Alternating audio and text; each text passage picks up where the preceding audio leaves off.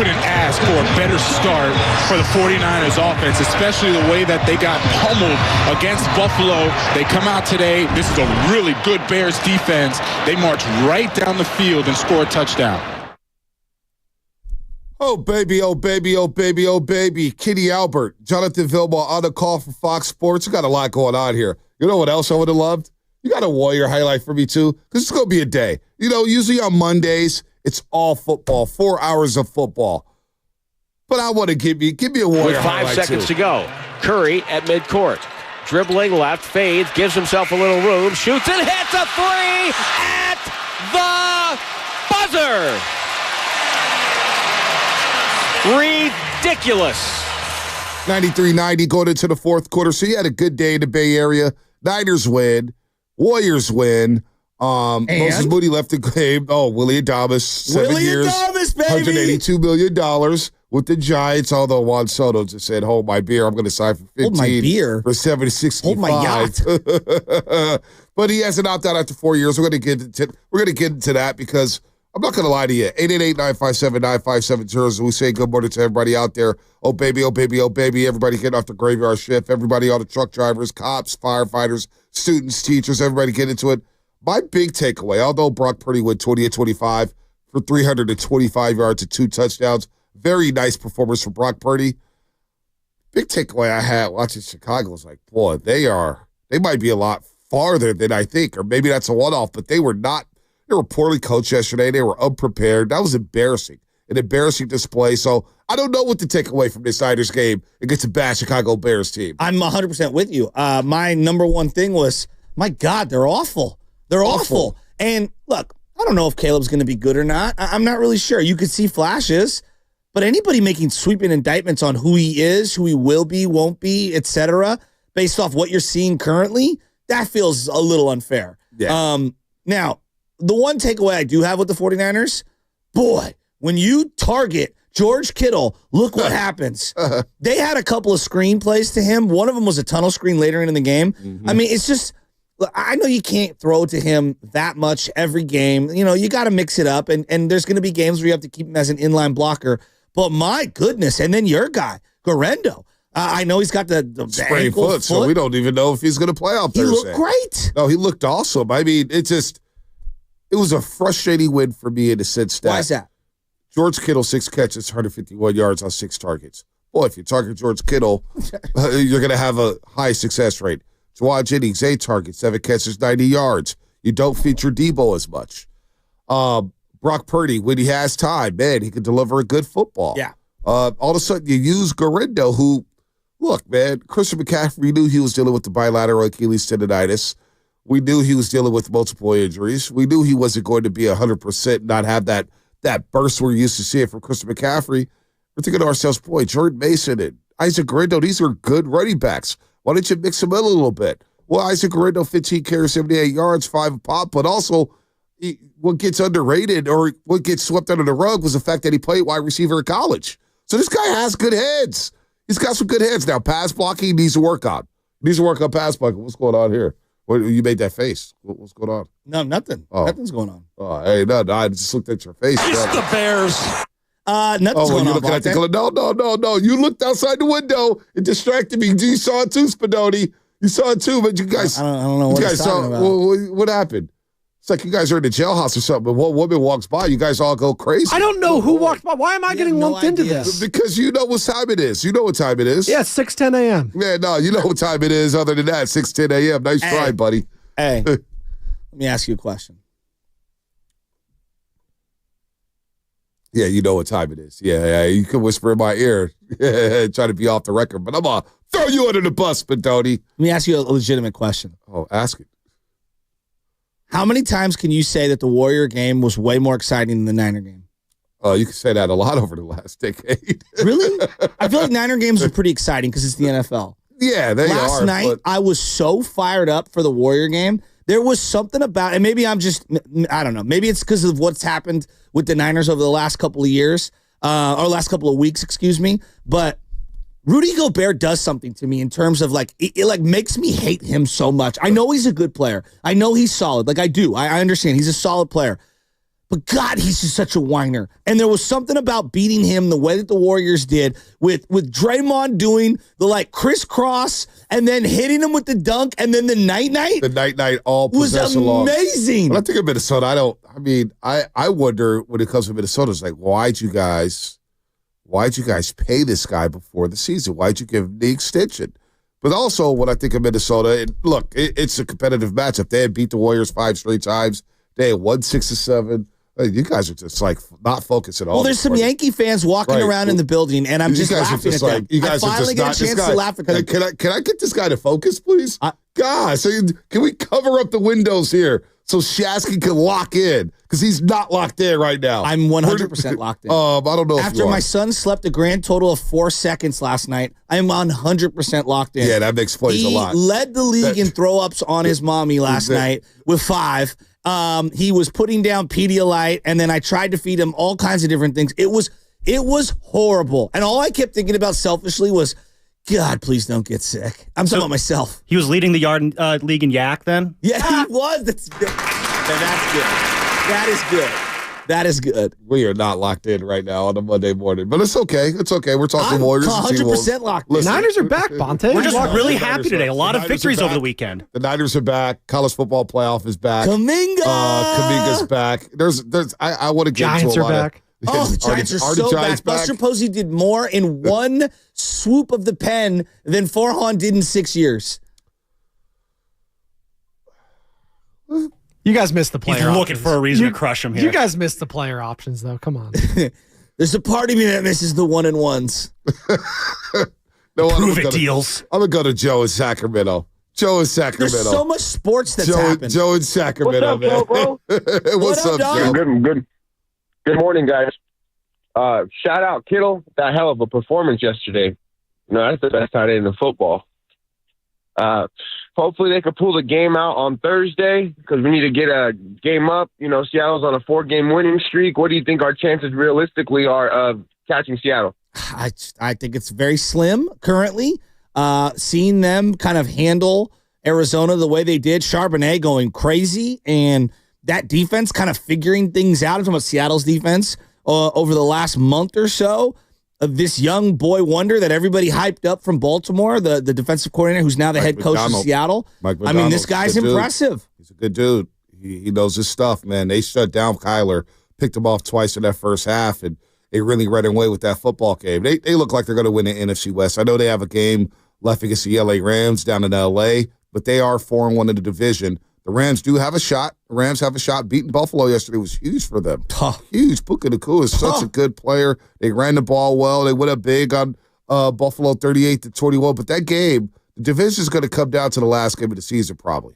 It's probably going to come down to Seahawks and Rams in week number 18. Now, the Rams, look at their schedule moving here. Niners, Jets, Cardinals, Seahawks. Niners, Jets, Cardinals, Seahawks. Now, the Jets are going to try to play spoiler out there in New York City. That'd be a tricky game for the Rams. Whenever a West Coast team travels out east, it's always a factor there when you come to the time difference. But look at Seattle here over the next 4 weeks. They have Green Bay on Sunday Night Football. They have Minnesota at home. Then they go to Chicago. Then they play the Rams. So this division is still up in the air. Who knows? Maybe the Niners can steal it. But I look at their schedule. You got to start with Thursday beating the LA Rams. Then you got to play Miami down to South Beach. And then you got the Detroit Lions, who are running out of bodies. Yeah. Let's be real. They're running out of bodies. And Jared Goff, I still think you can get the Jared Goff. I know he's having a spectacular season, but I'm not 100% confident in Jared Goff taking that team to a Super Bowl. So, look, yesterday was a feel-good win. George Kittle felt good. Maybe he needs to talk at the podium every week and just say, hey, I need more targets. I'm wide open. Because Shanahan obviously listened. Is it fair of me to ask, where the hell has this team been the last month? Well, the team, when you bring in the Chicago Bears with the offensive line, I think that helps. You think it's more a byproduct of the Bears than the Niners? Because I don't want to be It was a good win. It was a good win for the Niners. It was a great win. You're up 24-0 before the game even started. It was a good win. I have no complaints. The defense forcing 3-and-out after 3-and-out, 4 third-down sacks. I mean, they came up with 7 sacks, and Nick Bosa didn't play. It's kind of crazy, But at the same time, I look at it and say, well, Caleb Williams came into the game as the most sacked quarterback in the league. You can kind of see why, whether or not you blame Caleb for holding on to the ball too long or not looking through his progressions or whatnot. Caleb's a rookie, and he's struggling right now. Well, he did come in the last 3 weeks, throw for over an average of 275, but you leave the game and say, damn, Isaac Guerrero got hurt. I know. Barch got hurt. Lyman, who's playing well at left guard, all of a sudden he's carted off. So what's next? I don't know. I watched that team yesterday, and I just kept like scratching my head, like, where has this been? Where was this? Like the explosion, the big chunk plays, throwing downfield, and I'm sure the opponent plays a big factor in this, and I don't want to like just run the Bears over. They looked awful. They looked absolutely awful. It looked like they were uninterested in just being out there, right? I mean, they had a mini bye after the Detroit game, and they came out that flat. With a new coach.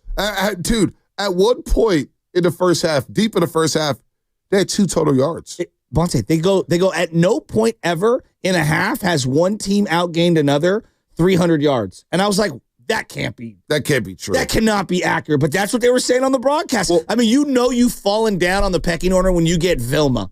I mean, and I love Vilma. Jonathan Vilma's funny. He loves the word. Kenny Albert? Kenny Albert. Kenny Albert. Kenny Albert. We love Kenny Albert. Yeah, I do love Friend Kenny of the Albert. program. But I was just asking. No, when you get Spiro Dides and Archuleta from CBS, that's when you know you're down bad. Ouch. Archuleta. Yeah. No Sam Rosen? I do have a soft spot for my white DBs, though. We're having a moment right now. I don't know if you know that. They're balling. They are balling.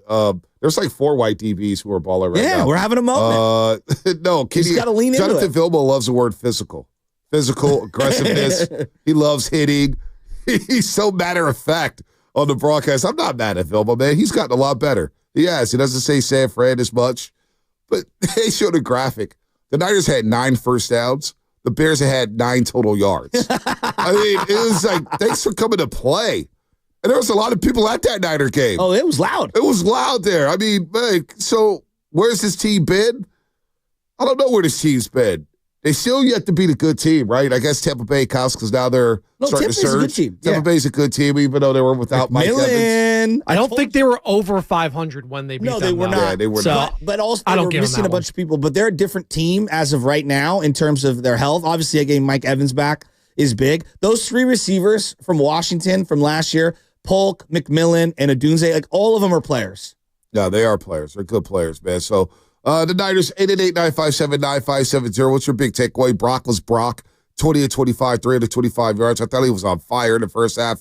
Pinpoint accuracy, getting chunk plays. Guys are running wide open. Brock hit him in stride. Brock was really good, and apparently the best thing he did wasn't even on the football field on Sunday. Apparently he gave the team a speech. Him and Diamador Lenore Saturday night got in front of the team and had a motivational message for the 49ers moving forward as they try to fight for their lives and try to make a last-ditch run at a playoff spot. Well, that was something that Kittle kind of like, and I'm paraphrasing here, but he had addressed it in the postgame where he's like, we kind of had to tell guys, you got to fight a little harder. And that surprised me that he would acknowledge that, number one, and then that needed to be addressed. Because look, again, personally, I thought that they've been fighting the last couple of weeks. I just didn't think they were good enough.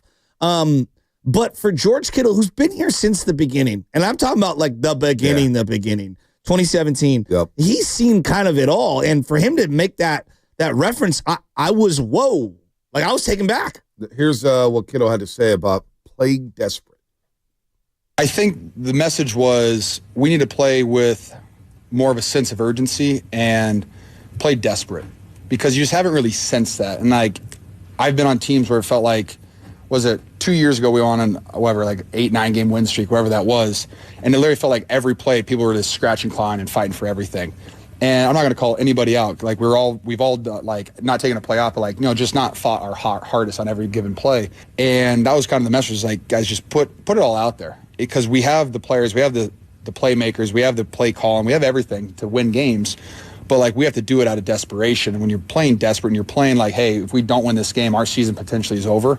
That desperation fuels guys in different ways. And it's just how you take that and how you channel that energy. And I thought our guys did a great job of that today. They did a great job. And Kittle was one of the main guys set the tone. So moving forward, I know Garindo's a player. This is what I want to see the rest of the season, even if they don't make the playoffs. Garindo's a player.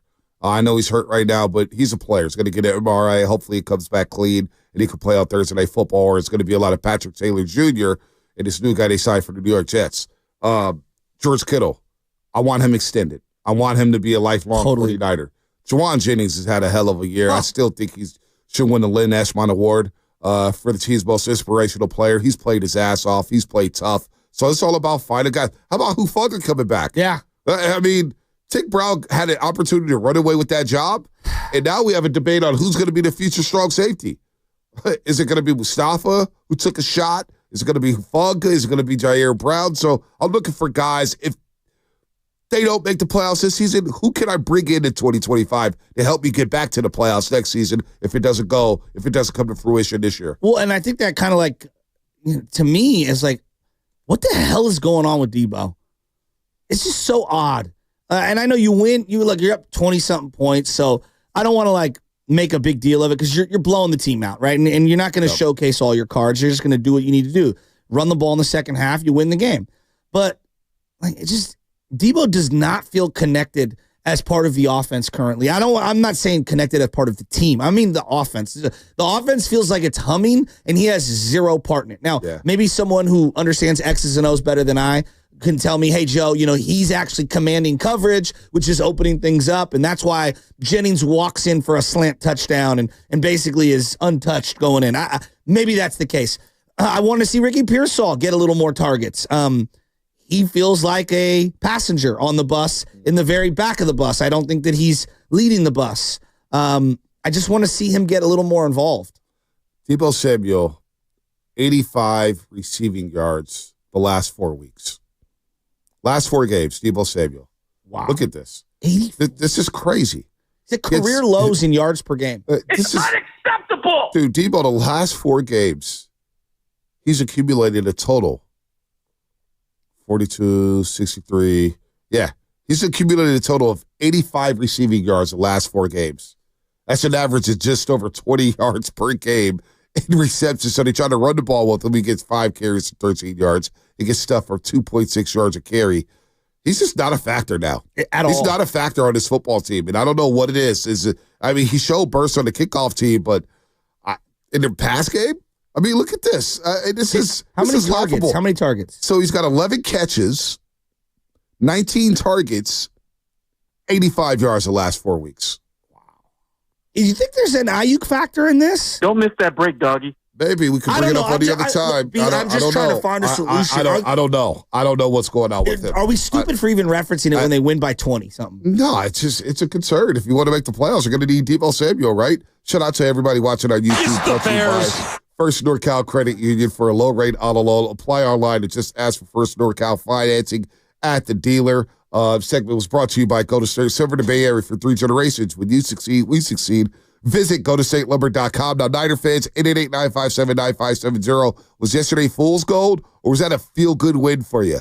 Were you really enjoying Brock Purdy's performance? Also, the report from B.A. Rappaport earlier today that he's primed to get an extension this offseason. How do you feel about that? Plus, we got a lot of Warrior talk, 888-957-9570. A lot to sift through with the Warriors, man. Jonathan Kaminga starting. Curry wants to maximize him, but Draymond, after having 1 game coming off the bench, he's back in the starting lineup. They play really well together. Buddy Buckets goes crazy in the second half, scored 19 of his 27 in the final 2 quarters of the game, and they needed it. They needed somebody to hop on alongside Stephen Curry and Atwell. We got a lot to get to here on the Monday morning, on the Morning Roast, brought to you by O'Reilly Auto Parts. Check engine light on. Take the guesswork out of your check.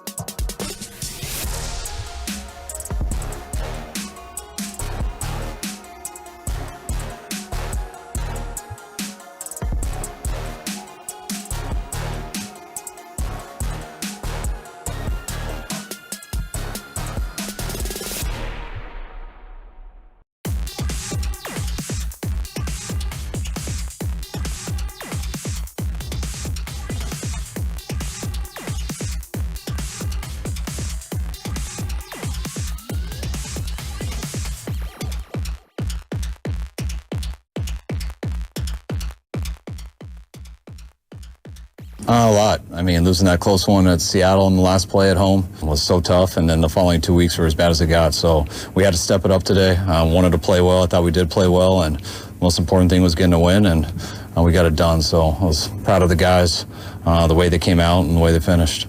What's going on, Roasters? It's Brian Baldinger with the NFL Network, and you're listening to The Morning Roast with Bonta and Shashki on 95.7 The Game. Shanahan yesterday, he also addressed the rumors of getting traded. Somebody asked him in the postgame presser, what are you making the rumors of getting possibly traded? He goes, it's not coming from me, and I don't know where they come from because I don't want to go anywhere. I mean, I don't know why they come out, but, I don't want to be any place in the world more than here. And my family feels just as strong, if not a lot stronger. So, I hope you guys are going to have to kick me out of here. So there's no way I'm making that decision. I mean, somebody actually asked him that after a game about the rumors. Who? Shanahan. I don't know who it was. Oh, I thought maybe. I don't know who it was. Okay. It was a I think it's lady. a fair question to ask, considering all of the, media outlets that are running with it. Pro Football Talk. I mean, we love Mike Florio. He just was like, I've been thinking, what if? And he thinks that Shanahan needs to change the scenery, needs a refresher. If I was the Bears, come on, man. If I was a Bears fan this morning, I would have watched that game longing for Kyle Shanahan. Absolutely. I mean, that was the ultimate audition. I mean, you would have what Shanahan could do with Caleb in that weaponry. Oh my gosh, they've lost 7 in a row to Chicago Bears. Niners snapped a 3-game losing streak, so that felt good. Well, this goes back to just organizations and philosophy and whatnot. I'm watching the Chargers last night, and they got rid of 2 wide receivers, kept their 2 D linemen, drafted an offensive lineman. And Joe Alt has been really good for them. Yep. And even then, Herbert's getting knocked around. And they're probably a couple playmakers short, especially in that division. Yep. I watched the Bears, and not only did they trade and get DJ Moore, which is a great trade for them, they also traded for Keenan Allen, and they drafted Rome Odunze 9th overall. Boy, it'd have been nice to have an offensive lineman for Caleb. Man, they got to invest in that one. And a lot of people in Chicago don't have faith in that brass of doing so. So it's going to be very interesting to see who they hire as head coach, man. Yeah. It really is, because Caleb, I think there's some talent there. And to have 2 different offensive coordinators, a new head coach. Eberflus calls their defense, and they don't have their defensive signal caller, which makes a lot of sense on why they were so disorganized defensively. No, this is not a Bear station, but I was looking at the other side. I was like, wow, they are that bad? They're horrible. After watching them against the Lions fight tooth and nail, so I thought there was an outside shot that they could get back into the game yesterday, but too much Brock, too much Jawan Jennings. Shanahan was in his bag. Shanahan gets a guy calling the defense probably for the first time in his life. That's a good point. It was a mismatch. Yeah. It was a psychological mismatch. Well, one thing is pretty clear. If you run zone against us, we're going to pick you apart. Yeah. If you run man, that's where we kind of tend to struggle. All of this talk about the offense needing to evolve, and look, do I agree they need to add wrinkles when facing man coverage? Absolutely. But there's a lot of yards to be had. And look, I thought Purdy was excellent in this game. That being said, they could have been even more prolific because he kind of underthrew a couple deep balls, and then look, they were completed. They made plays downfield. The Jennings one, he had to slow down. The Guerrero one could have been a touchdown walk-in. It reminded me so much of the CMC play. I love the Guerrero, like a Texas route turned into a crosser out of the backfield early in the game. And then simultaneously, their defense, 3rd down stops after 3rd down stops. I was like, where's his team been? Yeah, no doubt. For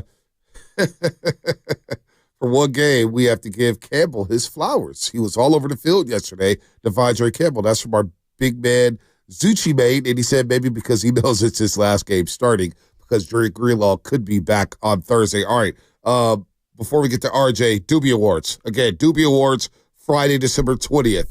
It's going to be a who's who. There's going to be a red carpet. There's going to be a photo booth. There's going to be the 360 camera. There's going to be posters. There's going to be free food. There's going to be drinks. There's going to be, I think, Tony in Oakland. She's coming.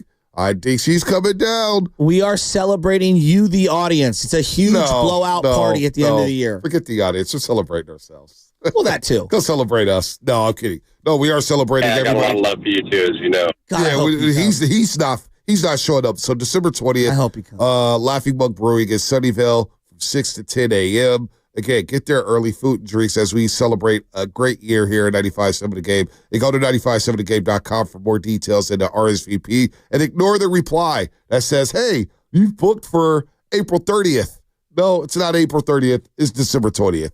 It's December 20th. All right, let's go to RJ, who's feeling good this morning after the Kings blew out the Utah Jazz last night, man. 141-97. That was nasty. All right, RJ, what's up? No talk, Shashki. Bonta was good. I don't know. Are you calling us from literally like the tarmac? Oh, is it loud? My bad. No, you sound very quiet and it sounds very loud. Oh man, I just haven't talked to y'all in a long time, man. I'm just checking Take in us on the off boys. speakerphone. I'm not even on speakerphone though. RJ, give us a call back. Hey, Sam, we picked the phone up, we listened to that call, and we said, yep, put him on. It probably sounded better, so wherever he was at the time, I'm sure. I was able to understand him just fine when I screened him. There you go. Oh, okay. That was the Chicago Bears of calls right there. It's the Bears. 100%. Sam, I didn't mean to run you over right there. I mean, if anyone I'm used to it. If anyone should talk about having audio problems, it should be me. I shouldn't talk about it. I think it's just the show in general. Why is it showing in general? Just all of us as a collective. No, don't throw me in that. I don't have I'm audio absolutely issues. lumping you in. Monte, No, it's don't my lump me offensive in. line, You are one it's of my us. play No, caller. don't lump me in with Not your me, the audio quarterback. issues. My audio is just fine. Don't lump me into that. I'm sorry. I hate to break the narrative. I will not be lumped into that. Let's get to the Warriors' future focus.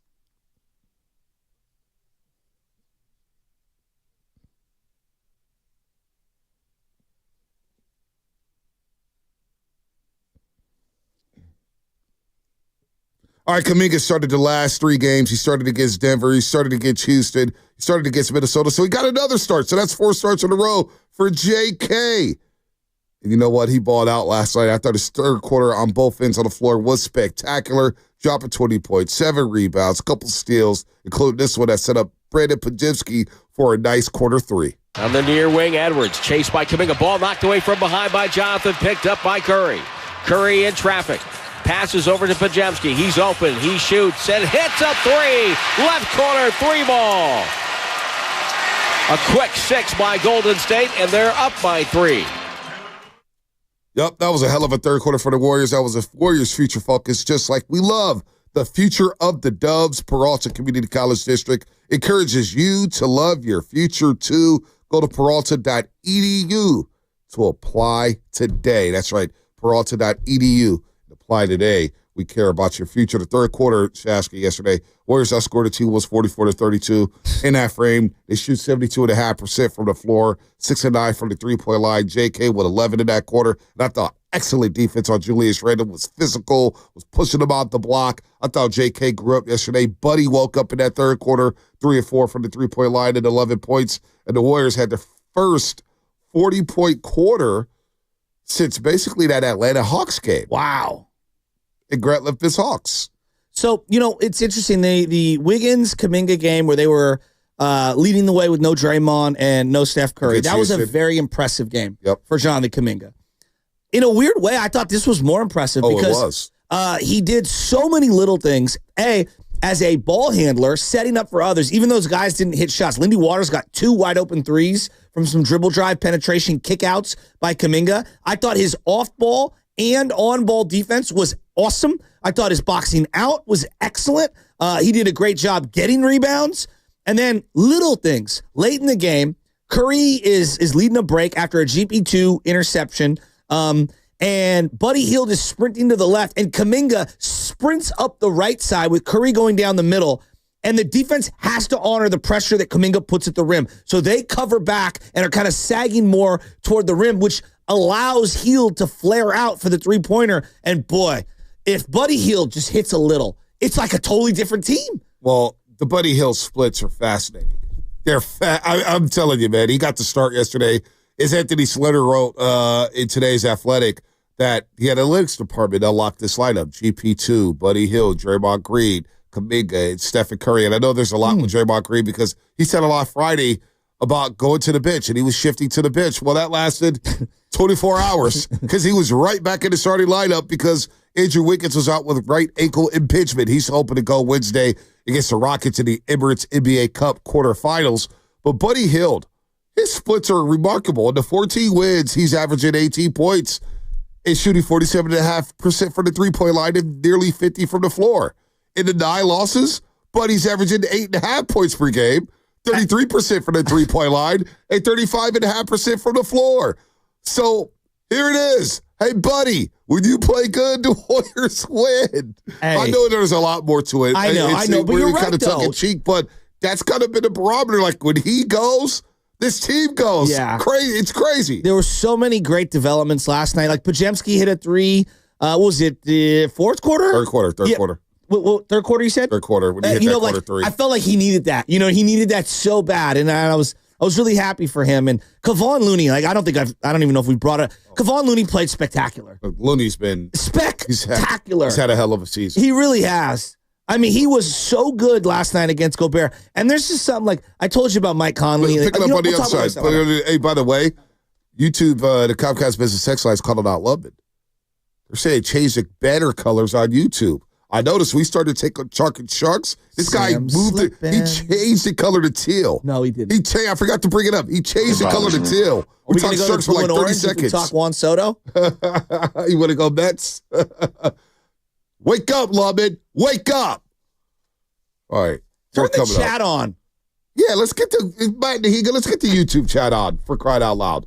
Let's get the YouTube chat on. Because how the hell are we going to determine the YouTube chatter of the year? The YouTuber of the year? How are we going to determine that? Get the chat on, Lubman.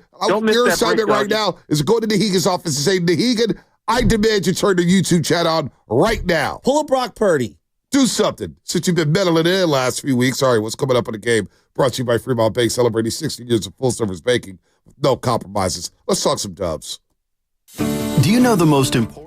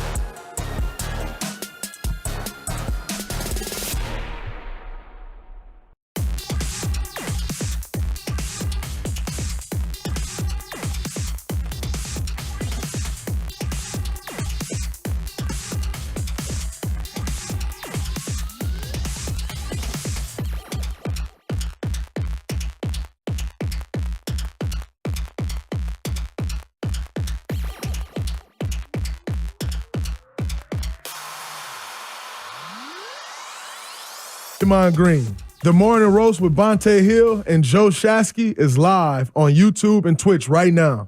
Time for you to like and subscribe. Day-Day's played some good basketball, man. Good basketball. Battled through foul trouble yesterday. The Warriors are still able to stabilize the game. And, of course, the night-night heard around the world as he held the night-night for a long, long time. Stephen Curry approved as Draymond has 6.6 rebounds, 7 assists last night. Played some really good basketball as the Warriors go small. And the day of the game, because Friday night was a joke. Friday night, they scored a season-low 90 points.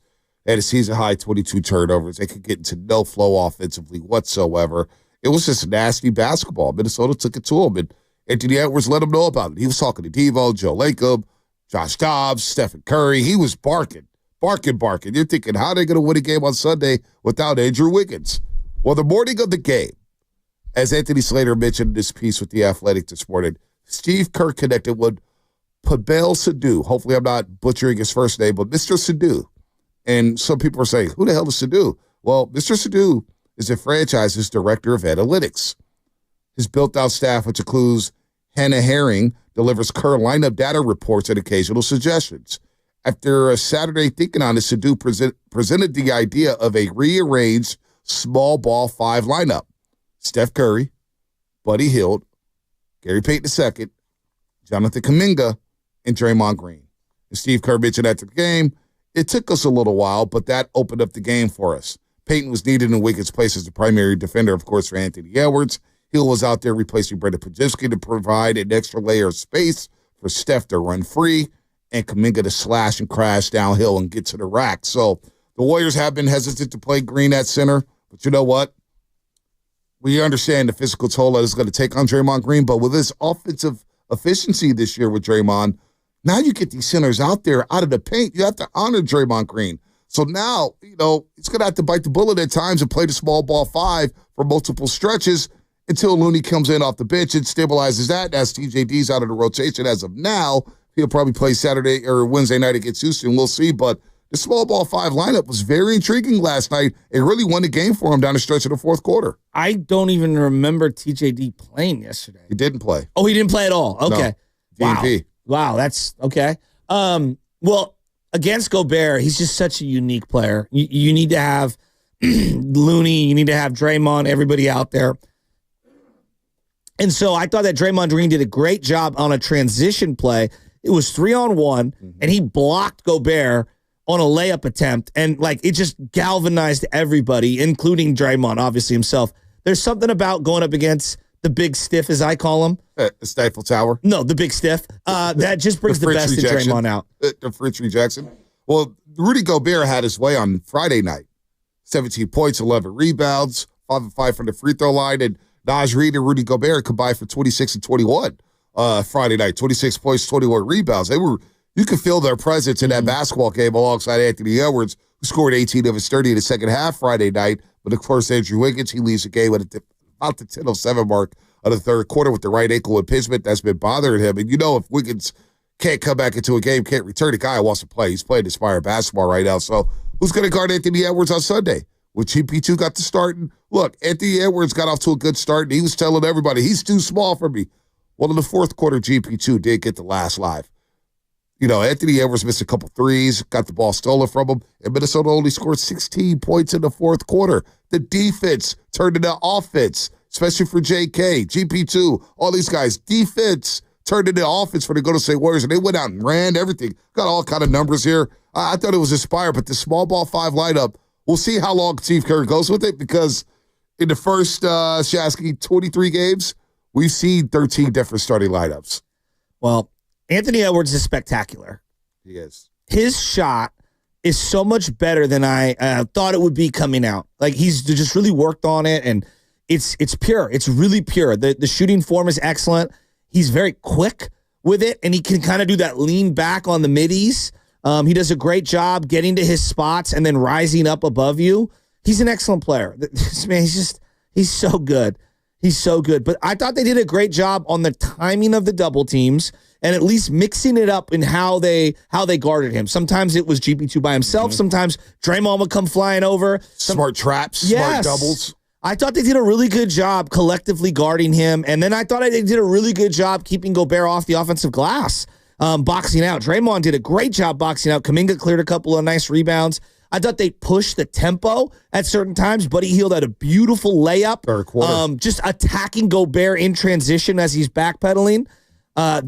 Whatever adjustments in the 2-day period from Friday to Sunday, I felt like they made lots of them. And then just hitting open shots. Buddy Hield hitting shots changes everything. No, it does. I mean, look, let's start with the Rudy Gobert situation here.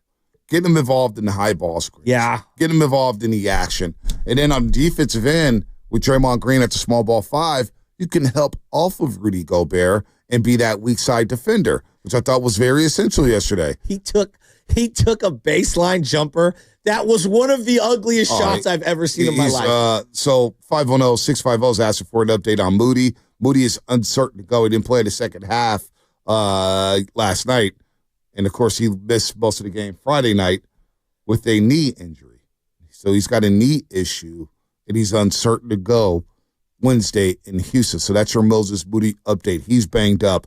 Wiggins told Mark Spears last night that he's feels good about playing on Wednesday against Houston in the Emirates NBA Cup. But getting Rudy Gobert involved in those high ball screens. And also, I thought Jonathan Kaminga, because we'll get to Buddy Hield and Steph was Steph. Steph was marvelous, as always, 30 points, 8 assists. He really carried the Warriors in the first half and kept them in the game. They were only down 9 at the half.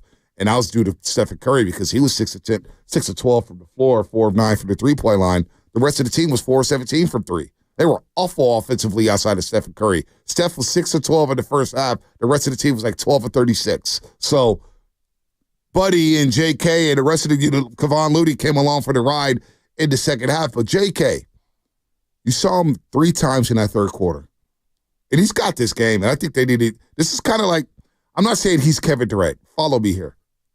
The thing with Kevin Durant that made him so special, especially in this system with the Golden State Warriors, is that when the motion offense bogged down, KD can just get us a bucket. Can you get to the elbow and get us a bucket? Mid-block, boom, get us a bucket. Well, JK that third quarter, 3 times I counted.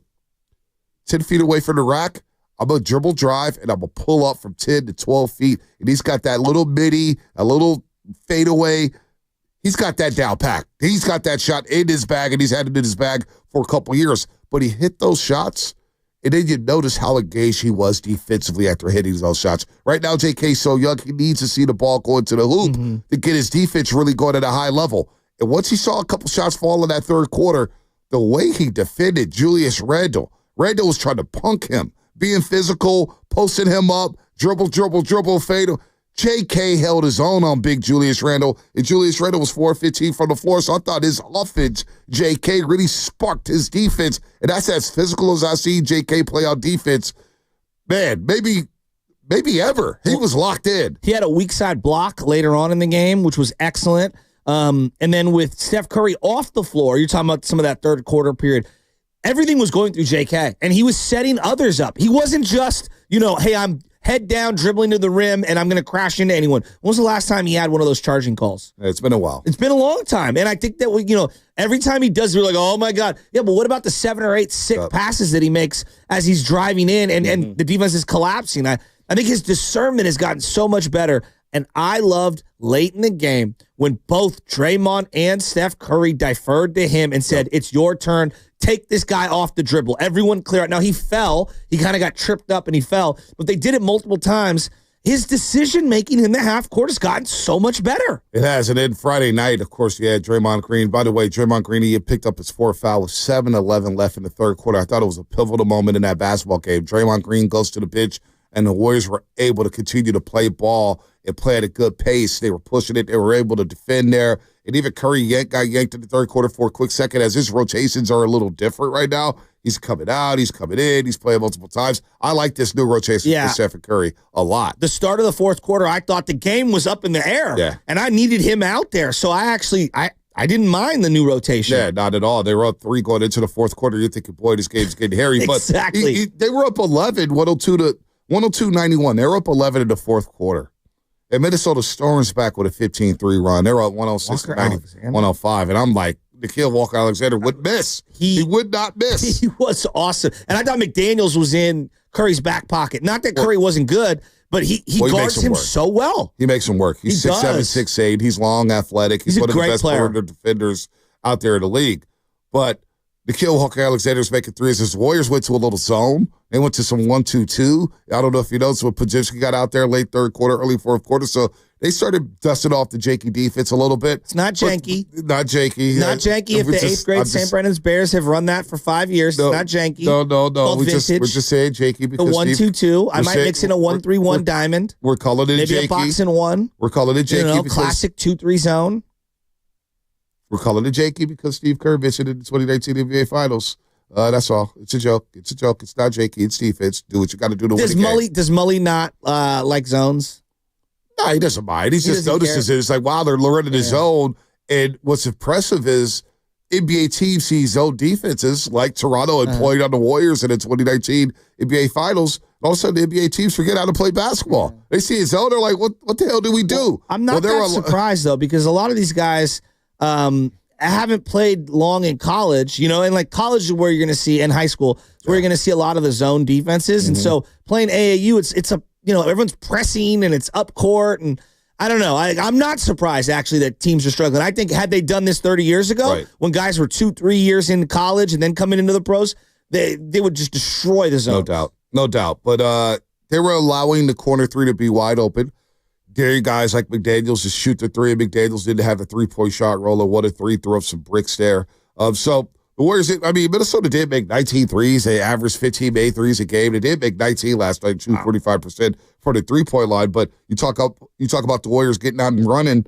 Fast break, I think it was like 4-2 at the break at halftime.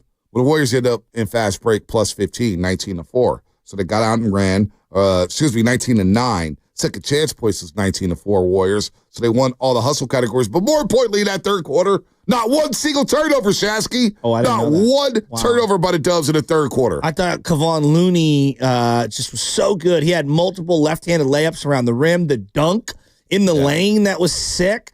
He's just playing so good right now. Like, so good. And I'm really happy for him, man. I really thought, I was like, man, are we seeing kind of the end of Kaminga and Looney last year? And just this year has been a revelation. Oh, he's turned back the clock. Contract year, baby. Contract Loon. Windex. But he's in great shape, though. He lost like 40 pounds. Noticed it right away immediately. I was like, Loon, you look great, man. You look awesome. He's like, man, I feel great.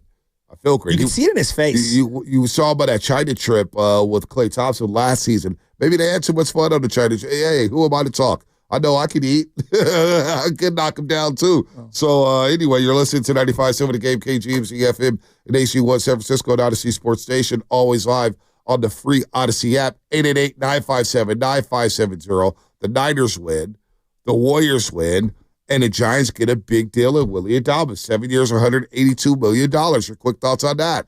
I'm so excited. No, I really am. Like, I'm really pumped. I'm actually excited about the Giants. I am. This is a great move for the Giants. Look, does it have risk? Of course it has risk. This guy in 2022 and 2023, outside of Darby Swanson, he was the number. Yeah, I know you like that. Yeah, we'll add that to the list. I always get Darby. He is the number one defensive shortstop in the game 2 years in a row. Now, this last year, he had a stretch mid-July into August where he wasn't charging the ball and he was booting it all over. He had like 5 errors, which is so unlike him. This is a guy who's going to swing hard for the fences. He will strike out a lot. He will drive in runs, and he will hit for power. And that's a premium when you're playing the shortstop position. Defensively, he is a good defender. He had a down year defensively because of the month stretch that I'm referencing. At some point, I want to get Sparky on, who, our buddy from Milwaukee, because he's a big Brewer fan. And this is a guy who's a leader in that clubhouse. Jackson Churio was talking about how he empowered him in the clubhouse as a young player. And he's been in multiple big postseasons with the Rays and obviously with the Brewers. This is a really good signing. And if you look at putting him at shortstop with Matt Chapman at third base, you have one of the best defensive left sides in all of baseball. It probably puts, Fitzgerald and maybe some combination of Estrada at second base. And then who knows what they do at first, Eldridge, and maybe they sign someone. Christian Walker's still out there. The Polar Bear's still out there. Goldschmidt still out there. They're not done. But think about your lineup now. Ramos doesn't have to come in and prove it again. Like, he can be somewhere in the mix. And you've got Chapman, veteran, about just like Adamas. He's a 250 hitter, 20, 25 jacks, 80 to 90 RBIs. Okay, solid defensively. And now I've got Adamas and Chapman and Ramos. And, now Yastrzemski in the 7 or 8 hole is nice. Pat Bailey in the 7 and 8 hole is nice. Can Jung-Hoo Lee come back? This is how you build a lineup. You keep chipping away at it. I love this move for the Giants. The play-by-play announcer for the Milwaukee Brewers, our good friend Brian Anderson, who also calls basketball games, he called Willie Adames to Steph Curry at baseball. Whoa. Well, no. This is why, though. Yeah. Because he had 13 three-run homers. Oh. 13 three-run homers. Very, very clever. 30. He's a chef. He would mention him on the broadcast, Chef Adames. 13 three-run homers. Now, of course, not Steph Curry.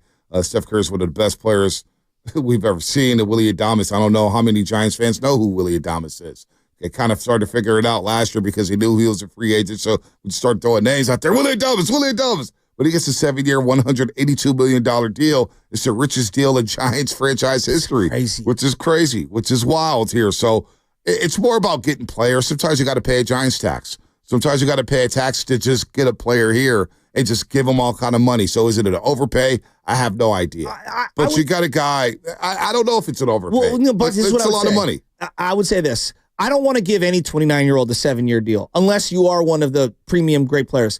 So, okay, let's just say he plays 4 or 5 really good years at shortstop. It's a Giants tax. It's fine. But you can always move him to second base. I think that power does translate.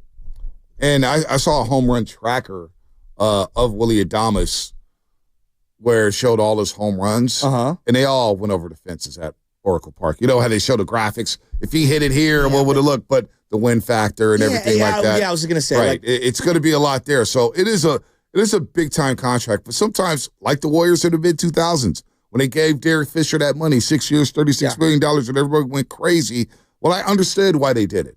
Because you had to show the league, like, hey, we have money over here, too. Yeah. We're a franchise that's playing in the Bay Area. Sometimes you got to overpay players that just come to your organization. So if you did overpay, you overpay for a guy who in the last 4 years hit 20, 31, 24, and 32 home runs. He needs some power. The key for me is that he plays a lot. You look at his game logs, 140, 150, 160. Now, contract year, you're going to play more than most. But, he plays every single day. And here's something I want to give you. Since the start of 2021, he has the third most games at shortstop, tied for the most home runs at shortstop, the most RBIs at shortstop, and the fourth most runs. You're looking at a guy who is a very, very good player. Now, he's not A-Rod in his prime, but the Giants don't need A-Rod in his prime. I would love to have him, but they just need more competent big leaguers. Last year, defensively, specifically at shortstop, they were so deficient. So deficient. And so having a guy that you could put there every single day, there's something to be said for that. It's going to help your pitching staff. You're a ground ball stadium. Is Lubman excited? I love this. Is Lubman excited about Willie Adames? I am excited about Willie Adames. Yeah, you're easy to sell on.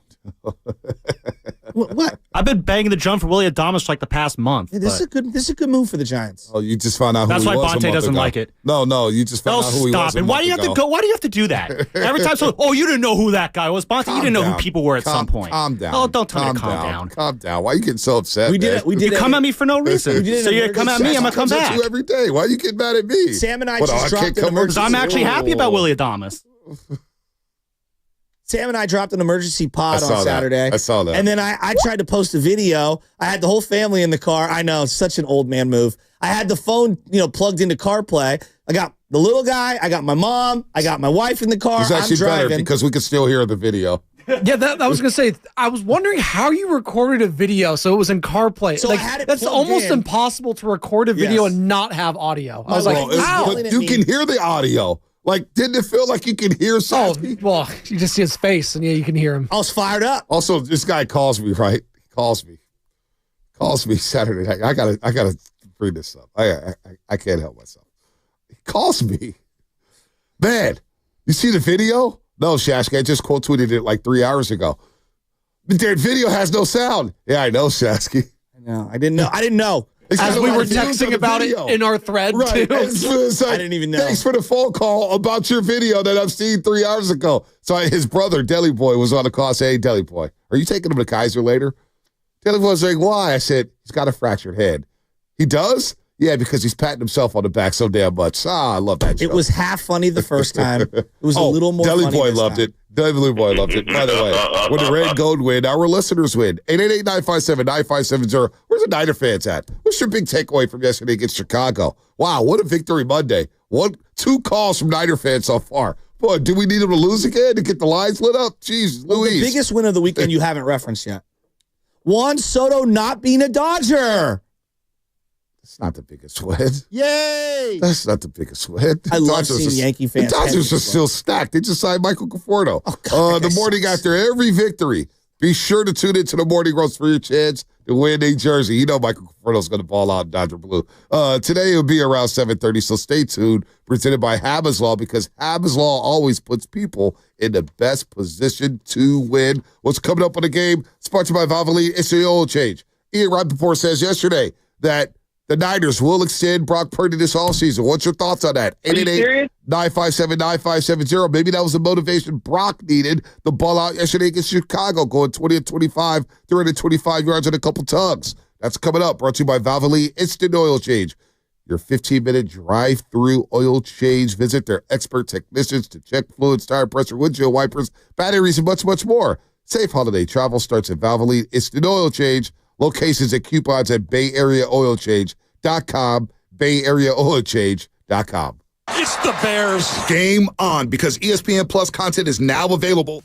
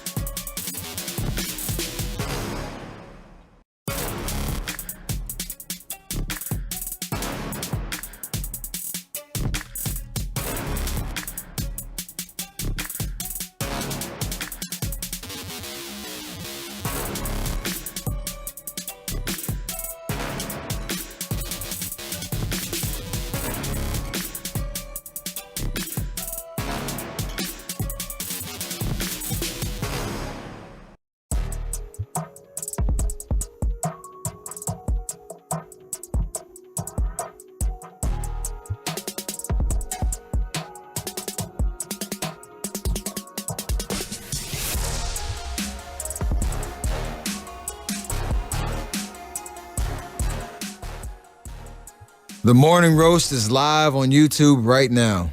Take it away, Bonta.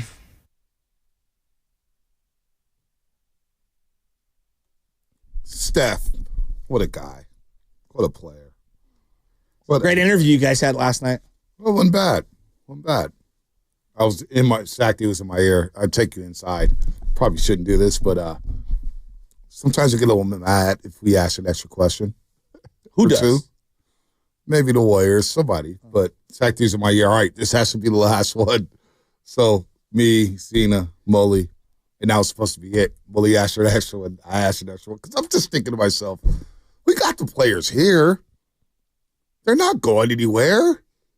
You can't get 5 questions in after a game. We just have to do 3 and out. Like, we can't make them a bit personable. This is where it's just like, there's the letter of the law, and then there's the spirit of the rule. And I'm a big believer in, feel out the situation. And really, is anybody, the worse for an extra minute and a half of your time? No. And Steph enjoys it. He enjoys it. He doesn't get annoyed with us. Who doesn't want to have one-on-one with the king? Chris Mullin, I know. Or Stephen Curry, who's the king. So we like to have a one-on-one with Stephen Curry. I know everything. Like how I deflect that? That's pretty good. I'm like Mutombo. No. Not going to get me. More like Gobert. No, I'm definitely not the Stanford Tower. That dude is soft. French pastry. Doobie Awards.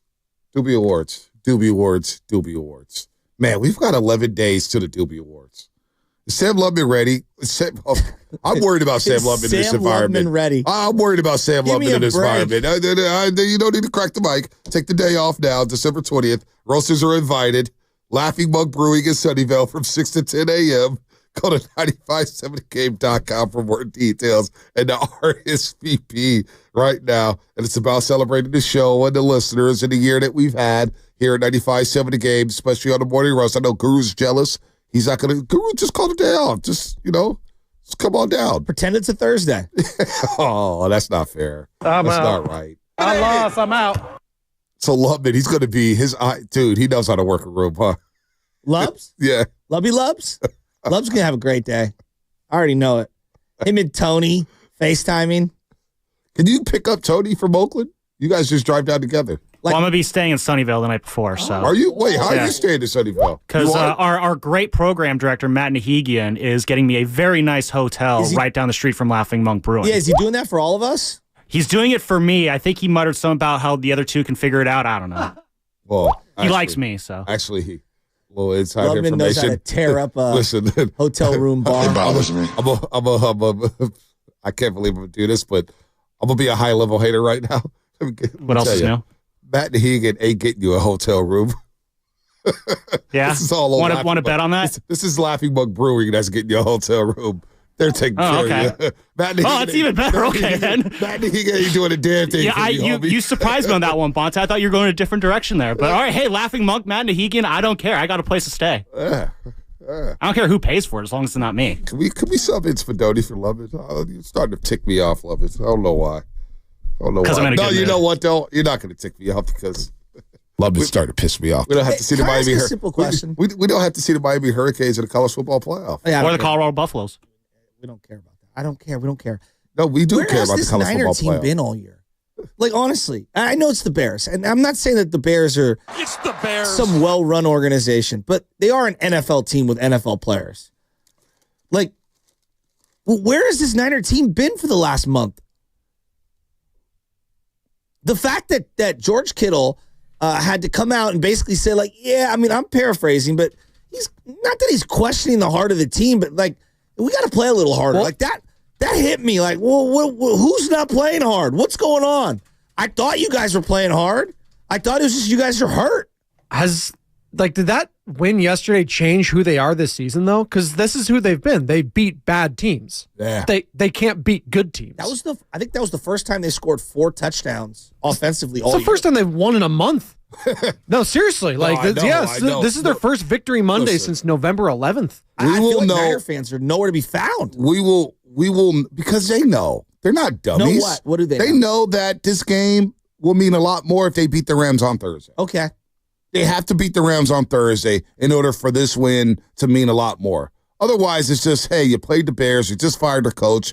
Their coach was their defensive signal caller, so they don't have their defensive signal caller. They got a guy named Thomas Brown, who's the interim head coach. If you look at his coaching resume, he's been coaching on some bad teams, bad football teams, including the Miami Hurricanes. So, you saw the graphic. I know you saw the graphic, right? He was the offensive coordinator. Yeah, he was the offensive coordinator. Was it Todd Golden? They were awful. Al Golden. Al Golden, my bad. That was Golden. Yeah, 5,000 people going out to Todd Golden's got a whole other load of issues with Florida. So look, man, 888-957-9570. What's your takeaway from this game? What is your takeaway from this football game? It was nice to see Purdy take some shots. It was nice to see this team throw the ball to George Kittle. It was great to see Juwan Jennings look fantastic. I thought that their defensive line showed up. Leonard Floyd made a play. Malik Collins made a play. Obviously, Okawanu made multiple plays. They suffocated Caleb, specifically on third down. But again, it's like this is the most sacked Bears quarterback ever, which is like that's a sentence. Yeah, I mean, he's up there with David Carr in terms of the most sacked rookie quarterbacks in league history. How can you make an evaluation on Caleb? I don't know how anyone can. I think what we saw the last 3 weeks coming into this game, we saw a lot of flashes, right? We saw a lot of flashes with Caleb. Throwing the ball, improv, deep, intermediate. I thought their game plan, the Bears, which if anybody's been watching the Niners defense, they've given up a lot of yards on the ground. But everything was like at the line of scrimmage. Receiver screens, swing out center running back, DeAndre Swift, 5-yard comeback route. Like they weren't attacking down the field whatsoever. No. And if you're a team that is, what was their record coming in? 4-8. They lost 6 straight games. You got nothing to play for. Why wouldn't you just let it all hang out? Why don't you just empty the playbook? Deep shots, intermediate shots, screens, creativity, trick plays. I don't know what the hell the game plan was, but credit to the 49ers. Credit to the 49ers for getting after the quarterback. Where's his pass rush been? Wow, Leonard Floyd. What do you know? Leonard Floyd's going to end up with double-digit sacks again. It's possible. Well, the other element that it's like almost impossible to not see is like this is what like it looks like when you actually target George Kittle. When you actually make it multiple screens on the first multiple drives, like that to me tells me, oh yeah, like I realize I got to get him the ball. Where was that against Buffalo? Where was that the week prior to that? Well, those teams were better. Yeah, but it didn't feel like you ran predetermined screens. They ran a tunnel screen for George Kittle. I haven't seen that ever. I mean, like that is I'm designing this play for you, and I am calling this play for you. That's different. I want to see more of that. Let's go to Miguel in San Antonio. Down in San Antonio, I almost said San Jose. Hey, Miguel, good morning, man. How you doing? Yo, Bonta, Shashki, what's up, fellas? What's up, man? Victory Monday again. Been waiting for this one. Just my schedule's been hectic. Haven't been able to call you guys, but I just wanted to get on today and just talk about Purdy, just his coming up extension. I think they should do it. I don't think Purdy's going to try to fleece the team and try to get that top dollar. I think he's a little bit grateful to the organization, to Shanahan for drafting him where he got drafted. He's proven to me that he can do it when, everybody criticizes him like things have to be right. But I think if you give him enough, he's a franchise quarterback. He can make the passes. He can use his legs to buy time. Get to the first yard marker when that needs to happen. And I just think his character, just the kind of person that he is, we don't have to worry about some scandal or him getting paid and just going off the rails. I think he's going to stay committed. He's going to try to keep working hard for the Niners. So I'm for it. I'll keep him. Quarterbacks are hard to find, and I think we got something. And just about yesterday's game, it's great. I love seeing the team pull out a W when times are hard, for the fan base. But I just think it's the team adjusting. They're adjusting to not having the big guys like that O-line, Banks and Williams out, but. We lost Barch. We got Burford in there. We got Jalen Moore out there. And we got the run game going. Garendo, he's our third string. We got Patrick Taylor. They're moving the ball. I think the team's just learning how to play without some of the big names. The only mistake I think that we've made was with Pearsall. I like the kid, but he's just not who I thought he was going to be, and I think we got to just draft a little bit smarter going forward. But just wanted to get on with you guys and say what's up. It's been a little while. All right, good call, Miguel. Pearsall, 5 targets in the last 4 games. 5 targets, 1 catch, 5 yards in the last 4 games. Are you serious? And the miscommunication with Brock Purdy during the deep route, and Purdy did take responsibility for that. I don't know whose fault it was. Purdy just maybe being a leader. Maybe Pearsall should just keep running. Vilma pointed it out. I don't know, but right now the return on Pearsall is just not good enough. And I know I don't even like coming down his road because we're lucky the guy's alive. He's lucky to be alive. So, but we do have to talk football, and on the football field, you're not getting a guy who's producing.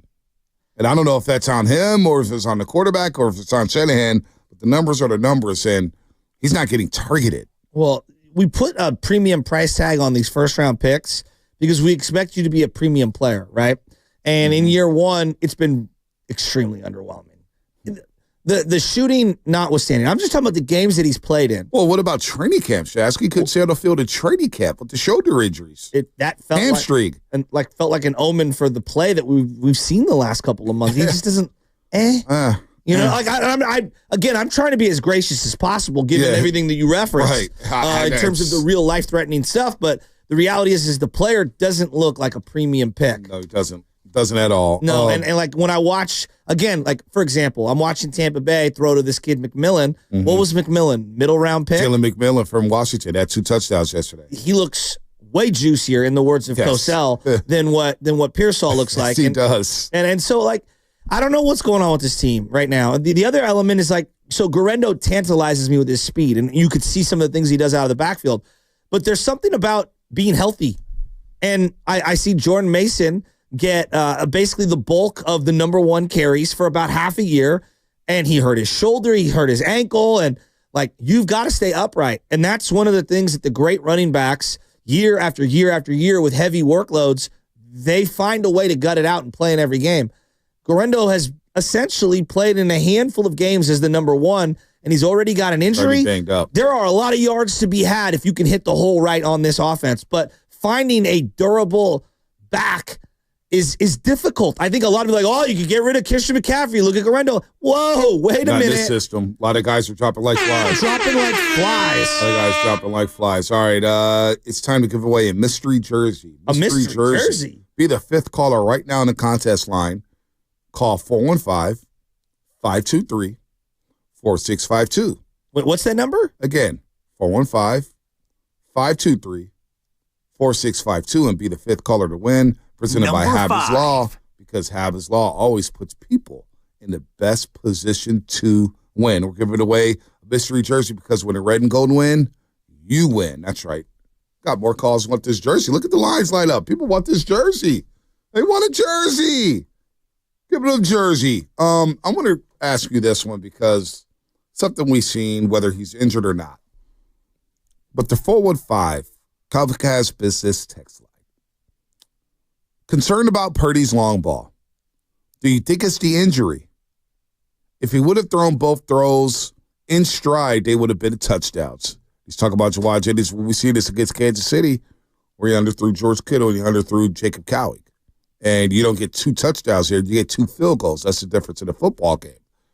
We see this at times from Purdy. Deep ball's got to be a little cleaner. There's no doubt. Well, I think that, he's ripping the deep ball, which is what he wasn't doing the last couple of weeks. And then B, like the reality is, he completed the passes, but Jawad Jennings had to completely slow down to catch that one. Juice was an incomplete pass. He had multiple steps on him. I thought if he leads him, it's a chunk play. I don't know if it's a touchdown, but it's definitely a bigger play. Guerrero had a touchdown if he puts it out in front of him a little more. Those, like, both are true. He completed them. It's good. He identified the right guy, and he's kind of underthrowing him. When he went down with the random injury, it was such an awkward thing. He, like, stepped up in the pocket. He was kind of jumping to get rid of the ball, and then the defender jumped in the air and, like, DDT'd him reverse. He got snapped back. I couldn't tell in real time, but when he was lying down, before I saw the replay, my initial thought was, oh, my God, the arm. Oh, my God, the shoulder. But it looked like the neck and the head, and I think he might panicked more than anything else. there is, like, I am a little cautious on the right arm. I don't think the arm is 100% healthy. Rappaport yesterday in the morning had to tweet about paying Brock Purdy an extension. And I wonder what it looks like. I do wonder what it looks like when you consider his arm injuries here. Look, it could be a one-off. Maybe it's just his body. We'll see. But I think I got faith in Parag Barate. I think when it comes to Parag Barate and giving these deals out, same thing with Jimmy. I have no problem building in one-year opt-outs or having language in a contract like they had with Jimmy Garoppolo, where every April if they wanted to opt out of it, they can. I would do it. I would front load Brock Purdy. You want 40 to 45 million? Great. Awesome. Here it is. But I want the ability to potentially opt out after every single season, like they did with Jimmy Garoppolo. Having that type of structure in the contract, I think might be important with Brock Purdy because of what you just listed. The elbow, the shoulder. He's a smaller guy. He's got, he's not the strongest dude in the world. He's not going to take a lot of shots like a Josh Allen, like a Patrick Mahomes, like a Jalen Hurts. I wonder if they'll put that in the contract language, or will Brock Purdy's representatives say, no, we need the 3 years guaranteed, no opt-outs whatsoever. We want 3 years stability no matter what. I wonder how that's going to play out with Brock Purdy and Parag Barate and the 49ers brass. I don't anticipate Purdy's side playing hardball, but if they do play hardball in that language stuff, like in terms of the contract, I would just say to him, well, okay, like the same way they do with Ayuk. Well, then you're going to play on this $1 million contract because you're still under team control. And if we have to, we'll franchise tag you. Oh, you want to sit out training camp? Okay, fine. Who else around the league is giving you that deal? Find me that person. See, to me, this is a very simple leverage situation, and I think the Niners have more leverage than I initially anticipated. Yeah, I don't know about that. I don't know if they have leverage or not. I thought all the leverage was in Purdy's camp. I actually think it's probably 60-40. 60 Purdy, 40 the Niners. There's not that many teams that are going to... Because if you're trading for Purdy, think about this. Not only are you surrendering draft capital, but then you're also having to rework a deal, right? And so I think that lessens the amount of teams that are out there. You're going to have a lot of teams that are going to find their quote-unquote quarterback in the draft, and then you're going to have a lot of situations where people are gun-shy because of what's happened to a Trevor Lawrence and what's happened to some of these other quarterbacks that have been given big deals. I think, to me, the starting point is the Geno Baker deals are kind of the low end of where Purdy's negotiations are going to start, and I think they're going to bump up from there. See, I disagree with this in that notion. Say if they don't get the deal done in April, May, June, July, August, and we get to training camp, and Purdy doesn't have the deal, Purdy could say, yeah, I'm not coming to camp. By that point, quarterbacks around the league are going to be settled. I mean, there's probably not going to be – Sam Darnold's probably going to sign early. We'll see what happens with Kirk Cousins. Who knows with Sam Darnold? Kirk Cousins probably going to sign. I mean, Purdy's got the leverage here. He could say, oh, you want to play hardball with me? Watch this. Watch what? I will stay in Iowa in August. Okay, but who's trading for him? Somebody may trade for him. But somebody may. I don't know. All the jobs are already solidified. So the jobs, for the most part, will be solidified. But maybe there's a team out there there's training camp injuries. Sure. Somebody gets hurt. Sure. Maybe somebody doesn't feel as confident about their situation. Who knows? Who knows how other teams feel about Brock Purdy or how they view Brock Purdy? But I definitely think he has a little more leverage if you're giving him. I mean, I said he had leverage. Okay, I just don't think he has all the leverage. And I think where I come down on is you got to understand, is it a buyer or seller's market? And right now, I don't think there are as many teams that would be buying as I initially anticipated. What if Brock Purdy went in during negotiations? Yeah, I want the 60. I want 60. You don't think he has leverage? I think he has some leverage, but I don't think that the Niners have to give him 60. Like, again, who are you negotiating against? So maybe a handful of teams. But if they don't give him 60 and Purdy says, I'm not signing, what are the Niners going to do? Okay, don't sign. We still have the franchise tag in our back pocket, and you're under contract for another year. We need to be blown away in a trade deal. You can go outside the building in the same way Ayuk did. Go outside the building and try to find that contract. So you can't franchise him this next offseason, correct? He's under contract for one more year. So if he decides not to come and he wants his 60 and he doesn't get it, now I don't anticipate this happening, but we're just playing this out. Yeah. Hypotheticals. If he says, I want 60 and the Niners don't they don't come correct with that, and then they say, yeah, go find something else. He could just not show up to camp. Sure. And then the Niners are screwed. Who are they going to play? Quarterback Brendan Allen? Well, Josh Dobbs? No. That's an entirely plausible scenario for the Niners. But like again, that's a dangerous game. I did this exercise like the last 2-3 weeks. Right, I went down the list and I'm saying like, all right, well, if the Raiders are drafting and the Giants are drafting, there's really only a handful of teams out there that would have the potential slot open at quarterback, plus the money, plus the draft capital to make a move for Brock Purdy. And that's if they like him as a player. Yeah, but Brock Purdy, if that doesn't happen, and the Niners say, yeah, we couldn't find a trade because nobody believes in you. Brock Purdy says, okay, that's fine. Well, where's my 4 years, $220 million, like Jordan Love, like Tua Tagovailoa, like Jalen Hurts. And the Niners say, yeah, we're not going to deal with you in good faith. By that time, you want to mess around with that? No, you want to have another holdout? You think the noise with Ayuk was loud. You have a Brock Purdy holdout, which I don't anticipate happening. I think Brock Purdy would do a hold in. He'd be around, and he just wants to play football. So we're probably having a conversation, and it has much to do about nothing. But in case that went down, that's not a game I would want to play if I'm the 49ers. So I do think Brock Purdy has a lot of leverage here to get what he has or get what he deserves moving forward. All right, we're going to go. I'm going to be shocked if he gets $50+ million, guaranteed over, let's say, 2 or 3 years, like 50 per year. Like if the AAV or the guaranteed money, the cash given to him over a 3-year period is over $50 million, I would be a little surprised. I'd be a lot surprised. Let's go to Vacaville. Oh, we're going to Vacaville. First time in a long time. Javier at Vacaville. Hey, Javier. Happy holidays to you, man. What's up, buddy? How you doing, Mr. Hill, Mr. Shashki? So I had an interesting thought yesterday, and it's funny being presented. I would listen daily, but, had a conversation I wanted to see about you guys feeling. We talk about Purdy averaging $45 million a year on our end. He's won 60, and he's going to play the holdout game. And I feel like after last season, all season that is with Williams and Ayuk, that really set us back as a franchise for this season. Agreed. How would you guys? It's all hypothetically, right? Would you guys trade Purdy to a team like the New York Giants, who needs a quarterback, and get some of that draft capital we lost in the Trey Lance acquisition that we drafted 3 years ago? Get like 2 2s or something of that nature. And I love Ayuk. He's a junior college wide receiver like me, but I would even throw Ayuk in the deal to get off of that contract because we're going to have to pay Jawan. Then you go out and pay, again, this is just hypothetical, right? You pay a Sam Darnold half of what we wanted to pay Purdy. Yeah. And even bring in a Daniel Jones / a Kirk Cousins, because he's going to get cut, I believe, because he's getting paid way too much for less than ideal productivity, and they want to play the young guy that they got from Washington. I just want to see what you guys thought, because the left-hand quarterback is about to fall out. Javier, I agree with your thought process in the sense that I don't think it's as straightforward as we pay Purdy no matter what. I do believe Kyle Shanahan's looking around like, all right, what is Sam Darnold's value? I don't know. I have no idea. He's having a monster year, like an absolute monster year. Now, he's done it for a smaller period of time in terms of his excellence than what Purdy's been over multiple seasons.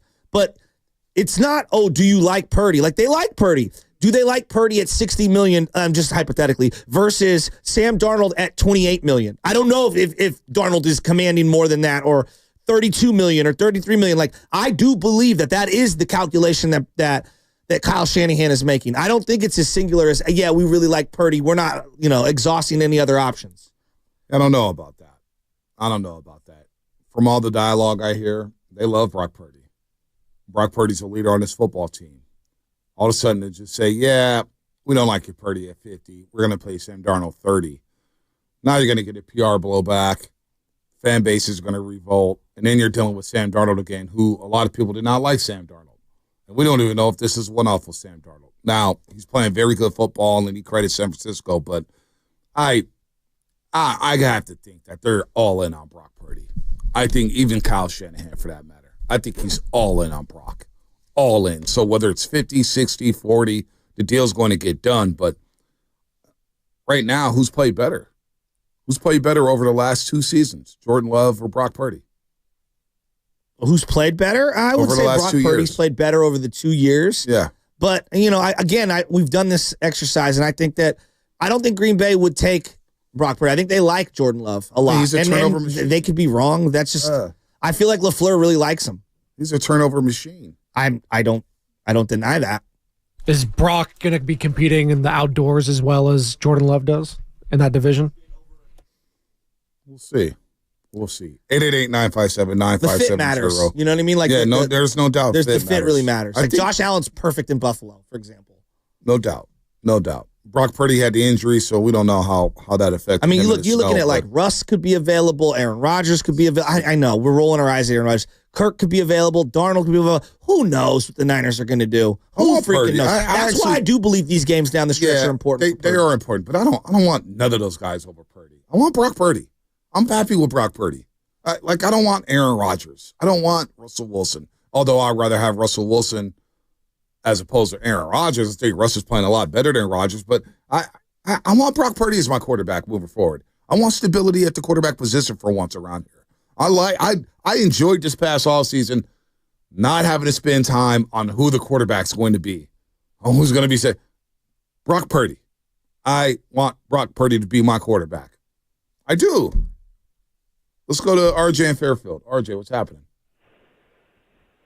Monte, I'm with you, man. I want a quarterback. I'm tired of talking about quarterback. But with Brock Purdy, his arm strength is what kills me. I think that's what separates us. I think that separates Brock Purdy from people like the Josh Allen and the Patrick Mahomes is that his arm strength and his inability to throw it down the field and can't stretch the ball will hurt us in the playoffs. I mean, we need that in championship games. We need that during the playoffs. So I want Brock Purdy to be my quarterback, but I'm hesitant to pay him just because the lack of downfield throws, and he could hit the middle, but he can't. It looks like he hurts his shoulder every time he throws far, and like Shasky said, it looks like the receivers have to stop every time he throws downfield. So I'm kind of hesitant on Brock Purdy. I'm watching Sam Darnold throwing it left and right, and not saying Sam Darnold is better than Brock Purdy, but man, I kind of want Sam Darnold. You know what I'm saying? You want Sam Darnold? You're on the Sam Darnold trade now. I don't know what to make of Darnold. He is having a great year. We're going to see Sam Darnold. Judgment Day is coming for him. What do you mean? Well, he's going to be in the playoffs for the first time in his career as a starting quarterback. Obviously, he was in the playoffs last year with the Niners as a backup. Some may suggest that he should have played in the Green Bay game. That was the play-by-play guy. But you know what, though? Why you got to snitch? He said it on the broadcast. I love a snitching. Chicago is on deck for Minnesota. And then they go to Seattle. Then they host Green Bay, and they finish the year in Detroit. Not to mention playoffs. And right now, Minnesota's rolling. They're 11-2. We're going to learn a lot about Sam Darnold over these next 4 to 6 to 8 weeks up in Minnesota. There was a point where Purdy got knocked out of the game and came out for a play, and then I think they did a handoff, and then he came back out, and the whole crowd was going crazy for Purdy in like a good way, like, oh my God, thank God he's healthy. And I don't know. Most people might have turned the game off. I don't know. You were probably getting ready for pregame, so I'm not sure if you saw it, but did you get that Brandon Allen sighting? I did actually see the Brendan Allen sighting. Did you see what happened? Yeah, I saw. Interception. Why did he get in the game over Josh Dobbs? Like, they've been yo-yoing the backups the last 3 weeks. I don't know. As Josh Dobbs was sitting courtside at Chase Center Friday night with the shades on. Oh, Pastronaut? Yeah, he was sitting next to Joe Lacob, right next to Joey Lightyears, Uncle Joe. I wonder how that night would go. I'm not going to sugarcoat it. You can sit here and do a sugarcoat job. Team's getting blown out by Minnesota. Wiggins is hurt. He's not happy. He's not happy. You're the Pastronaut. But he was happy yesterday. Next to he's got the beard. Joe Lacob got the beard working. Oh, does he? He's got the beard working. I'm not going to lie, man. When I woke up this morning, it's a victory Monday for the 49ers. And we're going to go to the calls about the Niners or whatnot. But I feel like, man. Willie Adamas? No, Willie Adamas. I'd rather talk Juan Soto than Willie Adamas. Michael Conforto to the Dodgers? But that Warriors win yesterday, what's going on with Jonathan Kaminga? Like, you had chance. All right, J.K. scores a career-high 33 against Houston. The next day, Shams Charania is talking about trades, right? Trades. And I ran into some people who work at ESPN Friday night. They were like, yeah, it was a little ridiculous that we were talking about trading J.K. after he had a career-high 33 points, right? Did you tell Bob Myers I said hi? It wasn't Bob Myers because he wasn't in town. And no, I didn't tell the person I talked to that, hey, Joe Shashki says hi. He's probably working for the Because Joe Commanders. Shashki had no idea who I was talking to. What's up, Joe, bro? But no, the whole JK died. And then you had Draymond Green talking about, the franchise. We're trying to turn this over to Jonathan Kaminga. We need to see it now. Yeah. If we're going to turn this franchise over, we need to see it. And I need to be the veteran because a vet did it for me, so I will shift to the bench. And look, I was all good with it. I was talking to Slater before the guy was like, you think they'll bring Draymond off the bench? He goes, no chance. Hour later, Slater texts me. He's like, yo, I think Draymond's coming off the bench tonight. So we've seen this before. But it lasted one game. So this whole dynamic with JK about maximizing JK, and Zena and Mully yesterday in pregame were on it. It's not about maximizing JK. It's about maximizing winning. And JK can help you win. So I'm kind of rolling hot on that. I need Niner fans to pick me up about that game because I was sitting there in the first half, and Brock looked excellent. Kittle looked excellent. Garendo looked excellent. The offense was humming. Defense was forcing 3 and out after 3 and out. But at the end of the day, I was thinking, these are weak-ass Bears. I can't recall in my lifetime where the Bears have come to the Bay Area and won a game. I need to look that up. There was an ugly game that they played with Jay Cutler. We got sacked 1,000 times. Exactly. And they didn't, was it like 10-6 the Niners won? Yeah, it was a Thursday night. Then there was the Kaepernick game, the first ever game when he made that Monday throw to Night Kyle Football. Williams. Yeah, it was and like my little brother was elbowing me, and he turned to me and he goes, oh my goodness. Everybody stood up at Candlestick, and I remained in my seat like, oh, snap. There was lightning coming off the football. Remember when Kaepernick rolled out left in the red zone and and then bang, would he hit Crabtree in the end zone? Yeah, Crabtree in the end zone just a dime. God, what a game that was. I don't recall the Bears ever winning in San Francisco in my lifetime. I need to look that up. They won the first ever Levi's game. Oh, they did. That's right. Brandon Marshall, 3 touchdowns. That's Jimmy right. Ward That's right. baptized. Good call. Yeah, good call. Is that the one time they've won in a bit? I'm looking at my lifetime. All right, the Bears. 1989, Niners beat them 26-0. 1991, they beat them 52-14. They beat them in the playoffs 17-0. 30. Home losses to the Bears. Yeah, just that one. Wow. Actually, nope. 2018, lost to the Bears 14-9. Oh, that was the Khalil Mack hanging in Mike McGlinchey game. Yeah. I remember that game. Yeah, I do. And there was a huge hit on the sidelines in that game, and a fight almost broke out. Yeah, fight did almost I was break on out the of that sun game. side of the stadium, and I took my grandfather, and it was like 45 degrees, and the sun was in my eyeball the whole game, and it was horrible. Man. Draymond going full night yesterday. There's a lot there. 888-957-9570. It's like a buffet table today, Roasters. A buffet table of sports. You want to talk CFP playoff? Be my guest. You want to talk Juan Soto and Willie Adamas? Be my guest. You want to talk some Dobs who are 14-9? I'm all for that. Niners, what's your big takeaway? Let's go to Richie Rich in Livermore. Richie Rich, what's happening? Rich? What's up with my dogs, man? Hey, look, I ain't that closet fan, dog. Win or lose, good or bad, I'm going to roast with my dogs on Monday, man. I'm not going to hold back. Hey, even though it's the bad news Bears, it's a W, dog, whether it's bad news Bears or not. The way I look at it is, check it out.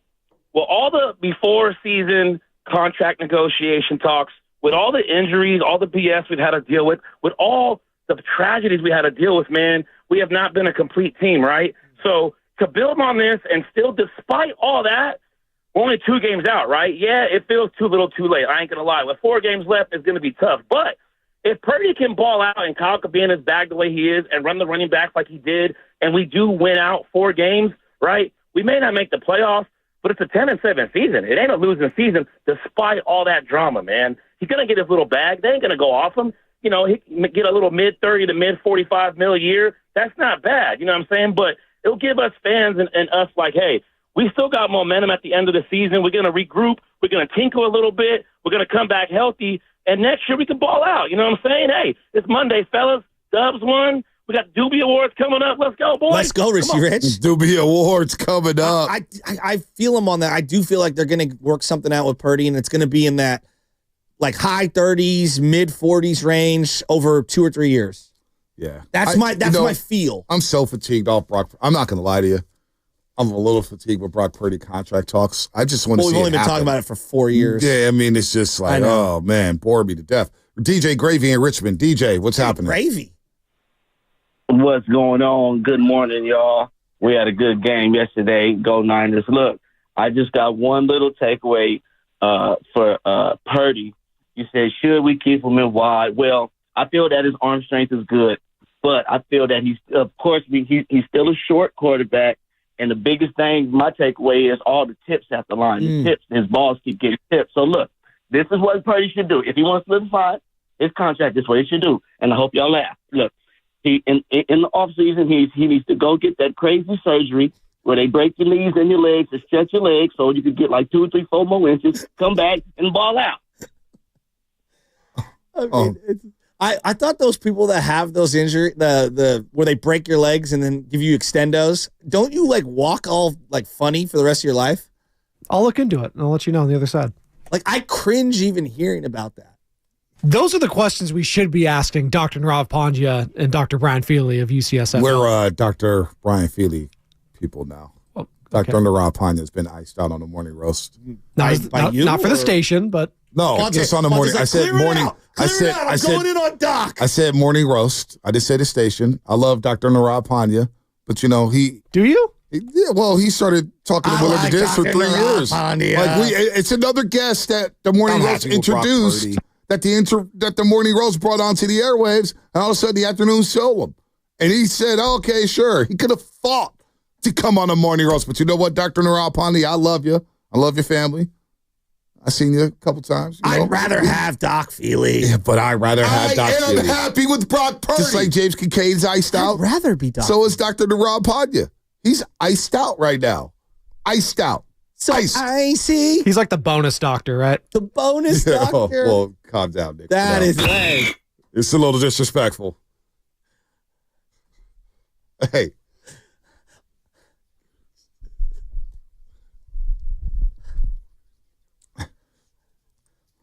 When you were wrong about everything about the 2021-22 Warriors, including Andrew Wiggins, I guess you feel some type of way, cousin Nick. Why does the bonus title? It's just one of the more disrespectful things I've ever heard said. All of a sudden, a bonus championship. So we can pick apart championships in every sport and say, yeah, that was the bonus championship. Like Jeter's 5th championship. Is that the bonus championship for the New York Yankees? A-Rod's first? There you go. That was Andrew Wiggins' first championship, right? That was Jordan Poole's first championship. The bonus championship is so damn disrespectful. I could go all across sports and all the annals, all the archives, and say, well, that's a bonus championship, but I wouldn't do that. Championship's a championship, all right? Unless you were playing during COVID and you had a 60-game season. Now, that's a joke. But they say that's the bonus championship. It's one of the more disrespectful. But I get it, cousin Nick. You're wrong about Andrew Wiggins. It's okay. Is he hurt? Andrew, yeah, he's got right ankle impingement. He'll hopefully be back Wednesday. Also, Isaac Garindo, he's hurt too. He suffered what is believed to be a foot sprain. X-rays taken after the game did not show any serious damage. He will undergo an MRI today. Good news is Garindo himself does not seem all that concerned, I should say. He expressed optimism after the game that was all fine and that the team was simply being cautious. All right. We're on our 4th running back. Well, maybe 3rd. We'll see. No, we'll actually see. 5, because Eli Mitchell, I forgot about him. Yeah, well, he didn't make Totally it past forgot about camp. him. Injury report brought to you by Boxer and Girls in Northern California's premier workers' compensation law firm, helping get your workers get their lives back for over 40 years. What's coming up in the game? Brought to you by Fremont Bank, celebrating 60 years of full-service banking with no compromises. Roger in San Jose is on the line, and he wants to call out a particular fan base. Oh, Roger, I can't wait to hear. He's calling a fan base out. That's coming up on the roast, 888-957-9570. Plus, we'll get to the Warriors. Man, the Warriors. What a win yesterday against the T-Wolves. What a win! Save on top brands at Whole Foods.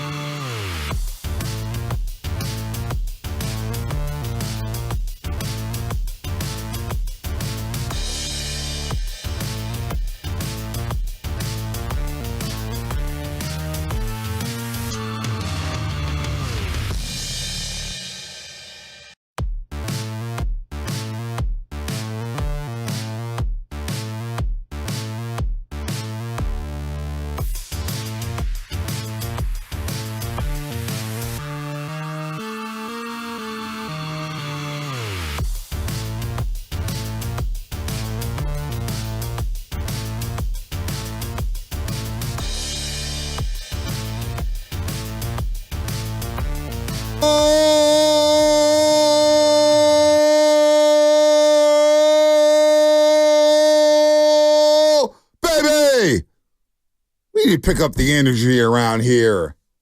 Let's pick it up. Warriors with a big win. Niners get back on track. The Giants are making moves. The Sharkies, well, they had too much fun in Florida. They got a couple L's down there. Florida Panthers beat them 3-1. It's tough. It's tough. Yeah. Tough deal. Yeah. Then what much scored in Florida? They scored 2 goals combined against the Panthers. Not much scoring on the ice, Bonta. On the ice. Oh, see. Don't forget. Don't do that. Don't do that. One of your 8 baseball teams, the Yankees, lost Juan Soto. They did lose Juan Soto. So my New York Mets are going to be loaded with Francisco Lindor. I just do it the best with you guys. I do it the best with you guys.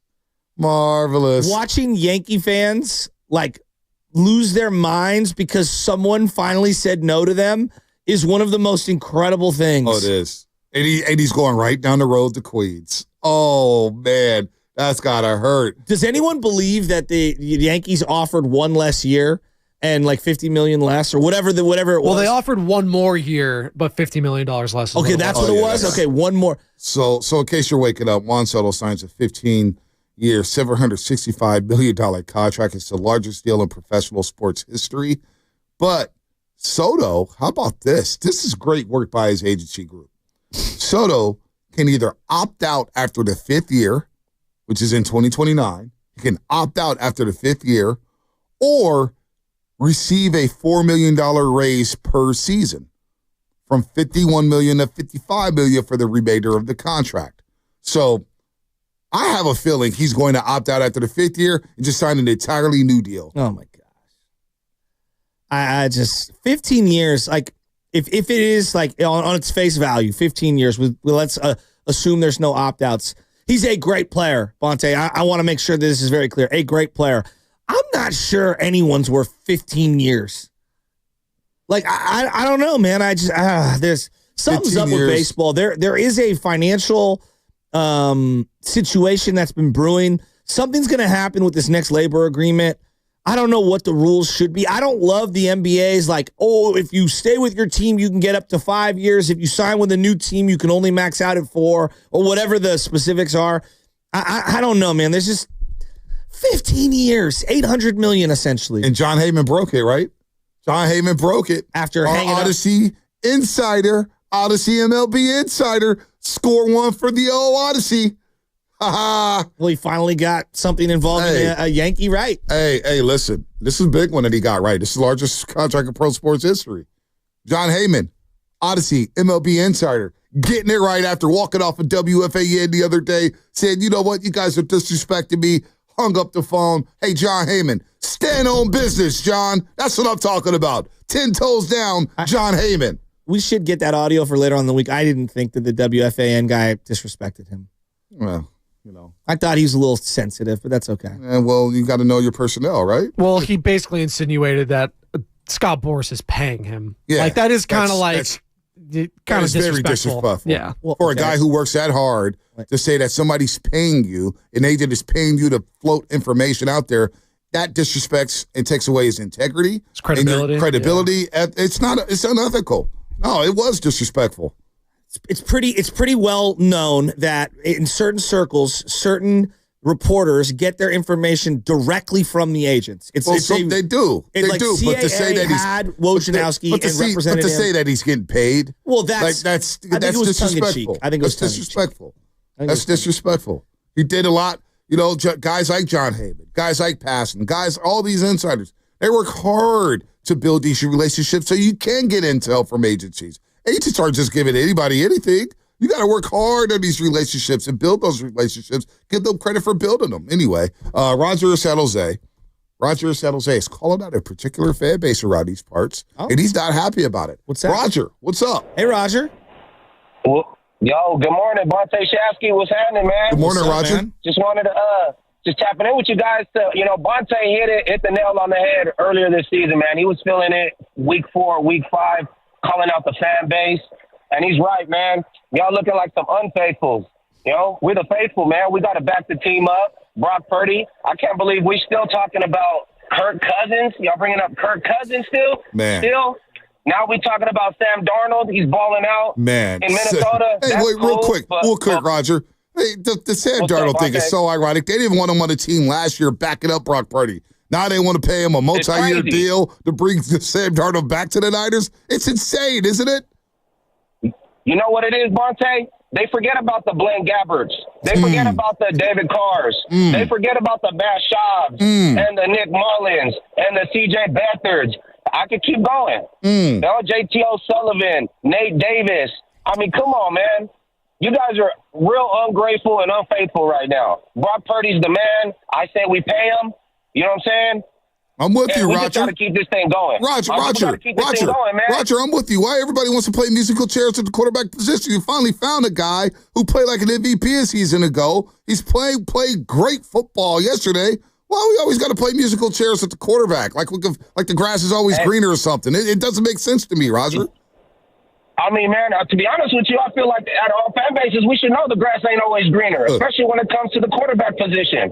Come on, man. Everybody, let's get on board. Let's back these boys up. Let's finish the season strong, playoffs or not. Next year, we're coming for the throat, for the jugular, man. Roger, I'm kind of with that. I like that energy. And you know what? Just reload and get ready to host Super Bowl 60 next season at Levi Stadium. That's what it's all about. Well, if you want to ask big picture why the Niner fan base is like so obsessed with the next guy, well, it's kind of been ingrained over many decades. I mean, going back to Y.A. Tittle getting replaced by John Brody, like this has been a conversation in these parts forever. And DeBerg and Montana and Young, Young and Garcia, and then obviously Garcia takes off, and then you get Ken Dorsey and Alex Smith and Kaepernick, and like it's been decades, right? Like we've had these transitions and these conversations. This isn't an exclusive to just this particular moment in time to Niner fans. Doesn't mean it could right. I'm not exonerating the behavior, but it is like a generational thing. Yeah, but the 30 and under crowd, they had Kaepernick. Yeah, but their own coach, while Jimmy was actively the quarterback, was searching to find his replacement. Exactly. So I'm not knocking the under 30 crowd. Well, I mean, I don't want to go here. I don't want to talk about that right now. By the way, the Dobi Awards coming up December 20th, where we celebrate the show, the listeners, the year 95.7 the game, but give out some awards. That's really what we're there for. We're there to give out some awards, have some fun, have some drinks, eat some free food at Lafayette Monk Brewing in Sunnyvale from 6 to 10 a.m. So go ahead right now. Take December 20th off. I'm telling you, you don't want to miss this. You do not want to miss this. It's going to be the biggest party that radio's ever thrown. I'm telling you. The other station ain't doing it. We throw the best parties. There's no doubt 95.7 the game throws the best parties. Ain't no party like a 957 there party. You go. There's a 957. It's too wordy. It's too wordy. But I was going to go no limit party. Nobody's too wordy. The party's it's going to be popping so hard. Guru Friday was like, I'm really jealous. And this time he took a shot, said we're going to be up there by Petaluma and probably going to want a hotel room and this and that. We ain't getting all that. That's what's wrong direction. Yeah, wrong direction, Steiny. Petaluma's north. Yes. This is south. This is in Sunnyvale, and we are getting a hotel room. Yeah. The Warriors played the night before, so maybe get to the hotel a little late. Is it even worth it for me to go to the hotel room? Is it worth it? I have a basketball game the night before. Oh, got moved from Friday to Thursday. Oh, wow. Yeah, so we're going to be running on fumes then. Not really. I might be. Move on, Joe. Who are you playing basketball for? I'm not playing. I'm coaching. Oh, who are you coaching? St. Brendan's, 8th grade. Oh, yeah. I forgot. You guys the favorite to win? I don't know. Who knows? We're right in the middle of the pack. So I want to put this out there. Shout out to those watching on YouTube. Brought to you by First NorCal Credit Union. For a low rate auto loan, apply online or just ask for First NorCal Financing at the dealer. I went in to the boss man's office last hour, and I demanded that he turn on the YouTube chat. And what did he say? He's just saying it's too distracting. I said, well, how are we going to give out one of our biggest awards of the year? Too distracting. YouTuber of the year is an award. Like Chicago and Jason, I don't know if he should win. I haven't seen him in a while. It's been, what? How many days? Where's the guy who's updates? 69 days? 70 days? Nice. Tyler Miller? Who's going to win YouTuber of the year? I have no idea because the chat's disabled. So let's just, you know what? I'm going to do this. I can't believe I'm going to do this. I'm probably risking my job by doing this. Flood Matt Nahigan's Twitter timeline right now and tell him to get the damn chat on. We want the chat. We want the chat. We want to chat. We want to chat. You going to back me on this? No? You're going to leave me out? I'm just thinking about the Niners. Oh, you're just going to leave? You're going to just leave me out there to dry? Kaminga's you're going to leave me out there high and dry? And various plausible middle-of-the-order lineups. Some teammate this guy is. For the Giants. Some teammate this guy is, huh? The last time you had a chant like that was "Don't sell Snell," and they didn't, and then he went to the Dodgers. Well, they shouldn't have sold Snell, but you also should have bought something. Do you even remember any of the starts in September? No, but I remember the starts in June and July in August, and he was one of the best pitchers in baseball, but Farhan didn't do anything to improve the team. He sold off parts. So I'm like, wait a minute, you're going to keep Snell and then sell off ancillary pieces like Jorge Soler? Good Lord.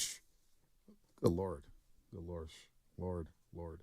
I can't even believe you said that to question my integrity. Seriously. The guy should be fired.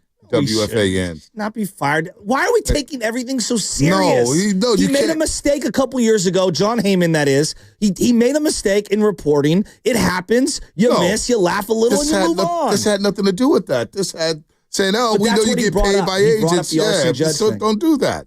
No, you don't need to do that. He said arson judge to the Giants. Yeah, well, that's yesterday's news. That's done. But what, we can't laugh a little? No, John Heyman's ain't in the mood for it, man. He's talking serious You're reporting business. on baseball contracts. You're not reporting on serious world business. Serious business. The Twitter handle is @Matt Nahigian, NAHIGIAN.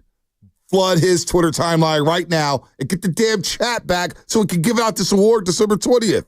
Speaking of which, Filmo Mike. Filmo in the building. What's up, Filmo? Hey, man. I don't know what happened with the YouTube chat, but the YouTube chat was lit. Lit. So you got it. What you mean the YouTube chat? When y'all was on the YouTube, y'all had to chat.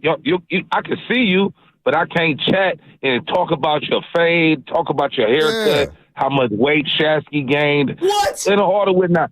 So or lost. Shashki. I should put you in the secondary. Way to backpedal. Yeah, I got your back like a bra strap. Anyway, though, but listen, bruh. The Hinge, get the YouTube chat back. It was lit. It was cracking. I don't know what you're doing. With that being said, December 20th, come out to the Dobi Awards, man. I'm doing some voiceovers. I'm going to be in the building, man. Hey, I got another event to go to, and I'm coming to y'all event.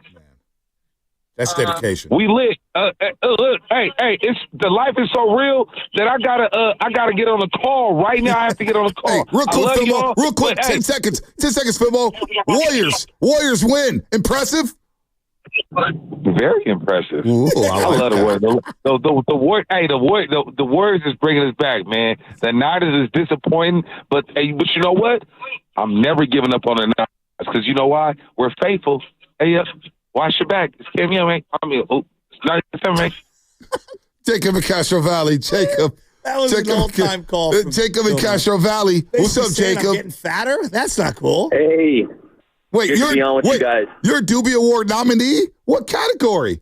Yeah. What category? I'll be there. I believe for the Niners rap that I did a couple weeks back. Oh yeah, that's right. That was Jacob, we met you. You came into the studio, right? You work on the elevators or the refrigerators. Yeah, I had a breakfast with Baldy. Yeah, that's right. I remember you. Yeah, you did have a fire. Right? Hey, man, that rap was, we got to replay that rap. That rap was hard. What you got, Jacob? No, I just wanted to talk about Brock Purdy and the Niners organization. You know, I was fortunate enough to be at that game against the Dolphins where Purdy got to step in and he just balled out from there on out. And I just wanted to, remind the fan base and remind myself where we were at before him. I mean, we were stuck with Trey Lance and Jimmy G, and it was looking like a wrap. And then this kid just stepped in and he took over, and he balled out, and he took control. And, the Niners are fortunate to have run into Brock Purdy because with what happened with Trey Lance in that draft, they were all on the hot seat, and the fans were turning on him. And Brock Purdy's done nothing but good, and you can't expect him to have a fantastic game every week, you know. And people talk about his arm strength, which isn't really a factor in Shanahan's offense. His offense isn't built around a QB with arm strength. He's built around keeping the ball for as long as possible, running it down the field, short passes, mid passes. So Brock Purdy fits great. And people may say he's a system QB, but the fact is we don't know that yet until he's in another system. But we know he works great for this system. No So doubt. Brock Purdy's our guy. Brock Purdy is our guy. Let's go, Jacob. I'm with that. He makes the system. Every quarterback is a system quarterback technically. They're all running some sort of system. But can you master the system? Can you maximize the system? We've seen Brock Purdy play at an elite level within this system, Shashki, and play at a high level. So, look, he's going to be a 49er next year. I'd be shocked if he wasn't wearing number 13. We all would be shocked. I think we all would be shocked. The big takeaways, though, for me in this game is like, man, when Jawan Jennings is healthy and they're targeting him, the guy just makes plays. I don't think he's a number one per se, but I think he's a really solid two. And then I look at George Kittle.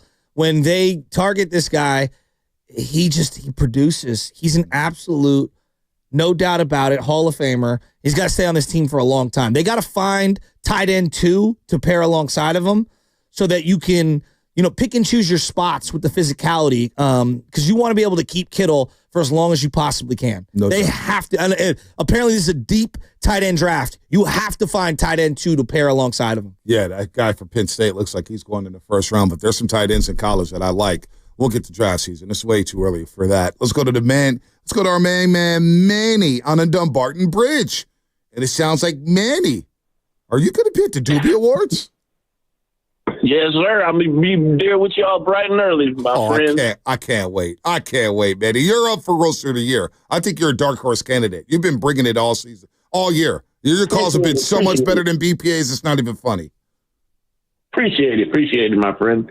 Hey, but you know what, man? I love being a 49er fan because fan is short for fanatic. You love them when they win. You get frustrated when they lose. And yesterday, it was vintage 49ers, you guys. However, I'm going to reserve judgment. You know how in school when you take the test and all that stuff and some things don't vibe out, you get an incomplete. I'm going to give them an incomplete right now. What I'm going to puff my chest is when we see each other on Friday, what happens the night before. That's the game that's going to be the litmus test for me for the Niners season. For next Friday. See how hungry they are, how much they want. Matey, make sure you don't end up at Laughing Monk Brewery. You can go there and go get you a bite to eat, but we won't be there until the 20th, not this Friday.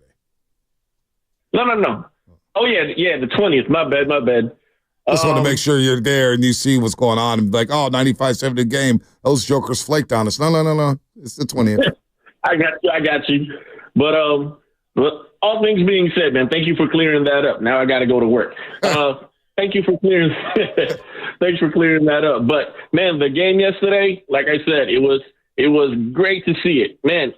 If anything from this season, Niner fans, that you walk away from, appreciate number 85. I thought when Vernon came to the Niners and he started developing, after the Singletary blowout, that we saw the next best thing to Brent Jones. I stand corrected. Number 85, after Kittle is done with it, he was always known as saying that you should leave it better than the last guy that you took it from. Hang that jersey up when that man leaves. George Kittle is having a spectacular season. Forget Purdy's contract, Shashki. George Kittle continues to produce at a high level, and him speaking out last Sunday in Buffalo, I was running routes. I felt like I was open. I think I ran 4 routes after the first catch of the game. We had 6 targets yesterday, 6 catches, and 151. He had over 100 yards in the first half alone. On a team this year that is 21st in yards after catch, where would they be without George Kittle? Not 6 and 7. What he does in the run game, what he does in the pass game, he's an all-time player. That stat they threw up, they were showing like yards after catch, and from 2018 through 2023, the Niners number 1 by far, and then this year 21st, and it's like, wow, what the hell has happened, right? Like, what has happened to the yards after catch? And the one guy who still makes yards after catch, especially after contact, is George Kittle. Over and over and over again. And him rumbling on the first drive after they threw that screen pass to him, I was like, all right, it's going to be a Kittle game. And they just kept feeding him. And if he needed to go for 250, he would have yesterday. Yep, I agree. He would have. He would have. Let's go to Dennis in the city. Dennis, what's happening? You're on the roast. Hey, good morning, guys. It's always good to talk to two native San Franciscans. Oh, thank you. But yeah, I'm one myself. And today's my 70th birthday. Oh, happy birthday. Where'd you grow up in the city? I grew up on 25th Avenue between Terraville and Yaloa. Oh, nice. Sunset. Right near the reservoir. Yeah, went to St. Cecilia's Grammar School and Sacred Heart High School. Let's go. Oh, yeah, you're private school all the way. My senior year, Mike Holmgren at Sacred Heart played 4 years of football at Sacred Heart. My senior year, Mike Holmgren was an assistant coach. I love that. At our school. Love that. But where Shashki, where's your dad grow up at? He grew up in St. Mary's Park. My mom's from 45th in Noriega. Mom went to St. Gabe's. Dad went to St. John's. Oh, wow. Cool. My cousins went to St. Gabe's. But anyway, the Niners I've been going to Niners games since I'm about 8 years old, the Christopher Milk section. Oh, yeah. But anyway, I'm sure your father was there too, Shasky. But anyway, I was just saying the Niners, it's never been about this season. It's never been about Brock Purdy being the problem. I think Purdy's hurt. Watching him throw yesterday, I think that shoulder's still bothering him. And, because he doesn't have as much zip on the ball as he did last season. That's just what it seems like to me.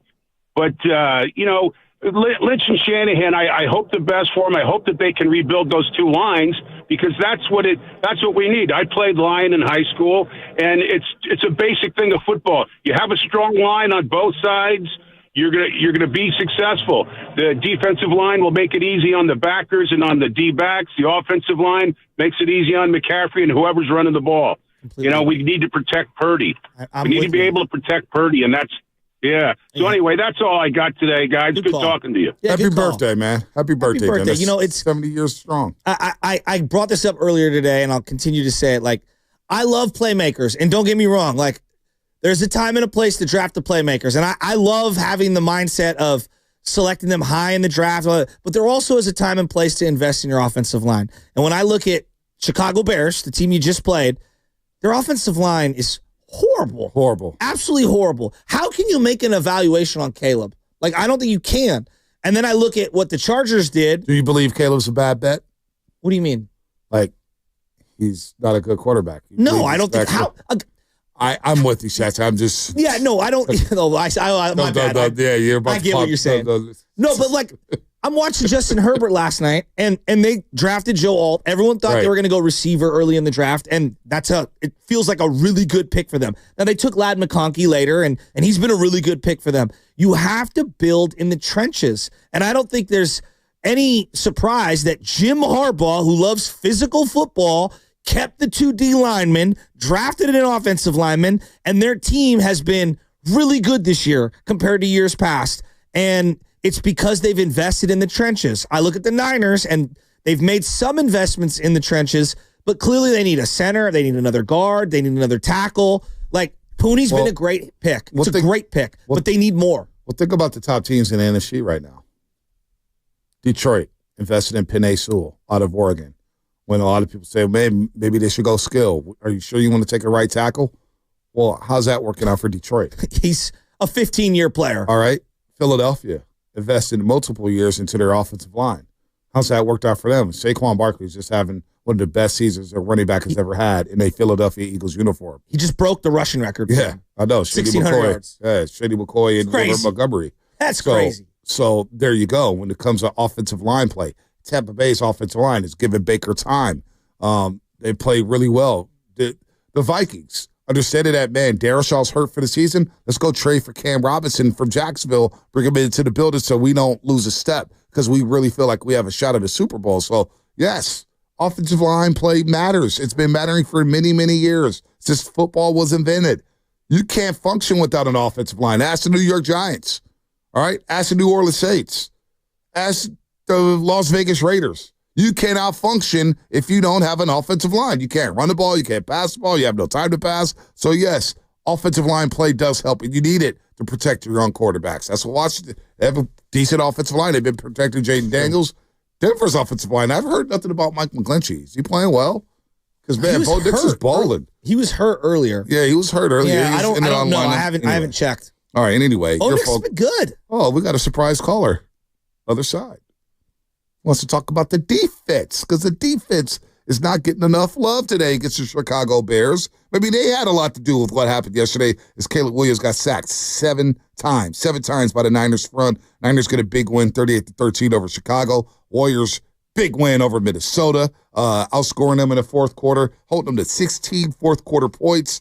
Warriors outscored Minnesota in the second half, 65-48. How about that win yesterday at Chase Center? All right, more coming up, brought to you by the California Lottery. I'm right a lot. If you're looking for the perfect gift, give scratchers from the California Lottery. With so many to choose from.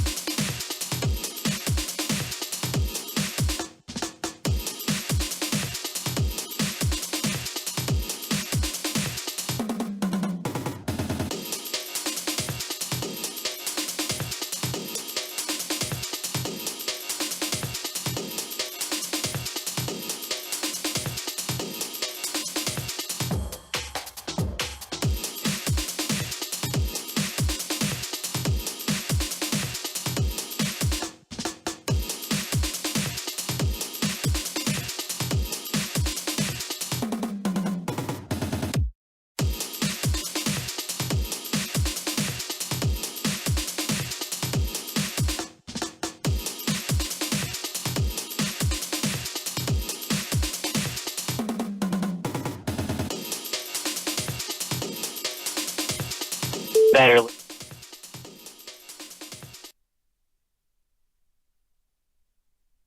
I come running back into the studio. Welcome back. Morning roast. Hey, Bonta. Did you have a nice weekend? Little Giants signing, little Warrior 2-pack. You got to come back from break stronger than that, man. Little 49er win. You got to come back from break. Okay, come back stronger. No, you got to come back stronger. Come on, reset it. Let's go. Come on, Shashki. I'm ready to go. All right, see, this is how you got to come back. Guns blazing. You come back from a break. You say, what's up, Dobi Awards? Coming Friday, December 20th. Dobi Awards. Take Friday, December 20th off. I want the whole damn crew there. I want everybody in the Bay Area. Sell it out. Laughing Monk Brewing. Sell it out. We're not selling tickets. Yeah. Oh, well, Free. RSVP. It is free. Free food. Yeah. 415. Matt Nahegan ought to join the program once a week for a Q&A with the show host. That would be, yeah, Matt, get in here for a little Q&A. Why the hell has the chat been off for 69 days? What the hell is going on with that? By the way, go to 957thegame.com for more details and the RSVP for the Doobie Awards, the third annual Doobie Awards. We made it 3 years with the Doobies. You know what we should call believe it? Through the looking glass. Oh, I like that. You like that? That's a 4. You That's like that? No, this is also great. This is how you know this person doesn't listen to the show much. 415. This is why it's fun to do radio. Because no matter who's listening at one certain time, some people may think you hate Purdy. Some people may think you love Purdy. Okay. Here's a guy who thinks I love Purdy. He goes, 415, Bonta, you speak of Brock like he is the greatest thing since sliced bread, bro. Well, you do like Brock Purdy. I do. Mildly. But have you guys, that is great stuff. All right, this is great stuff. This guy I thought was going to show up to the Doobie Awards. But, he's a little soft. It's okay. We got some soft listeners. We got some hard listeners. We got some thugs. We got some gangsters. We got some softies. Well, I'm Tupac when I need to be, and then I'm Al Green when I need to be. Yeah. And all the different feelings. One person feels one way all the time. Well, I don't think this guy is Al Green or Tupac Shakur. Oh.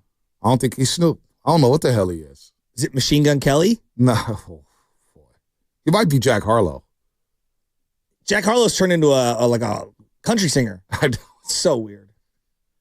It's Brian and Paulo. Oh, Brian. Hi, how are you? What's up, buddy? I think it's Brian. I caught wind, and I said, man, if this guy showed up to the Doobie Awards, I may refollow you on Twitter. But I heard you weren't coming to the Doobie Awards. I do miss your tweets. You know what? If I don't follow anybody, I don't see their tweets or their replies. I kind of miss your replies. Maybe I'll just follow just for the replies and just meet you. I see all your trust tweets. me, you don't want to follow me on Twitter. It's no good. It would not increase your opinion of me, which I know is at an all-time high. But yeah, I was going to say, Hufanga came back yesterday, and I thought he really helped the defense a lot. Yeah, and obviously they benched Jair Brown, who probably or might have been the worst safety in football the prior 6 weeks. And I thought that was big. One of the criticisms of Kyle is that he's political with his guys or his higher picks. Maybe don't get judged quite the same way as others. And benching their first pick from last year, I thought was, I'd like to see more of that energy. And Jake Moody probably be next up on that list. But, dude, yeah, I thought that was Brian, I also thought, let's have this conversation. Yes. Jake got not only one, but 2 infractions on kickoffs. I haven't even seen it happen outside of a Niner game. I haven't seen it once. He got 2 where they got the ball at the 40. 2. Yeah, he's just a bad kicker. He's one of the worst kickers in the NFL. I don't know. There's not much to debate. Not to debate there, but. And then, Jalen Moore flipping over has really played well. I don't know if you guys have noticed. Yes. You haven't noticed the loss of Trent Williams, right? I don't know if maybe him switching back to right tackle if and when Trent is back is too big a shift for him. But yeah, if he can play like that at right tackle, he should replace McKivitz. That should be a pretty easy decision. So, hey, McKivitz is sorry. Oh yeah, sure. Go ahead. Because you've been one of the Farhan detractors. How about Buster Posey not only re-signing Chapman, who's a good ball player, but also getting Willie Adamas left side of the infield looking good for the Giants, and they've done more in like 4 months than Farhan did in 6 years. Yeah, proud to have been, on the Pioneer Express of that movement, but as were you guys. But I think, obviously Farhan was what he was. I don't know if you saw the Dodgers sign Conforto. Yeah. As Farhan is rumored to be going back to the Dodgers. I thought that was pretty funny. But what's your thoughts on the Warriors? Probably What's your thoughts on the Warriors, man? Big win yesterday. BPA JK. interview. I love this. Brought to you by the River Islands guest line. Played well. Yeah. There's not a lot to complain about. Pods. I guess I'll throw just pods. Don't complain about pods. Pods hit a 3. No, I thought he looked good. I just love the Jack Harlow imagery. Sorry, I can't unsee it. But Brian, come on. You're not going to come to the Doobie Awards, man. You're not going to come to the Doobies. Here's the deal. I gotta, church and state, so I want to see the move I want to see the Warriors do is get Vukovic. Yes. No. The move I want to see. The move I want to see is you coming down to Laughing Monk Brewing in Sunnyvale. That's your neighborhood. I like the mystery. No, Shashki, you were the main one begging BPA to come to the Doobies. Now you like the mystery? Do you think a Palo Alto guy is going to be caught dead in Sunnyvale? Come on. Oh, my Sorry. Damn. Oh, my God. Damn. I'm just kidding. Hey, guys, have a great day. Bonta, you're doing great. You're doing great. Don't do that. Don't suck up to me now. You know our love-hate relationship. Come on, Bonta, you're doing great. That was a funny call. It was a great call. It was his best call of the year. Hey, He's had a lot of duds. Talanoa coming back. We haven't spoken about it. They did look faster on defense. Yeah, he looked healthy. He looked great. He looked healthy. Maybe he needed more time with that ACL when he rushed back, trying to come back in. It takes a while to come back from these injuries, especially you hear players talk about it all the time. I'm not myself until the season after I have the surgery. And so he did look spry yesterday. He looked quick, looked fast. Tig Brown, it was a big moment for Tig Brown. That was a big spot for him. And now, as far as him being a safety of the future, that's in doubt. That's in question. He just looks so stiff all the time. I don't get it. Well, and it just felt like he was a step slow, and his ability to make a play after like a misstep or whatever, like he just looks slow and stiff and upright. This is a great suggestion here. 408. I say it like that. 408. Comcast Business Text Line. Who is the high-level loser of the year?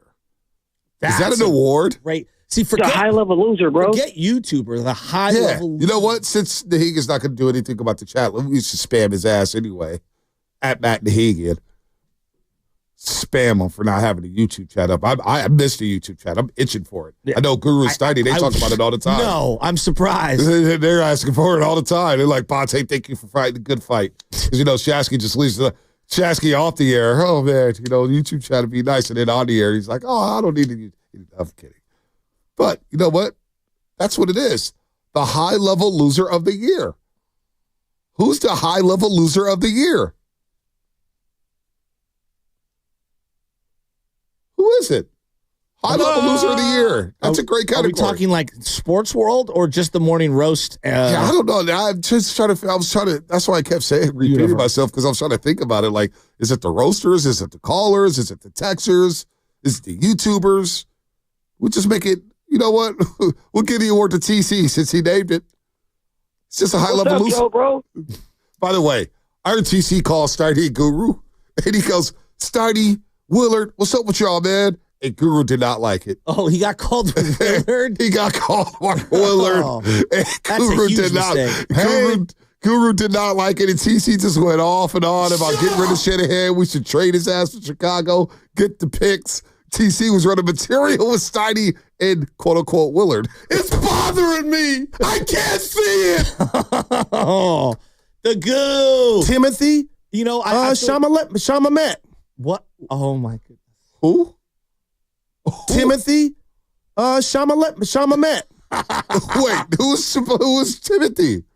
Who? I don't even know. Timothy Chalamet is who he was thinking of. Chalamet? Who's Timothy Chalamet? He is an actor who is in Dune. He's in a lot of famous things. He's going to be in a Bob Dylan movie going forward. He was Willy Wonka recently. How excited is Steiny for that Bob Dylan movie? Actually, he really wasn't that excited about it. That's what they were talking about. That's surprising. And Guru's excited about Timothy. Timothy Shamalet.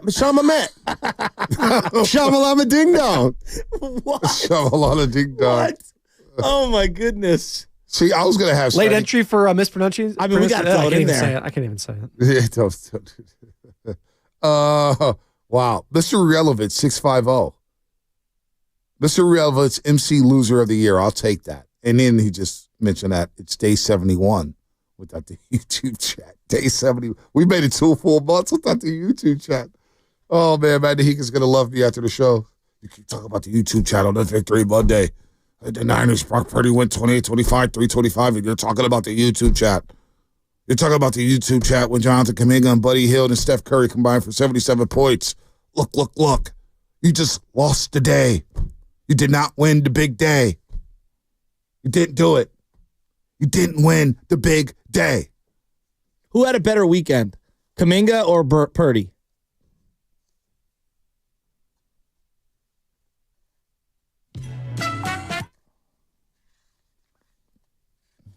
Kaminga had a better week. Okay. He had a better week. Okay. He had the better day.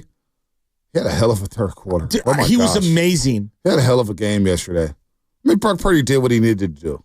He did. He had a great. Brock Purdy had an excellent game. I thought he played excellent really well. Game.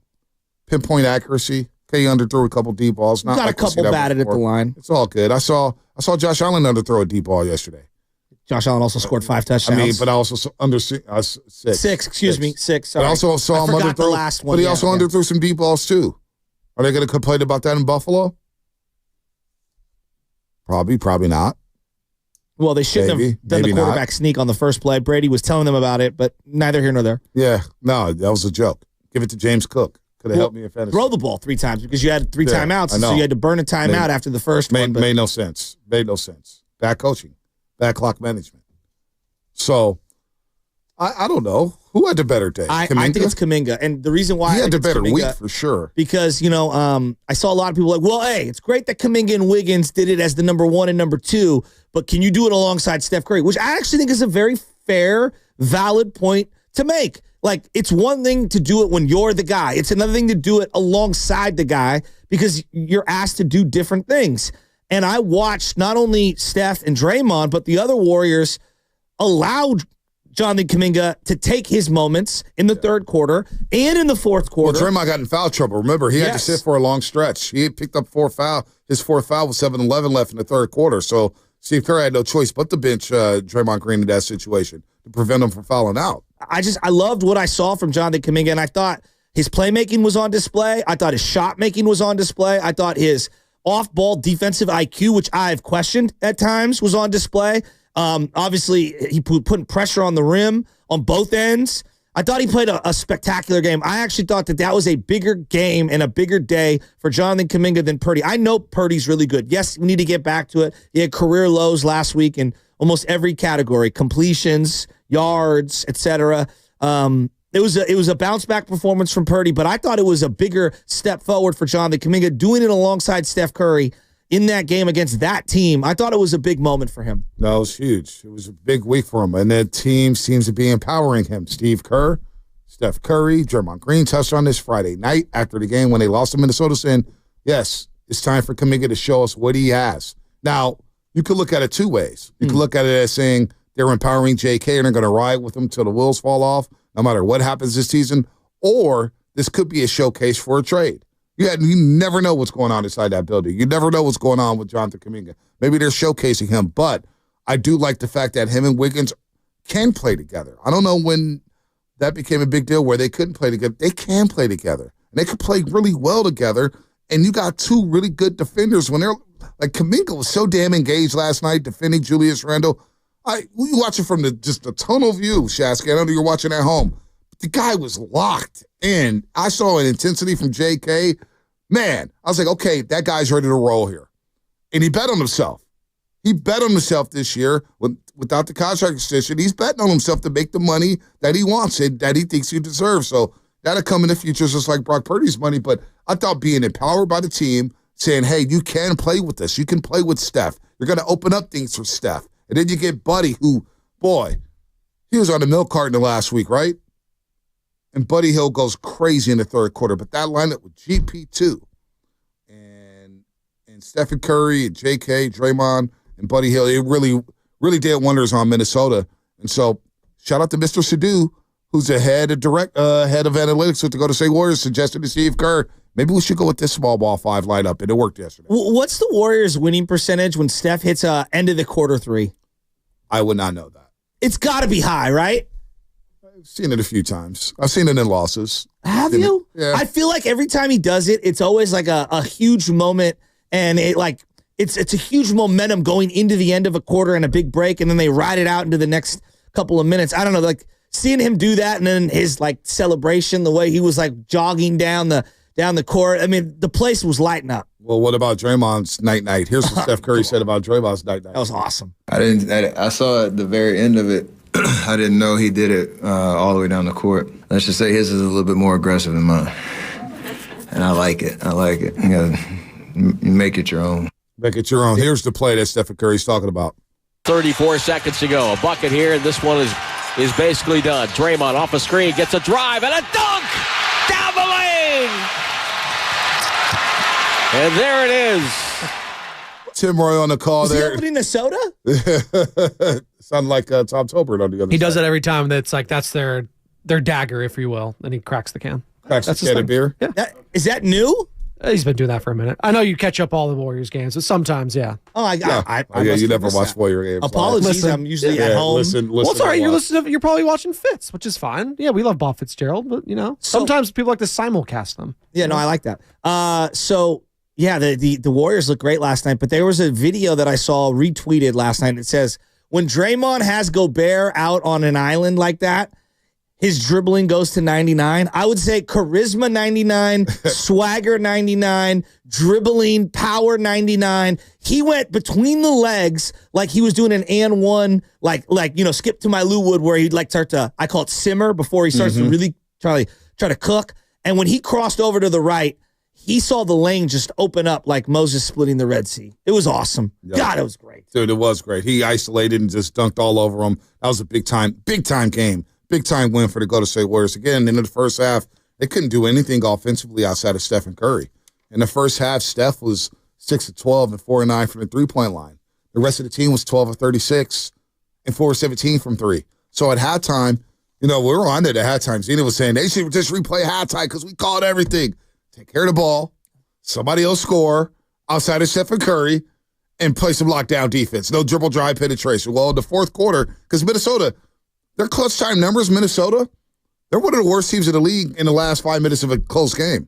They're terrible. Turnover rate is low. I think it's like 26 in the league. Their three-point percentage is low. Everything about them down the stretch offensively, it's atrocious. And maybe that has to do with Julius Randle. But in the first half, the Warriors were shooting 37.5%, 31% from three.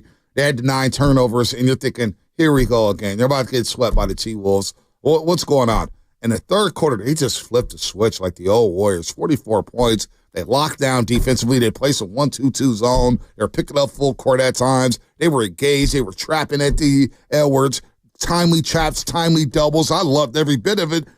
And the turnovers in the third quarter. Not one single miscue by the Golden State Warriors in that third quarter as they flipped that basketball game and went into the fourth quarter with a 3-point lead, 93-90. Beautiful basketball. Beautiful basketball. Yeah, when you get GP2 contributing the way he was, and you get Kaminga and Looney contributing, and then you finally get one of those Buddy Hield games, it's like a just what the doctor ordered recipe for this team going into this week. They don't play till Wednesday. Mm-hmm. They needed that. The soul needed that. The team needed that. The standings, like all these things. That was a big win. And I think on the heels of Friday night, which felt so deflating, I thought that this was another L, quite frankly. I just thought they got our number. It felt like it. It felt like it. Didn't it? They had won 5. They had won 5 in a row against the Warriors and 4 in a row at Chase Center. It felt like they were suffocating us. Yes, they were. And all that talk Anthony Edwards did Friday night. So good. But Steph Curry mentioned it. I didn't hear his answer because Sackty was in my ear. I love you, Sackty. You know I do. You're my guy. But I asked him, was like, what about Anthony Edwards? It was good payback. And he goes, that's the beauty of all I heard was that's the beauty of the baseball series, is that you could come right back and play them again. So there's no lingering. And it's all in good fun. We need that in the game. We do need it. Let's go to Coach Vallejo. He's fired up about JK's performance. I mean, how could you not be? Jonathan Kaminga was excellent. He did all the little things, all the big things, playing alongside Steph. And I love when they actually deferred to him. What's up, Coach? Hey, good morning, guys. Thanks for taking my call. And I think it can't be emphasized the magnitude of what Kaminga did last night. He outplayed one of the biggest bullies in the NBA in Julius Randle, one of the most physically imposing guys, and he held toe-to-toe with him. That says a lot for Kaminga, and it should tell Steve Kerr quite a bit. Now, also, too, Edwards actually, the frustration when he pushed Kaminga, he finally met an athlete that was his equal. Anthony Edwards usually out-athlete, out-speed, out-muscle just about everyone he plays. Jonathan Kaminga stood toe-to-toe with him. And again, that should point out to Steve Kerr that he has one of the most elite athletes in the NBA, period. I don't want to hear Jimmy Butler talk or anything like that. That old man is not nearly as athletic as Jonathan Kaminga. And when Kaminga got confidence and stopped looking over his shoulder, he started directing play out there. He knew where he wanted to go. Even if he made a mistake, he kept his head up because he didn't have to look over his shoulder. Let that young man play basketball. And like I said, playing Julius Randle head up, that what to me tells me everything I need to know about Jonathan Kaminga. Hey, let me tell you, Coach, real quick before you hang up. I thought the third quarter, Zena and I are watching from the tunnel. Kaminga hits a little midi 10 feet away, right? And he goes out and Randall's at the top of the key dribbling. And I go, Zena, look at Kaminga and how engaged he was. Physical, getting forearms. Oh, you want to get physical with me? You're not going to bully me. You're not going to punk me tonight. Right. I thought it was that was another growth moment for him. This guy is growing up by the game. Right. And don't people see it, Coach? When the game evolves, he gets better and better as the game plays out because he understands the speed and things start to slow down for him. I thought that last night, JK may have been his most impressive game. Not the 33-point outburst against Houston, but last night I thought he was excellent on both ends of the floor. Absolutely. And what we're seeing is an elite athlete on the lines of a LeBron James, not saying he's LeBron James, but a size and speed that is just unparalleled throughout the NBA. So no way should the Warriors give up or let this young man go. He's only going to get better and more confident. I think we're looking at a star in the making. There it is. Wow. This is Kaminga, a star in the making. Wow. I mean, you got to do it for more than a week, right? No, obviously. And he's done it for stretches, but it does feel like he's doing so many other little things. And for me, it's the pace. Picking and choosing when to throttle up and when to throttle down, making the extra passes, setting up for your teammates, not crashing into people. It just feels like the game is slowing down for him. And he's realizing, like, cerebrally and athletically, he's like coming into his own all at once. Yep. No, he is. Into what the Warriors want from him. But, he showed us flashes these last two seasons. No doubt. When Wiggins is had to take time off due to personal reasons or injuries. He's shown us these glimpses. And I don't know why it gets ignored, but he showed us. If we can, Spadoni, can you find a cut from Steph and Draymond Friday night about Jonathan Kaminga and empowering him? Because I would really love to play that in case people miss it. Maybe they did. I know on Warriors This Week, who was it, Dan Devone and Evan Guineas? I'm sure they played it over and over after the loss Friday night, but they basically empowered Jonathan Kaminga here. 888-957-9570 is the number if you want to get in on some Dobs talk. How refreshing was that win? They improved to 14-9. They head to Houston Wednesday night for the quarterfinals of the Emirates NBA Cup. Get fired up for this, right, Shashki? Dylan the villain. You want the cup? You want the cup? You want the cup? Would you buy? Let me ask you this. What would I buy? What? If they won the cup, would you buy some gear? No. Emirates NBA Cup champs? No. I wouldn't buy any gear. No. I mean, I don't even have. I have like a hat from when they last won the championship. I had T-shirts and stuff from prior championships, but no. I would not buy that. But I do want the cup. Like, it's here. Let's do it. It's more like tongue in cheek than anything else. But yeah, I do. I want to win this thing. Why not? If this could be fascinating in a cup. So if the Warriors win Wednesday, They have a chance to play Klay Thompson and the Mavericks Saturday in Las Vegas. That would be pretty juicy. And the Mavericks are rolling right now. They won like 7 in a row. They are rolling. That would be great. That was like the best game in the NBA all season, the Klay game. It was one of them. It was one of them. Like, I mean, I know I haven't checked on him as of recent, but middle of last week, I know Klay had just returned from a little absence, and he's been up and down. You know, he's still trying to get his footing. At the time, I think he was at like 13 points a game, shooting lower from three-point land, but it was a small sample size. It wasn't a big sample, but yeah. In Toronto over the weekend, he was 8 of 16. Okay, good. Scored 20 in that game, 3 and 9 from the three-point line. So he's still trying to find it. He's still trying to find it with that lineup there. Let's go to Al in San Francisco. Al, what's happening? Hey, good morning, guys. Thank you for getting me on here.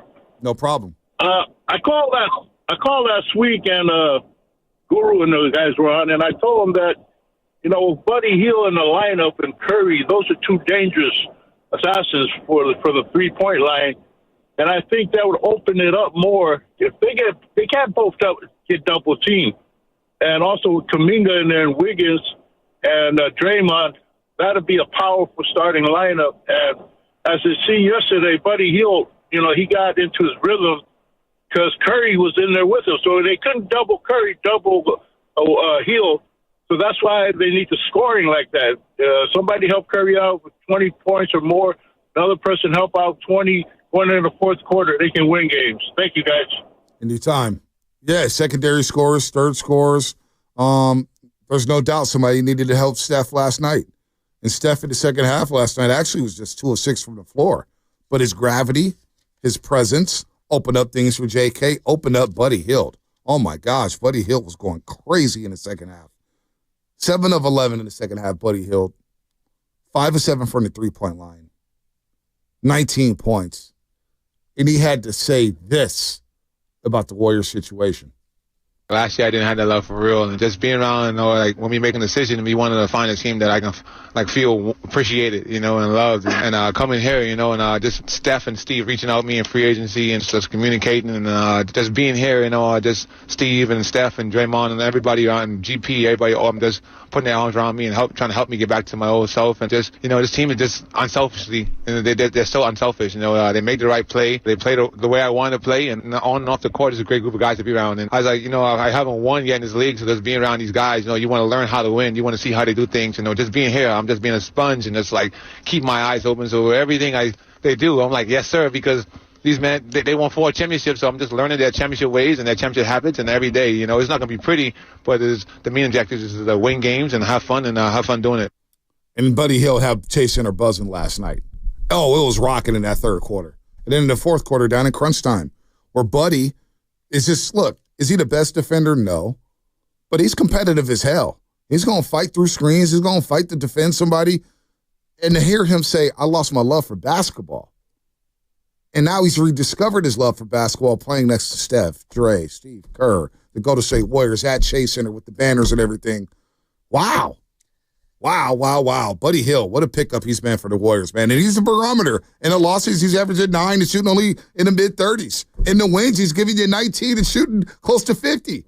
It's you know, it's interesting that you hear a professional athlete admit that. I think a lot of guys at the professional level, for a variety of reasons, lose a little bit of the fire, the love, whatever you want to call it, right? Their passion, their optimism.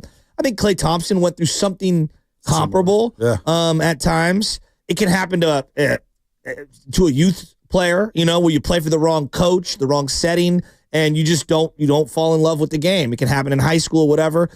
I think that's like the worst. When I watch someone who loves sports and they kind of lose whatever it is, the fire, the passion, the whatever, that's like the worst. It's the worst feeling for somebody because you play the game because you love it. Like at its core. Some people play the game because they're gifted. I'm not denying that, but the majority, I believe, play not only because they're gifted, but because they love it. And that's very relatable for him to admit that out loud. It is. And like when he's playing well, there is a joy he plays the game with. And I feel like the other players on the team feed off his energy. He hit that 3 late and the crowd was going nuts. Crowd went crazy yesterday. Chase was locked and loaded on a Sunday night. Chase Center was rocking on a Sunday night. They wanted that win. The Warriors wanted that win, and this is what Curry had to say about closing the game. I think we adjusted well from last game to have a little bit more clarity on what we were trying to do. Obviously, shots have to go in. Buddy was huge for us tonight. JK in the second half was huge for us. But just having organization on how we're trying to create shots, who has the ball in our hands, like you said, where everybody is spaced to make the puzzle pieces fit. It's one game, and we have to adjust to how Houston's going to guard us, and it could look a little different. Buddy Hield with 8 points in that fourth quarter. Steph didn't make a field goal, Shashki, in the fourth quarter. He was 0 for 3, but he hit the 2 free throws late in the game there, and they outscored Minnesota in the fourth quarter 21-16. They held the T-Wolves to 16 fourth-quarter points as you're listening to 95.7 The Game. KGMZ FM and HU1 San Francisco and Odyssey Sports Station, always live on the free Odyssey app. I mean, it was impressive as hell the way they defended and got after them. I mean, didn't we all get the same feeling when it was 102-91? Oh. They were up 11, feeling like they're about to run away. Next thing you look up and Minnesota goes on a 15-3 run. It takes a 1-point lead. You're thinking, oh, really? No, I'm thinking they're going to blow this. That's what I was thinking. I was thinking they're going to blow this opportunity. I mean, you guys could see my emotions like the Mavericks waves, if you will, the way I was going up and down throughout the end of that game in the fourth quarter. I didn't get a peep from Loveman, but neither you, Bonta. But I assume that you're in the tunnel. Well, no, I wasn't in the tunnel. I was getting ready for post-game show. You know, I'm writing notes and watching the game. See, basketball, what I've learned, it's better just watch it because it's so fast-paced. Up and down, up and down. You get 24 seconds within a possession, right, with the shot clock. Well, yeah. So it's just tough to, every basket, look down at my phone, type something out, and then next thing you know, they're back on offense. So I just leave it alone. I try to pick my spots, but I see them, but I'm also prepping for a show, post-game show. What are we going to do? No, trust me, I'll give you credit if I steal. But I don't steal. I'm too arrogant to steal. Not in sports. I'm too arrogant to steal? Yeah, no, seriously. Like, somebody asked me, it was like, man, do you steal content? So, I'm going to be humble in this one. Somebody asked me, like, about stealing content. I said, son, I'm too damn arrogant to steal content because I feel like I put in the work myself to do the research myself, to have the data available and the information to inform people on it. That's who I am. You know what I'm saying? I do my own work. Now, there's things I pick up, and I give people credit for it. And I learn new things, and I give people credit for it. I'm like, so you're not doing the Jay-Z, I made it a hotline, you made it a hot bar? No, I'm not doing that at all. Probably not too. You probably want to leave Jay-Z out of this. I don't know why you want to bring him up right now, Sal. Good point. Kind of read the room here. Point. All right. Look, good thing I never loved him. Good thing. Well, it's an allegation. It's an allegation. Stop. I was very happy yesterday. 60 seconds of celebrita. Celebrity. Celebrita. We'll get to that. Celebrity. Do you? Stop, Spadoni. Just go on, man. Had to throw Jay-Z under the bus. Dave Parker getting in and Dick Allen getting into the Hall of Fame. Very deserved. Dave Parker, one of the original feared sluggers when I was a kid. You know what I mean? When I was a kid. And I think about him in the World Series against Scott Garrelts when he's an old man and he's in Oakland A and he's doing the little like twinkle toes coming in and out of the batter's box. And Scott who? Scott Garrelts. You don't remember Scott Garrelts? Oh, no, I do. Why? Oh, okay. Anyway, the sledgehammer in the on-deck circle. I don't know. Dave Parker, like, to me, is like old school 1980s collecting cards baseball, and I'm really happy for him. And obviously, Dick Allen had an incredible career, and everything that happened with him with the racism and everything. He's one of the feared hitters of the 60s and 70s. It's just, I'm really glad that they have this Veterans Committee for people like Dave Parker to get in. I hope he can live long enough to be able to enjoy it. Yeah, I really do, because I know he's been going through it a lot. He's not in great shape right now, so hopefully. By the way, Roger Craig didn't get into the Hall of Fame again. He got snubbed again in the Pro Football Hall of Fame. It's a joke. Lutman, are you ready for your moment? Are you ready?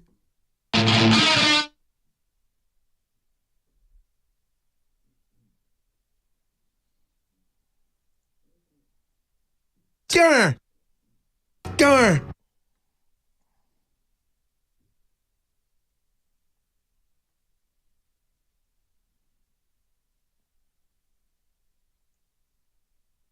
Yeah, this might be another one that doesn't need the full 60 seconds because for the second game in a row, pretty quiet night for Macklin Celebrini. Sharks not having a good time in Florida after getting blitzed by the Lightning 8-1 on a Thursday. They fall 3-1 to the defending Stanley Cup champion Florida Panthers. Game is basically over 23 seconds in. Matthew Tkachuk gets the goal right away. Macklin Celebrini, the second game in a row that he has held pointless. That was coming after a 5-game point streak for the young rookie. A great day for Mackenzie Blackwood between the pipes yesterday. 49 saves did he face against the Panthers. 49 saves against the Panthers. Fortunately, 3 of them got through, but yeah, rough trip to South Florida for the Sharks this weekend. No doubt about that. Their road trip continues, a 6-game road trip. They're going to Carolina. So I wonder, you know what? Hopefully they got their asses out of Miami after Saturday and got up to the Carolinas and went to go visit whatever the hell is in Carolina. The Hurricanes? Speaking of Hurricanes. Yeah, speaking of Hurricanes, they're going to visit them. But, I mean, get them out of Miami for crying out loud. Or maybe the Sharks the Sharks just stay to South Florida. They'll fly up to Carolina today. Actually, I would actually do that. Stay in South Florida for Sunday. Live your life Sunday. Stay out all Sunday night. And then fly up to Carolina today. Get it out your system. Why not? Southeast Miami. Yeah. You don't got the Hurricanes tomorrow, then the Blues on Thursday, and they're back home to take on Utah on Saturday. Yeah, there you go. Yeah, go hang out in South Beach, Shashki. If I'm the young Sharkies. I think the Sharks had enough time in South Beach, though. No. You only go there once a season. There's no rush to get. Who's rushing to get to North Carolina? Well, there is a lot of Raleigh, North Carolina. I know it's one of the big tech golf. If you're a golfer, okay. No, there is great, great golf. I don't know if there's a lot of golfers on the show. I assume so. So both Carolinas, yeah, great golf. I was just there a couple months ago. It was great. Yeah, that's it. I mean, they can play golf anywhere. Well, no, there are Tobacco Road is there are some prestigious places that you could play if you're into golf. So you think they left early to go play some golf, or maybe just hang out in South Florida extra day? Raleigh, Jeremy Roenick would have. I mean, he loves golf. Raleigh, South Beach. These guys need to focus. Let's get them up to Raleigh so we can focus for a little bit. No, get the fun out. No, you lose like that, right? You get outscored 11-2 in back-to-back games. You know what? Go have some fun. Team bonding. Let it all hang out. That first playoff or the first championship playoff run when the Warriors dragged Steph out in Memphis that night, in the middle of that playoff series to kind of get his mentals right, maybe something like that. Yeah, Draymond Green and Steph Curry having a glass of wine, trying to get their minds right. Foley takes Macklin out to kind of get him to relax a little bit. Yeah. You can't drink. Well, you can't drink. You have soda. You don't need to drink to relax. Yeah, you don't. You don't need that. You need to drink. Just vibes. I don't even drink anymore. I've never been more relaxed. Shout out Stretch Lab. King of Diamonds. Stretch Lab does help. Stretch Lab helps a lot. Oh, man, they get deep into those hammies, man. Holy smokes. Dog. What do you mean? Deep into the hammies. Stretching the hammies. That's not a pause. I don't think you understand the usage of pause in this context, Shasky. All right, you know what I want to do? Leftovers. I want to do leftovers today. Because, all right, the Niners, I don't think people, honestly, I get the feeling that Niner fans just aren't impressed with the win yesterday. Like, they're just not. I just feel like Niner fans is like, yeah, we beat the Bears, whatever. Brock Purdy played well, but whatever. I think more people are impressed with the Warriors, but we had a lot of things going on over the weekend. Willie Adamas, he's a Giant. 7 years, so $182 million now. It's not easy to get us pumped up about the Giants when you sign somebody. We're desperate for it. But we got a lot going on. College football playoff. How about those games on Saturday? All that coming up here on the Morning Roast, brought to you by our great friends at Fast Track. Hey, it's Willard and Dibs for Safeway.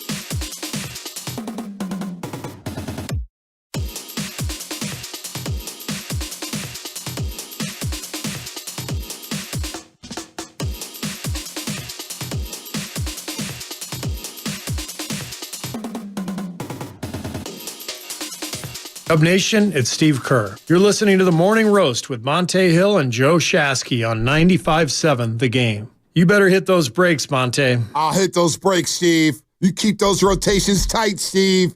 And we keep rolling like we did last night, Coach Kerr. Oh, I love the way he's coaching right now. He's pushing all the right buttons. You got to do what you got to do. 13 different starting lineups, different combinations. He's trying to find the formula. Hey, 14-9. 5th place in the Western Conference right now, and let's just trade water in the month of December. This is a fun journey with the Warriors. It really is. Niners, we'll see what happens. 4 games left. We'll see what happens. But happy birthday, as you heard the music, to the great Kurt Angle, turned 56 years old today. Who had the best weekend? Niners, Giants, or Warriors? Kurt Angle. Kurt Angle. Care to elaborate? I mean, he's 56 years old. I mean, this guy... He's a D1 champion, gold medals. Okay, I'm glad that you know his bio. The Olympic, how did he have the best weekend? Olympic Games. It's his birthday. That's why. I think his YouTube channel's unbelievable.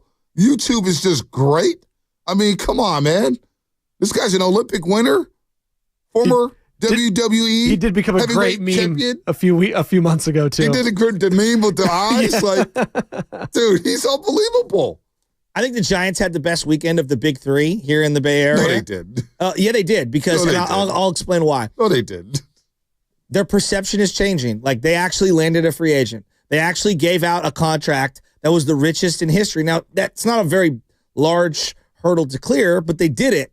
They actually have accomplished cleaning up the left side of their infield in one offseason, essentially, with Matt Chapman and Adamas in the fold.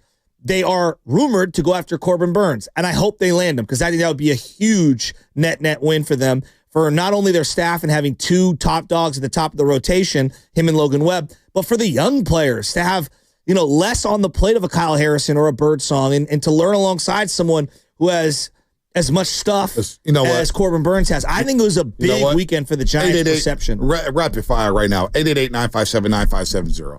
What the best weekend in the Bay Area? Was it the Giants? Was it the Sharks? Was it the Warriors? Was it the Niners?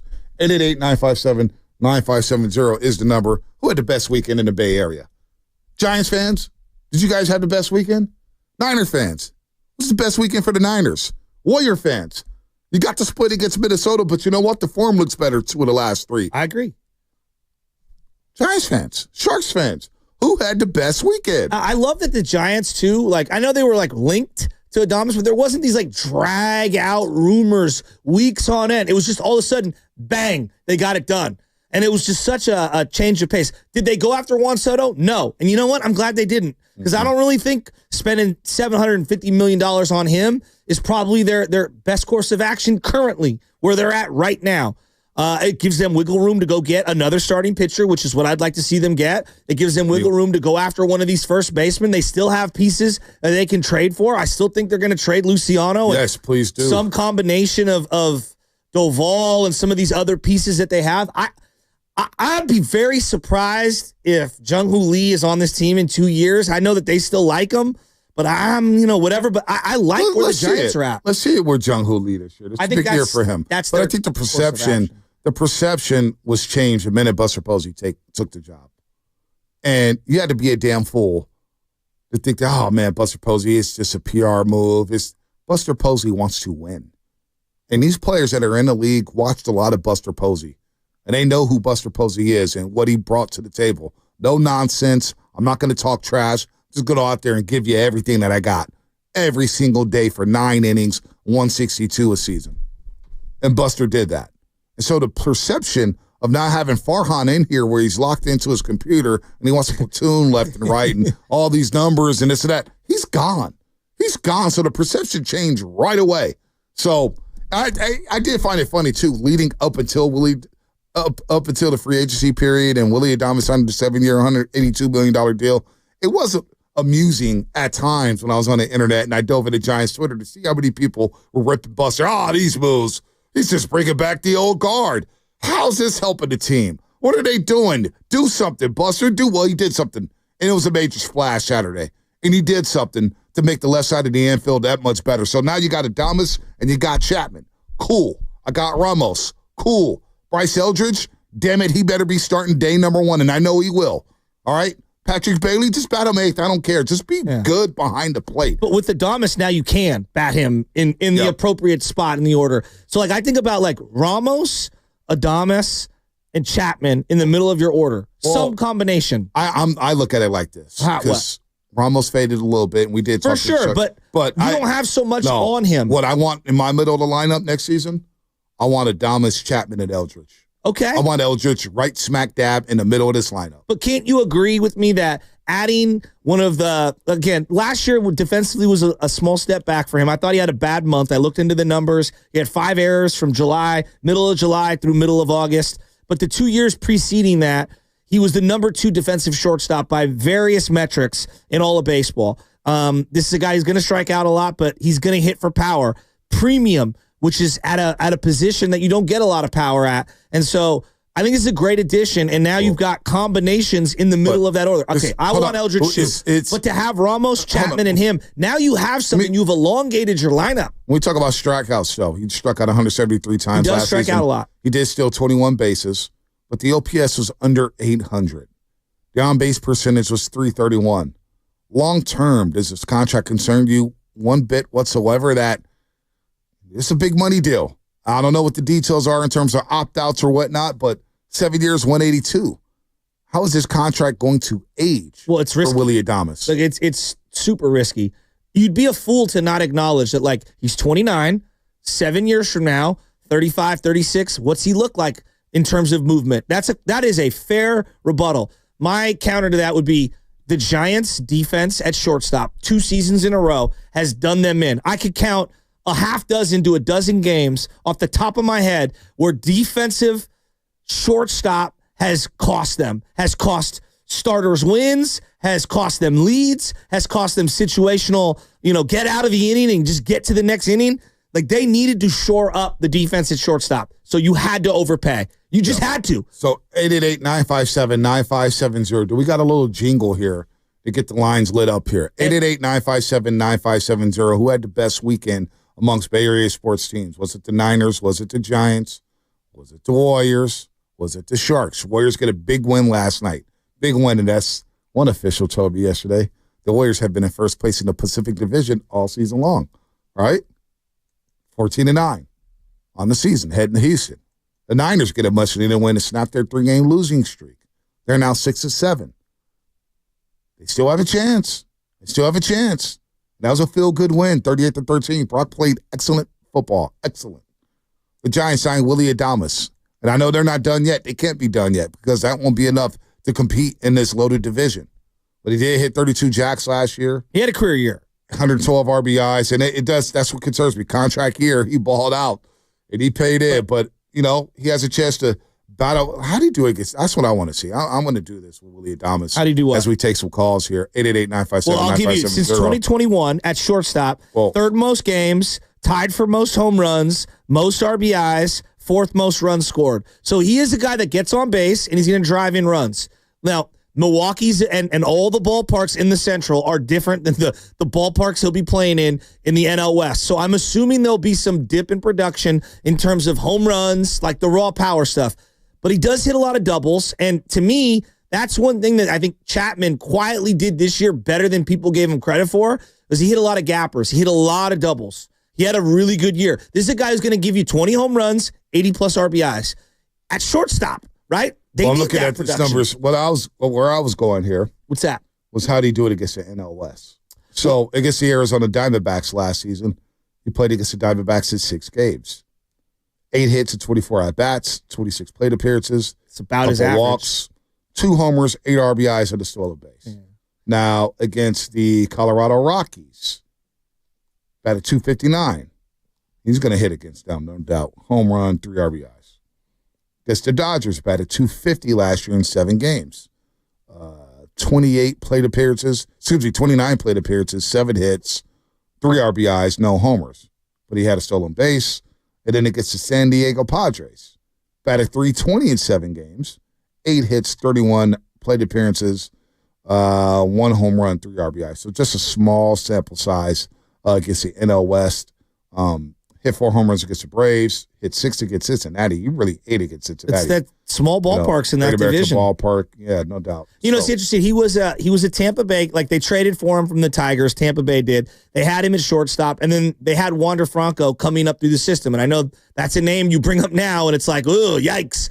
But that's why he was traded. That's why he was traded, because they had Wander Franco in their system. Otherwise, they probably would have kept him. I consider the Tampa Bay Rays to be a smarter business operation. They know what they're doing. The Brewers are really smart, too. If you just look, like the Brewers year after year are very, very good at retinkering and figuring things out. Why didn't the Brewers sign him? Well, they gave Yelich a big deal, and that's kind of like limited their spending. And Jackson Chirino, they signed him long-term before he even played a game in the majors. Exactly. They locked him up, so. They're a discerning organization. They're not going to retain certain players, and they know that. Jackson Chourio, the guy you referenced, they had this long thing on MLB Network over the weekend about how Jackson Chourio pointed at Willie as one of the guys that really helped him get acclimated to the big leagues. This is a leader. This is a guy who other players follow in the dugout and in the clubhouse, and they need that. They really don't have a voice. Like, Chapman's a kind of go about it my own way, quiet guy. Not that he's not a leader by how he acts. It's just sometimes you need like that effervescent,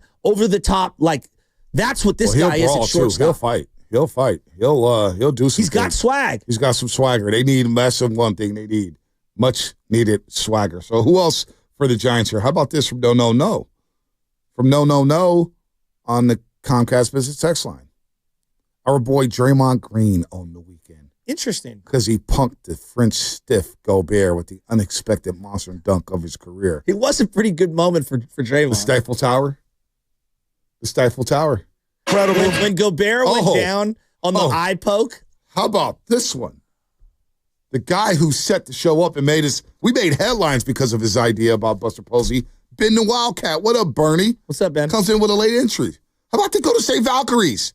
They had a pretty good weekend. Great new positive chapter and vibes for the city. The expansion draft Friday night, which they had Baron Davis and E40 there moderating. Joe Lake was in the building. We had him on the set. Natalie DeCase, she's great in person, man. She's awesome. Okay. But they did have a great weekend. The colorways, the new secondary logos, they may have had the best weekend, and they're set up to sign some free agents and have the number 5 pick in the WNBA draft. They're all excited. So Ben Wildcat with a nice little entry there. Possibly, in the words of Kyle Shanahan, possibly. Great weekend. We're now moving forward with the Valkyries. And Natalie, she's juiced. It was interesting. Kyle Shanahan at the end of last week said something to the effect of, only God knows if Bosa's going to play, but I think it's looking good. And then they immediately announced him out hours later. I don't know if Bosa plays another game this year. I would hope so. He's missed 3 in a row, right? I would hope so.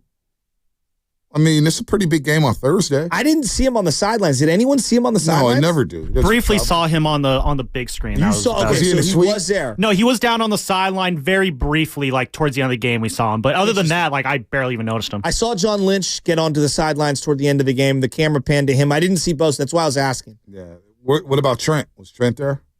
I did not see Trent on the sideline. I've seen Charvarius Ward out there playing, the poor guy. I don't even know how these guys are playing. He played well yesterday. Given everything that's happened in their personal life. If I was Trent and, I'm not going to tell him what to do, but I'd have a hard time playing football when your family's grieving the way that they are. It's tough. It's really tough. It's tough. We saw Andrew Wiggins go through some things, and he had to step away. But he's free and easy. By the way, Andrew Wiggins told Mark Spears yesterday that he's going to try to give it a go Wednesday in Houston, when the Warriors try to advance to the semifinals of the Emirates NBA Cup.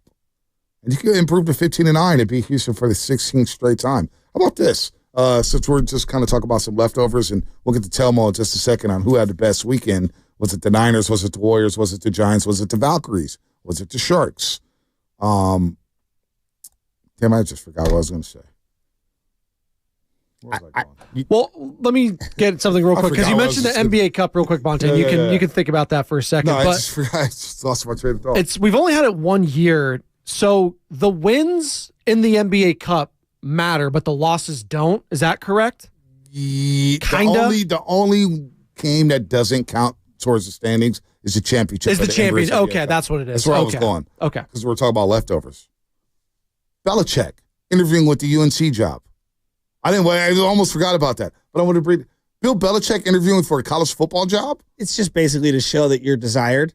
It's like when you go with a girl to the bar hoping to get the attention of maybe another girl, for example. I'm using a very loose, horrible analogy. Yeah, you are. But he's using college to show the NFL that I'm still desired. You don't think? Why North Carolina? That's kind of beneath him, right? Like Yeah, I almost think saying. that's like kind of desperate. If you're the NFL, I'm calling his bluff. Okay, fine. Go back to college. Like you See want how to be that in the ACC? Like in Chapel Hill? Like what? Wouldn't be hard to win the league. If I was the Raiders, I would throw the keys to him, and I'd say, just do it. No. You guys need it. I don't want a 73-year-old. Like, no. I don't want. I'd rather have Mike Vrabel. 73? I'd rather have Mike Vrabel. I'd rather see Mike Vrabel with the Raiders. Mike Vrabel's probably my number one head coaching candidate. I love Vrabel. Love Vrabel. Let's go to Telmo in the city. Telmo, what's happening, man? Who had the best weekend? Who had the best weekend in the Bay? What's up, fellas? Hey, buddy. All right. Well, a lot of people had a good weekend. I think the Bay Area fans had the best weekend in the Bay. But in terms of teams, it has to be the Niners because everybody else is building for the future. They're in the beginning of the season. It's for, for the upcoming season. The Niners were the only ones that there was the sense of immediacy that they needed a win to even give them a shot to keep going, to have any opportunity to go to the playoffs. They turned in a good performance, which was beyond just getting a W. You actually wanted to see them do something that could hopefully build some momentum. So with that being said, and not being numerically or statistically eliminated essentially from the playoffs, the Niners had the best weekend in the Bay. I like that answer. I like that answer a lot. It was a really big bounce back, and it showed me that these guys are obviously still fighting and balling out there, but they just look so rejuvenated against the Bears. And I know it's the Bears, and they suck. And look, I don't disagree with that sentiment, but to see Kittle do what he did the way he did it, it tells me like, hey, Kyle, we got to figure out a way to get George Kittle involved a little more every single week. Well, they hit rock bottom against Buffalo. That was rock bottom for this organization. To lose to Green Bay 38-10 and then follow it up by losing to Buffalo 35-10 when it wasn't even that close. They got embarrassed. They got outscored 73-20 in back-to-back weeks. So you're at rock bottom. You welcome in the Bears. You got to fly all the way back from the snowy conditions in Buffalo back to the West Coast. Everything is doom and gloom. You're a couple games out of first place in the NFC West. Yeah, they needed to pick themselves up off the bat. They couldn't get no lower. They couldn't, really. When you think about the last 3 weeks, letting Geno walk off the field like he was Joe Namath, I still can't get over that image when he's walking through the Levi Stadium tunnel after doing a night-night. The reason why it's been such a snake-bit year, it's like you blow that team out, and you still walk away, and Isaac Arendo's hurt, and Birch is hurt. Guy, I didn't even know Birch existed, by the way. I'll freely admit, I'm not some Birch stan. I didn't even know who he was 3 weeks ago. But even when they play great and lights out, you got multiple guys getting hurt. It's so frustrating. That does. Because Garendo, he shows a lot of promise. Mm-hmm. Let's go to Mike in Berkeley. Mike, hey, Mike, what's happening? Hey, guys. Good morning. How are you? Good, good. Good. Hey, I heard you guys talking about Bellichick, and the news that my daughter goes to UNC, and the scuttlebutt out of there is that he's trying to get his son's foot in the door, Steven. So he's going to bring him along as a D coordinator, and then after about a year or two, he's going to step away. And the caveat is that his son takes over the head coaching job. That's probably accurate. Where Steven is at Washington still? Washington, yeah, defensive coordinator up there. I mean, I don't know. Sacrificing for his son to be in Chapel Hill. I'd probably do it for my son at some point if I had the equity. You know what? I'm not going to say anything. What? You don't think I would? I would. No, it has nothing to do with you. It has more to do with Belichick. I'm just going to leave it alone, though. I'm going to leave it alone. What just popped in my head? It's not good. Let's go to Big Smooth. Okay. Big Smooth. What up, Big Smooth? Maybe that's why Belichick is dating a young lady to show he's still fighting for the dude. But anyway, that's not what I call. That's not what I call for. Hey, the Warriors. Hey, Bonta, tell me you don't feel this. The Warriors figured it out last night. I think you're about to see something. They figured it out. Man, they was getting boat ran, and they just calmly kept pushing. I think Kaminga. I think the Warriors have figured out this lineup. Draymond stepping back, a.k.a. Iguodala, Iggy.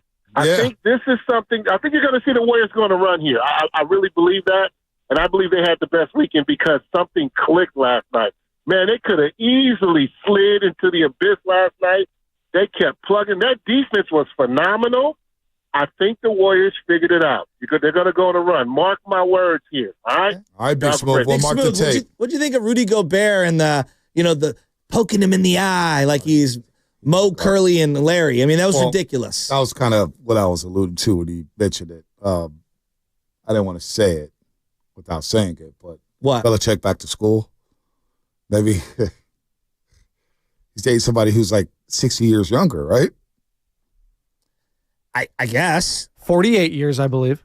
48 years would be exact. Age ain't nothing but a number. One of them on the college campus, man. Well, she signed, according to TMZ, she did sign off on the idea of like living with him when she goes back to go back to college. So wait, she's going back to college? Well, no, if he gets the job, she's okay with it. So just letting you guys know. She's happy with living on a college campus. I'm happy with living on a college campus. Oh my God. Oh my God, the jokesters, right? He really do. That's what I thought. I was like, wait, you sure you?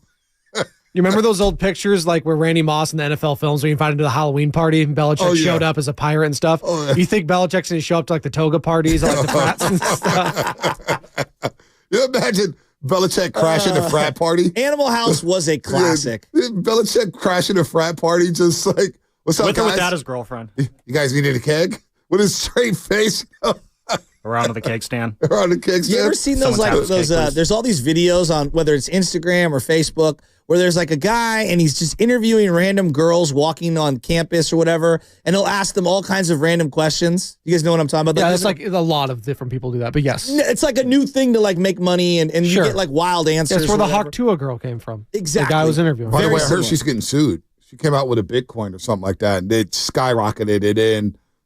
All of a sudden, it dipped. Shocker. It tanked. Like it tanked, but they're suing her because they think she has something to do with it. Well, she got rich quick and then short the stock, get rid of the coin, whatever. She came out with a podcast. That's when I knew it was over. Yeah, I mean, boy, you talking about overhyped. Unless it was on Odyssey. Plus minus. Plus minus, I don't think it's show. TK show, yeah, TK show. Garlic fries and baseball guys. Garlic fries, baseball guys doing numbers. Doing numbers. Yeah. Doing numbers. I think we also have exclusive rights to the Stephen A. Smith show. No, that jumped the shark about 6 months ago. Oh, I thought we did. 7 months ago. Right. It's a wrap. Real quick. We got a couple minutes here before we headed off to Steiny and Goo. Wonder what they're going to talk about today. Shout out to Pittsburgh High, beating Folsom, coming back from 21-0. Huge win. Going to the state championship. Shout out to SI for a very successful season. I watched that entire game on my laptop. Tough one down there, Central East in Fresno. Left the punt early, quarterback fumbled. They did rally. They were down 26-23, but Central just had a little too much there late in the game. But shout out to SI for having a hell of a season. Hell of a season. You guys should be proud out there at the Sunset. St. Ignatius with a memorable year. Maybe one of the best seasons in school history on the football field. I don't have to research that, but, you know, it feels like it. I'll ask Mo Kieran's next time I see him. Yeah, there you go. Text him. I'm sure you got his number. I do. Yeah. Both of the brothers. Yeah, there you go. Tell the brother I said hi. He used to cover him when he coached the girls basketball. Mike. Team. Now I'm hearing he's out in South City doing some things. He's been down in South City for a while, but also athletic director at St. Cecilia's. There you go. See, I didn't get told that. Did I get told that? I haven't seen Mike Kieran in like a decade. He's doing great. Yeah, I bet it. So text him. Tell him I said, I will. Is it the most successful season in SI history? Because I know you're tapped in. Yeah, I will. I'll ask him.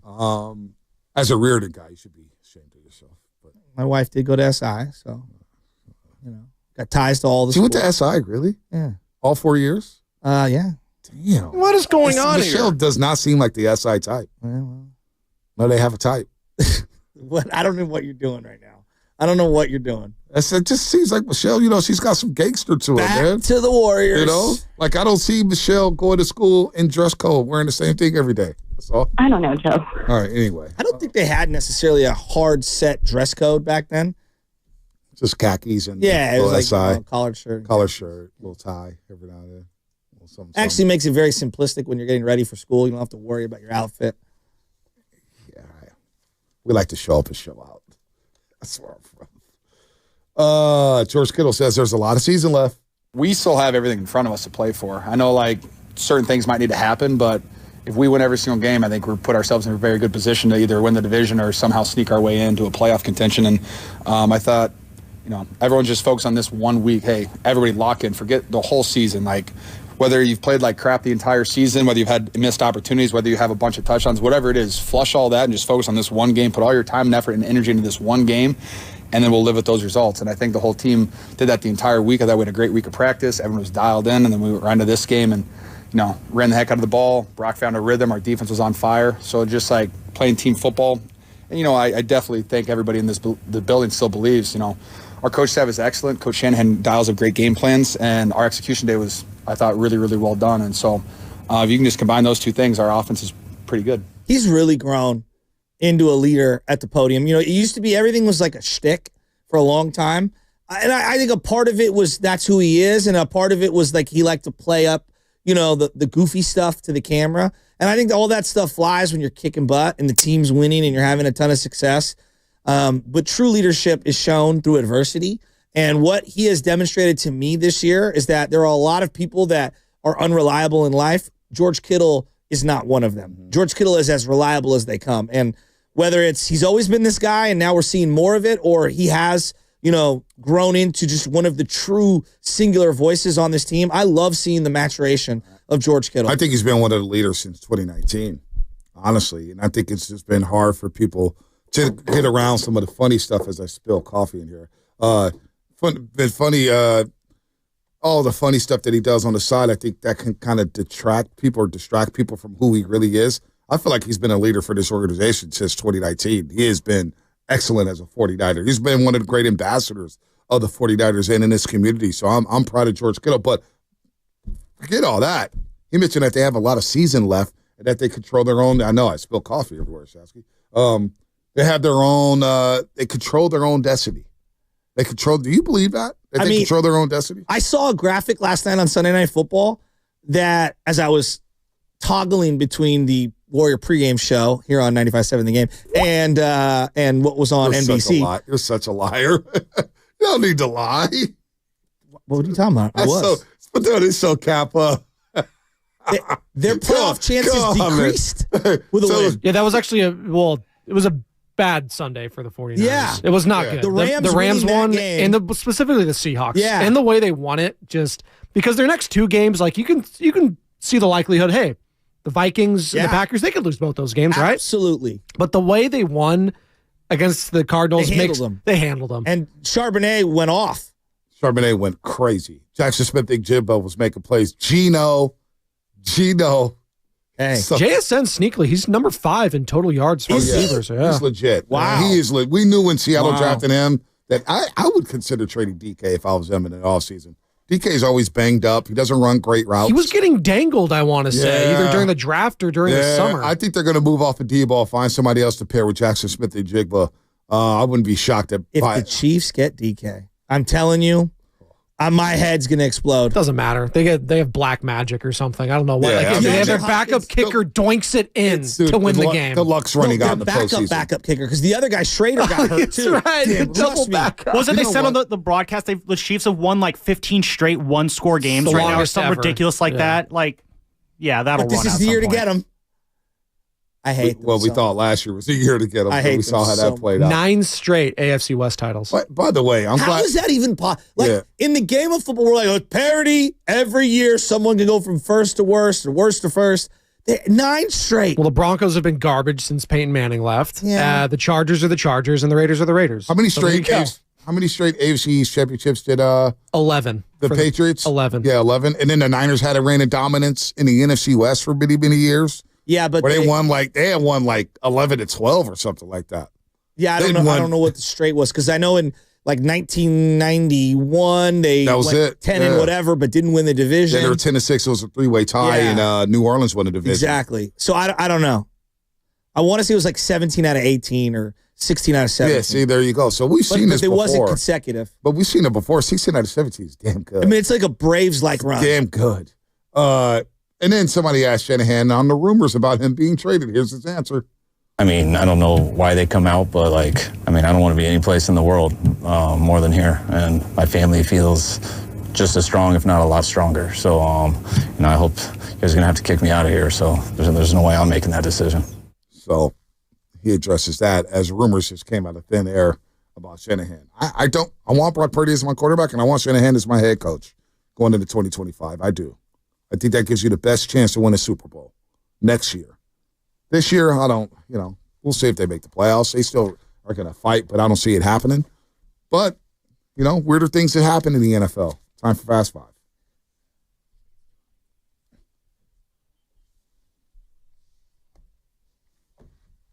Do you believe? What's up, Joe, bro? So I'm watching the Niners on the big screen, and then I switch over to the iPad, and I got Buffalo Bills versus the Rams. Puka Nacua is unbelievable. He is not a gimmick. He is real. He is a stud. He made catches along the sidelines. He was doing tunnel screens. He was running over dudes. He was running by guys. Puka Nacua is one of the most underrated players because I think everyone, he's a byproduct of McVay. No, he's freaking awesome. Greg Cohn on KTVU. Look at that. What's Al Castaneda? Damn. He took Steiny and Guru's slot. I'm kidding, Steiny and Guru. I'm kidding. My final thought, this college football playoff, I'm so amped up for this bracket. They got it right. SMU deserved the spot. They deserved the spot. Oregon as a number 1 seed, probably going to play Ohio State or Tennessee in the second round.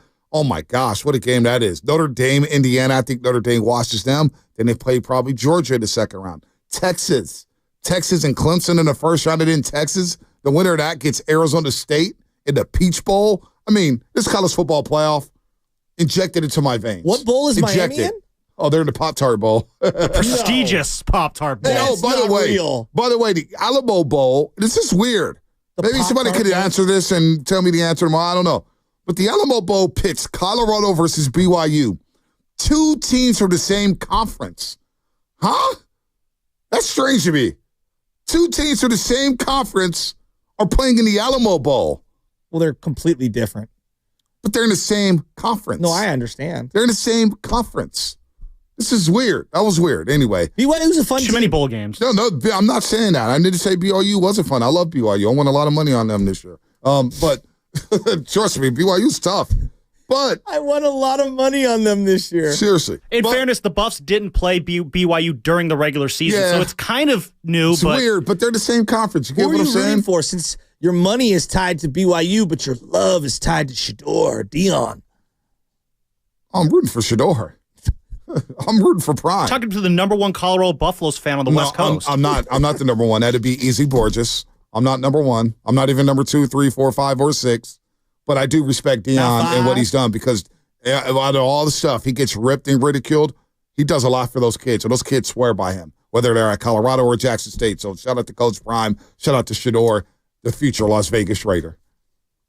God, you said it, Bonta. Come on. God, it got me excited. Yes. Over Cam Ward? Yes. Not even close. Really? Come on. Yeah. That being said, the tank is on.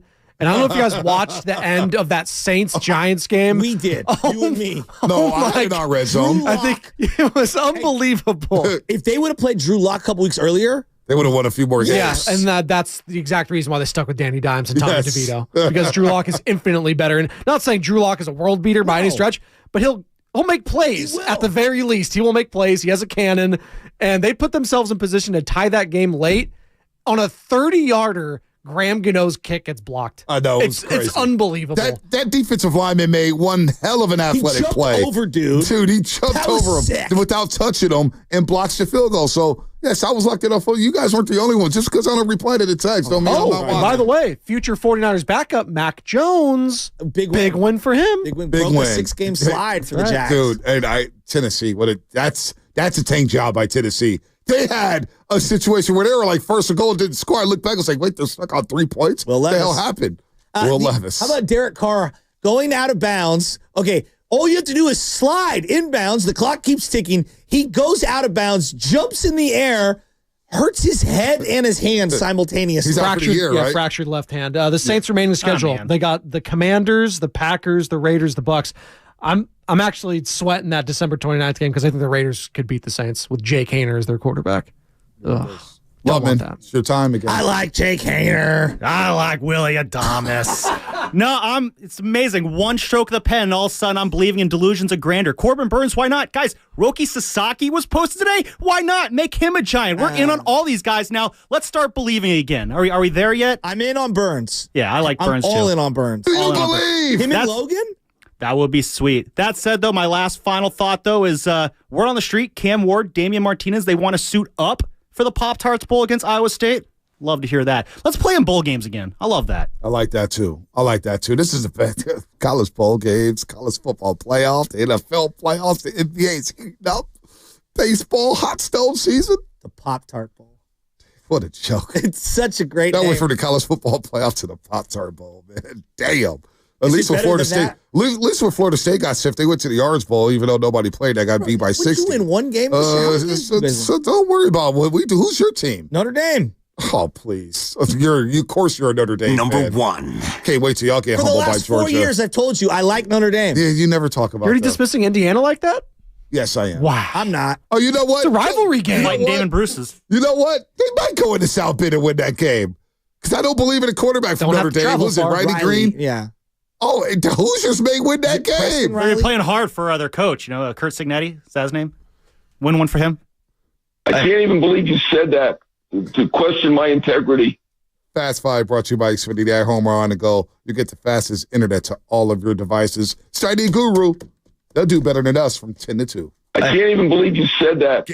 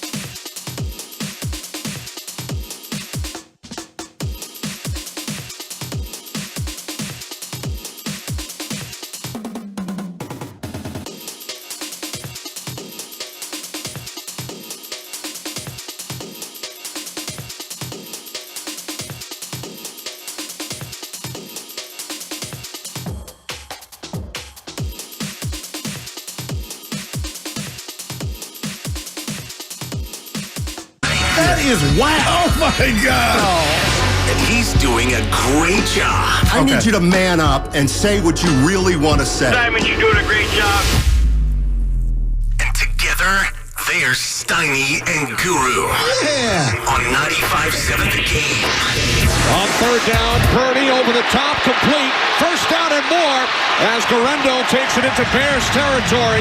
Forced out of bounds at the Chicago 40. Catch and run of 23 yards.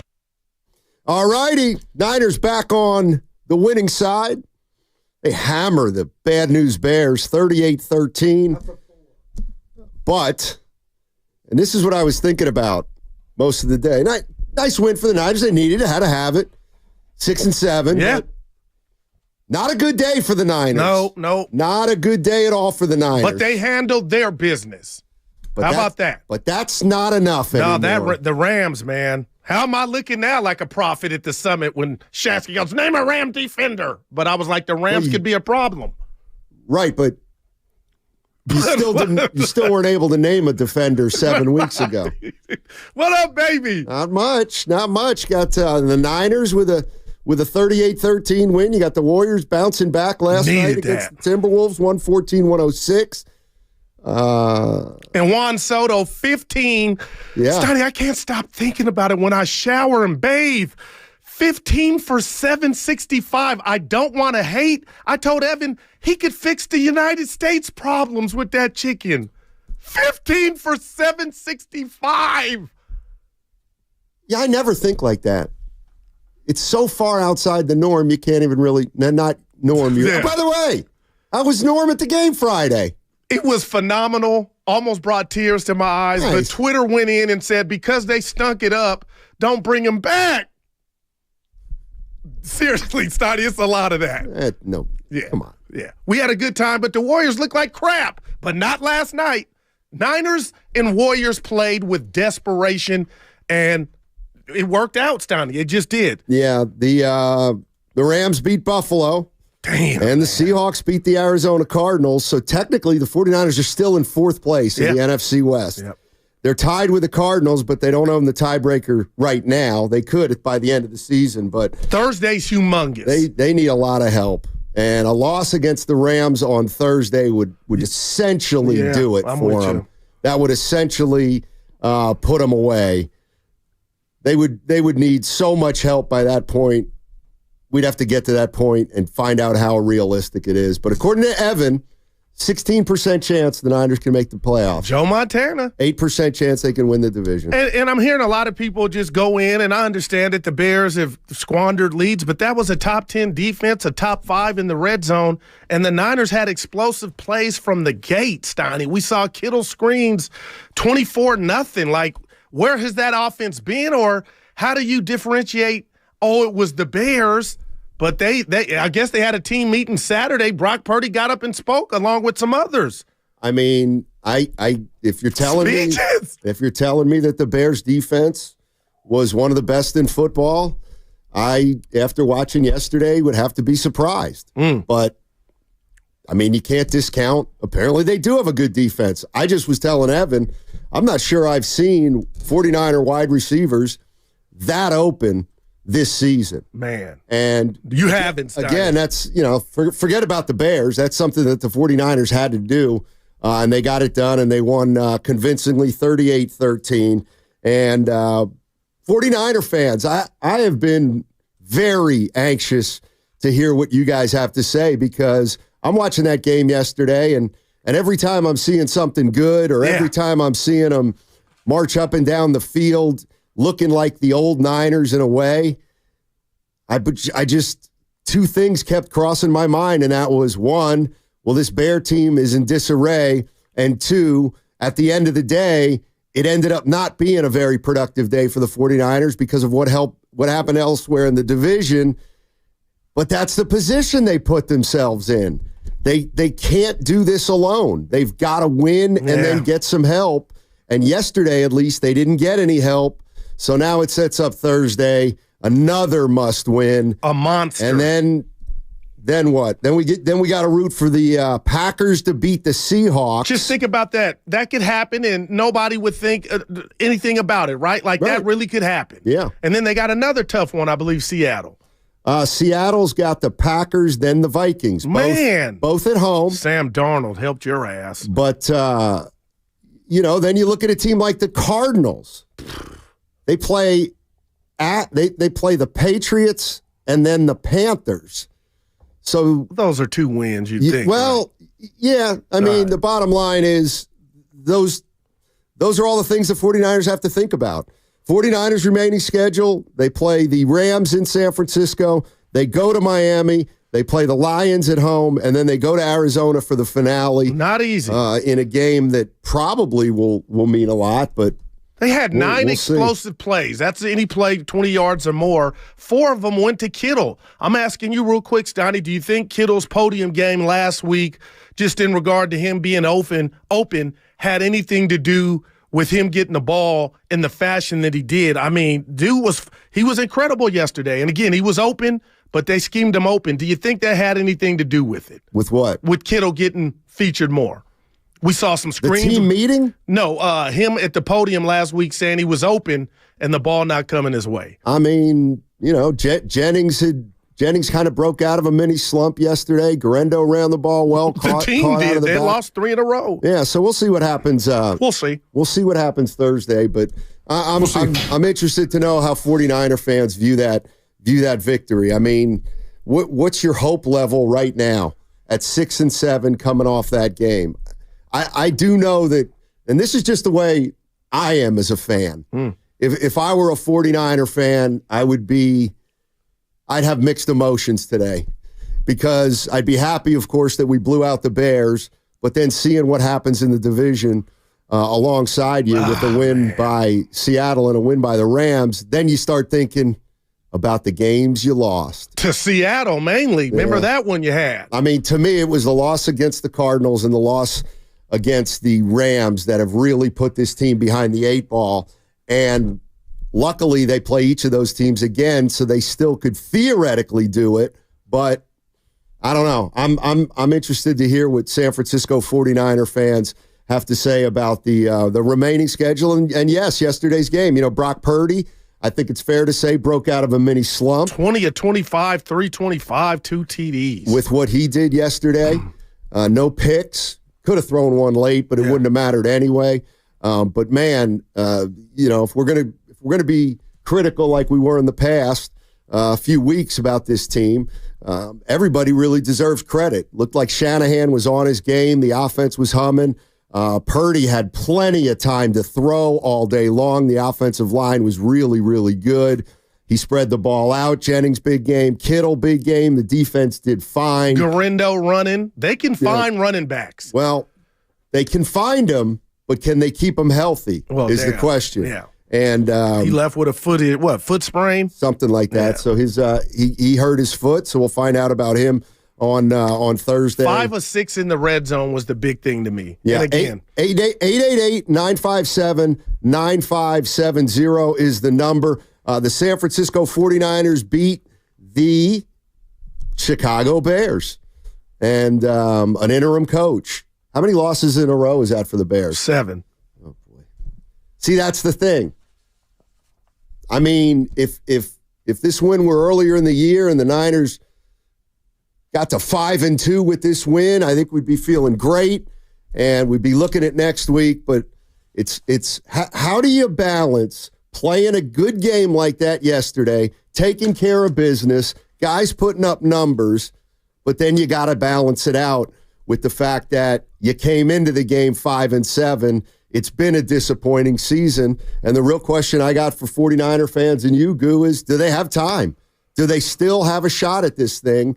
And to me, even though they won, they have less of a shot this week than they did last week. Yeah, and I can't forget our show a couple weeks ago when a caller called and told me and checked me, Stoney, buffed me, and said, Goo, hope is not a strategy. But the bottom line is those 3 losses you talked about that they let get away, I mean, those are 3 of your division foes. But if you win out, you got to look at it that way. You're 10-7. you just need help, and that's just what it is. And I don't know where that 49er offense and team was. The defense, I was talking about Sorensen all week. What's up with him? And they go out and get 7 sacks with no Bosa. So, Steiny, it's there. You just need, as the kids say in the streets in the Bay, you need hella help. What's coming up on the game is presented by Fremont Bank, celebrating 60 years of full-service banking with no compromises. Don't miss the kickoff show this Thursday with Evan Giddings and Lorenzo Neal. That's 2 hours before the start of the 49ers game. It's all presented by Habas Law. You've been wronged. Habas Law will fight to make it right. Call 1-800-INJURED or visit habaslaw.com. Plus, that segment also brought to you by the California Lottery. If you're looking for the perfect gift, give scratchers from the California Lottery. With so many to choose from, you're sure to find the right gift for anyone on your list. Give the gift of scratchers from the California Lottery. A little play can make your day. Television sales on Black Friday set new records as millions of Americans snapped up the hot deals. But a lot of people were out of town or too busy to take advantage of the special pricing. So, how about a redo? Right now, you've got a second chance to save big on many of the top-rated Samsung, LG, and Sony TVs. Where? At Video Only, where the smart shoppers go. So, don't miss out. Check out Video Only now, or you'll be sorry. Save on top brands at Whole Foods Market. Get Rao's pasta sauces for $5.99 each with Prime through December 10th. Add it to your favorite pasta shape for an easy weeknight meal. While supplies last, shop in-store or online. Terms apply. Experience the unbeatable performance, quality, and craftsmanship of a Decor kitchen. Decor is dedicated to excellence in design, performance, and connectivity, enabling exceptional experiences and inspiration at every touch. Come into Friedman's Appliance in Pleasant Hill to discover the full line of Decor appliances and save up to 20% with a qualifying purchase with their 5-10-20 promotion. Visit Friedman's Appliance in Pleasant Hill and start saving on your Decor kitchen today.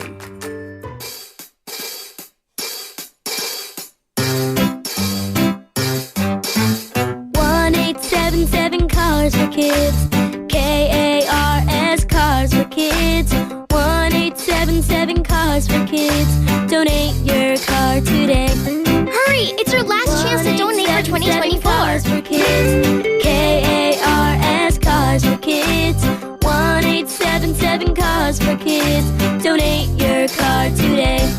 Donate your car today at carsforkids.org. Your car, running or not, can be picked up as soon as the next day. No title? No problem.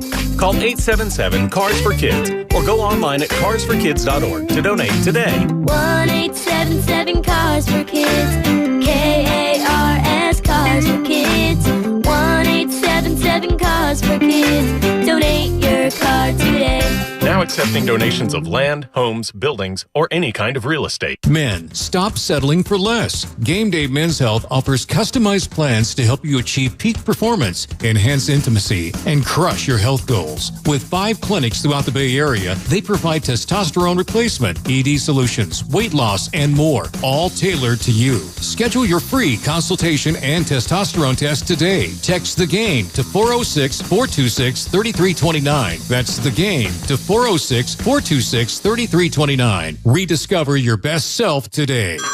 Hey everyone, it's Ted from Consumer Cellular, the guy in the orange sweater, and this is your wake-up call. If you're paying too much for wireless service, you don't have to keep having that nightmare. Consumer Cellular has the same fast, reliable coverage as the leading carriers for less. And for a limited time, new customers receive their second month free when they sign up and use promo code SECONDFREE by January 26th. So why keep spending more than you have to? Seriously, wake up and call 1-888-FREEDOM or visit consumercellular.com. Taxes, fees, and other third-party charges will apply. See website for additional details.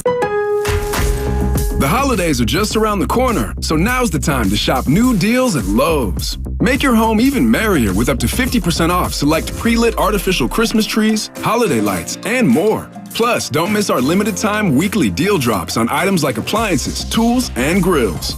There's something for everyone on your list. Count on Lowe's to help you save all season long, because Lowe's knows deals. Valid 12/5 through 12/11 while supplies last. Selection varies by location. I'm Tiffany, founder of Harlem Pilates. When I couldn't find Pilates in my neighborhood, I started...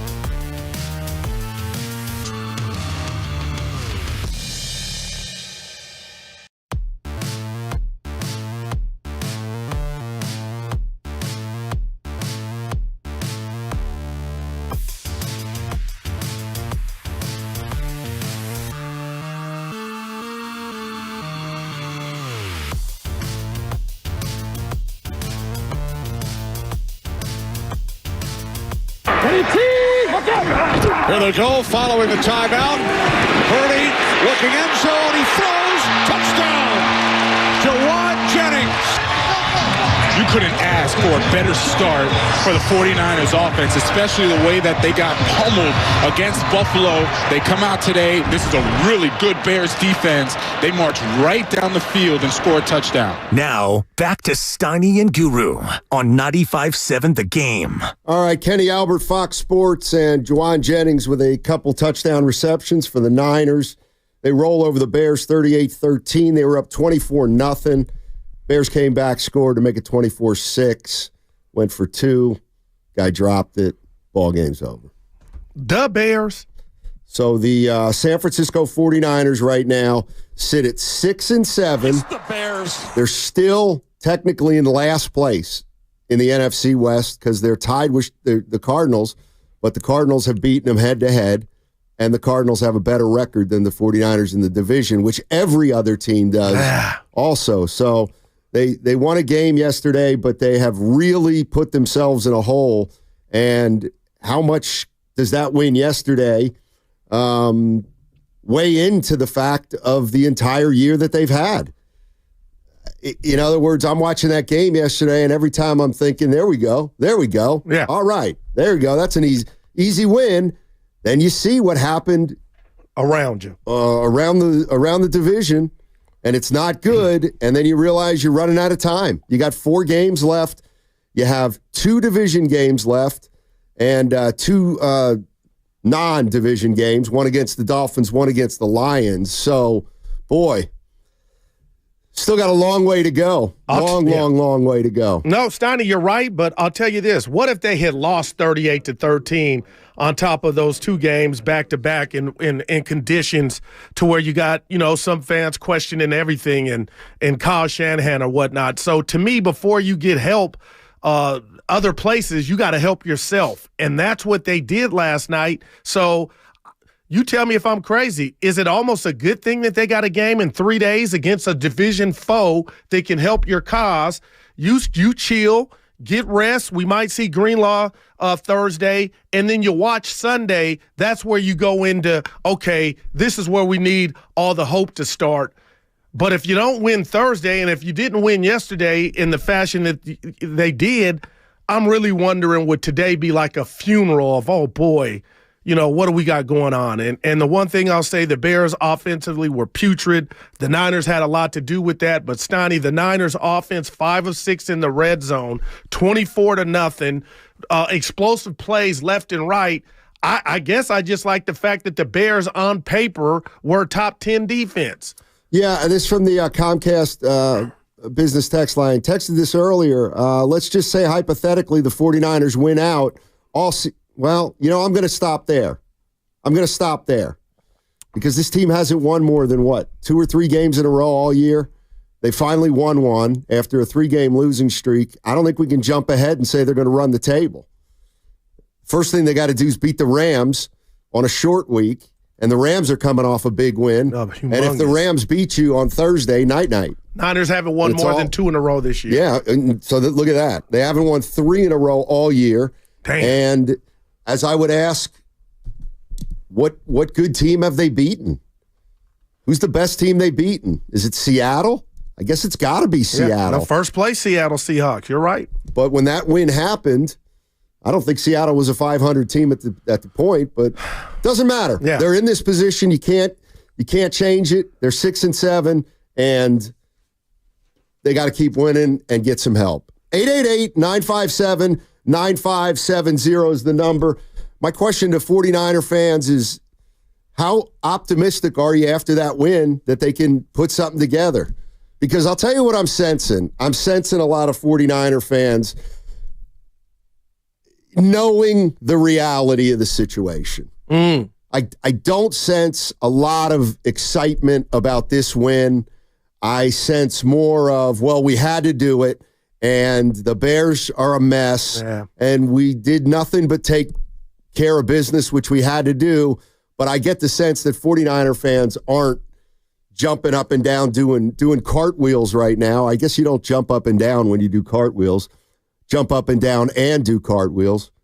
I don't sense that from 49er fans at all. I sense a fan base that knows they're still in a deep hole, and a lot has to fall into place for this team. You know what? I'm not mad at you, but what if I threw this to you and Niner fans, Donnie? What if Niner fans are frustrated? Like, where was this offensive production in the conditions in Buffalo? Is that fair? Against Green Bay, against Seattle? Why was it so easy to go up and down the field yesterday? And that's when you say, and I get it, I don't want to answer for you, it's the Bears. I mean, the Bears. The Bears. I look at the Bears, and I was listening to the radio. I was watching the pregame stuff, and as everybody was talking about the Bears, I started thinking, man, feels like they could win this game. Oh my gosh! They've lost 3 really close games. They've been a little bit snake bitten, and I'm thinking maybe the Bears are pretty good. But I think what happened yesterday is when a team isn't great and they've lost some nail biters, they're due for one. And I thought the Bears got what they deserved yesterday. I don't think they were very good at all. A lot of zone when teams, other defenses, Steiny, have said, let's just man up with these Niner receivers. They can't beat us. And the Bears came in running a lot of zone, and they got just gashed. 6-5-0. All I was saying, Steiny, was Seattle only has to go 1-2 versus Green Bay, Minnesota, Chicago, and beat the Rams to win the division. Oh, saying it's still a steep hill. Yeah, you're right, 6-5-0. I mean, you're absolutely right. 888-957-9570 is the number. What'd you guys think of Isaac Guerendo? He ran pretty hard yesterday. He was effective. And that looked like the old Kyle Shanahan offense of, regardless of who's playing in the backfield, whoever's running the football is going to be effective. And Guerendo was effective yesterday. 5.2 a pop. Is that what it was? Yeah. Yeah. I mean, it's one of those games where if you look at the numbers. Everybody but Debo got some. What Debo end up 2 with? 2 for 22 in the passing game, and then 5 for 13 on the ground. Still not fooling, I'm not blaming him. Just not fooling a lot of people. Yeah, I mean, that's like, I don't worry about that when you win by 25 points, like who wasn't featured and who was. Well, he did speak Saturday along with Purdy and some others, Stoney. So I wonder, again, how do you differentiate if guys getting up that normally don't talk, and I guess Purdy, I'm paraphrasing what I've heard and read, is he was just talking about the energy of the team, even on the sideline when you're not on the field. And they brought it from the giddy-up. This is George Kittle on whether they have enough time left in this season to get it done. We still have everything in front of us to play for. I know, certain things might need to happen, but if we win every single game, I think we'll put ourselves in a very good position to either win the division or somehow sneak our way into a playoff contention. And I thought, everyone just focus on this 1 week. Hey, everybody lock in. Forget the whole season. Whether you've played like crap the entire season, whether you've had missed opportunities, whether you have a bunch of touchdowns, whatever it is, flush all that and just focus on this one game. Put all your time and effort and energy into this one game, and then we'll live with those results. And I think the whole team did that the entire week. I thought we had a great week of practice. Everyone was dialed in, and then we were into this game and, ran the heck out of the ball. Brock found a rhythm. Our defense was on fire. So just like playing team football. And, I definitely think everybody in the building still believes, our coach staff is excellent. Coach Shanahan dials up great game plans, and our execution day was, I thought, really, really well done. And so if you can just combine those two things, our offense is pretty good. Now he devises great offensive plays. Last week he didn't. Dude, but we hadn't seen those. I hadn't. Those screens to him. I like that, Steiny, and he scampered down a few times. I mean, Kittle was just incredible, and so was the offense and the defense. I can't forget about them. I've been on Sorensen's neck. 7 sacks without Bosa. Now, I do understand, Stoney, that the Bears came in with 52 sacks. That was by far the most in the NFL, but they couldn't do anything. In the first half, they had 2 yards. That never happens. So this is what I'm getting at, Niner fans. I got a consecutive text on the Comcast business text line. One's from the 408 Center. I'm feeling good about this win. The first half was complete and total domination. You can only win the game you play. It's a good win to build confidence for the last 4 games. Stop the gloom and doom, Steiny. 209. This game proved nothing. If they would have won by 3, then, oh boy, there'd be 100 questions today. This team was expected to dominate, and it did. Well, they were only favored by 2.5, And then second, it did mean something, Steiny, because Thursday now, I know it's a long shot, but it would have been done. They would have been in their coffin if you don't beat the Bears. Right, but I'm with the latter. I'm with the latter in that this is a team that, like you said, they haven't won more than 2 games in a row all year. Facts. This team hasn't really beaten a big-time quality opponent. So I'm not going to fall into a trap of thinking that because you beat the Bears 38-13, that this thing's still within reach. It's a long, long reach is what it's within. And you better keep winning, and then you better start scoreboard watching. Yeah. And they need a lot to happen, a lot. And the number is the number. 16% chance to make the playoffs. I mean, I'm not. Think that goes up with a win Thursday? Sure, of course it does, but I get it. I'm not selling you. I'm not there at all, and they're going to have to win. Talk to me when they win 3 games in a row, which will mean they will have beaten the Rams this weekend, this Thursday rather, and then they go to Miami and win. Okay, they got to do that, and then I think we can start talking about it at 8-7. And you're not the only one with this mindset, but just imagine if Kyle and the players were thinking that, Steiny, they probably wouldn't have won 38-13. I believe it. What Kittle was saying that you can't sit around and cry and say, "Boy, how did we get here?" until it's official. So all you can do is try to kick ass the rest of the games you have here, and they started that yesterday. And I'm lightweight excited because Thursday means something. The Rams are coming off a big, big win against Buffalo, and if you lose that, then it's done. 888-957-9570 is the number. 49ers did what they had to do. They got to do a lot more. This is George Kittle on Playing with Desperation and what's going on inside that locker room right now.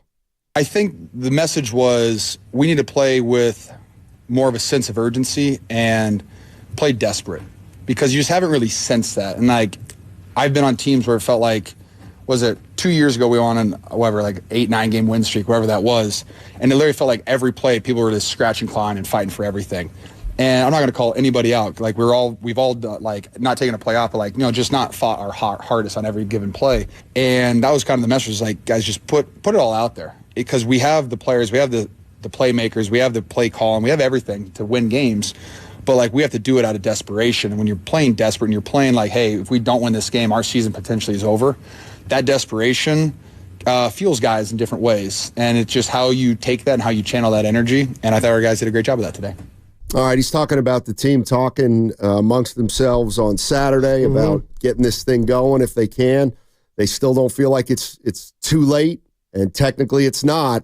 But, boy, they haven't given themselves any wiggle room at all. And you kind of wonder, just off Kittle's point, Steiny, who's that on? It may be on everybody, the players, the coaching staff, but why wasn't the desperation there on a Sunday night game against Buffalo and the week before? I know you didn't have Brock Purdy against the Packers, so they shot themselves in the foot. Nobody can deny that, but you got to make the most of these next 4. Well, the other thing is, if you want to really talk about what Kittle said and really get into it, to me, what he was talking about was a little bit of a Super Bowl hangover. He said, it seemed like 2 years ago when we had a 9-game winning streak, we were scratching and clawing every play, leaving it all out there. And then he said this year, I'm not calling anybody out, but it doesn't seem like we've fought our hardest every single play.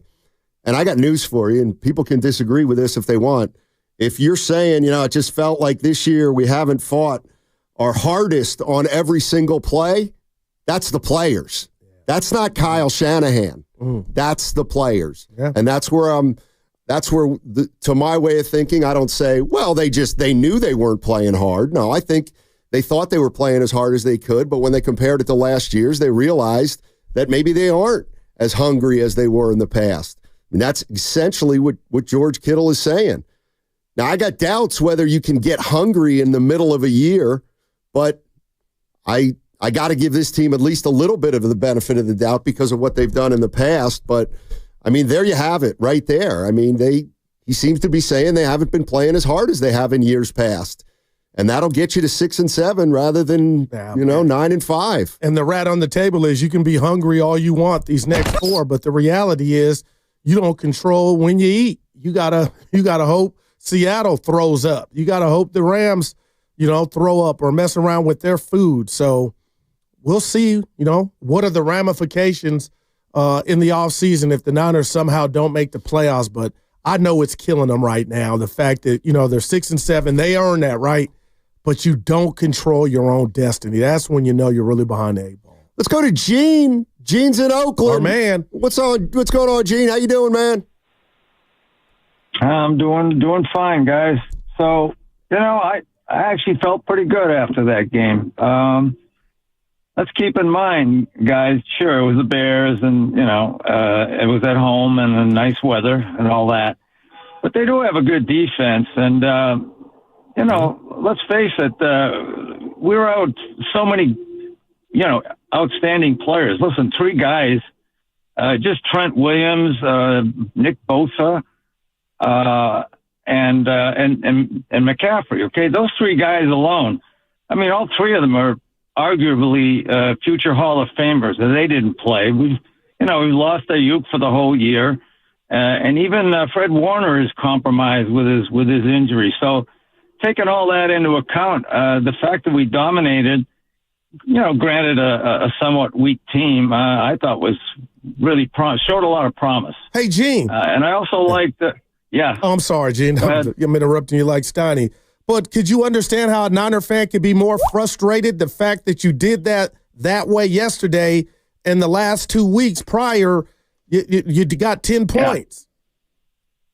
No, I no doubt. I'm frustrated too. Just like Shanahan said, they should have been more like 8-2. There were 3 games or 4 games that they should have won. But I'm thinking more, of next year, and what are the prospects for it. I love what Purdy did. I mean, it showed his resilience. He showed his leadership qualities because apparently he and Lenore had a nice little locker room chat with everybody before the game, and that seemed to have had an effect. I feel better about him getting paid now. And these guys that have had injuries, we expect them back, and hopefully we have much better luck in terms of injuries next year. I could see us returning to the way we were last year, next year, and that's really my focus at this point. Anything else is kind of a bonus. If we somehow miraculously make the playoffs, that would be great, but I certainly don't expect it. Thanks, Gene. Appreciate it, man. Appreciate it as always. I mean, that's the other thing. I mean, and I don't know how you look at this, but they were playing yesterday without Bosa, Williams, McCaffrey, Jordan Mason, and can they go, okay, what's going on with Bosa? Bosa and Williams, will they be ready by Thursday? I don't know.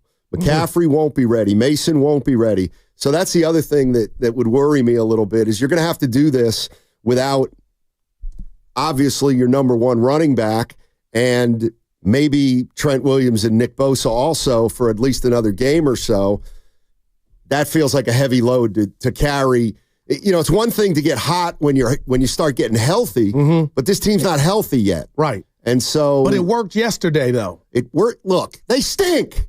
The Bears stink. Yeah, they had lost 6 in a row coming in. I mean, you played the Packers 2 weeks ago and you got blown out of the building. So what you if played the Bills? That's what I'm saying. What if the Niners stunk too, though, Stotty? You can point the finger at the Bears. They still would have won this game.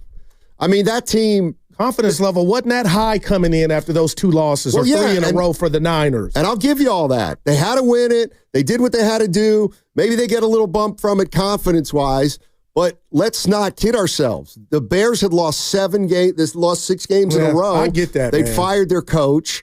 And they also, I think, this is where maybe, looking inside would have given us a little bit of an idea what would have happened. And that is, we should have known the Bears, after the 3 games they lost coming in, might be like, man, we had chances all month. We let them slip away, and now we got to go to, and they just got hammered.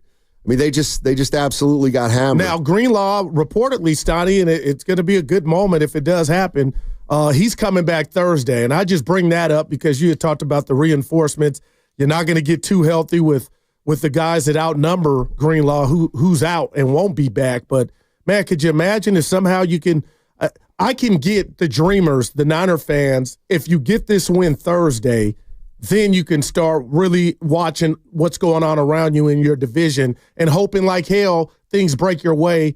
So when you do play that last game against Arizona, Stoney, in some crazy way, it would mean something if you could win it. Yeah.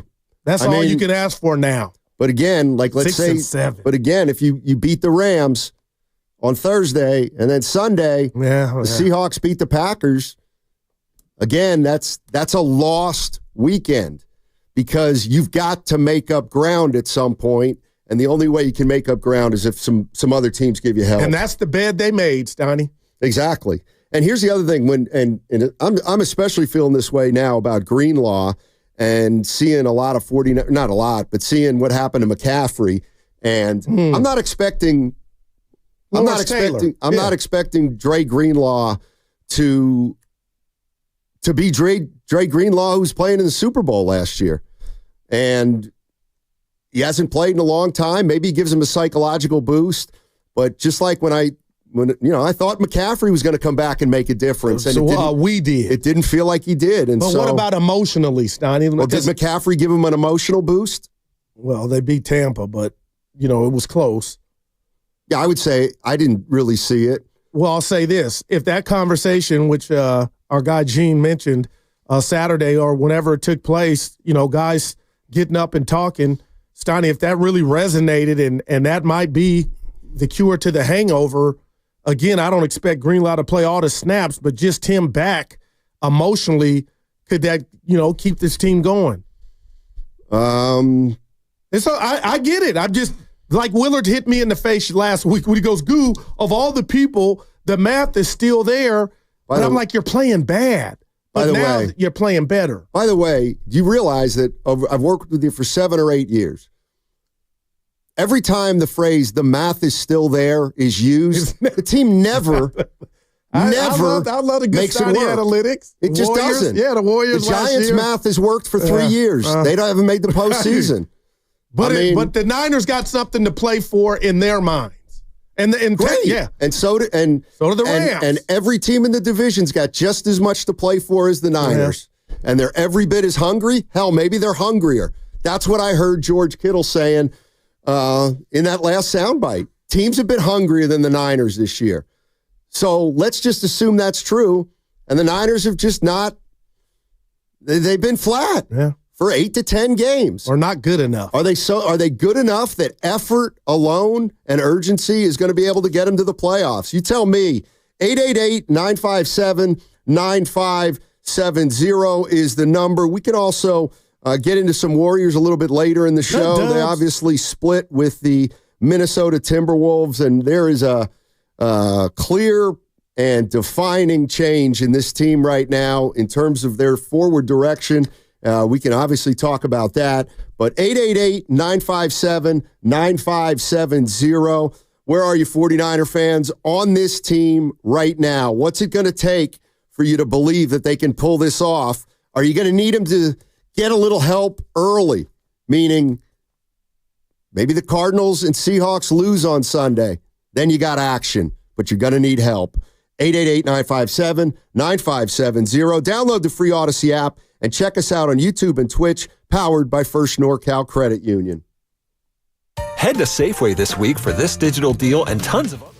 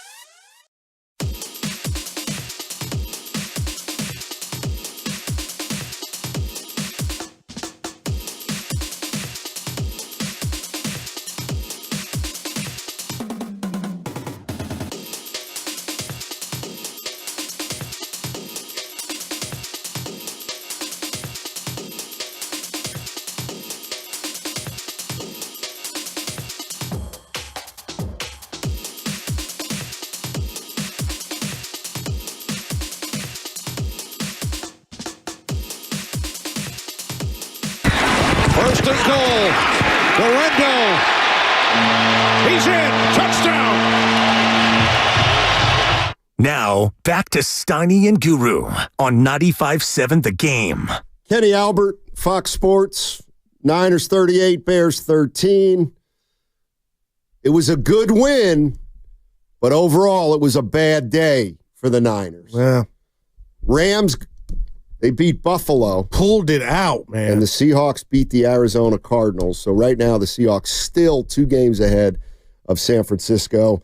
The Rams are still ahead of San Francisco, and technically the 49ers are tied with the Cardinals, but as of right now, the Cardinals own the tiebreaker. And the one thing we know is the 49ers would be best served to win out, but if they lose, it better not be to one of their division opponents, because that way they'd be in a heap of trouble and probably eliminated by that point or when that happens. The one thing that is really starting to hit me after listening to George Kittle is that for 3 months we've been talking about this team, and after they won their opener against the Jets, it's been up and down, it's been inconsistent, and we've been trying to figure out what's been going on with this team. But I think when pundits or when football people talk about it, it's always taken with a measure of restraint, because it's media people. That's why this is what's hitting me with George Kittle. I want you to take a listen to what he's been saying, or what he said yesterday about what's going on this season. I think the message was we need to play with more of a sense of urgency and play desperate, because you just haven't really sensed that. And I've been on teams where it felt like, was it 2 years ago we were on whatever, 8-9 game win streak, whatever that was, and it literally felt like every play people were just scratching, clawing, and fighting for everything. And I'm not going to call anybody out. We've all not taken a play off, but just not fought our hardest on every given play. And that was kind of the message, guys, just put it all out there, because we have the players, we have the playmakers, we have the play call, and we have everything to win games. But we have to do it out of desperation. And when you're playing desperate and you're playing hey, if we don't win this game, our season potentially is over, that desperation fuels guys in different ways. And it's just how you take that and how you channel that energy. And I thought our guys did a great job of that today. Yeah, a couple things that stick out there to me, Guru, is the first is that if you're a 49er fan, or you've watched the Niners play this year and you've called into this show, or you've been talking to buddies and you've been discussing the 49ers, and if at any point this season you said, you know what, they're not playing as hard, they're not playing with a sense of urgency, congratulations. You were clearly right, because that's what George Kittle said. He hasn't sensed the urgency. And the difference between, a great team and maybe a good team is great teams can find a sense of urgency even when it's not there. And the 49ers have not been able to do it. And what they're saying now is, since we can't afford another loss, now we're going to be playing incredibly urgent. And we'll find out if they're good enough to pull this off. But that's what I heard, Goo. I heard it. No, I got you. You didn't say it. They didn't play hard enough this year. Yeah, that's diddly squawk. I don't buy that. They got their ass kicked 2 weeks in a row. And if that's what it is, shame on everybody. I'm not coming down your road. You didn't say it, but show me. Show me. You beat the Bears. You put up 38 points, but it's too easy to pin the tail on the donkey and say, oh, we got 7 losses because we weren't ready. That's a slap in everybody's faces, and even Kittle's. Now, moving forward, you might win out and still not get your goal, but let's see. The Rams put up 44 points on the Buffalo Bills. You put up 10. Okay, so if that soundbite, which I believe he believes it, Stoney, is correct, then we'll see it. And that's why I love we don't have to wait 6 days for their next game. Thursday night's prime time, and like you said, Kittle said he knows they can't afford another loss, but you may have already enough. You know what I mean? The damage may be done. I think that when Kittle says something like that, the first thought is, well, they're not playing hard, and they kind of know they're not playing hard. But see, I think it's different. I think they thought they were playing hard, but deep down they knew they weren't. And the way I'm hearing George Kittle talk, I really believe they came into this season knowing how much of a grind it was going to be. And they lost the Super Bowl in difficult fashion last year, and they entered this season, and they knew they got to play 17 games before they can even get to where they needed to go. And what I think is they came out early in the season, especially after that preseason where, guys weren't there. And I think they said, all right, this is going to be an unbelievable grind. So let's go out there and punch the clock and do what we have to do to win games. But it wasn't as urgent as it was yesterday. So I'm just asking you. So you're saying they're good enough then? There's nothing to see here. They got the talent. Because I don't know if they're good enough or not. And tell me what you think. I think this is an indictment on the coaches for not having them ready. No, they're ready. No, there's a difference between being ready and not playing hard enough. Well, we haven't heard that from the coach. Well, that's George Kittle. That's your leader. No. Who's it Just on say you don't believe. No. Just say you don't believe Kittle. No, if I believe Kittle, but then that's demerit for the coaches. This ain't high school. Well, it sounds like you believe it is. If you believe he can come up there after they score 38 points and 2 weeks of scoring 10, and you say goo, because it sounds like you're saying that, Stoney. Oh, they're 6-7 because they didn't play hard. Miss me. They didn't play hard. You didn't play hard because you couldn't get to the quarterback. You couldn't stop the run. They didn't play hard enough. So miss me winning. I'm just shocked that you're buying it. I am buying it. So say it. It's the same way. I got land in the Yoon for you, buddy. It's a different way of saying they had a Super Bowl hangover. What's a Super Bowl hangover? What do you know about a Super Bowl hangover? You got a hangover when you win the Super Bowl. The Niners have not met the moment. And then now they win a game against a team that's lost 6 in a row, and you want to go to the whiteboard and say, because it sounds like you're saying it, they're 6-7 because they're not playing hard. They're not good enough. Yeah, we're saying the same thing. No, how? Because you're giving them an out. You're saying mentally they weren't playing hard. That's right. That's what I'm saying, because that's what George Kittle just said. So you believe they're good enough? Yes, I believe they're good enough, but they haven't been in a winning state mentally. Whose fault is that? That's the players' fault. So what's the coach's job, Steiny? To get the players ready. No, that's not it. What is it? This is a motivation issue. And now the head coach motivates the players. And if maybe 6 weeks of not playing hard. When has Kyle Shanahan ever been a motivator? That's not his style. You can't talk about having a veteran team with veteran leadership, but they're not ready to play with a sense of urgency. That's not on the coach to me. That's on Fred Warner. That's on Bosa. That's on Williams. That's on Purdy. That's on McCaffrey, Kittle, and the veteran players. This ain't high school. This ain't De La Salle. It sounds like you think it is. No, I don't think it is. Sounds like you do. What do you want? Kyle flips the spread and now he's a great I'm playing a game where I could get my neck took off at any second. We played 12 games. We just have not looked like ourselves, but we haven't been playing hard. Then say, George. Then say you don't believe him. No, I know. I'm telling you that's hogwash. Okay, so you don't believe it. Yeah, and I can't believe you're giving the coach a pass where one of their star players say they weren't ready. They weren't. Coaches watch film. This should have been addressed weeks ago. So in other words, you're hitting the nail on the head. You don't hold players accountable. George Kittle just said, we haven't been playing. Hold everybody accountable. We haven't been playing hard enough. Yeah. And you're saying that's hogwash. Yeah. I don't buy it. Okay. I mean, but you're giving the coach a pass. You think coaching doesn't matter. Say it. Well, I'm going to use your line. Say it. You think coaches don't matter. If that's the way you're going to go, I'm not going to say that.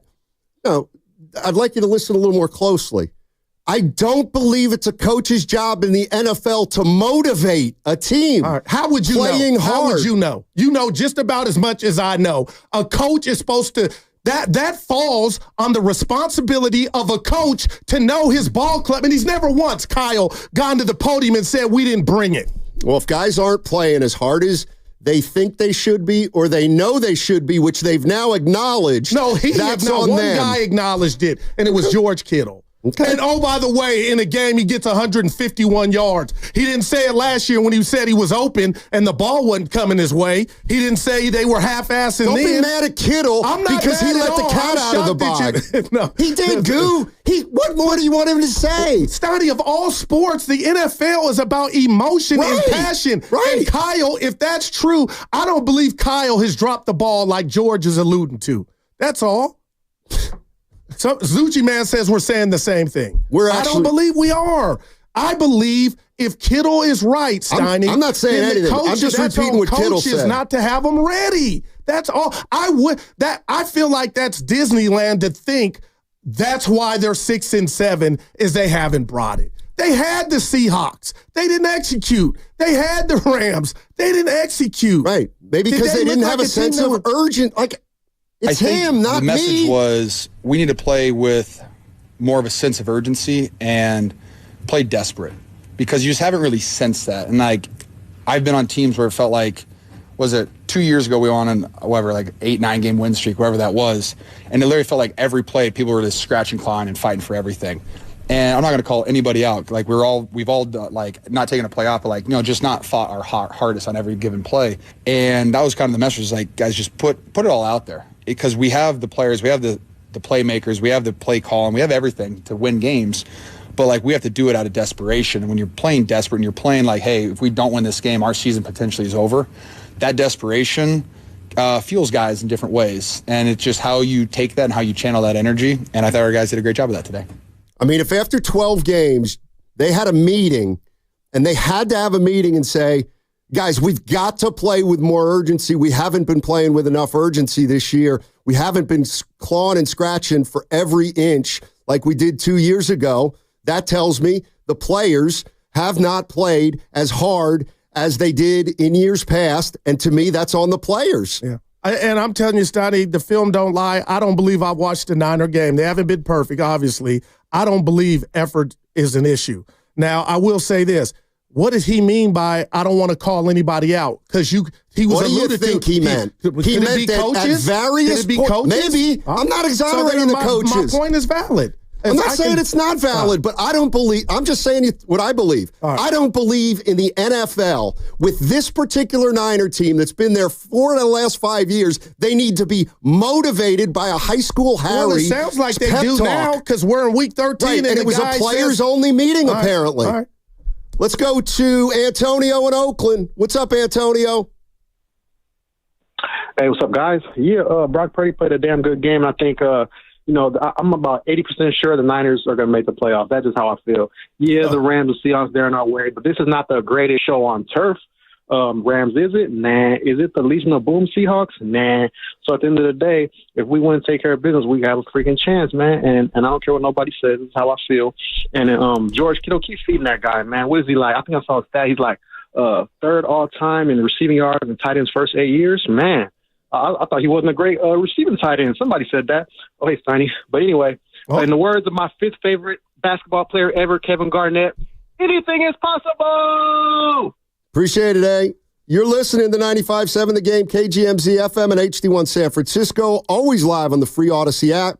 Twitch and YouTube powered by First NorCal Credit Union. Let's hear Brock Purdy after yesterday's win on what his message to the team was. We said some things just, I was just trying to keep it real and remind guys, this isn't easy. This job isn't for everybody, but who we have in this building, we have what it takes. And we've shown that the last couple of years, and we just got to dig deep and find ourselves. And I think we did. I think guys responded to it, and really I was just talking to myself too, not just trying to preach to the guys, but remind myself of how hard this thing is and how much of a competitor you got to be for 4 quarters and go and take it. Nothing's ever given to you. So it was just a reminder to myself and to our teammates of where we're at and where we're trying to go. And, a lot of other guys, or some other guys spoke, and I think we all feel it, man. We want to win for each other at this point. So, Brock Purdy. I'm not mad at any of that. I guess I'm just, Stoney, operating from a vantage point of, why did you, okay, Kittle, if you guys are right and he really means that, why didn't anybody say anything to somebody that wasn't playing hard or they deemed not playing hard? Maybe they did behind closed doors. I don't know. I mean, I think basically what I heard Kittle say is that, the physical and emotional toll has hit this team, and they weren't able to manufacture a successful season, and now they're 5-7, and they look at the schedule and they realize there's only 5 games left, and they better win at least 4 of them, and they got together and they said to a man, are we playing hard enough? Is there more we can do? Or maybe they're playing as urgent as they have in the last 3 or 4 years, and teams have caught up to them, and they're searching for the next level of competitiveness that they haven't found. But we've talked about it. You said it last week. The offensive line hasn't been good enough. The defensive line has led a lot to be desired. Like, I don't think that you are who you are in regard to talent. I don't think that, like, I haven't seen the Niners lay down. And yesterday proved it, but there's a difference between playing at 100% and playing at 95% in the NFL. And, like, when I hear what George Kittle said, it sounds to me like in that locker room, they're not – this is what it sounds like. They're not blaming Kyle. It feels like they think that they've let each other down. The players have let each other down. And it doesn't mean, Kyle doesn't get any blame. Kyle doesn't get any blame. Right, okay. But when I hear sense of urgency in the NFL, to me, it's not on a coach to – the players have to be ready. You give them the game plan, and then they have to play as hard as they possibly can. And I heard Kittle say, we maybe have left some stuff out on the field. That's all. Jan in Mountain View. What's up, Jan? How you doing? Oh, pretty good. How are you two doing today? Doing well. What I was going to point out is that the Niners, they play okay when they play zone, which Chicago was playing yesterday. But what Shanahan needs to do is coach those players up on knowing how to play man, because they always seem to have trouble when they come against defenses that play man, like Detroit. I think they play man, and that's going to be in a couple of weeks. And so they need to, get their act together. And I almost think that maybe the Rams might even pull a trick play like they did earlier in the year, and that's what helped them beat the Niners, was on that, special teams play, don't forget. Well, great call, Jay. Appreciate it, Jan. Appreciate the call. Fred Warner, after the game, talked about the message from the players on Saturday. Yeah, I mean, I think the message across the board from, all the guys, whether it was Brock or myself or all of us, honestly, was just to fight, for one win. It was everything today. We treated it like a playoff game, and that's what they are going forward. Every game means everything, and so we're just treating it 1 week at a time. It's a 1-0 mentality, and it's just one game coming up. That's our entire focus. So, hey, I hear it, and I believe it, but so I guess, Donnie, all that ails the Niners and thus far disappointing season is they haven't been playing to their with the full passion. One of the things that has been going on with the Niners that I heard from all this sound from yesterday after the game is they have been looking at each other in the face and saying, are you playing hard enough? Am I playing hard enough? Are we playing with the effort? And it sounds like they said, all right, let's all make a concerted effort against the Bears. And it was the Bears, and they did it. But clearly there are some people in that locker room that feel like, for lack of a better term, not everybody's been leaving it out on the field. And the other thing that's, and I know it's easy to say, but when you say, we treated today like a playoff game, I think it's fair to say, well, how come you didn't treat a game 3 weeks ago like a playoff game? Because you were 4-4 at that point. But, it's just like deadline negotiations. Well, now they can't lose anymore. Or studying for a test and you wait or a book report's due and you wait 2 days before it's due or a day. And I remember stuff like that. It's an uphill battle that you'll never win. And what about just in specific? Unless you're really, really, really, really smart. Yeah, but Fred Warner, Steiny, I would look at a guy that's playing on a broken wheel since weeks ago. I guess that's all I would need to look at right there and say, you're all the way in. Well, that's one player. That's the thing. There's 11 guys on each side of the ball, and they all got to be on the same page, playing as hard as they possibly can. Let's go to Anthony. Anthony's in San Francisco. Anthony. Yes, good morning, guys. Can you hear me? My main thing is coach motivation is the key. You know, I personally don't feel like Kyle Shanahan has the guys' ears anymore. They lost that Super Bowl. His game plan, for some strange reason, I know everybody's hurt, but his game plan this year has been like real kind of crazy. And I don't think the guys he's motivating the guys to ride along. You know what I mean? To get all on the bus. You know what I mean? The guys that have been going all out, but some of his decisions have been real crazy. Appreciate the call, Anthony. I mean, play calling to me is a different issue, and if you want to criticize Shanahan for that, feel free. But and I wrote this word down. The 49ers this year have had no swagger. Who's that on? Like, to me, that's on the players. It's on the players. Well, when you don't win, it's hard to have it, you know? Exactly. And maybe the reason they haven't had the swagger is because deep down they know that they've been letting some of their effort on the field. And, the other thing is like, I think we have a tendency to think about this as though, okay, they come into the year and we're like, let's not play as hard this year as we have in years past. I don't think it's like that at all. I think it's, you get to week 1, you've had no training camp, or not training camp, but you've had a disaster of a training camp, and the first couple weeks of the season is a grind, and you got beat a couple games, and over the course of the season, you looked at yourself in the mirror and say, you know what, guys, maybe we were playing harder last year. Maybe we were playing more together last year. Let's try to go out and do that tomorrow against the Bears, and they did it for one game. Now we see if they can keep that sense of urgency up. And a sense of urgency is not, you're right, it's not going to win them the game automatically. But if the 49ers play with a sense of urgency and are playing pretty hard, they're not going to get blown out of any game, I wouldn't think. Yeah. And again, Stoney, I know, and you kind of got the dub for this. There's no halftime speeches. But I guess the players are policing themselves, because I just feel like, and again, Kittle believes it, he said it, but I think that's an indictment on not just Kyle, the coaches.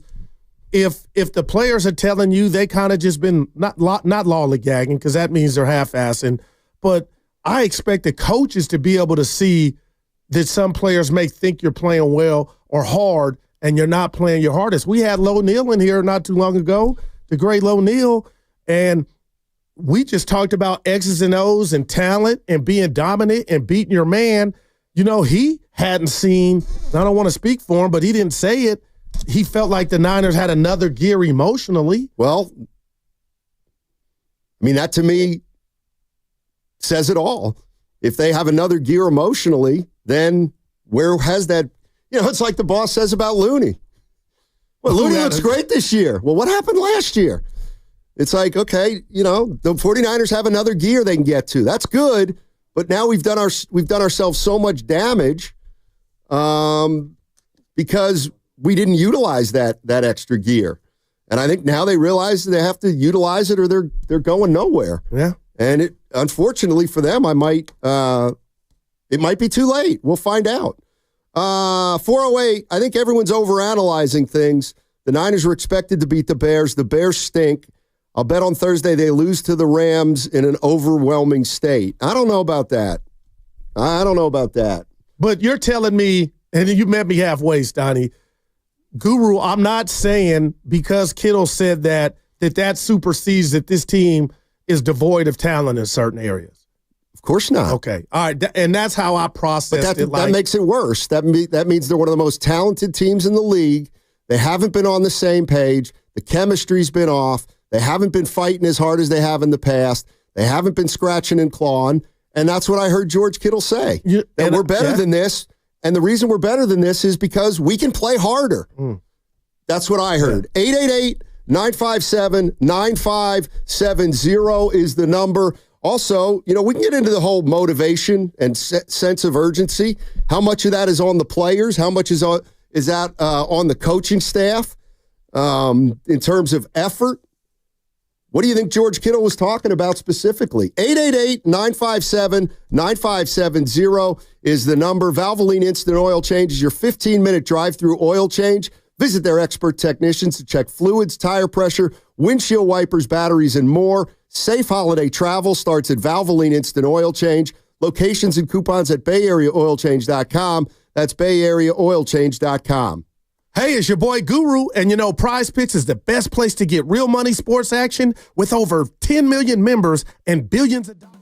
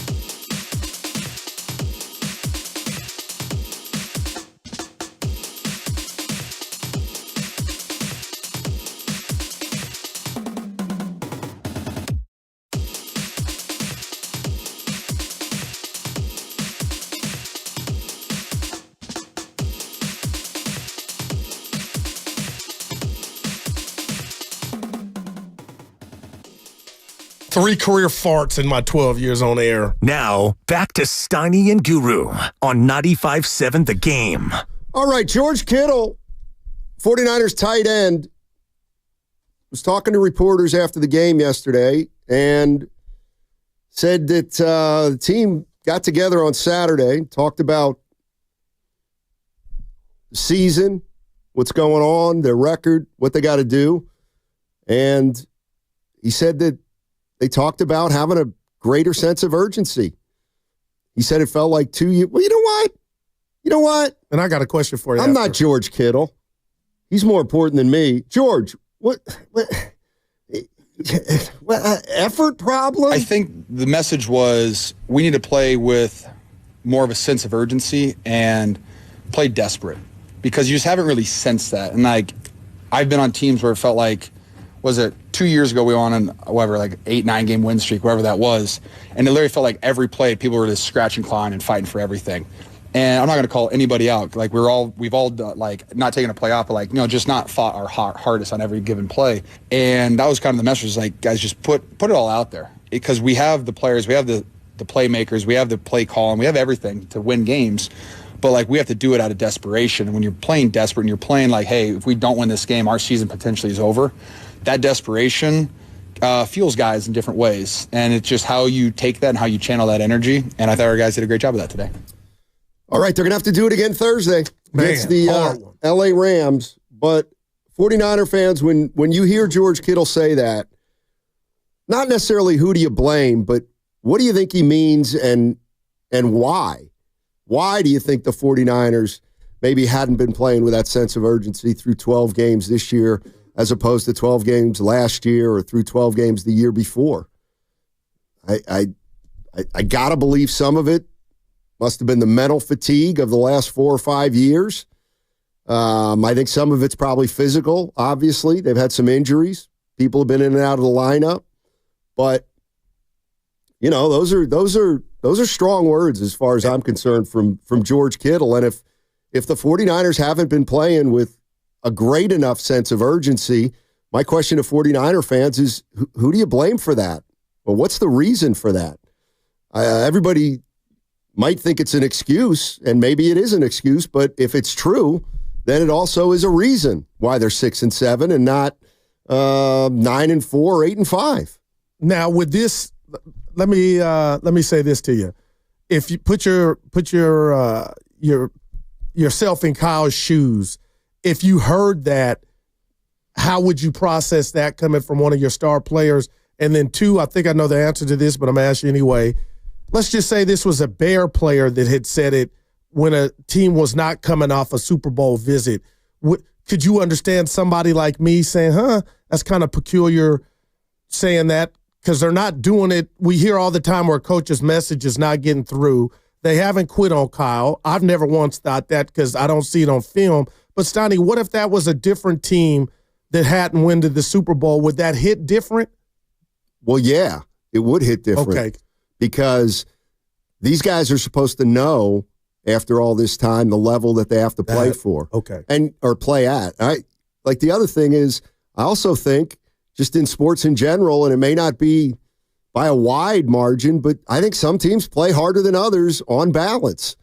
And maybe the level the 49ers were playing at this year simply wasn't good enough, or at least hasn't been good enough to this point. And they've been getting beat. And now they're up against it. And they got to figure out a way to just win by any means necessary. Yeah. And when you are in a must-win situation, you know what?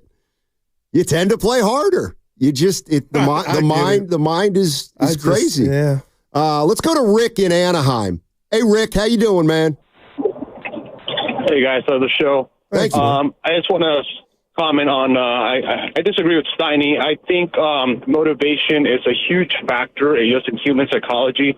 I feel there's a reason why even CEOs pay thousands of dollars just to attend these mastermind classes where all they go and do is get motivated. And I feel that Shanahan is partly responsible for that. Being the coach, you have to look at where your players are weak the weakness. And if it's mentally, then you got to figure out how to motivate them. I coached, for a long time Little League, and I could see when my players were just not in it, and just giving, even a basic rah-rah speech, it does a lot for just like the human psychology of it all. So I think it does fall partly on Kyle Shanahan to motivate players, find out how to motivate them, even if they are professional athletes making millions of dollars. That's just the way the mind works. So that's all I want to say. Appreciate the call. Yeah, I don't see it like that to the extent that you do in professional sports. I mean, there's so many games. The other thing is, what kind of a motivational speech is Kyle going to give to a team that has 8 all-pros on it? I mean, What could be individual if you saw somebody or you thought, Stoney, you weren't giving it all. You're not quitting. You think you are. That's where I guess I'm looking at it, because it's not every 53 man on the roster. But I just think that's a coach or coach's job to know, and almost, in a crazy world, partner, I wish that were the issue more so than Baldy coming on our station and saying they look slow, or they're not getting home, or they're not doing this, or they're, the holding penalties. I kind of wish it was just, okay, hey, close the door. Man, you looking at this, you're not playing. You think you are, but you're not. That's easier than just not having the talent or, getting beat, Stoney. So that was, he's the captain or one of them. I just thought that was odd.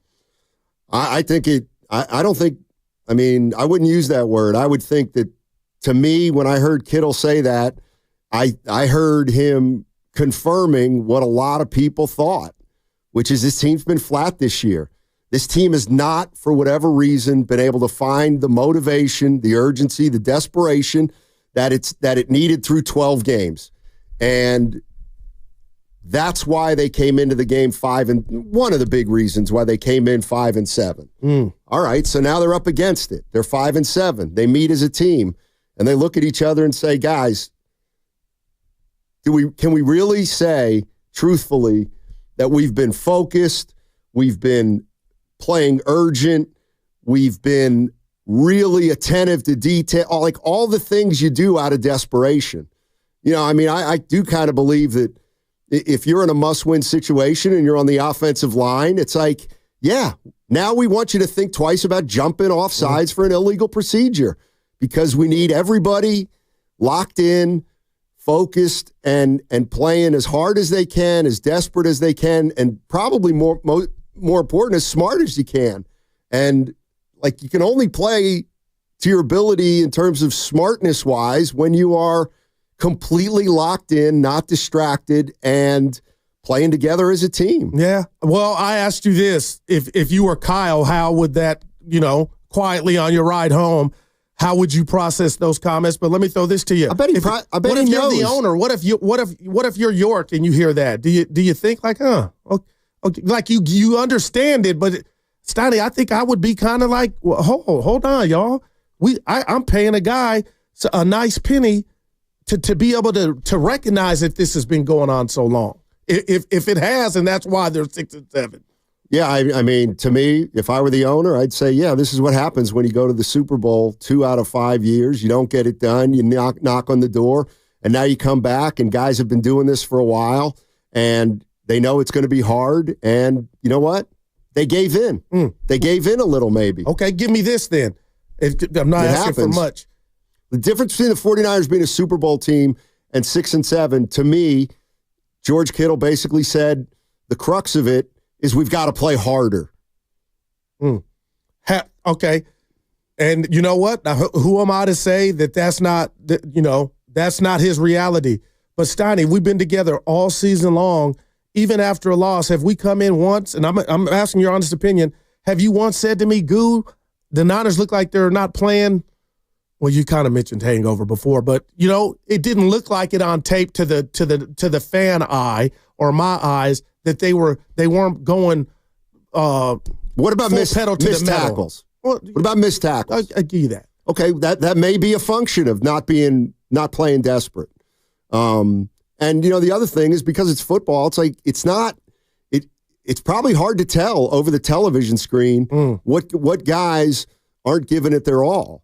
But I think inside the locker room, maybe the team knows that everybody's taking a turn at not playing hard at some point or the other. And when one player or group does it, you can't overcome it. And then maybe the next week they're focused and urgent, but somebody else isn't, or a few players, and they're not good enough to win games when they're not all pulling on the same rope. Yeah. That's what, and when I say pulling on the same rope, I'm talking about all the crap that's happened this year with this team, the contracts and the injuries and some of the unfortunate things that have been outside of their control off the field. I think they've been distracted this year. And I just, I think this season was lost the first 6 games of the year. Because they were hoping to kind of, again, just not do the bare minimum early in the season, but just let's go out and handle business. And maybe when they say handle business, then it doesn't feel like they have to play desperate. I don't know, but there's something in that George Kittle sound that leads me to believe that they can play harder. Let's put it that way. Yeah. And they all know they can play harder. And the reason they know it is because they know it, because they've been together for so many years. Yeah. Like I said, and that's been a staple of theirs, is they go all out. They gang tackle. I know they had injuries, but I just never, even in their losses, have come in and kind of said, not that they don't have issues, that's obvious. Things haven't gone their way, but I just never felt like it. But who am I to say, and I'm the team meeting guy, that the guys that are, there every day and put their hearts and souls in it, that doesn't mean anything. I guess I'm shocked that he let that out. I don't know. Yeah. This is Shanahan on yesterday's win. How important was it? A lot. I mean, losing that close one at Seattle in the last play at home was so tough, and then the following 2 weeks were as bad as it got. So we had to step it up today. Wanted to play well. I thought we did play well, and the most important thing was getting a win, and we got it done. So I was proud of the guys, the way they came out and the way they finished. Mr. Excitement. Yeah. Well, no, Stoney, I know it's a long shot, but the math is still there, and if they would have lost somehow yesterday, then we're having a funeral today. So 3 days, they're on national TV against the Rams, and you need help. But that was such a big win yesterday just from a morale standpoint to keep that the standard. Like, we got to win Thursday because we got action, and the reason Thursday's game is big is because we kicked the Bears' ass.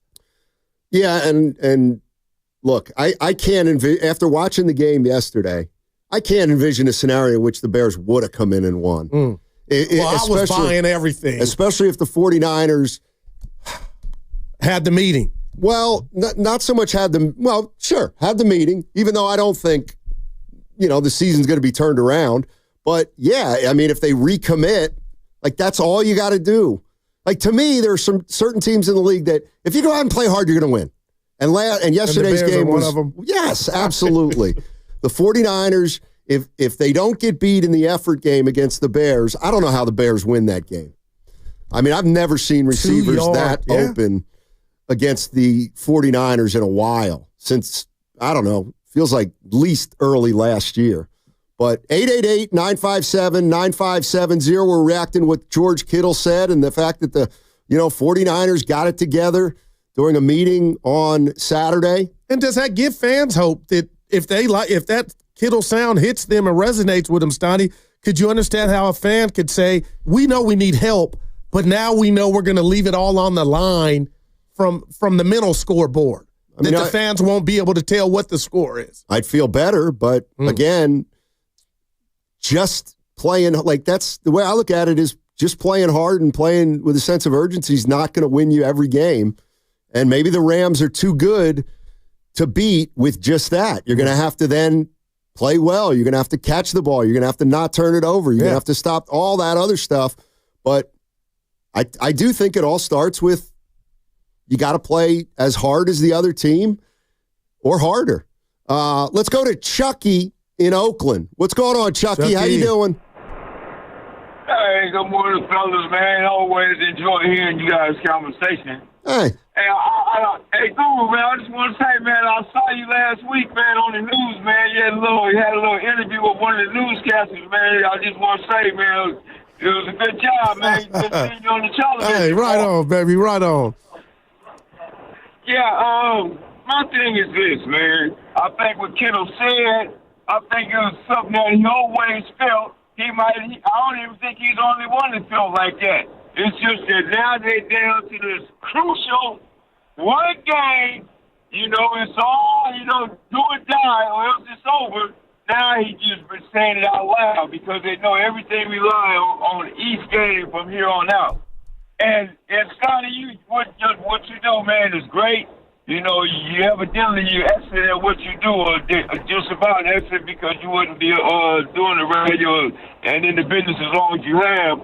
But I do have to disagree. I think all this is at Shanahan's footstep. Reason why I say that is because, see, you might be the personality that you are because, throughout your years, nobody ever told you that your number 2 stink, right?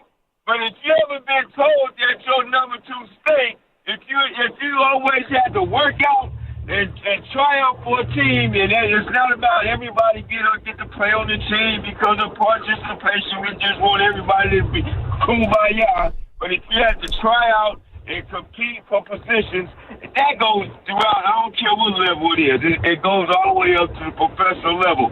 And the motivation thing is not about pep talk, like Guru did the time before the Warriors game. The motivation could be just calling the people out, letting them know that they're not playing up to their potential.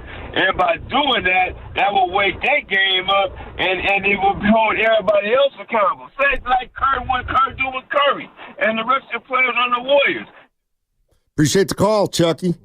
Yeah, here's the way I look at, and Chucky, the one thing you said was that, it all falls on, Kyle Shanahan's doorstep. I mean, there's no doubt. If you don't think the 49ers have met expectations and you want to blame it on Kyle Shanahan, of course, everything will always fall on the head coach. But when I hear a player acknowledge that they can do more, and to a man in that locker room, they could do more, then I do put it mostly on the players. We can talk about this. I mean, I just don't believe at the professional level, when you're dealing with multimillionaires, that a coach has to motivate his players. A coach, to me, has to prepare his players. He's got to give them a good game plan. I mean, yeah, get in somebody's, backside once in a while if they're not doing their job, but I just don't think pro coaches can last very long on motivation. Wow. Well, you know what? And I just don't think that's part of the job description in the NFL. I mean, yeah, it'd be nice to be a great motivator, but I think there's more important things, and I don't think you need one if a team can motivate itself, and that's the other thing. I mean, we've been talking about this team as its Super Bowl contender for 5 years.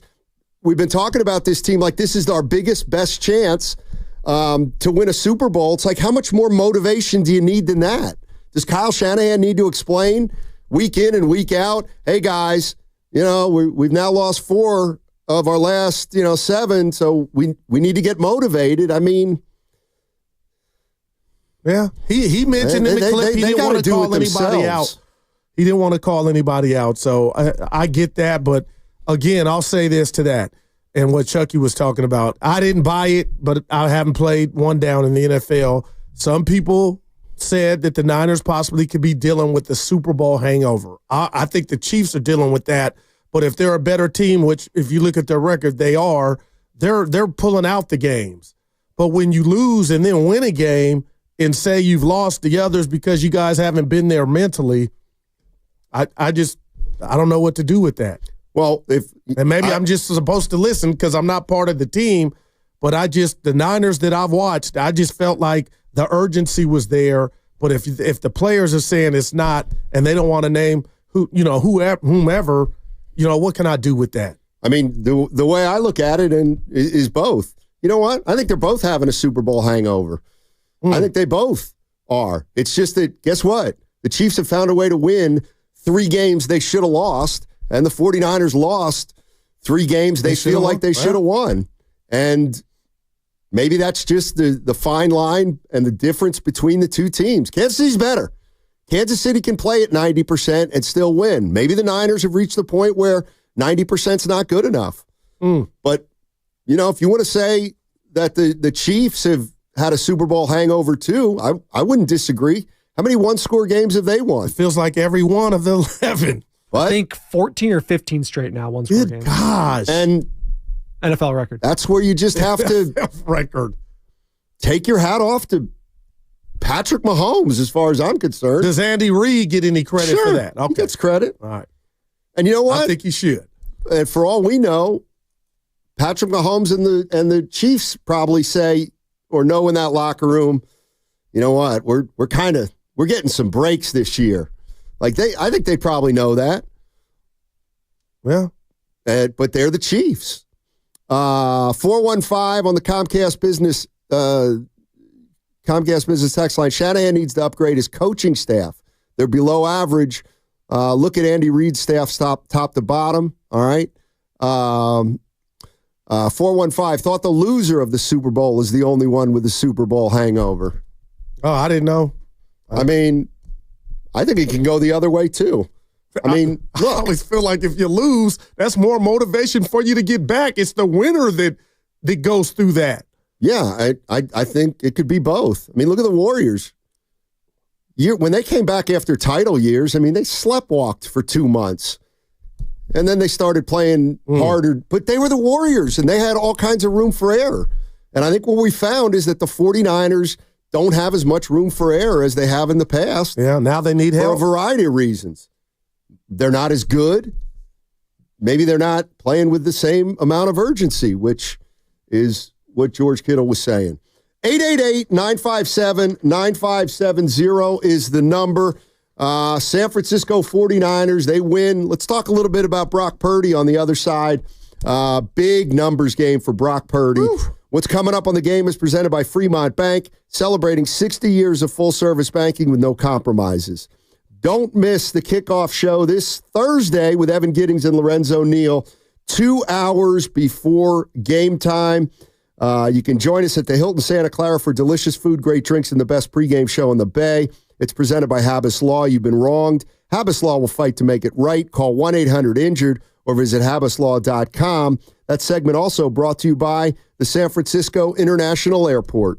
Need a little extra holiday cheer? Enter SFO's Holiday Sweepstakes for a chance to win amazing prizes like a $1,000 travel credit, a hotel stay, parking.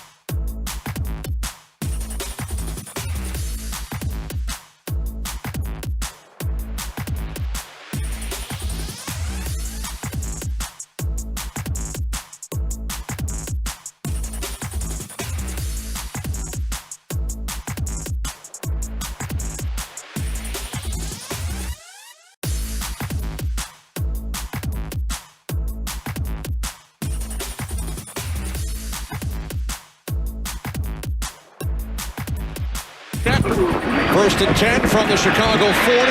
Off the play fake. Catch is made by the tight end Kittle. Inside the 20, the 15, and finally taken down inside the 10-yard line of the Bears. Now, back to Steiny and Guru on 95.7 The Game. Kenny Albert, Fox Sports. I mean, where are you going? I think after watching yesterday's game, I think we have our answer to why the 49ers don't throw long. Well, explosive plays. They had two of them that could have been more explosive. He can't reach them. Like Purdy can't reach a receiver. He was under duress. Okay. One Pearsall gave up on, I felt like, or Purdy overthrew him. Yeah. Ricky. I'm going to give a game ball out later, too. Oh, okay. Yeah. I'm going to shock you guys. Here's what we're talking about. We're talking about George Kittle's comments after the game about the 49ers talking as a team on Saturday about what they needed to do. And I'm going to play this again because it's kind of the theme of the first couple hours. But then I want to get into something else. And then I got a theory, and I think some people are not going to like it at all. At all. Here's Kittle one more time. One more time, George. I think the message was we need to play with more of a sense of urgency and play desperate because you just haven't really sensed that. And like I've been on teams where it felt like, was it 2 years ago we were on whatever, like 8-9 game win streak, whatever that was. And it literally felt like every play people were just scratching, clawing, and fighting for everything. And I'm not going to call anybody out. Like we've all like not taken a play off, but like, just not fought our hardest on every given play. And that was kind of the message, like, guys, just put it all out there because we have the players, we have the playmakers, we have the play call, and we have everything to win games.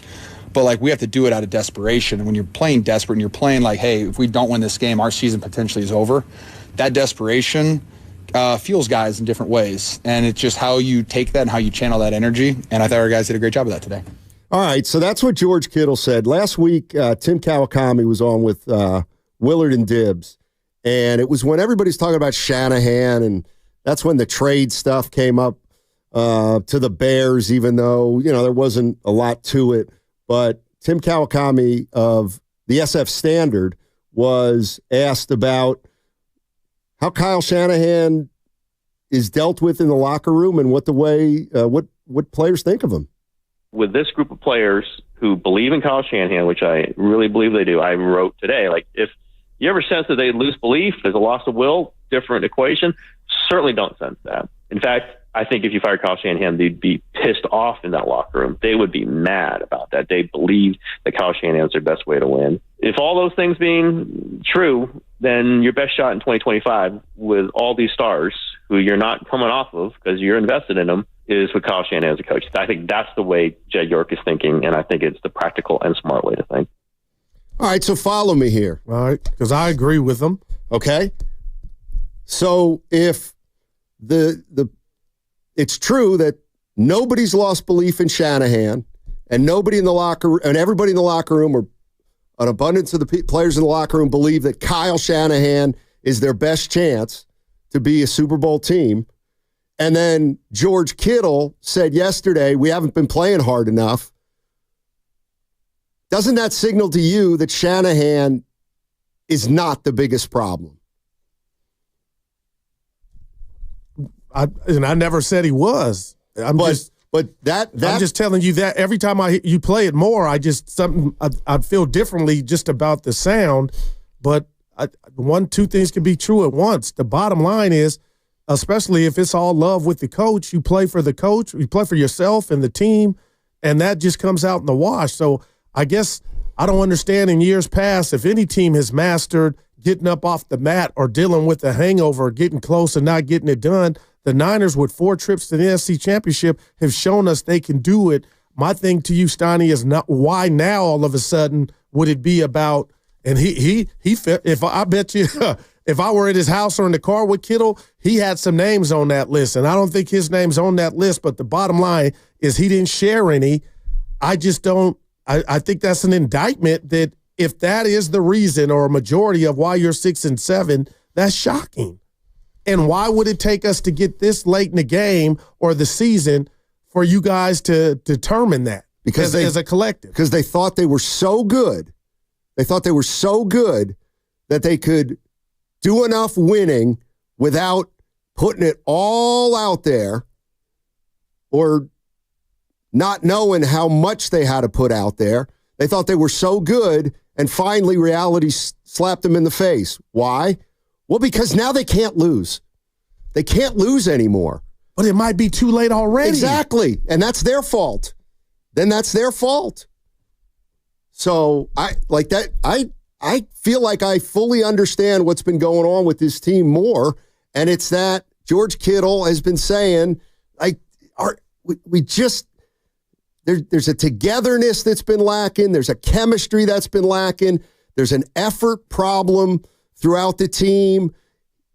It felt like 2 years ago we scratched and clawed for everything, and it doesn't feel like that this year.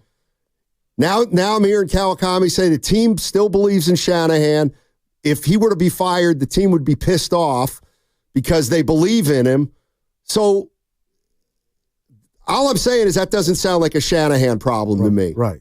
And again, it's my construct, Stoney. It's what I think goes into any sport team, especially in a $1 billion business like the NFL. If guys aren't, or they think they're giving their all, we got a boss here. Somebody should have saw that or seen that before you've gotten to this point. Yeah, I think the other thing too is, and it could be both the coaches. Like everybody, nobody with the Niners, right, collectively is having a good year. Let's just say that. Then this is what the coaching would be to have needed an improvement in, is being able to kind of see this maybe 5 weeks ago. And then, maybe they did. They might have seen. I'm sure Kyle Shanahan saw it in week 3, but he just couldn't get them to play the way they did yesterday because they had all kinds of room to play with. But he's never gone to the podium, even after, and this happened after a win, to where he never thought the reason they lost said games was the effort. Well, maybe because he doesn't want to throw the team under the bus, but he kind of knew, and now, Kittle affirmed that. Let's go to Flea. Flea's in Oakland. What's up, Flea? What's going on, guys? Hey, Goo, you got to put the rat on the table. You always say put the rat on the table. You got to put it on the table. Talk to me. Who's the guy that we all been pointing out? I'm not going to say you, but I'm going to say a lot of fans been pointing out that been dogging it this season. Debo. We already know we missing. Debo. Hey, talk to me. Let's talk. We can't get on. Y'all can't get on the show and start messing around and going around who we've been seeing that's been lagging. Only way Debo is getting the ball if they handed him the ball. Yeah. He ain't getting no passes. And Kittle ain't going to point him out like Debo. They didn't pay you last year? He didn't want to sit out, was making all these little reference to the Cowboys. And it's like, if we going to win some games, Debo got to come to the game. He got to come and play. That's one. Jennings, he's showing that he should have got the contract that Debo got. That's two. And another thing is Purdy got to step up in a sense. And I want you guys to look at Seattle and Arizona, and St. Louis upcoming game. I believe the Niners going to make it in. If we beat Detroit, we getting up in that thing. But at the end of the day, put the rat on the table when y'all having this conversation today, because we all listening and y'all not pointing the fingers like, and I'm not saying the accuser, but we ain't in their locker room, so we ain't got to hold back. Well, Flea, Debo been dogging it. Okay. Purdy, when he can't be throwing them picks, and he got to know how to move out the way to stop getting them balls blocked down. Because if we down 3 points and it's the fourth quarter and Purdy just slinging it through these defensive linemen that's 6'7", they hitting the ball. They've been blocking his balls when the game is on the line. But the Niners going to get in. Let's talk about the other teams upcoming games. 9 times out of 10, if the Niners beat Detroit, we're going to get up in that thing. 10 and what? What's that, 10-7? Yeah, but you got to beat the Rams first. And Debo, we've called them out. Rams. Look, we're going to beat. I didn't predict all the losses. We beating the Rams. Okay. But, Flea, just real quick, too, about Debo and why we're being too hard on him. He don't play defense. He's never played defense. He never let Cook get to the outside in the snow. So I'm just saying it's bigger than Debo, man. I mean, the defense has not been Bosa when he was out there. Go put the rat on the table. Goo, put the rat on the table today. Call them all out. The defense been horrible. Yeah. Put it on the table. Don't give nobody no pass today. We have. Go ahead, Scotty. We have. Thanks, yeah. Flea, appreciate it. So was that a rat you think Kittle was putting on the table? Yeah. Just with the mindset? Yeah. Yes. Because Flea is, I feel like, a day late. We've called everything out. Nobody said this has been acceptable. We've called Sorensen out. But Debo does not play defense. And yesterday, I know he didn't have his best game. They still scored 38. I'm not disagreeing with Flea. The bottom line is everybody. And the defensive side of the ball, it's not like they've been the best version of themselves and the offense has been letting them down. It's everybody, Flea. And including Bosa. I look at it this way. If you look at some of the players on the team, okay, Brandon Ayuk, when he got into camp and they started the season, he wasn't ready. Okay, now there's two kinds of not ready, physically and mentally. And so if he's not the player he was physically because he's not in shape, well, he's not going to be able to play to the level he did last year. Maybe what Kittle's talking about, too, is conditioning. Like, we can't finish games because we're not, we're not in good enough shape. But, like, when you want to talk about hunger and urgency and effort, I don't think Ayuk played the first 7 games with all 3 of those things like he did last year. Christian McCaffrey, I think he missed 8 games. He came back. He still wasn't quite himself. And guess what? Whether he wanted to do it or not, he was not the same player he was last year. Trent Williams, now we know 2 things. One is he wanted a contract, and 2 is he wanted some family stuff. So I bet you he wasn't as focused because of stuff that was going on more than football. Deebo Samuel, of course. Does it look like Deebo Samuel's playing as hungry as he played I don't know, the year that they had to use him as running back. Those kickoff returns, when it works, he looks like a bear. It's a play here, play there. But my point is, I don't think he's been deemed ineffective because he's not trying. It's not like an all or nothing, like a guy's trying or he's not trying. It's like all the things that add up to you not being able to reach a level of play that you've reached in the past. And maybe part of it's he's gotten a year older. Part of it's he's not as hungry as he has in the past. Part of it maybe is he's not in as great a shape as everybody thought he was, and that's affecting his performance. Well, what about the part where they're all maybe just taking a step back just from a pure talent standpoint? That may be it too. And maybe that could be part of it too. What George Kittle interprets as we're not playing hard enough, we're not playing urgent enough, maybe the next step is, you know what? We're just not good enough because we can't play much harder and we're not winning games. You're listening to 95.7 The Game, KGMZ FM and HD1 San Francisco. Always live on the free Odyssey app, Twitch and YouTube, powered by First NorCal Credit Union.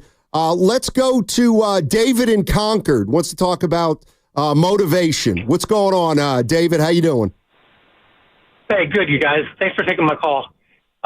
Hey, first of all, I want to say that I don't think it's Shanahan's job to motivate a bunch of millionaires.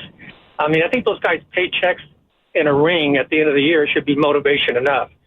And then also, if I remember correctly, and this is coming from a non-Giant, non-49er fan, didn't Pitts kind of do something like this too, and it kind of pumped those guys up a little bit in the dugout? And if I remember, they kind of went on to do some pretty good things. Yeah, years ago, yes. So, so I don't have a problem with a player trying to pick up other players, whether it's aggressive or whatever, or if it's a one-on-one thing. I remember when I played college ball, I was never one of those kind of guys. I wasn't a raw kind of guy. But I didn't mind somebody else doing it. And it helps, it helps. But I don't think it lays on the coach. Yeah, they have their talks. Sometimes you see these videos at the end of games and they're in the locker room and, the coach is in the middle doing their shit. But, excuse me, I'm sorry. But anyways, I just wanted to. All right, thanks for the call. Appreciate it. What about the league adjusting and getting better from the 408? That's probably a little bit of it, too. Man, a lot of it. From the 415, our main man, no. It's comprehensive. And if it's everybody, then the buck truly stops with the owner. Well, Or the head coach. If he, unlike Kittle, might have been late to the party, that is, he didn't know or had a good grasp on his guys not playing. But I think Kyle is locked in. He watches the film. He's got coaches that do the same. I just think, Steiny, if it were that and the effort was not there, it would have been addressed. Let's go to Filmo Mike. What's going on, Filmo Mike? How you doing, man? Hey, it's a lot going on, man. Who was that last caller? That last caller was going crazy. Debo is my favorite player. All right. Debo, man, he been lacking and he been slacking in his macking. I give him that. He definitely been slacking in his macking. I don't know. I don't know if it's effort. I don't feel like it's effort. When you have a kid, I don't have a kid, but like I see the transformation when people have kids. They tend to turn up. You tend to like do more. He wants to do more. It's not for a lack of trying. Thank you so much, Goar, for pointing out. I don't think he's not trying. For whatever reason, it's not happening for him. But with that being said, give George Kittle his Pury flowers. Because George Kittle is a leader. He produces. He does his thing. And he don't even care what nobody's saying. His dad, oh, my God. I get goosebumps watching that documentary about his dad. His dad started talking when we playing the Eagles. Bro, if we can play every game, we'll win every game. Man. His dad, oh, my God. Bro, Kittle, he's the most underrated leader in the Bay Area. He's a true leader. He does his thing. He makes $15, $16, $17, $18 million a year. And he gonna knock you the hell out. I love Kittle, man. I appreciate him so much. Y'all talk about Curry. We need to be talking about George Kittle, bro. Like, for real. Just because he ain't win no championships, don't mean he ain't great. He's a GOAT of a leader. Yeah. Thanks, Filmo. And he's never once complained, Stoney, about his role. If it's you need me to stay in and block, I'll do that. But yesterday, 6 of 6, 6 catches, 6 targets, 151 yards. I mean, he's just a beast, and he's been a beast. And I know we talk about the loss and 10-point output in Green Bay, but that catch he made in the end zone, I'm like, he's one of few, Stoney, thus far having a great year, I believe. Let's go to Ryan. Ryan's in Irvine. What's up, Ryan? How you doing, man? I'm doing good, guys. I really disagree with that caller right now about it's not the head coach's job to motivate. Yeah. It absolutely is. And you know what? Some head coaches do it differently. Sometimes they assume that role as the motivator, as the leader. And then other times they hire coordinators who that's more their strong suit. And I think the Niners kind of have a void in that role, right? They had DeMeco Ryans and they had Robert Saleh. What are probably their best traits? They're motivators of men. I don't care how much money they're making. You tap into what motivates them. Is it a contract? Is it playing for your brothers next to you? Is it playing for the pride of your family name? They don't have that guy in the room right now. Sorensen is a lame duck coach. He has Brandon Staley breathing down his neck. So how much can he assume that role? He can't. So it ultimately comes back to Kyle, because it's like, look, you're not the rah-rah guy. You're not the motivational speaker. But you know how you motivate your team? Fire your special teams coordinator. You show the team that this is not acceptable. There's a standard here, and none of you guys are meeting it. That would send shockwaves down the team. Well, they did it to the defensive coordinator. They did that to the defensive coordinator. Absolutely, and hindsight's 20/20, right? They shouldn't have. I mean, if your comparison is Sorensen or Wilkes, absolutely we see which one's better, but The notion that Kyle Shanahan has no responsibility for motivation on the team is asinine. It's not true. It's his job, even if it's not him personally motivating the team, he has to have his finger on the pulse of the team and make sure that his coordinators and his players are doing their job to stay focused. Yeah, Focus has lost them games this year. Just because you say you want to be a motivator doesn't mean you're going to be able to motivate your team. But what if they've been so good, Stoney, that he didn't have to do it, and Kittle saying maybe now we're at a point, mixed with talent, injuries, and whatever, that we've kind of needed that.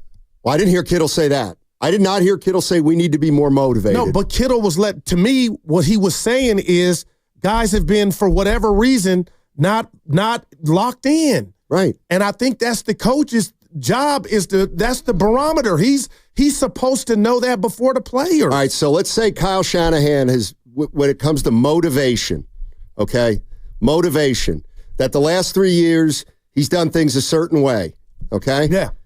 And this year, he's doing them the exact same way. It's the same team. Like, you also can't become Woody Hayes because you're mad at the team. It's like, that's not Shanahan's nature. And, you know, I mean, was Bill Belichick a motivator? I mean, probably in some ways he motivated, but nobody's saying Kyle Shanahan doesn't motivate at all. I'm just saying in the NFL, that's why they're pros, is because they don't need a coach to go flip a spread or rah-rah. Yeah. And it's like a couple weeks ago, Kyle Shanahan's like, this team knows we're in trouble. Like, I don't have to tell them we're in trouble. I mean, I guess he could go tell them they're in trouble, and they'd be like, Kyle, we already know we're in trouble. But they felt like they needed a meeting Saturday after 3 losses in a row to kind of remedy that. Right, and to look inward. Thank God it was the Bears that you got to take it out on. Right.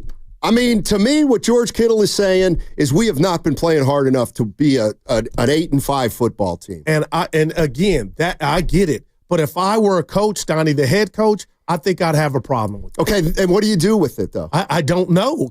And I don't know if if you played the sound, I wish a reporter would say, hey, did you hear what Kittle said and how Kyle would respond to that? I mean, you're going to hate my answer, but sometimes after you go to the well 4 out of the last 5 years and you come out and you realize we got 17 games to get back into the playoffs, and then even when we get into the playoffs, we're going to have to win 3 playoff games, and so much has to go right.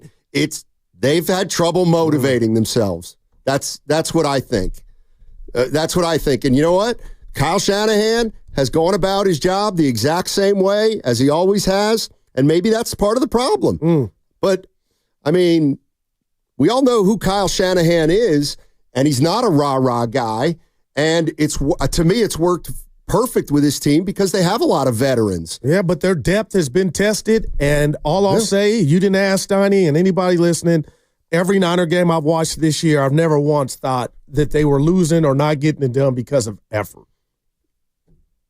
And all I can tell you is Kittle said the starting tight end is saying it felt like 2 years ago we fought and clawed for everything. And this year, the sense of urgency just hasn't been there. We have not fought our hardest on every single play.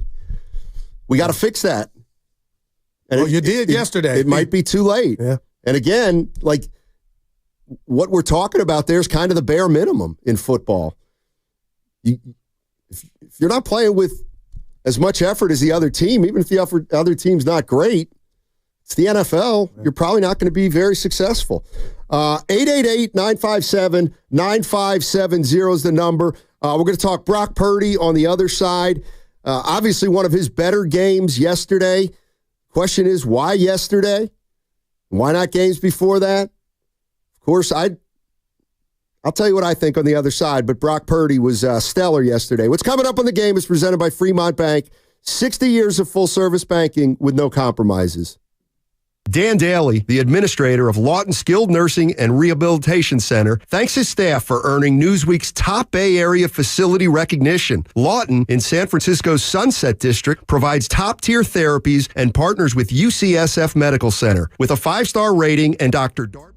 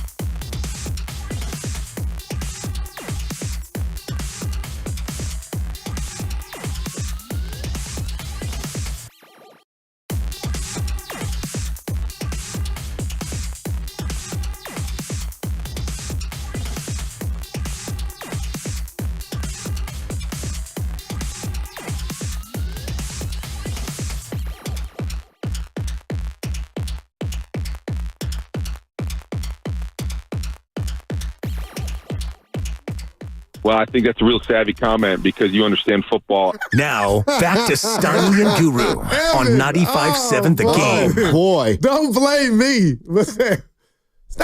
Vegas thought it might be a little closer than it was. Oh, well then. It's the Bears. Can I please give you an analogy? I love them. Maybe it'll help explain what's happened to the Niners a little better than I've done for the last 7 weeks. If you run a marathon, all right? 5K. Let's be... The New York. 26.2 miles. Hey. Okay. So let's say the 49ers, and this isn't the greatest analogy. Whoa, boy. Let's hear it. No, I'm kidding. So let's say the San Francisco 49ers have run a marathon in 4 of the last 5 years. And I know where you're going. Yeah. And now you have another one. You have to run another marathon. But you've already run 4. And now who are you running the marathon against? Well, you're running the marathon against some guys who haven't run marathons as much as you. But yourself. They're fresher.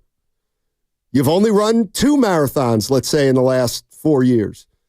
The Niners have run 4. And so now here come the Niners. They line up for their 5th marathon. And some guys are fresher. And some guys have run fewer marathons, but have been training in a different way. And now you start the race and you're like, oh my God. Well, listen, we know we can run that 5-minute mile if we have to, because we've run that in the past. But you know what? What do you say? Because it's going to be hard to run our personal best this year because we've been around for a while. And so what do we got to do? Well, let's just stay in the race early. Let's just run 5.5-minute miles for the first 13 miles, first half of the race. We'll see where we are. And then at that point, if we need to pick up the pace, we'll pick up the pace. But let's try to do what we can to stay in it early. But they couldn't because there's other marathon runners. Yeah. And they're fresher, and they're healthier, and they're hungrier. And you guys, and you've run too many. And it's all starting to catch up with you. And the reality of the situation is now they talked about it, and they said, we got to try to run a 5-minute mile now. It's probably better than that. But now we got to run harder early in this race than we thought we would. So now they got to start running harder. But they might not have it in them because they just might not have it. They might not have the effort. They might not have the kick. They might not have the wherewithal after running 4 or 5 marathons more than other teams to get it done in year 5. That's the way I look at it. And I think there's a lot there. But, Steiny, you got to look yourself in the mirror because when you say that, the way that you phrased it and you stated it, you got to look yourself in the mirror to say, because if I'm a Niner fan listening to you and you're right on that premise, there's nothing to see here. All we got to do is go back to the lab. Maybe we don't make it this year. We recharge our mentals. Shout out Marshawn. Maybe. And we come back and we're Billy Badass. Right. Or do a lot of people have said that might be what we're looking for. But to me, you got a Debo conundrum. You got an offensive line that you even said to me is not playing at their best, or it needs to be, you need to retool it. And then also your inability to stop the run and these teams in crunch time moving the ball up and down the field. So I just come to you off of what you just said. So is all that attached to the thesis that is we're tired? They are tired. But how much of it is about what we're seeing with the naked eye about I think the talent? tiredness affects the way you play. And the reality situation, let's say the 49ers last year, let's say the world record for a marathon is 2 hours and 10 minutes. All right? Guess what? Last year, the 49ers ran a 2:12 marathon, but they didn't win it. So now they come back this year and they're like, holy hell, we got to not only run another 2:12, but we've got to get that down to 2:09 somehow. But we just had a 2:12 last year and we're still feeling the effects of it. And this is where, like I'm saying, when it comes to effort, urgency, and all that stuff, I don't think it's conscious. I don't think they're saying, oh, you know what? Now we look back and we haven't been playing hard enough. No, they were given what they could early under the circumstances, and it wasn't good enough. And so now they're in a situation where they've got to freaking run the last 8 miles in a record-setting pace, and they might not be able to do it. That's kind of the way I look at it. Yeah, I'm not mad at you, but man, I'm tired. But I'll just say this. So I saw you and Evan. We chopped it up like we always do every day before the show. Before hearing that sound, Steiny, does that change what's your view of the Niners season up until you hit play on that sound? No, it affirms it. It affirms everything I've thought and many, many fans have thought. So you still feel the same about the O-line? Manti Te'o came out and said this team looks tired in the preseason. I had you play that a couple weeks ago. So they weren't capable of doing anything better than they produced early in the year. And you know what? What's gotten them bit is that there were 2 games this year at least, maybe 3, where the effort they put out probably would have won them the game last year. It probably would have won them games last year. But this year, it didn't. But what do you do moving forward? How much do you try as hard as you attach can. Your wagon? No, I'm talking about in the offseason. Well, that's change it. Well, you're not saying they don't need changes. This is all mental. You said that an hour ago, and that's why I calmed down. I think it's a million different things. I'm not ready to say. But some are more important than others. Exactly. That's what the 49ers have to figure out. Some additions. Okay. And the D-line needs some additions. Okay. Now, can you get those? I don't know. Okay. And I'm telling you, Trent Williams didn't play with his greatest sense of urgency this year as he has during his Hall of Fame career. But now we kind of under. Well, that's fine. We understand, but it hasn't happened. Right. But and moving I'm not forward, saying, I feel I'm better about why, if you want to call it subpar, you get a better understanding of if I start the race again, I might be my better self. Or he might be worse because he's going to be 37. Like, that's the other thing. It's a combination to me of a lot of things. He obviously had a lot of stuff going on in the offseason. To me, that must have affected his play. So how much of this also affect age Brock Purdy? And distraction. Okay, let's move to the quarterback then. His play. Because you talked about the play is the play. How much of what you're talking about, the marathon and the mental, how much, because it's not Brock Purdy's decision to pay him. It's somebody else's. How much of what we've seen from him, and yesterday he was phenomenal, how much of this season now is predicated on your thesis about all these stuff? We were tired from the gate. We slipped coming out the gate. Exactly. They were. And that affected Purdy because everybody else wasn't playing up to their potential. I mean, Purdy needs help. I mean, it's funny. But you talked about the 2 balls that didn't get there yesterday. Right. Well, those aren't going to get there ever. Like, that's who Purdy is to me. But let's go to Nick and Clayton. What's going on, Nick? How you doing, man? Hey, fellas. How you guys? Hey. Doing well. Yeah, so as far as what Kittle's comments, I think people also remember that Kittle's comments were, he was being asked about Purdy and Lenore addressing the team the day before. So I think when you kind of put together and you hear the words that Kittle uses, like urgency and being desperate and scrappy and clawing, I think was the term. I think he's specifically talking about the offensive line and the defensive line. And as those 2 position groups, I think that also kind of explains why it took so long for anyone to hear about any of this type of stuff. Because, those are like the biggest, strongest guys in the team. They're kind of isolated as opposed to, and you don't hear from them in press conferences like you would, a wide receiver or a quarterback. So I think it all kind of, when you put all the dots together, I think that is you're right on the table is the offensive and defensive line groups, which is an interesting dynamic too, that you have those guys, the biggest guys in the room, getting called out by everyone else. Like, I don't know if that's a good thing for the team, but that's where they are. Appreciate the call. Well, you know what? And I'll say this to that. It's better late than never, right? The season is not over. They got a puncher's chance. The math is still there. So, okay, they did it, Steiny, and I'm just questioning the timing. Why wasn't it after week 9? Because maybe they all thought they would do it or turn it on in week 10. But if you are right, and that's been their biggest proponent this season or foe is being ready and they can do more, then then watch out. Well, rest of the league or the next 5-4 opponent. I don't think the math is there. They're 2 games in back of Seattle. But you look at Seattle. Right, they got Green Bay this week. What if Seattle wins out? Okay, I got you. But that's what I mean. They don't control a damn thing. No. Except themselves. No, now we know they do control something. Play 100%. Foot on the gas, right? But that's why it's too late. Show on it. That to me is why is it too late? Because just if you're playing hard doesn't guarantee you win games in the NFL. But some things can go your way, though. I get you. If Seattle wins, you're right, and if you lose the Rams, but if that's 90 or 85% of what's been going on, then you got to feel good about them winning out. Or I don't feel good about them winning out.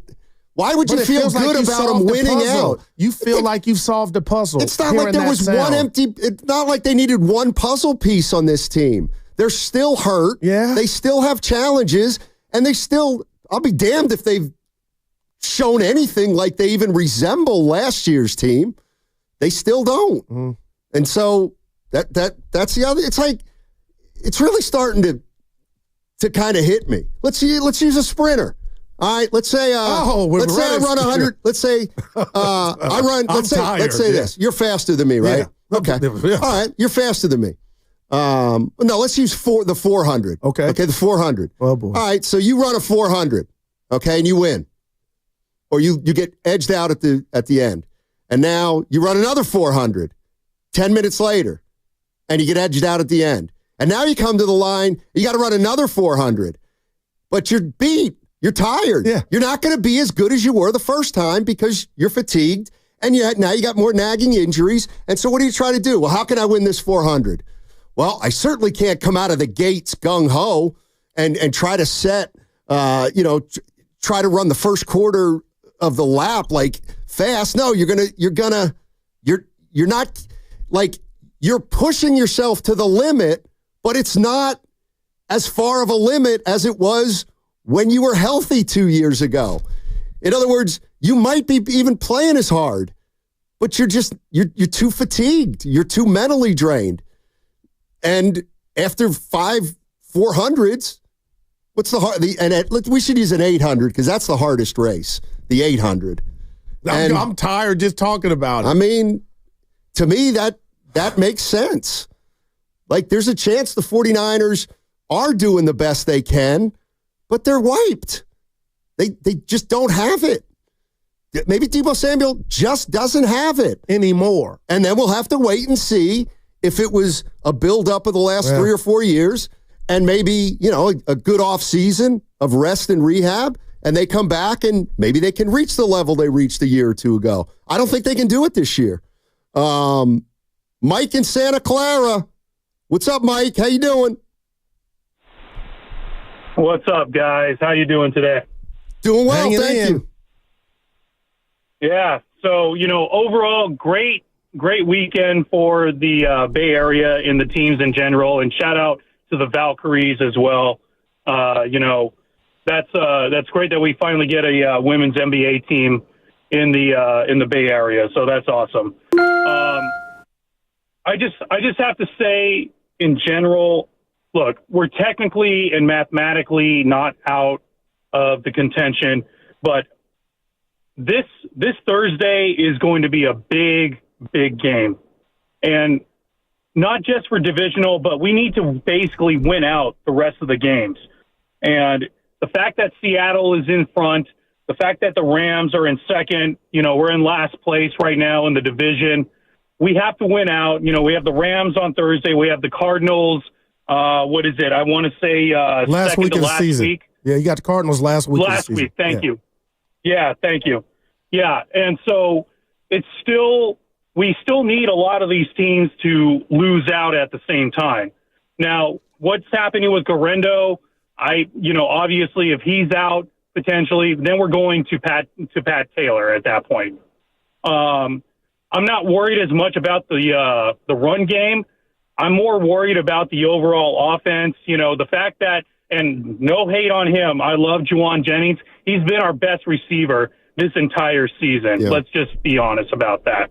You know, and the defense, you know, I'm glad that we actually stepped it up, but I'm trying to understand the factor, and maybe they had more conversations before this, but why all of a sudden did, you know, Lenore and Kittle all of a sudden have to have a player meeting, you know, like this Saturday? Why? And again, I don't know if they had other player meetings before this, but why all of a sudden did they decide to just make it all of a sudden like, oh, we have to step up our game, you know? With the injuries and everything, you know, it's very difficult right now to see us make the playoffs, even though we're mathematically not out of it. But they need to step their game up every single game, you know, just basically ass out, just literally kick everyone's butt and just win it out. And you still don't have a chance. But at the same time, I want to see 110% effort the rest of the game until you're mathematically out. Thanks, guys. Yeah, it's funny because he was saying, why now? Why now? Why now? And to me, we'll never know why now. Like, why did the 49ers sign Ayuk when they did? Why didn't they do it a month before? Why didn't they wait another month? I don't know. But those were mistakes. Okay. Well, why he got hurt, though. Why does an alcoholic decide, or when does an alcoholic decide he's had his last drink? I don't know. Probably when things get so desperate that he realizes he's got to do something different. Yeah, they want change. And that's why I think it happened yesterday, is because they looked at the standings and they're like, we're in trouble. And I think up until that point, they kept thinking, you know what, we'll get it together. We got time. And I think it's just like a deadline always spurs action. And I think they looked at this season and like, we're on deadline right now. Does that sound play any different had they lost? Had that been after the Buffalo loss? I'm just asking you. No. Again, and I don't want to forget me. Yeah. Forget me. We did a whole show where, what do you think's going on with the Niners? And this was 3 or 4 weeks ago. And many, many people called in and said they just don't have a sense of urgency this year. I think it's injuries and talent more than sense of urgency, but I'm not in the locker room. Well, I don't know what it's more of or less of, but if you're not playing with a sense of urgency, it really doesn't matter about all the other things. If in the NFL you're getting out efforted, I mean, you can probably be a better team, and that's why you're going to lose a couple games. Devondre Campbell has not had a good season, but it's not because I don't believe he's not playing at 100%. Well, he had a great game yesterday. Maybe Kittle's referring to him. But that just means you missed Greenlaw. Like, he shouldn't be there. That's an injury. Well, no excuses, but that's been my whole theme this whole year. Is like, I know nobody wants to hear it, but if you take a step back through 13 games and talk about the theme of the 2024 Niners, there's no way you could tell or write the story without guys being hurt. Well, you know what? But You're now right. it sounds like you can't write the story. Kittle's telling me something else. You can't write the story of the 49ers without mentioning injuries,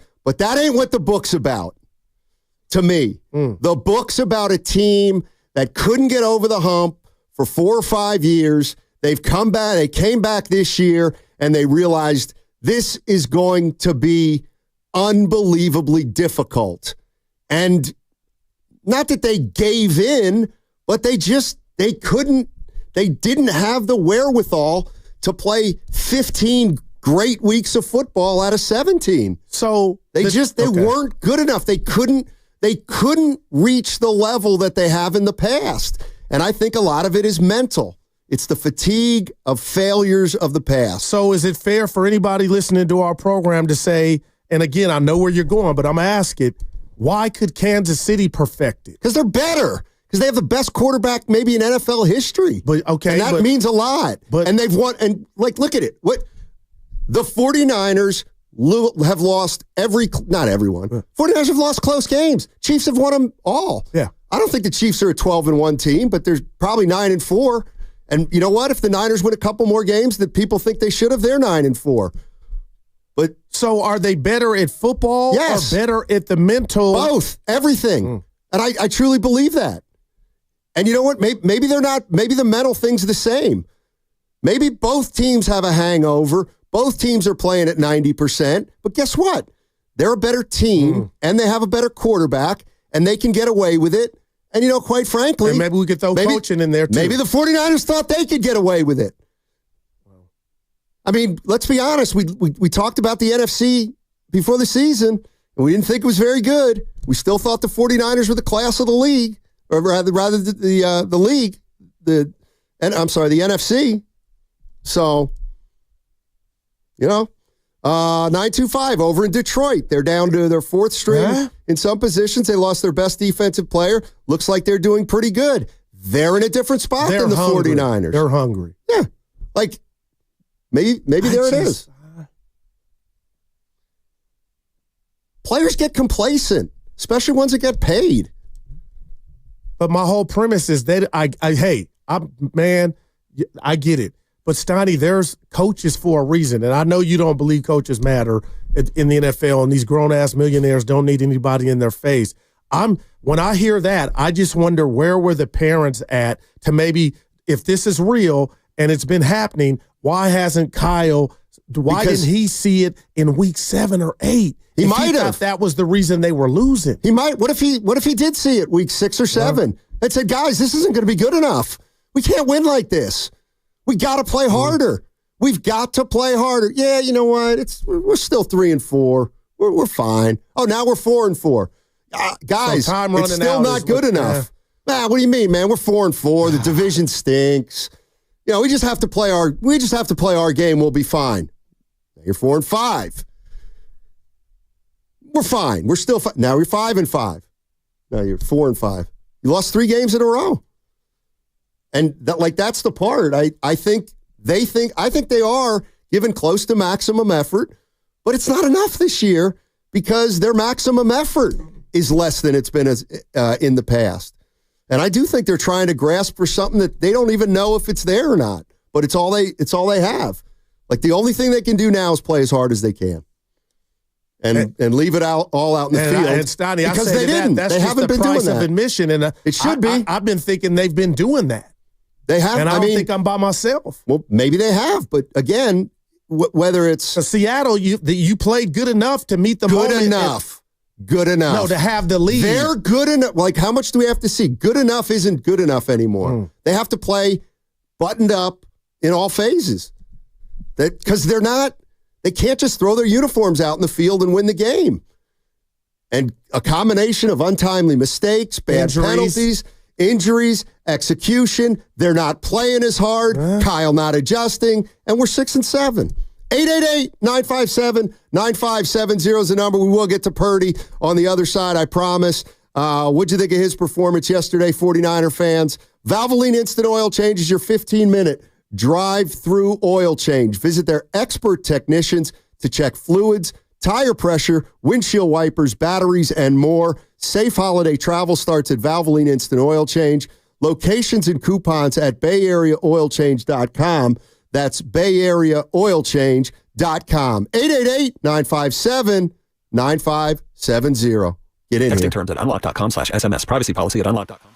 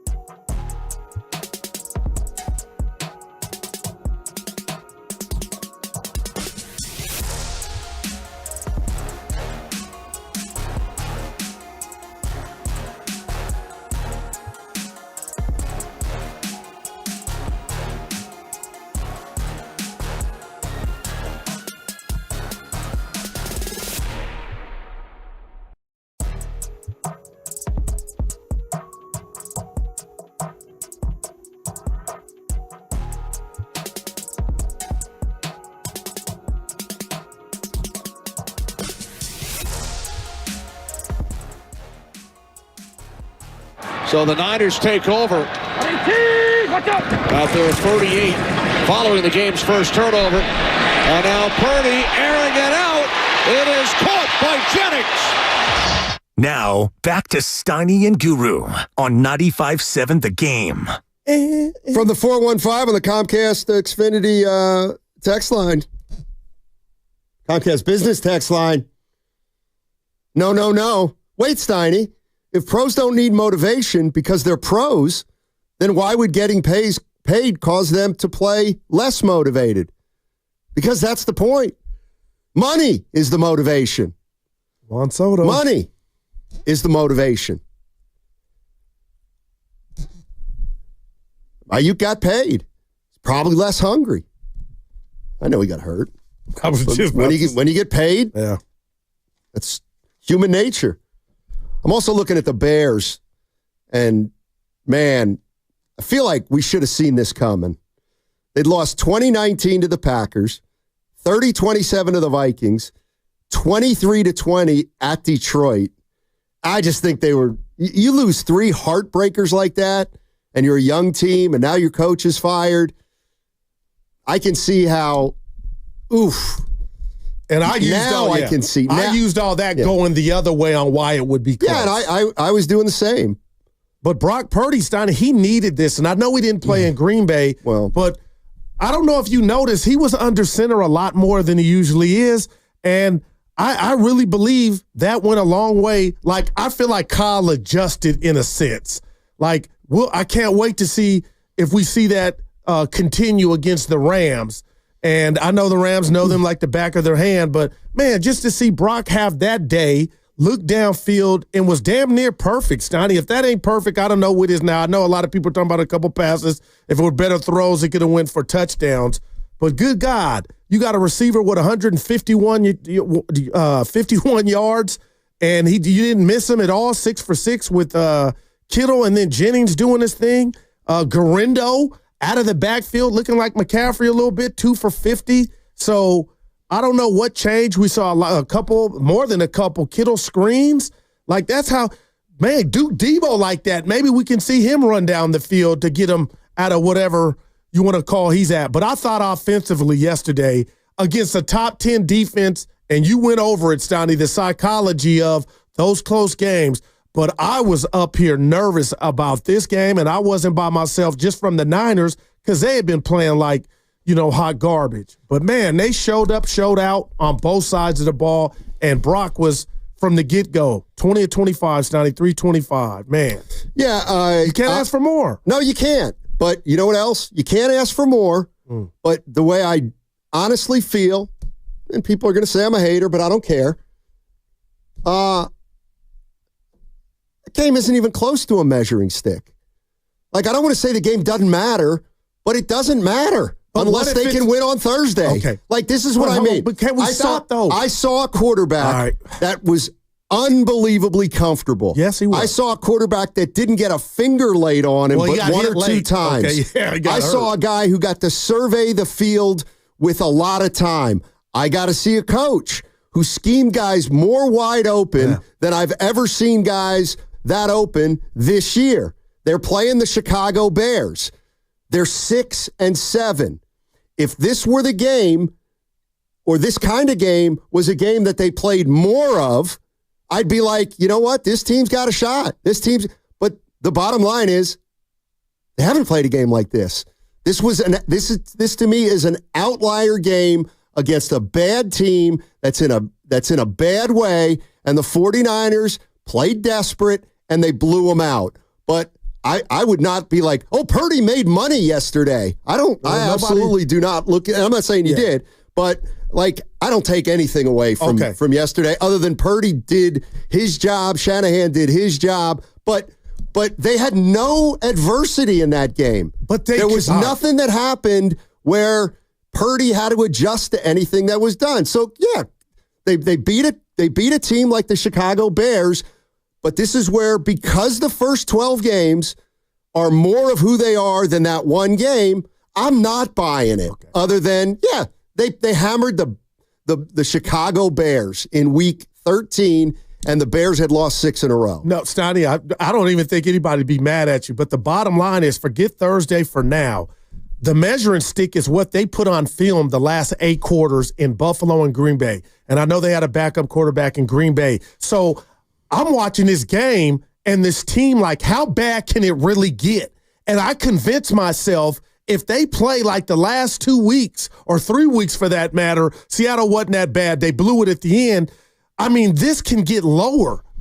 So the measuring stick was not the Bears. I felt like the Niners were playing themselves. So They created yesterday, in regard to no adversity, I feel like the Niners, and I mean this, Donnie, I feel like they created and made it no adversity because they snuffed the Bears. Now, and you're right with what the Bears were going through. They snuffed the Bears. But on a good day, they can play you tough, the Bears. Great. And they were just out. They, on both sides, they did not show up. But I think if you're the Niners coming off that 3-game losing streak, Steiny, not throw a party. No, this is what you take going. Yeah. You're happy that you got a game in 72 hours. No, act like that was a big win. No, not act like. I'm not saying you're saying that. But, no. Steiny, this was a trap. And I don't even know if it would have been a trap because who could the Niners, who are they to come into that game yesterday saying, oh, we're playing the Bears and you got 2 more wins. You had 1 more win than them.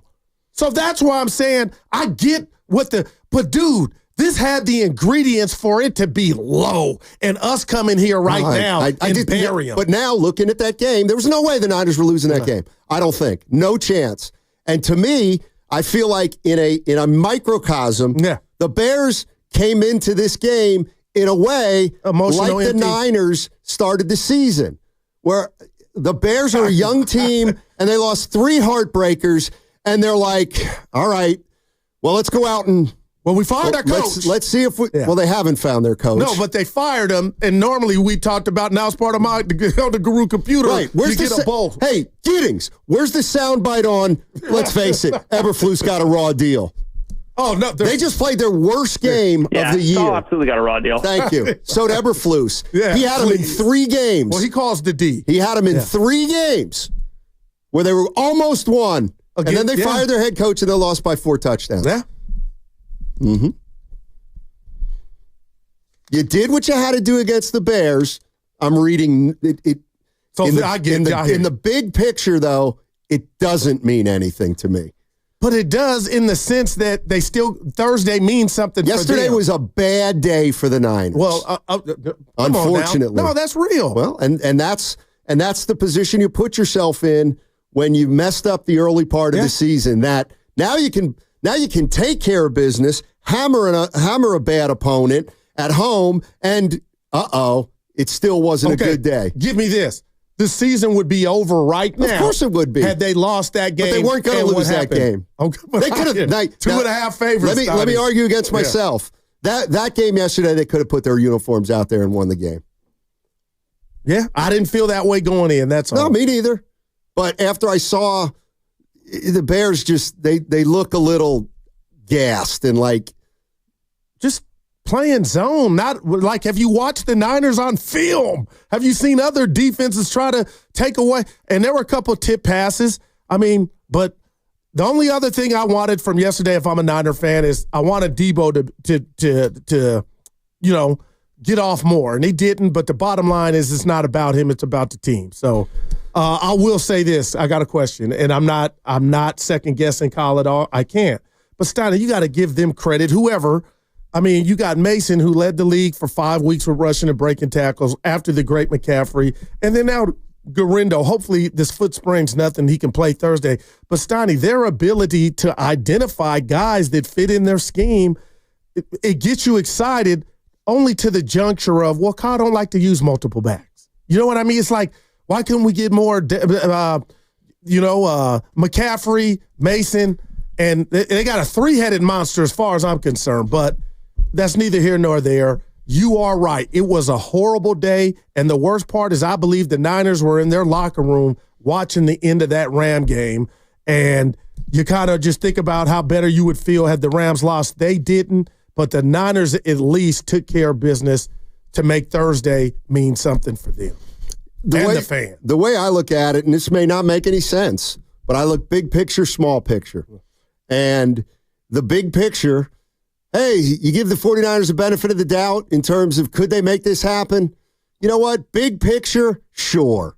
Maybe they could win 4 out of their last, maybe.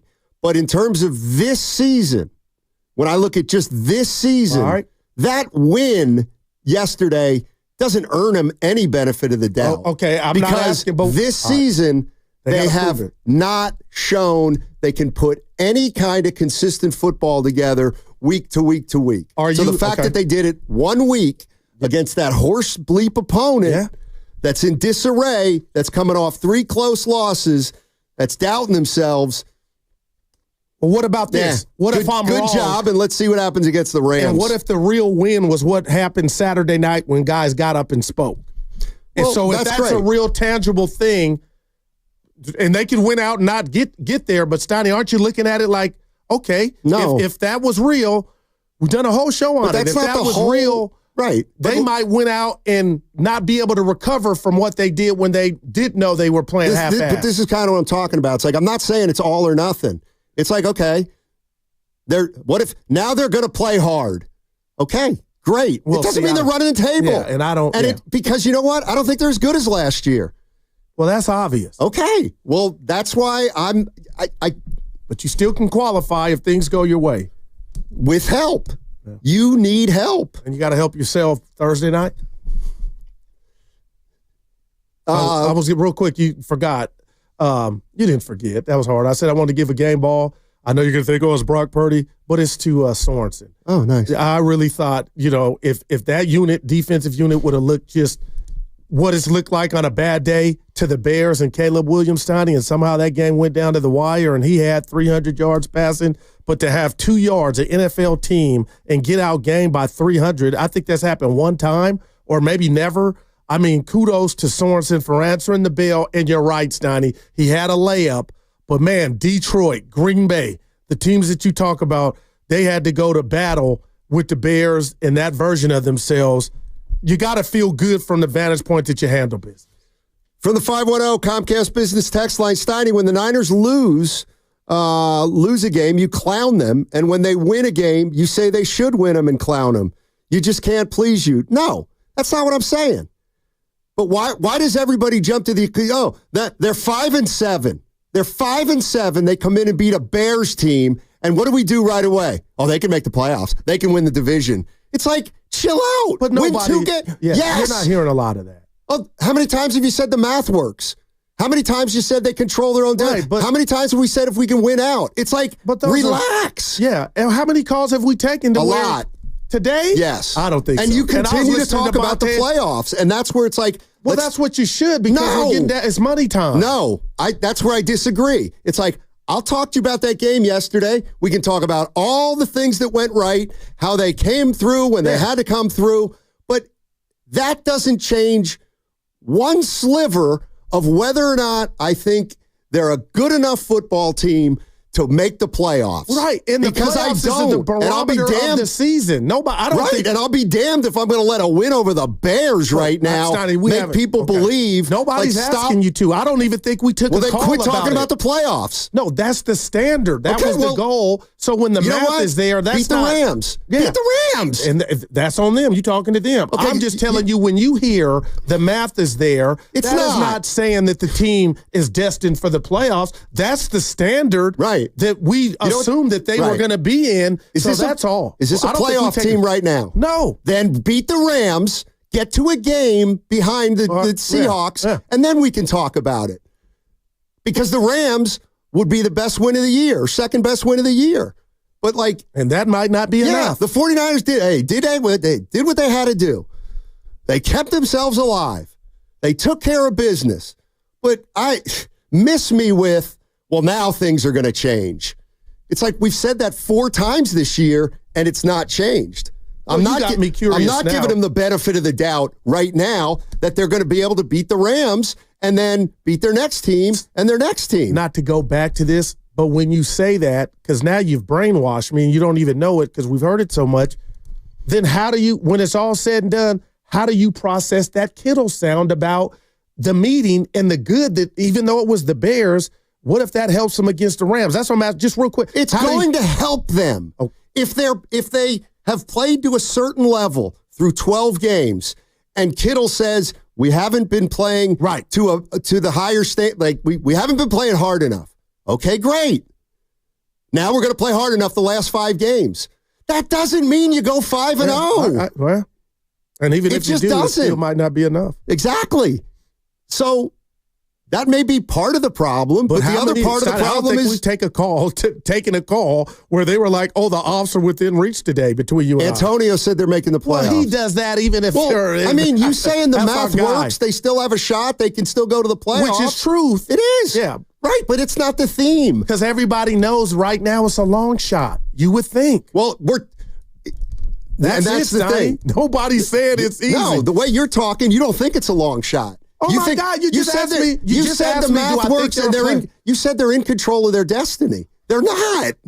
They're not. They're 2 games behind. Logan High. How could they be in control of their destiny? That's what I wanted to know. When you need help, that's over. And I told you that before I left. When we left Friday, that ship has sailed. Okay, so they're not in control of their own destiny. Exactly.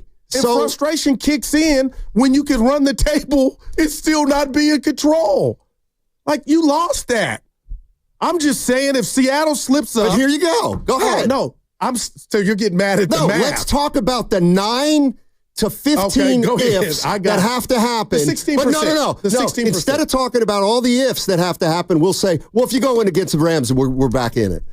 Okay, that's one thing. No, I was just saying that's Thursday one thing. Means something for their postseason hopes, the glimmer of it. Of course it does. And you know what? The game after that will be more important if they win it. Yeah, unless Seattle wins. And they better not lose that one. Unless Seattle wins. Yeah. Exactly. 16%.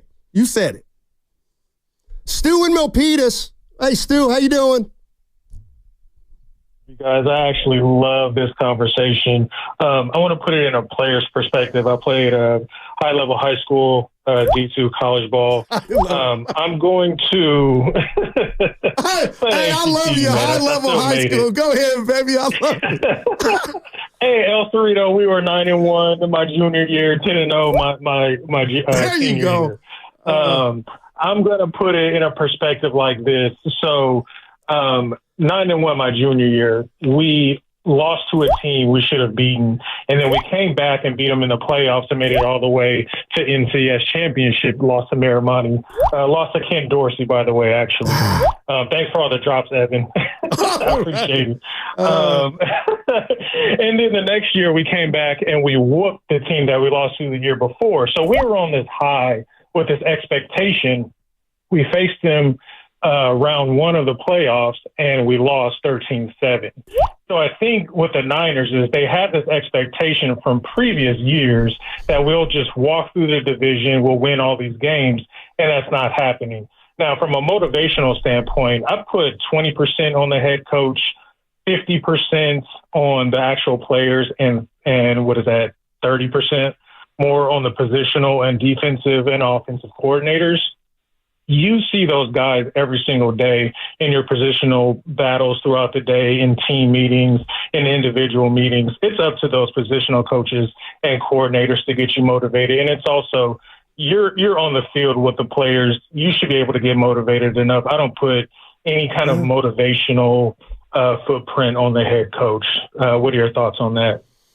It's just what I believe in. I don't think a pro coach motivation should be one of his top 2 skill sets. That's just me.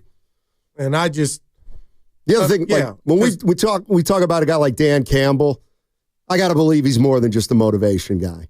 Now that's something he brings to the table, but to me that's like a bonus. Right. And while I went off early and I didn't even know what happened there, Stoney, I do know what happened. I thought you were saying, okay, you know what? 13 games in, we're 6-7 because we hadn't really been invested or mentally ready, and you didn't say that. You said it's all of it. So, but that's a part of it. Yeah, but I feel like a coach, what comes with the coach, I'm not saying Tom Landry or Chuck Noll and you got to yell Bill Walsh, but my goodness, he should be the first one to know what his players are doing or what they think they're doing, and then that conversation be had. And what did you say? And I'll think about it in the LAC when I drive home. Guru, how did you know that hadn't been said? But he's never gone to the mic.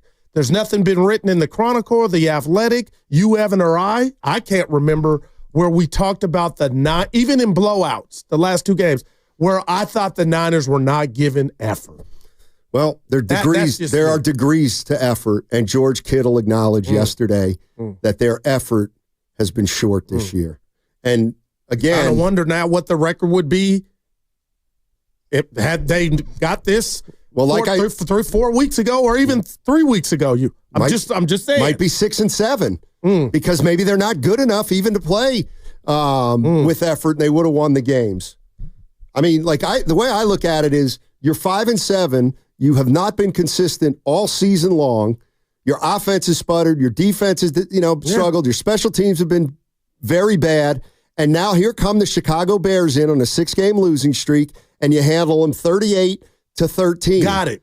If you come into that game and you're 8-4, or even 7-5, and you've been playing good football for a chunk of the season, and I saw that game, I'd be like, you know what? This team's got it in them. They've played some really good games this year, but they haven't. Yeah.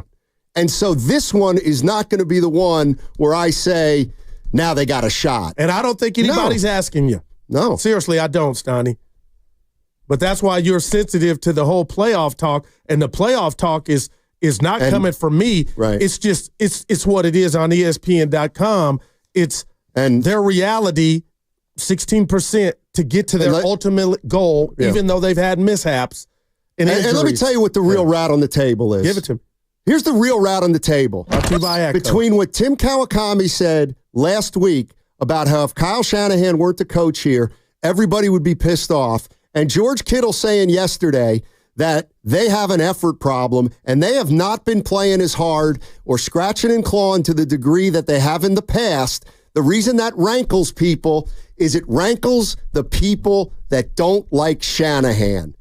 That's what it really rankles, because what I heard there is Shanahan's not the problem. It's been us as a team and the way we've gone about our season, and the Kyle haters can't stand it. No, because Kittle said it, not me. Right. Not Shashki, Kittle. Right. But give me this. You can't give me. Just tell me what you think of this. I love TK, but the bottom line and the rat on the table to me is him saying that, and there being 52 other men that have their own opinion, and I'm not saying most of them agree with Kittle, but the bottom line is why I think I went off, Stoney, is those two things do not align. Because if you care for your coach, you ball out for your coach. That's the motivation right there. Even when you think you're not performing at high octane, you do it because of your coach. And they're playing as hard as they can. It's not as good anymore. It's not at the level it has in the past. That I can get with. Right. So that's not a Shanahan problem. And I'm just saying, I'm not on either side. I just don't think those two things align. I think they align perfectly. How? If you love your coach, the respect part is I'm going to go out here and play my best. They are playing their best. It's just not good enough. It's not good enough. And their best at 100% motivated is not as good as it was last year as a team. But the theme of what Kittle said, Stoney, is, guys, you don't want to call any out. Okay. Some may not be giving their all, and they think they are. Okay, if you say that's a coaching problem, and I'm serious, then you have to fire the coach. But I didn't hear Kittle say it was the coach. I heard him say it was us.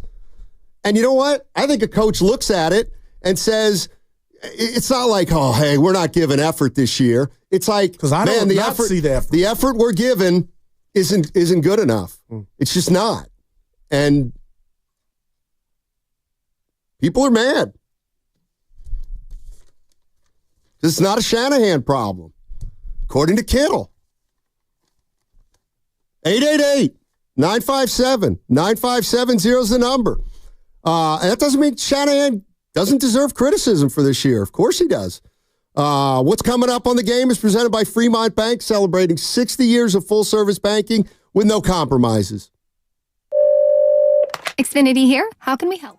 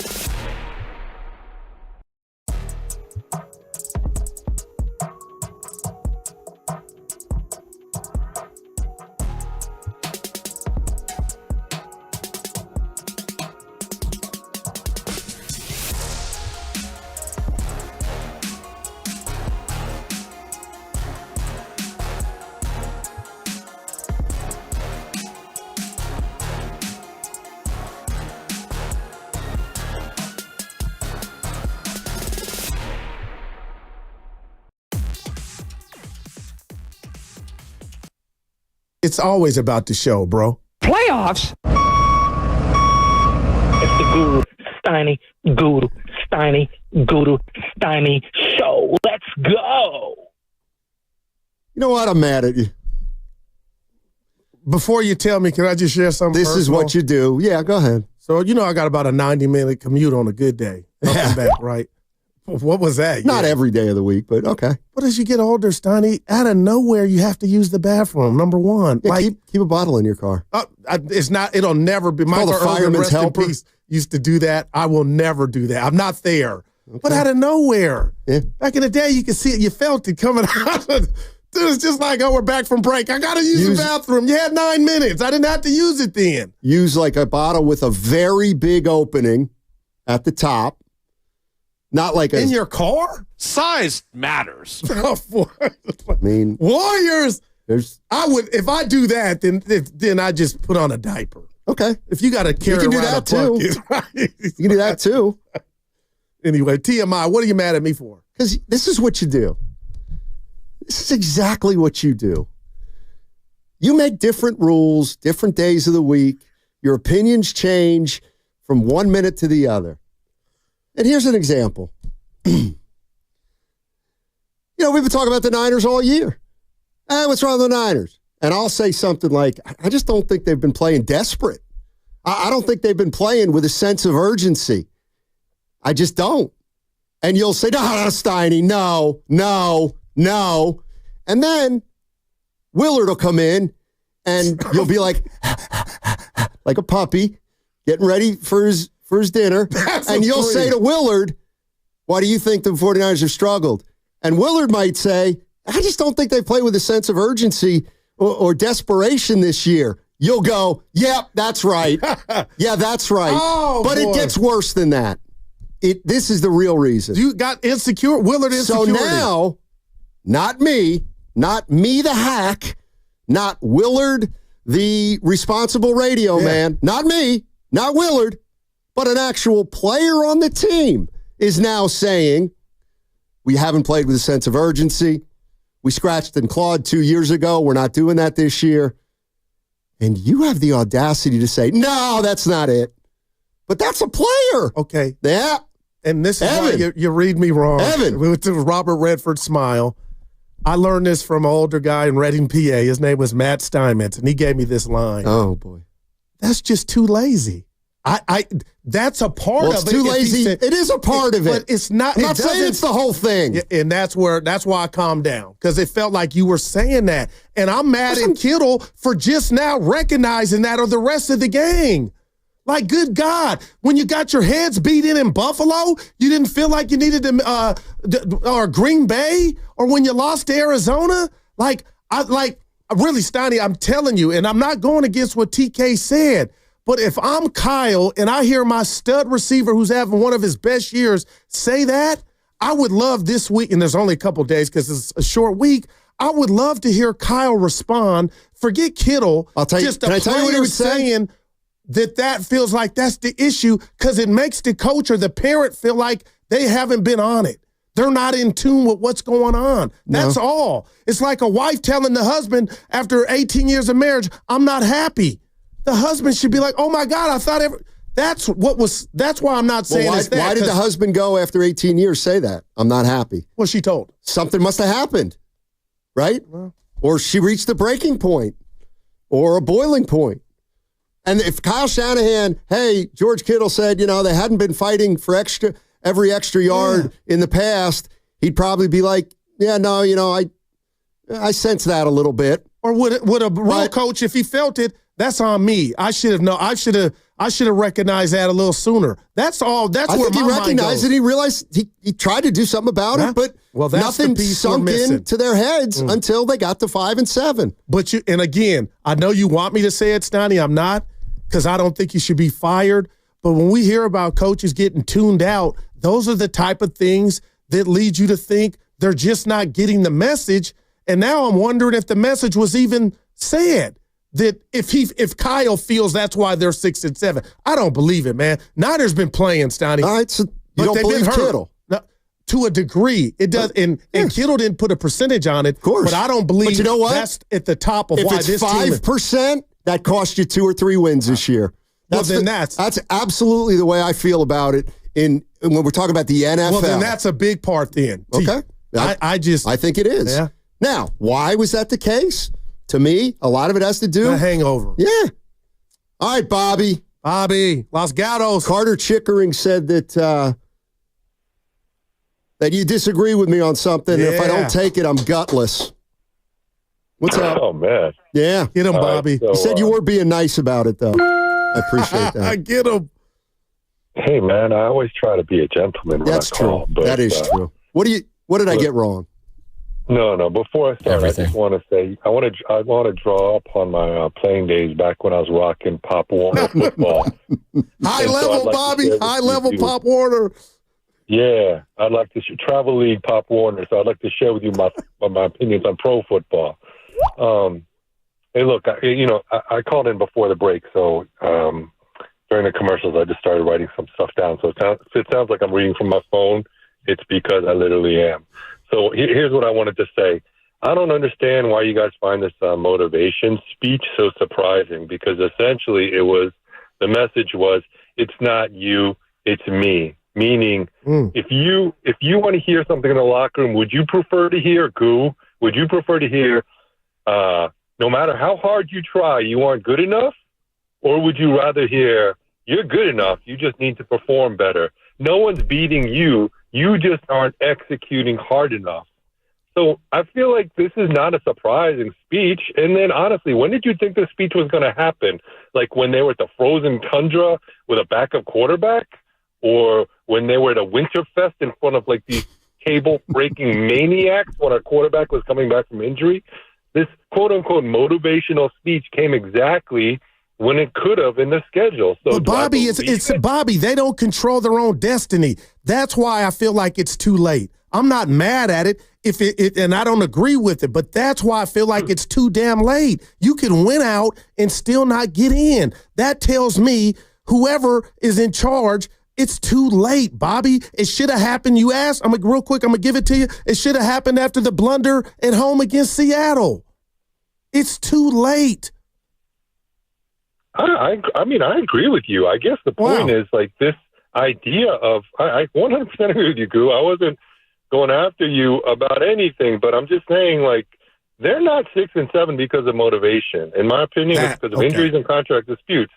But that's not a motivational thing to say. So I guess what I'm saying is I don't know why you guys are making such a big deal about this, because what else do you expect them to say? Now, regarding the playoffs, this is why I called in Steiny. Okay. It's almost like you're looking for a fight when there's no one's actually picking a fight. I don't see any caller. I don't hear any caller calling in saying the path to the playoffs is destined. Preach. Or that, like, if we, meaning like that win yesterday means that they're destined for the playoffs or we got it on lock. Nobody has said that. All it means is that we still have games that matter now. And sports is generally based on hope, right?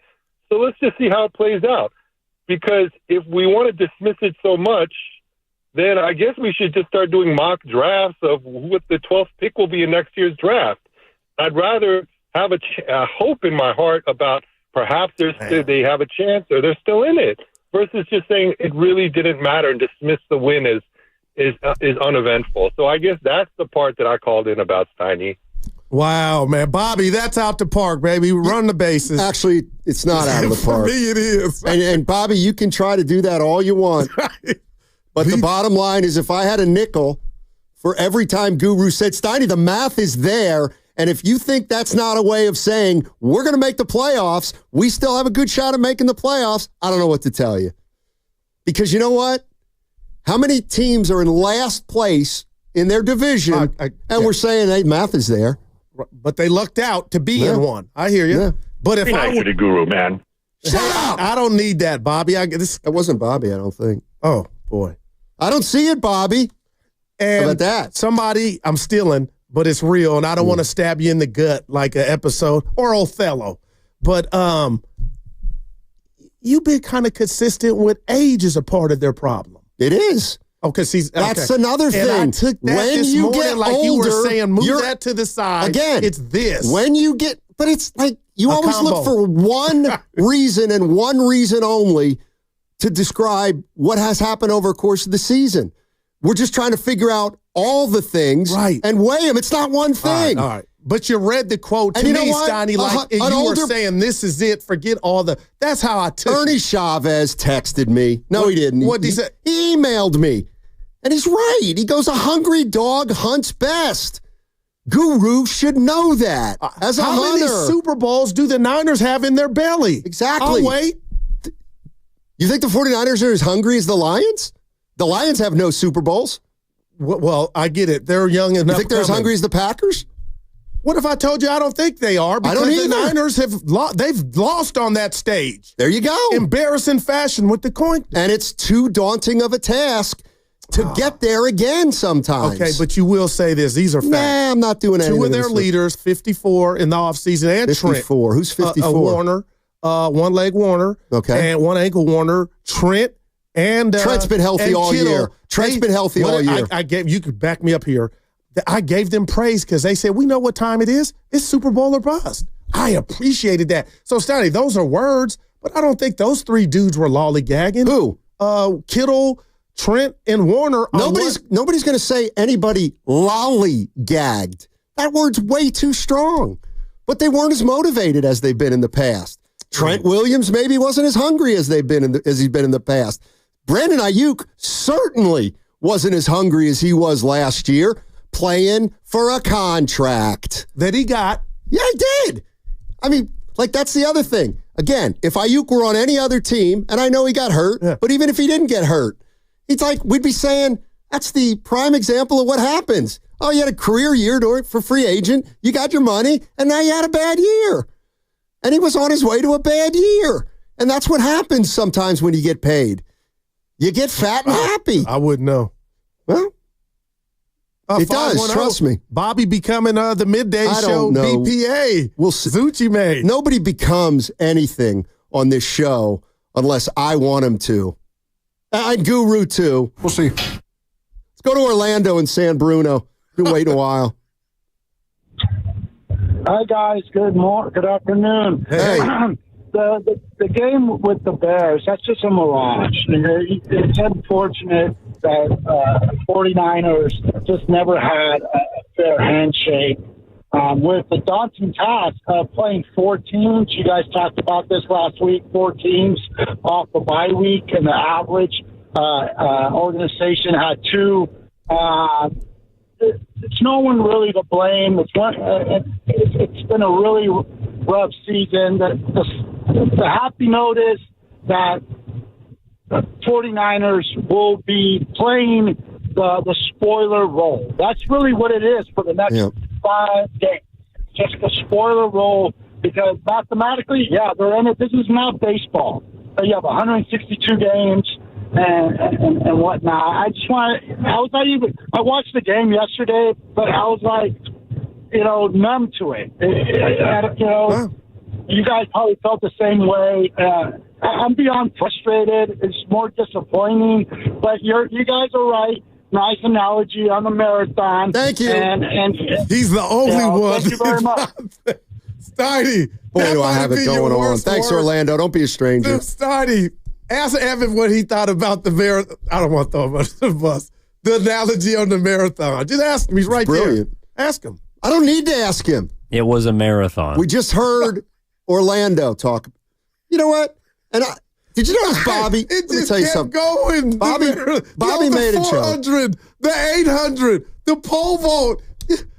I was worried what you were going to do. What I had to put up with when you go on to one of your rants. You went on a verbal decathlon for about 20 minutes. Hey, Evan. Steiny and Goo brought to you by the Olympics. Oh, Steiny, I love you, man. Okay, you know what? And Bobby, I saw. Bobby, don't think I don't know this. He took a shot at every caller that said, I played football and high level. And I was figuring, you know what? As long as everybody else is using an analogy, your boy Steiny's going to use one. I will say this. So I'm getting ready to launch. I'm getting ready to launch All right, senior year, I come back to Franklin and Marshall. It's my senior year. Slap me for what I'm doing. We're going to have a big year, I can tell. Right. We're going to have a big year. And stuff happened. We got off to a slow start. And then we got in this little malaise. It's hard to describe why. Everything. But yeah, exactly. There was some stuff going on. And we're 10-8. We're 10-8 my senior year. We're going in to play Moravian. And the coach is talking, no motivation. He's like, we're not going to win unless you guys play better defense. Like you guys think you're playing hard on defense, but you're not, because I know you can play harder. All right? So we went out and we shut Moravian down in the second half. All right? All we did was play defense. That's all. Like, yeah, we scored a little, but it was mostly, I think we held them like 18 points in the second half. And we were and you know what? Your boy kind of was setting the tone. And I'll never forget, after this game, I thought, you know what? I can be a better defensive player with that kind of effort. Okay. Now, that doesn't mean I've been quitting for 4 years. I love this story. It just means he pushed me. We got pushed to a level that maybe we didn't think we had. And we had it. And the story's not over. Oh, okay.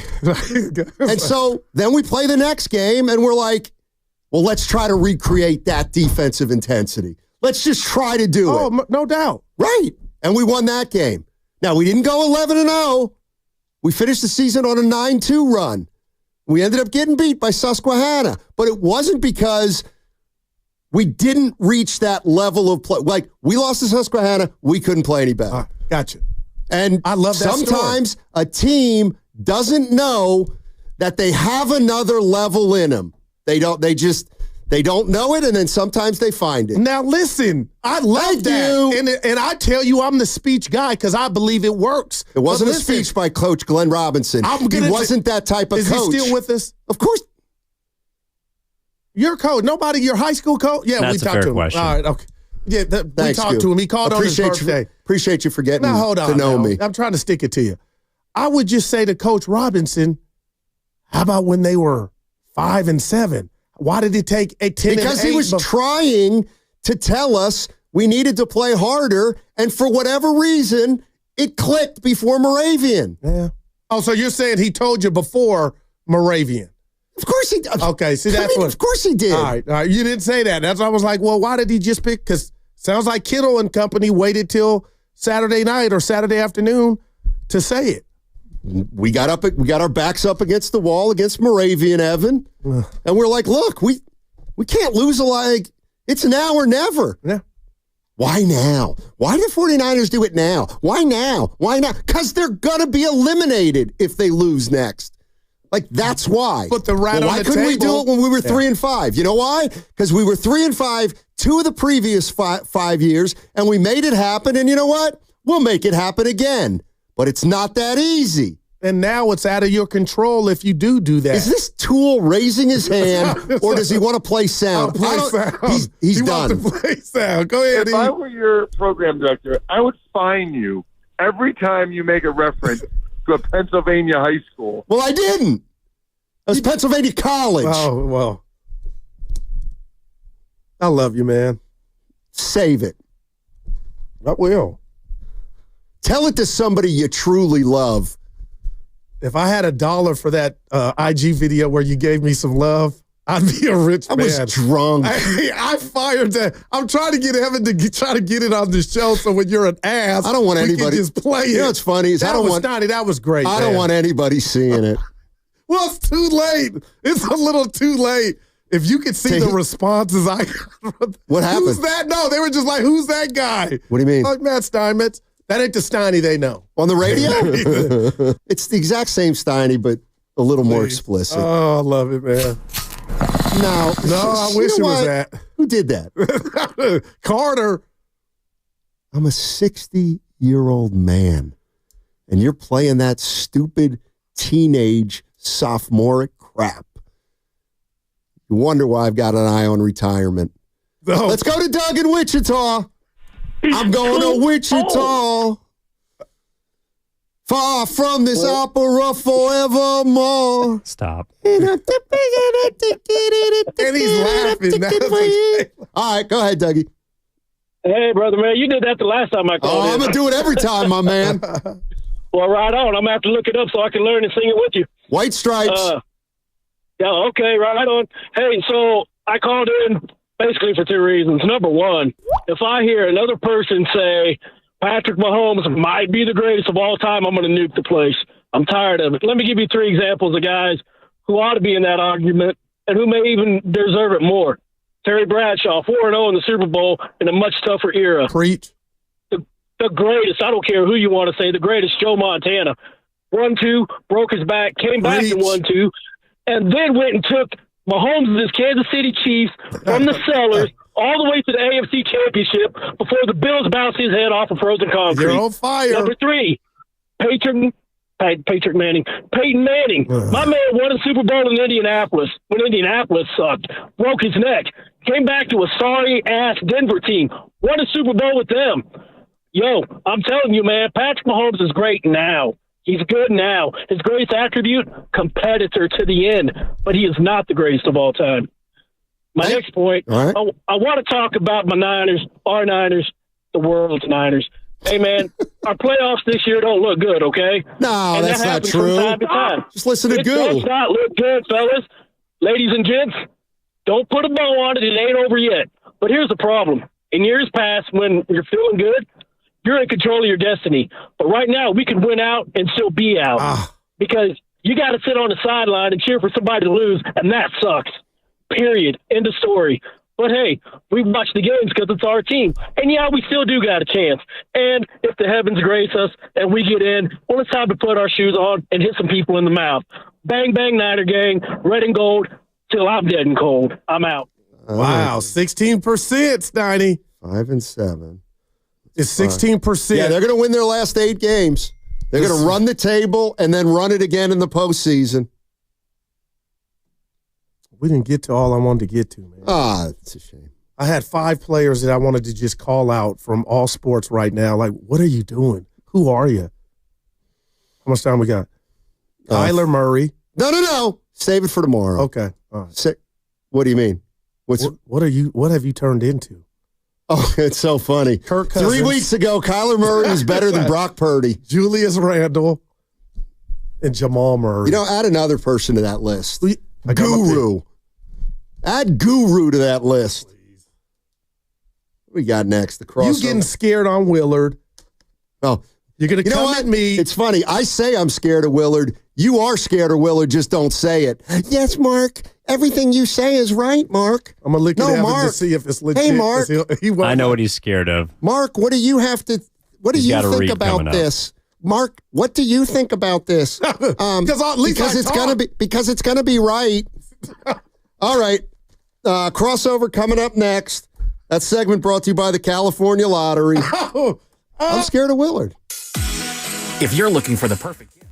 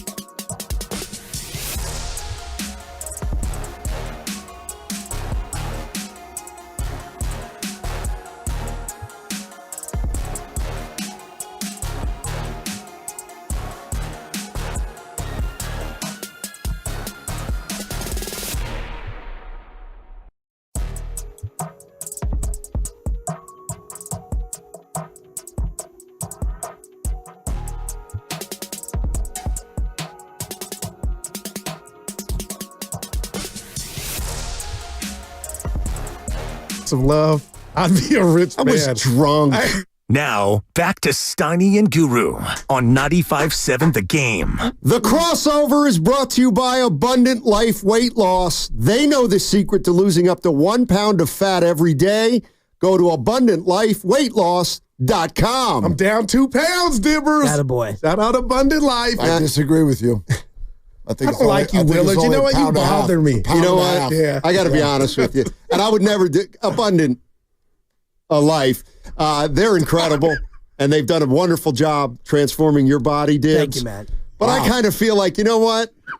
Let me go on the Steinmetz regimen, and I'll match Abundant Life pound for pound in terms of weight coming off. Yeah, Dibs gave you love about how you do it. Losing weight. What is the Steinmetz system? I'd like to hear that, actually. A lot of fasting. Just stop eating? Basically. All right. It's good. Christmas is a good time to do that. You know, like today I'll try to, maybe today I have a couple light beers, then skip dinner. Perfect. Yes.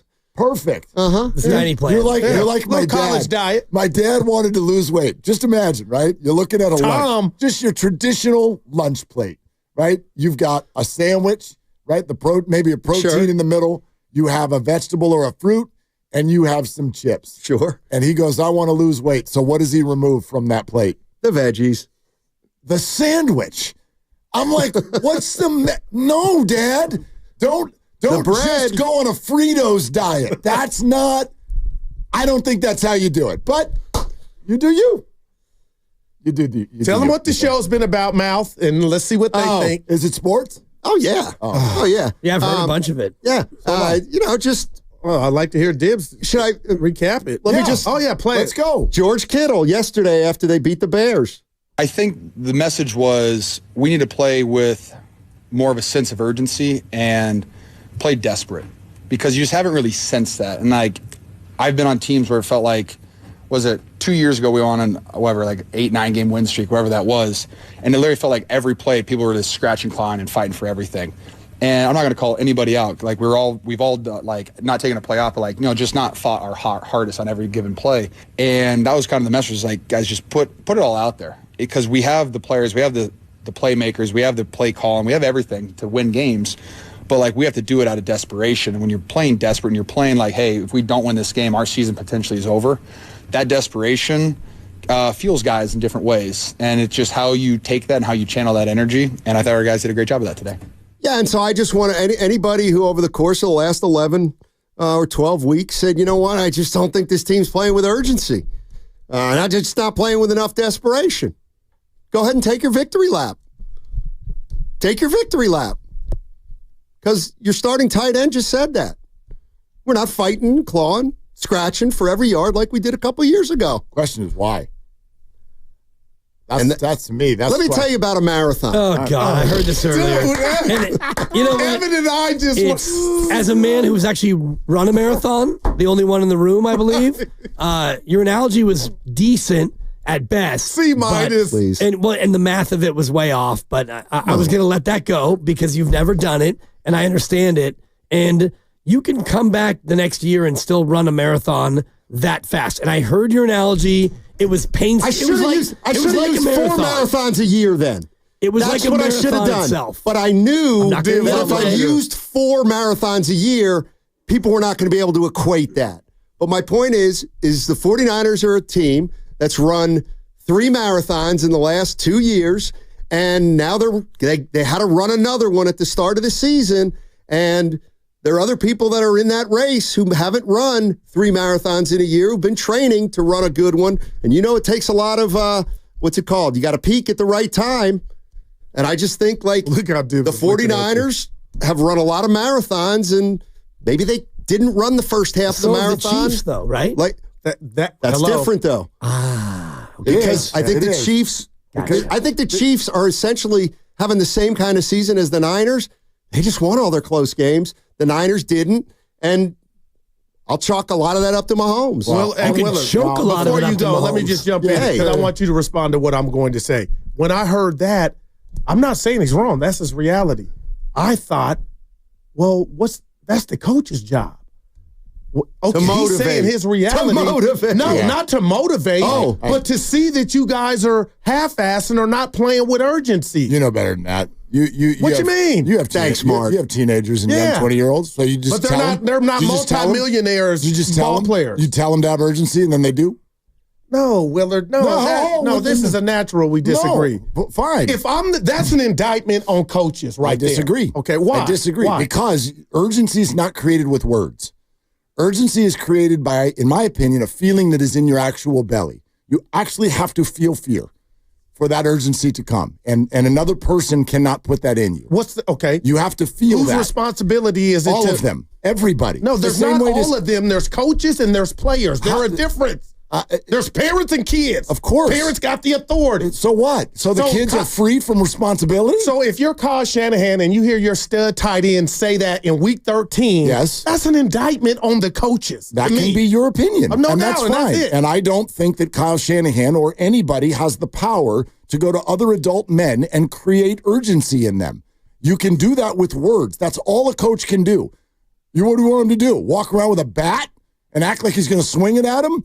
You can't do that with words. And the problem, and I think this is what Steiny's point that he's talking about, the problem and the difference between the 49ers and the Chiefs and the marathons they've run is that the Chiefs have won the marathons and the 49ers did not. Therefore, they have not received the fruit, which makes all of the effort worth it. And instead, they receive what people refer to as a Super Bowl hangover, which is more just the dread of, oh my God, we've got to now try to climb this mountain again after doing it all these times and not getting the fruit. And so what I think it led to was too many 49er players who do not believe that the regular season was a threat.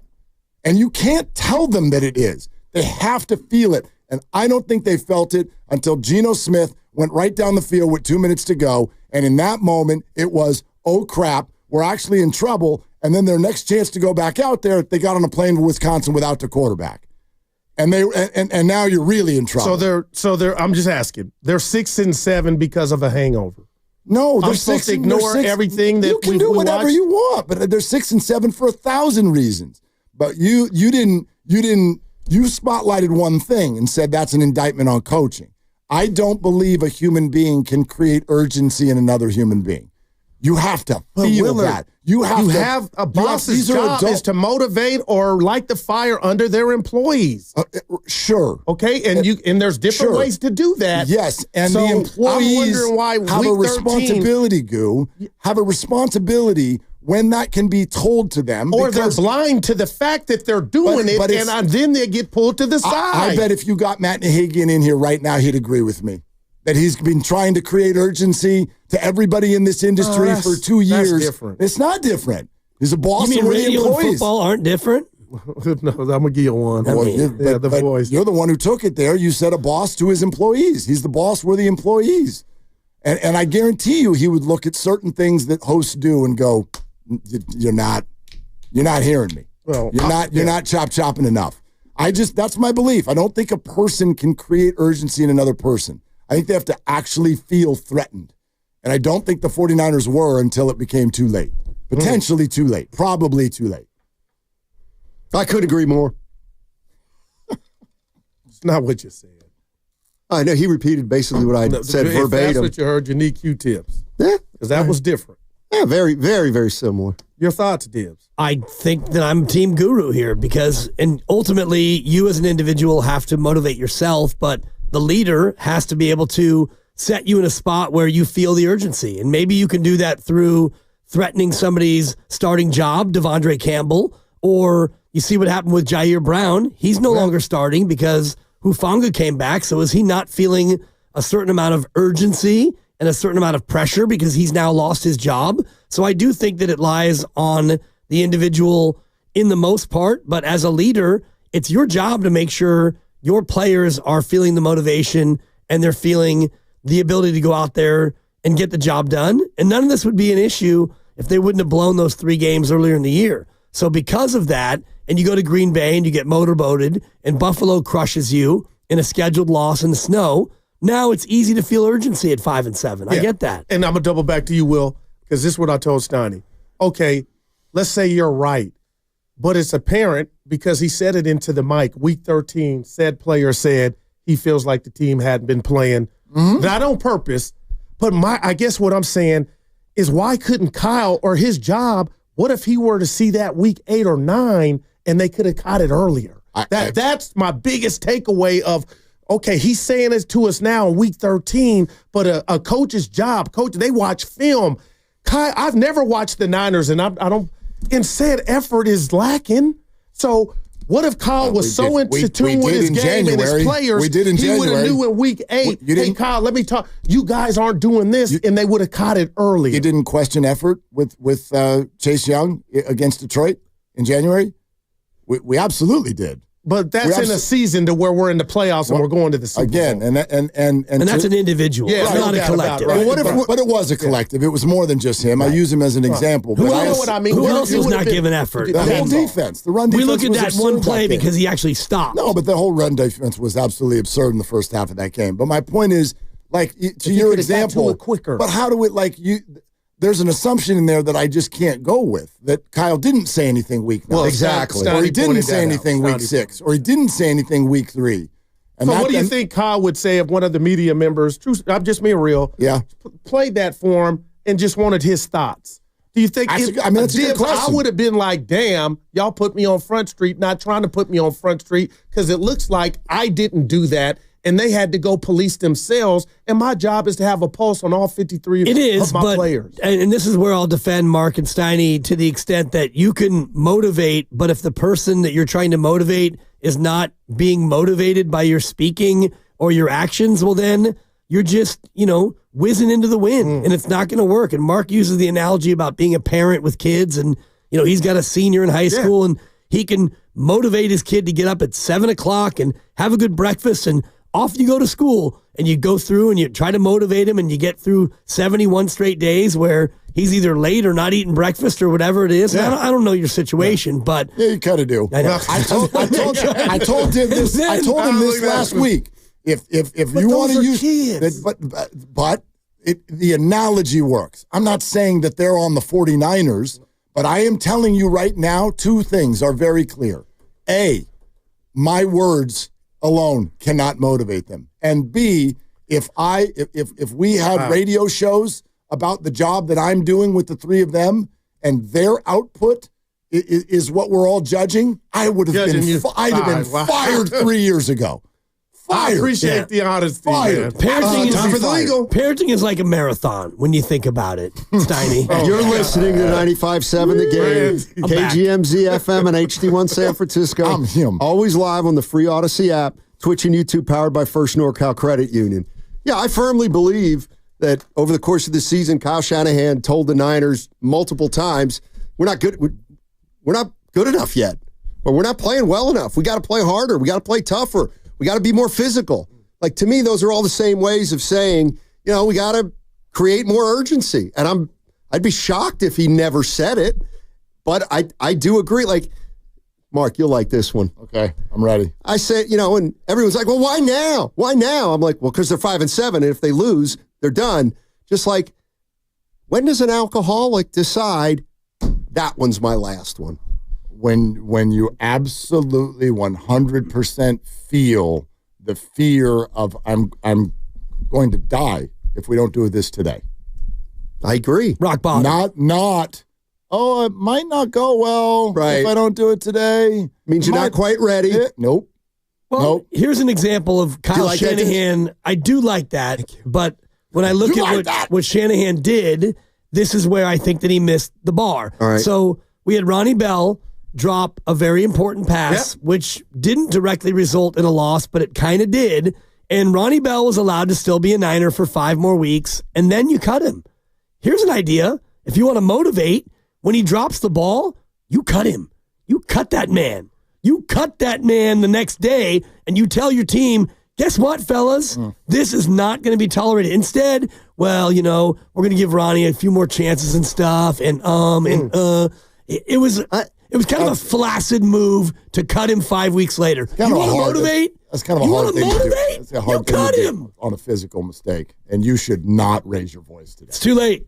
And Ronnie Bell has been making those mistakes over and over. And I don't know if you watched a lot of Red Zone yesterday. Over and over. I don't know if you saw Ray McLeod doing his thing with the Atlanta Falcons. Fumbled the game away. Dropped the pass, fumbled the game away. Fumbled the game away. Ray McLeod. He's a fumbler. Yeah. He's a fumbler. So if you want to motivate, there's ways you can motivate, but Kyle didn't do it. And so. Well, and I also think, and okay, Ronnie Bell, I'll go with you on, but if, let's say Christian McCaffrey comes back and Kyle's like, something's missing.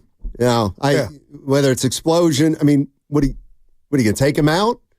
You're going to have to say he'll get better.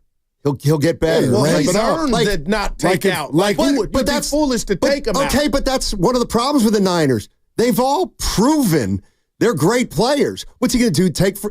There's like 11 guys he'll never touch. Right.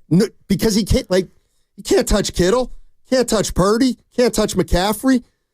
Can't touch Trent. Yeah. Can't touch Bosa. Can't touch Warner. If Greenlaw gives up a completion on Thursday night, should they publicly announce no contract extension? Yeah. That's it. Yeah, no, but Willard, to Steiny's point, I mean, these are physical mistakes. Like I they just shouldn't don't play Greenlaw 90% of the game. However much they play. But if I ask they got to ramp them up. What ails Same the way they did with 2024 Christian. Niners? I don't think you can answer right now. I don't think Mark Willard's number one answer is going to be they weren't playing with the urgency that Kittle talked about. I don't know what There's so much more to me. And there are many things. I don't know what the number one answer is. I don't think. Have you seen a lack of effort this year from them? I think that's not the phrase that I would use. It's not lack of effort. Like so many people think that they are giving max effort every day, and if somebody was chasing them, they'd get faster. Do you know what I mean? That's I don't want to agree with you. They're like somewhere in the whole humanness of all of this. I think there was a disease of the regular season is not a threat. And nobody that starts at the top. Because it doesn't. Because everything starts at the top. Because they don't. Well, that's true. I won't excuse Kyle Shanahan for allowing that. You can do whatever you want, but I'm not going to excuse Kyle Shanahan for allowing that to pervade. It's not allowing it, Dibs. Nobody would look each other in the eye and say that. It's just in there. They don't think they think it, but they do because it's just in there. The way that the analogy I've always used is that you could, like Steiny just talked about fasting. He could fast for 3 days, but he's not as hungry as someone who does not have access to food. He's just not. And you can't then say, oh, it's this other person's responsibility to make me feel even hungrier. It doesn't work that way. Somewhere in there, based on the history of this team, I think they didn't really, truly believe the regular season was a threat. They took it for granted. They did not think that the NFC West had any damn chance of beating them. I don't disagree with you, but when that attitude is pervasive, where does that lie in terms of responsibility? The leader. On each and every one of them, because their leader. Of course. I can't believe you won't assign blame. I can't believe this. I can't believe you. He's the head coach. And you think that a human being can look at a room full of adults and just with words, and all of them would go, oh my God, he's actions, right. Leadership. Yeah. Eberflus lost his job because they blew 6 straight games that they probably could have won. Lost his job because they're a moronic organization who hasn't gotten it right for 40 years. What about if at training camp, Kyle Shanahan got the team together and he goes, my dad's been in this league forever. I've been in this league forever. Where we are right now as a team after the last 5 years we had, tough loss. I'm just telling you guys right now, this year, I know you don't want to hear it, but this year's actually going to be harder by 5 times than the last 2 years. And it's because we're mentally tired. I think we're physically probably more banged up than we think. So I'm just telling you right now, this year is going to be a bear, and we're going to have to be prepared for it. And there's just no other doubt about it. We're going to have to find a level maybe that we haven't even found, if you can believe that. And Deebo Samuel's answer was, we've been the best team in the league for a while now. Yeah, Coach. We got it. And I like it to let's liken it to a marathon, Dibs. I love this. So the world record for a marathon is what, 2:08? I believe it's sub 2 hours now. Oh my God. Is it really? That's absurd. Somebody ran it's a little bit of a nuanced question because there is a sub 2 hour marathon that was run, but it was not sanctioned. Gotcha. There was like a pace vehicle, and they did it at a NASCAR track. Okay. That's there were, very I believe, 4 Kenyans who ran it, and the winner was like 159 and change. But what I'm getting at is, like, I liken it to, okay, they ran a marathon last year, and they ran in 2:12, and they're like, damn, that was our personal best. But you still finished in second place. And now they're like, we got another marathon coming up this year, and we've got to run our best ever. We got to run our best ever marathon this year, but we might not be able to do it because a lot of the past marathons have now taken it out of us. Willard, you used the word. I love you, pal. But listen, you used the word fear. Mm-hmm. So the late, great Chuck Daly, I believe, managed with a natural fear. Pat Riley, Phil, the great ones, Bill Walsh. This is not on Kyle. I'm just wondering, when I heard you say fear, I've worked for managers. I'm not an athlete. Did manage with fear. Your job, you would be replaced or fired. It's the most uncomfortable feeling. You think about work the night before. When you said fear, could there be ball coaches you think in the NFL? I think I know my answer. That manage with fear to where maybe they're in week 13, their star tight end wouldn't say, we were kind of, we didn't know what we didn't know. You know what I mean? Yeah, of course. And there could be. I don't think you see it in sports very much anymore. I don't respond to it as a person. And I think that's part of what we're talking about here. When you're managing a football team, you're talking about 60 to 70 different people. And we all know that everybody responds to different kinds of managing and coaching. And that's why I say what I say. It's not to excuse Kyle because he's in the building too. So it's all of them. It's all of them. And you can't just go in front of the room and say one thing and everybody gets it. I just don't believe in that. Bill Belichick never had a problem going year after year, running marathon after marathon. Sure he did. As soon as he was there. Before he had Tom and after he had Tom, he had all kinds of problems. But for the 17 years he had Tom, he didn't seem to have an issue with this whole marathon cockamamie analogy. And why did that happen? Because the players were actually leading the way. Well, Tom, you can take the credit away from Bill. I did a show. You can take the blame away from Kyle. I did a show for 3 years. I'm not going to take the blame away from Kyle or take the credit away from Bill. It's all the same. Remember when Brady said this team can coach itself? I worked a show for 3 years. I know you did with someone who was in the locker room. No doubt. And let me tell you. And he said, I don't know how we got motivated because, boy, this marathon stuff is really taxing. He told you that the Patriot way takes over the building at such a level. Bill doesn't need to talk to anybody. Bill didn't talk to anybody. Well, that's kudos for him. The Patriot way. Yeah, Bill and Tom. So what's the Niner way? The Niner way is roll over in the fourth quarter. Come on, man. Come on. What are we doing? Now you're just being a fireballer. What's the Niner way? Tell me what the Niner way is. I don't know what the Niner way is. Yeah. Thank you, Jed. All I know is that under Kyle Shanahan, it has usually meant a deep playoff run. Right. I don't know any other team that has a, quote, way. That's the greatest dynasty in the history of the NFL, and it clearly actually had more to do with the quarterback than the coach. The Chiefs have a way. If you want to cherry pick it, you can. I'm not cherry picking. You're talking about teams and teams who can or can't motivate. The Patriots were able to do it, whether it was because of this way and the players or whatever it was. The Niners don't have it. No, because they don't have the greatest quarterback who's ever lived. Nor do they have the greatest coach who's ever lived. I think we can agree to let it there. Well, there. Yeah, we'll be listening. Sure. I mean, what a bar. What a bar. That's a great convo. Let's just punt on the rest of the year because, Oh, no. We're tired. We ran a marathon last year. No, they're trying. And I'm leg weary. Now you're making fun, and that's when I draw the line, and I draw it on 95.7, The Game. Are they the smartest show in the Bay Area?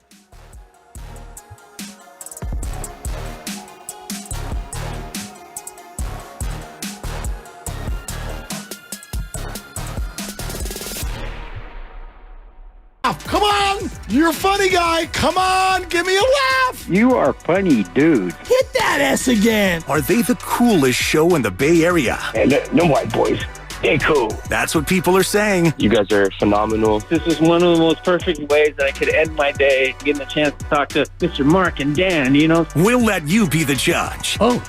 All I know is it's a couple of Bay Area boys talking sports. I know nothing. Thanks. It's Willard and Dibs on 95.7 The Game. All right, let's get going. I thought that the entire weekend was pretty rejuvenating. To come out of there with a 49er win. You came out of there last night with a Warriors win. And the Giants came out of the weekend with an actual long contract star player capable of hitting 30 home runs. Record contract, right? Yeah. Buster Posey went out there and broke his own record. Good rejuvenating weekend. And the Niners might be back on track. I'll agree with Kyle Shanahan on this one, above all else. If they don't win on Thursday, yesterday means nothing. But I do wonder where everybody sits with regard to how much yesterday did to either make you believe that the 49ers did wake up, as George Kittle, I guess, is somewhat suggesting. Did they wake up or did they just beat the Bears? I think they woke up. I mean, you'll see against the Rams. The Rams are good. The Rams are much better than they were the first time you played them, and the Rams beat you in that game. And I just watched yesterday's game against the Bills and what the Rams were able to do. And I know Buffalo's defense is not world-beating, but the Rams matched them shot for shot, play for play, up and down the field. So this game's going to be much more difficult than the Bears game was. Yeah, so no this doubt. one will determine if the Niners truly are back or not. If you lose this game and you fall to 6-8, it's probably over unless you pull off a miracle. 9-8, I don't think gets it done. 888-957-9570, the number. We should probably continue the conversation that's born here out of the crossover for sure. And again, all I'll do is kind of circle back to what I've already stated, which is that I get sort of confused why we need to come out of certain situations, pick one person and go, it's on this person. That doesn't really exist in life. It certainly doesn't exist in sports. This is a collective thing, so nobody's excusing anybody. But it is my very firm belief, and we'll play for you the George Kittle again, where he suggests that it wasn't until yesterday that this team, that he felt an actual collective sense of urgency. Of course, Kyle Shanahan is a part of that, but they all are. And I could tell you this, there had been very, very few times in my life where anybody, any other human being has looked me in the eye and said something with words. And I immediately just went, well, now I feel completely differently about everything. And I feel a total new sense within my own body. And I am now going to act completely different than the way I might have been acting. I just don't believe that exists with words. I believe it exists with actions. It's why every team has team leaders within the team that are not the coach. It's why the Draymond Greens of the world exist. It's why the Fred Warners of the world exist. It's why the Buster Poseys of the world exist. Because these types of things have to trickle down and they have to end up living inside the players. And until you actually feel real fear or real sense of consequence by not doing well, you may or may not actually perform at your best. And so, of course, it starts with the coach. There's a piece of that puzzle, but I almost look at that like, imagine a 20-foot putt. You get it started with your putter, and then it's got to hit all the undulations. It's got to hopefully not hit a pebble. It's got to do all of these other things, and that's where everybody else in the organization takes over. And the truth is, I just don't think they thought that the rest of their division was a threat. Well, and again, if that is the reason, then where do you lay the blame for that? And it's on all of them. And for me, I look at the top, and it's the head coach, because as the head coach, your job is to put your players in position to go out there and win games. And I don't think that the large majority of the season has been a motivation problem. I think you've gotten deep into games, and I won't say you've choked, but you've made mistakes. You've failed to make plays in spots where you could win games. And there are 3 games that you basically gave away in the fourth quarter, 2 games you were up by 10 or more, and you couldn't cover a punt. You committed a PI. You gave up a 50-yard bomb. You fumbled in the red zone. All these little things you did, for me, it has nothing to do with whether or not you were motivated. You got deep in games and you made mistakes. So you don't even buy what George is saying then? I buy it to the extent that yesterday they showed up and played with more enthusiasm and effort than I remember them seeing in about 3 weeks. Okay, but like what it, I don't think again, that's what it just sounded like to me. You said that you actually think the Niners have played all year with a sense of urgency. They've just played well enough to win more games than they have. But have they played with a sense of urgency? I can't tell that from watching at home. I can tell you this. Watching yesterday, it looked like they were playing with more urgency than any game that I can remember. Maybe going back to the opener against the Jets. Yeah, I mean, look. Yesterday looked different. Yeah, they looked like last year. Right. They looked like last year. And if he says that they haven't played with urgency, I take him at his word because he's in the locker room. Yeah, here's what George said. I think the message was we need to play with more of a sense of urgency and play desperate because you just haven't really sensed that. And like, I've been on teams where it felt like, was it 2 years ago we were on whatever, like 8-9 game win streak, whatever that was. And it literally felt like every play people were just scratching, clawing, and fighting for everything. And I'm not going to call anybody out. Like we've all like not taken a play off, but like, just not fought our hardest on every given play. And that was kind of the message, like, guys, just put it all out there because we have the players, we have the playmakers, we have the play call, and we have everything to win games. But like we have to do it out of desperation. And when you're playing desperate and you're playing like, hey, if we don't win this game, our season potentially is over. That desperation fuels guys in different ways. And it's just how you take that and how you channel that energy. And I thought our guys did a great job of that today. Okay, so like first of all, I mean, 2 thoughts. One of them being sort of what we were just talking about. Do you want it surface by that? The other thing is if that's what's needed to win football games, I mean, that's a lot to summon over a month and a half period of play with your hair on fire. Play like this is absolutely the last play. I mean, I don't know, man. Like in the NFL, I feel like that's required all the time. And you're right. I can't speak to each individual out there and have they been max effort? Have they felt this way or that way going into the game? Are they distracted by all the stuff the organization has gone through? I can't speak to any of that. But I feel like I can speak to this. If George says it, then it feels like it's got some credibility. And then the question becomes, why? Why did they not play that way the whole year? And I don't think the answer is because of the ignorance of the head coach. That to me, that's not the answer. I don't think it's his ignorance. I just think that it's either a disconnect or a lack of motivation where the team is not playing that hard and they're not playing that hard in the fourth quarter. And I think about Kansas City, and we look at every Kansas City game, and all of us watching the Chiefs, every single game, you ask yourself at the end, how in God's name did they win that game?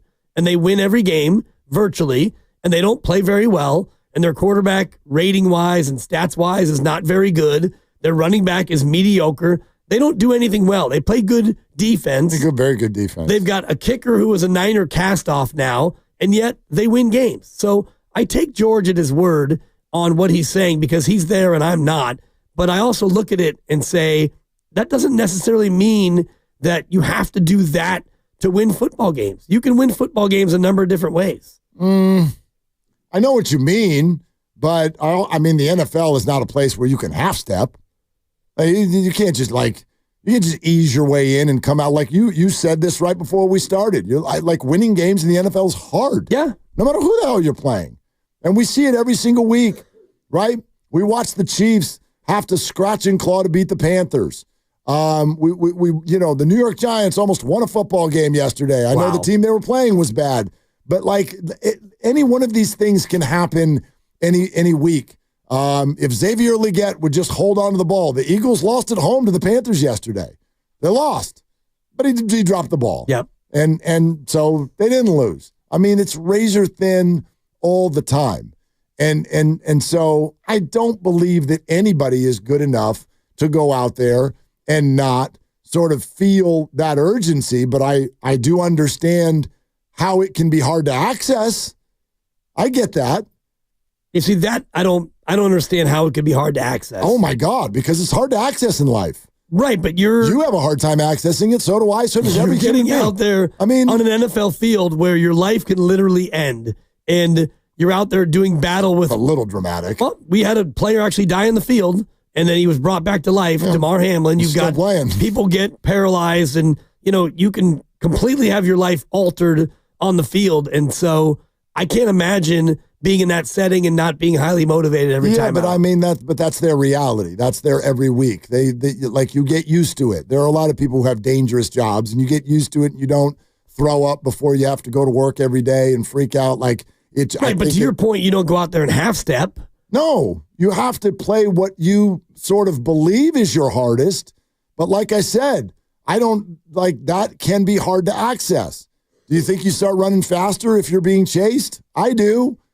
Like you can't always just snap your fingers and do that. And that's why I reject the idea that this is as simple as Kyle Shanahan should have motivated him. I don't believe that's how humans are motivated. Well, you can motivate in a number of different ways.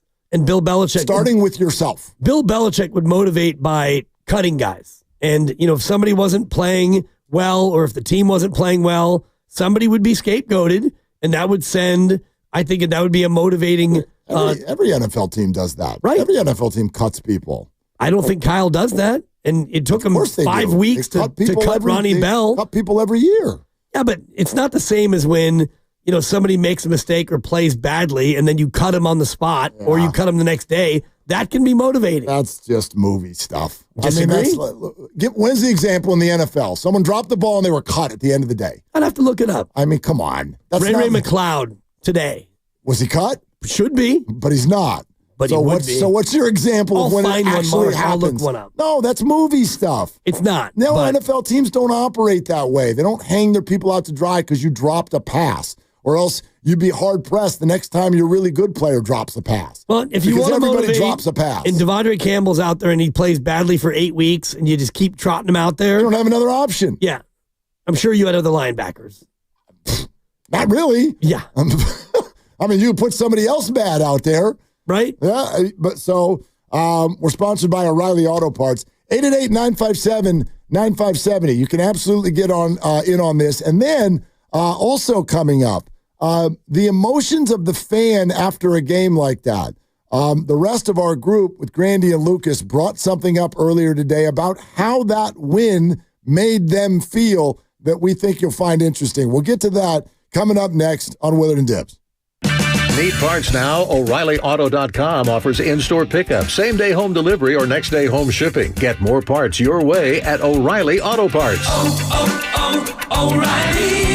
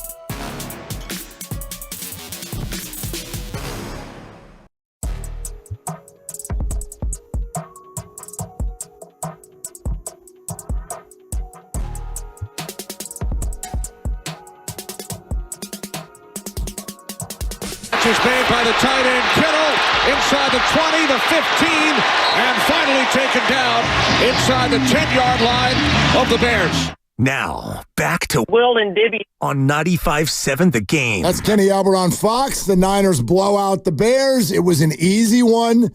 Brock Purdy would drop back, and there was time.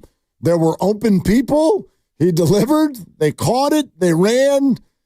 They looked like the 49ers. Oh, yeah. I don't know if they're back, but that's what they looked like. They looked like the 49ers to me. They were back yesterday. Yeah. Maybe it's because it's Chicago, but they were back enough in that day.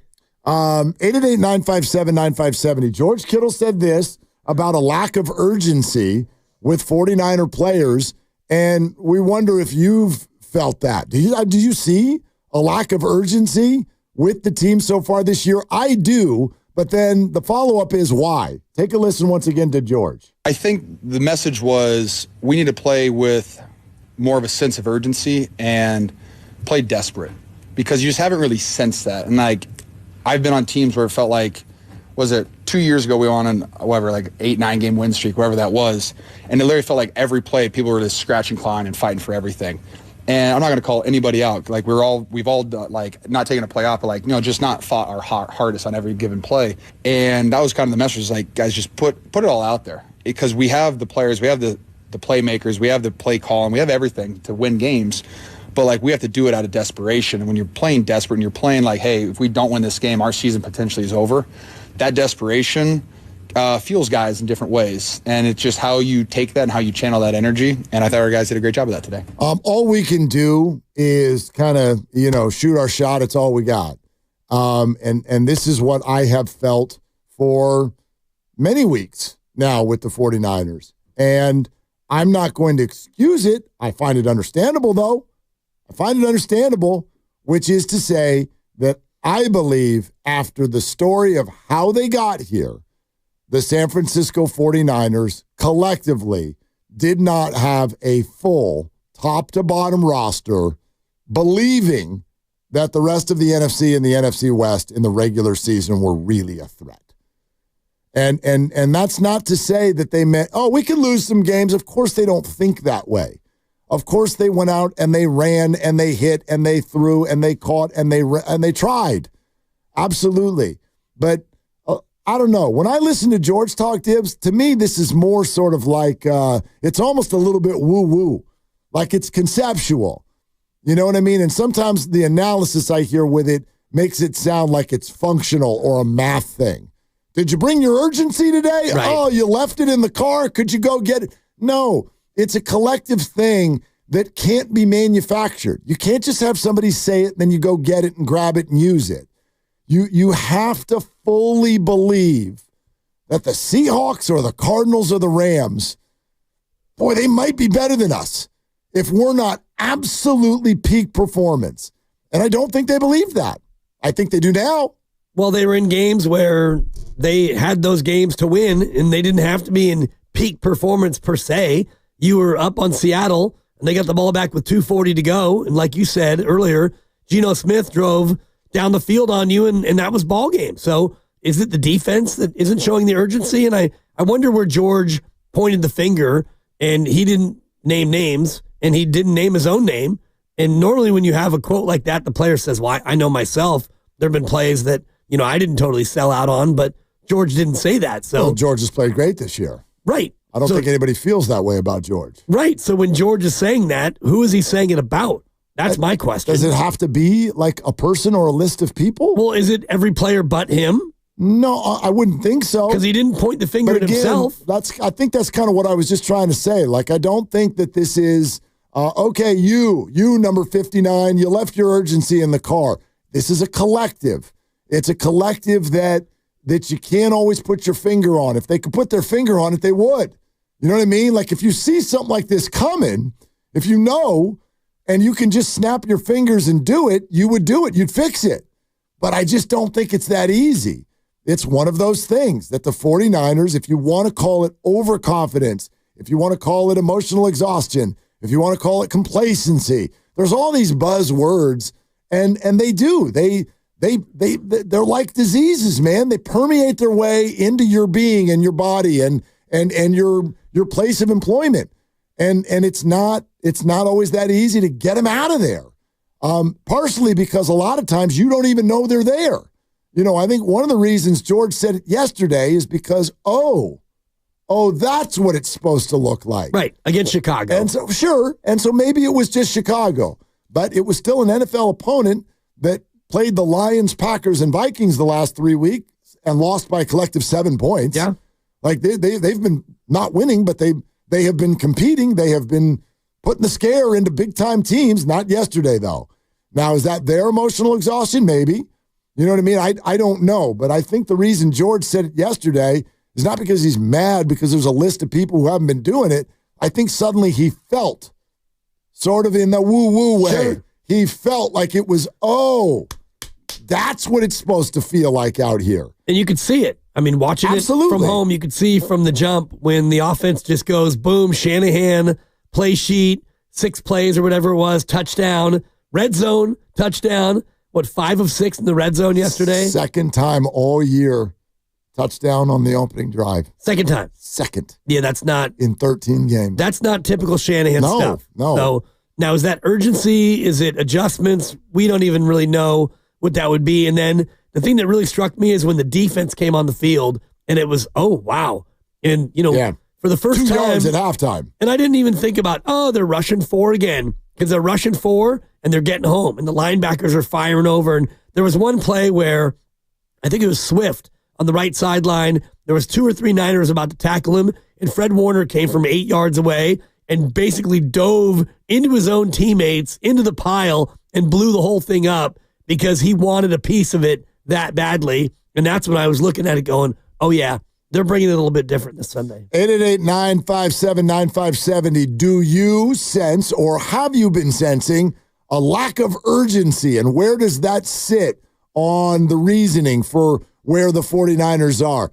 Grandpa Daddy in Hayward is on the line. Hey, GPD, thanks for starting our week off. What's up?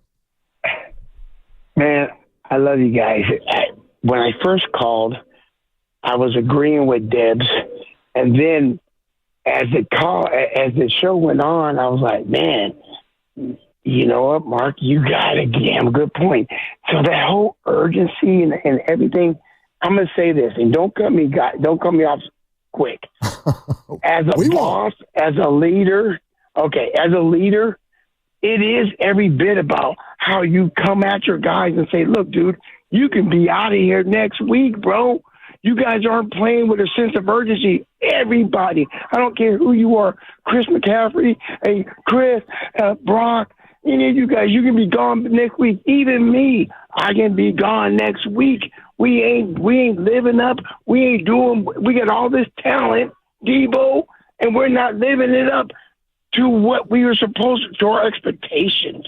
And so it does come from the leader, and it does come up, and it goes downward, right? You got to say, look, dude, hey, you're out of here next week. You got to step it up, dude. I don't see you really stepping it up. But then how do you step it up? Is it really in you? It's a nuanced thing, Mark. You're right about that.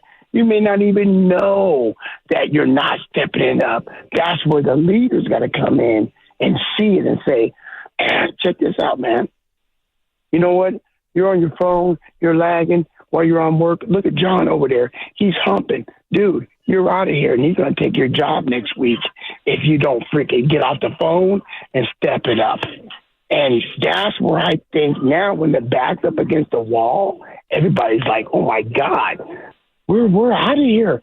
We're out of here, man. If we don't win, we're really out of here. And that's where the sense of urgency is coming in, that they're realizing that, yeah, the Rams are better than us, the Seahawks are better than us, but they're really not better than us because we are the Niners. We are good. We kicked everybody's butt last year. Why are we not winning? I know we have a lot of injuries and all that, but look who's stepping up. The rookies now. And the youngsters and the rookies, man, they're hungry. Now that the veterans are injured. Look at Garendo, man. That dude, he's coming in. He's showing what he's got, baby. He might take Chris's job. He might take McCaffrey's job, dude. He's looking hella good. You know what I'm saying? Well, I don't know about that. GPD, it's a great call. I don't know about Garenda, and we don't even know if Garenda is going to play on Thursday. Right. The word on that right now is Kyle Shanahan has already spoken. We'll let you hear a little bit of it a little bit later. And they're just going to monitor throughout the week to, quote, see if he has a chance to play, which means at minimum you're looking at a questionable, kind of a 50-50 thing. As far as the backfield is concerned, it's a bummer that it's such a quick turnaround. It might be Patrick Taylor. It might be, what's his name? Vaughn. Izzy Abanikanda. Maybe. Who was inactive yesterday, but maybe has time to get active. Vaughn with a couple of carries. Yep, he got some GT in there. So, yeah, like, I get all of that, but it's to say this. I would argue that all of us, you know what I mean? Like, on a daily basis, how often has this happened in your life? You think you're putting in. If someone asked you, are you giving it everything you got? Yep, I sure am. And then circumstances change or something fires you up even more, and you look back on your own behavior and you're like, oh, actually, I was not maximizing my efficiency. I was not maximizing my effort. I was not maximizing my time. I mean, listen, I'm going to admit what is clearly a weak point in this conversation because I keep bringing it up, and so therefore maybe it is my own trigger in this subject. But when people talk about standing next to another human being and doing everything you possibly can with actions, with words, with punitive, with encouragement, everything you can possibly do to motivate a person. And I have been through that. I have been through that. I am still going through that as a dad. And I am telling you right now, to another man, the only thing that has actually been able to work to get some of the people that I coach to get going and actually show urgency is a clock. You're about to run out of time. I've been telling you for 6 months, and now you're literally staring down the barrel of losing what you love the most. Now they go. Right. It's a little different because you can't cut them. Of course it is. You can't cut your kids. Well, you can. You can kick them out. You can do like, of course not. It's actually still illegal. Right. I'm not 18 yet, but you know, like, I know what you're saying. This is not a perfect analogy, but I'm sitting here telling you that it is way too, in my opinion, it is way too simplistic to simply think that Kyle Shanahan should have said something. My God, it's so much more complex than that. I think it's also too simplistic to just excuse him from the mantle of responsibility. Don't use that word because I'm not. It's on all of them. It's on all of them. I would put more of the responsibility on the leader. And the individuals, yes, individually, you have to motivate yourself. You do, I do, Grandy, Lucas, and all the rest of it. If we have a bad show, a bad series of shows, a bad week, month, whatever, it's up to our boss to try to correct it and right the ship and reach us and motivate us and coach us and get us to be the best version of ourselves that he can. Right, but then what do you do after he talks?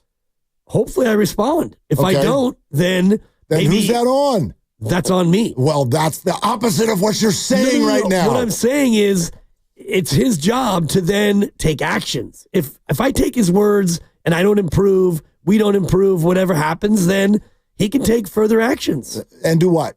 And I don't even want to say it. I don't even want to say it into the microphone. What if he doesn't have another option? He has other options. Not really. As the boss. Not really. Absolutely. Not really. He can switch day parts. He can, which has he can demote. He can fire. He can do all kinds of things. Which has an unbelievable trickle-down effect, and you know damn well that's not a snap your fingers easy thing to do. No, but from a motivational standpoint, same thing with the Niners. It's easier to do for the 49ers. You don't have to worry about a workplace lawsuit or making sure that you hire somebody who's the same age and all the rest of it. Who your new player is that you're bringing in who's unproven and has no idea what the hell's going on. I just like this idea, this example, you're cut Ronnie Bell, make an example out of him. I don't know, man. That feels like kindergarten stuff. Kadarius Toney got cut at the start of the year because he was terrible by the Chiefs. Every team makes cuts at the start of the year. They did not react to him having a bad game by cutting him. I saw that example as well. It's a bad one. because Kadarius Toney is a bad player. He literally dropped Thursday Night Football, the season opener, 2 seasons ago. Yeah. He gave the game to the Detroit Lions. Did they cut him the next day? No. You want a more recent example? Sure. Last week in New York, Laviska Shenault, a special teamer for the Seahawks, muffed 2 punts. He was waived the next day. Okay, great. That's a good example. And I think Kyle Williams of the 49ers was cut after he muffed 2 punts in the NFC. But let me also guess, and in fact, I'm not guessing, that was not the first time Laviska messed up. I love that we're all pointing to Ronnie Bell. That I think was literally his first target of the year. It was week 2. This year? Yeah. Look at his past. He's a guy who's had trouble holding onto the football his whole career. He's also wide receiver 7.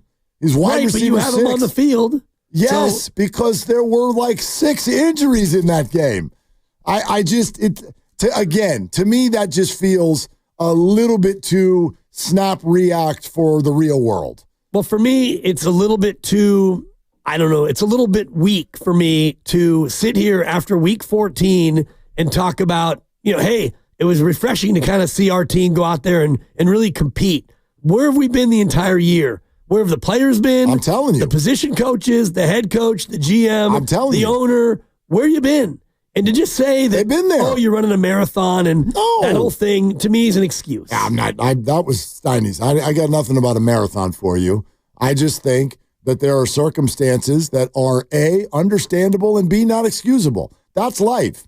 That's all I'm telling you. I think it makes a lot of sense to me why the 49ers had a hard time accessing their A game this year. And then they did a bad job of noticing, and then C, there were a bunch of circumstances that then made it even tougher, from injury to family situations that were horrific and all of the other things in between. So to whittle that down to one person or one thing, I just don't think is possible. Joe in San Jose. Hi, Joe. Thanks for calling. What's up? Oh, my God. Thank you guys for taking my call. You sound so surprised that we took it, Joe. Sometimes, yeah. Well, but here's my thing. There you are. That was a great conversation you guys are having. I just want to say that I think the problem is not so much the coach, but you can have a player that give you that spark and that just drive the team. Like, I could tell you one player, McCaffrey gives them that spark. Man, he can break a tackle. He can break it for a long run and give that 49ers a spark. Just like the Warriors, what's this guy named? The guy that number 7 for the Warriors. What's his name? Buddy Hield. Yeah, Buddy Hield had that spark last night, and they just gave the Warriors that edge. So I don't think it's so much. Yeah, I think it's the coach too, but actions speak louder than words, because you have that spark from a player, and it just moved the team. What do you guys think? Does that play a role, having a player that gives the team that spark, and do the Niners have it? I think it plays a role. Joe, thank you very much. It's funny. I'm laughing. That used to be Deebo Samuel. I'm laughing at myself because if you call this show and you're like, the guy who wears number 7, I'm like, you got no clue. Jamarcus Russell? It's pretty funny. I have no He wore idea. number 2, but I know. I have no, that was just a name that came to my head. I know. If you asked me 30 seconds ago what number Buddy Hield wears, I might have said, is it 214? I have no idea. I'll give you Steph and Draymond, and 30, beyond that, 30 and 23. Beyond that, I could luck into a couple more, maybe. Right, like GP2. Well, he's 0 now. Okay, good. I was trying to lead you to say 2. Brendan Podjemski, the Pakistan kid. Absolutely no idea he whatsoever. He wears number 2. He does? How about Kaminga? Jonathan Kaminga? Does he wear something that has a 7 in it? Nope. Well, now that you gave it to me. Double 0. Double 0? Yep. I don't think that How about Pat Spencer? Yes. 60. He wears something high. 60-something? 60. Is it 61, Grandy? 68? Grandy has to like look. an offensive I thought you lineman. knew. I think it's 61. Yeah. I don't know He's what an offensive lineman. There is some data to as Buddy goes, so goes the Warriors. Totally. Which is Pat Spencer, number 61. 61. Give it to me. Good for you. Thank you. GFY, Dibs. Right. Good for you. I was home in bed all weekend. Anyway, to his point, I think there's something to that. Are certain players more of like, right, heartbeat guys and, like people look to them? Of course. But I also don't think that any team in professional sports, maybe an NBA team who loses their best player, if Denver loses Jokic, now they're not special anymore. But in the NFL, if you're not a quarterback, right, if it's not a Mahomes or Allen thing, I don't think that a whole team should fall apart when one player is gone. Well, I do think the spark part of it, Dre Greenlaw, for example, you lose Greenlaw. All of them. I mean, I agree with that. But Greenlaw in particular, because he's a spark. He's a guy who's going to light somebody up, make a big hit, make a big play. I think Debo normally would be that guy, but he's not really involved in the offense this year, so you don't really have those spark players this year. You think Debo looked a little better yesterday or no? He did. I thought he looked a little. He still didn't like pop stats. No, 2 catches. He still doesn't. Well, what I saw from Debo is that a lot of the plays they designed, they're not designed for him. They're designing plays for George, obviously, and Jawan. And when Brock is looking for his second and third option, he's not looking Debo's way. But except for me, if that's what we've been saying all year, is they're now waiting for that Debo play. And if that's the case, how do you attack that? You attack that by making it look like you're going to run it for Debo and run it for someone else. Yeah. That's a great way to attack it. The tight end screens yesterday were fantastic. Yep. Fantastic play calls. Bears were playing overly aggressive defense. How do you attack overly aggressive defense? Let them through and then, boop, just pop the ball right on the other side of him. A couple of big ones. And there's all kinds of space. I thought that was Kyle Shanahan's best called game of the year in terms of play calling. Yeah, yesterday. Especially when the plays work. It's easy to say that, but you're right. The screens, they ran a couple of draws. It was refreshing. We're presented by Fremont Bank, celebrating 60 years of full-service banking with no compromises. Steel Toe, Brad, Matt, 888-957-9570. We're talking out whether or not you, I guess, agree with George Kittle that there has been, on some level, a lack of urgency with the 49ers up until yesterday. We'll keep taking your calls on a Victory Monday. It's Willard and Dibs. And it's Dan Dibley here to talk about Fremont Bank, which is a family-owned bank with the family-owned.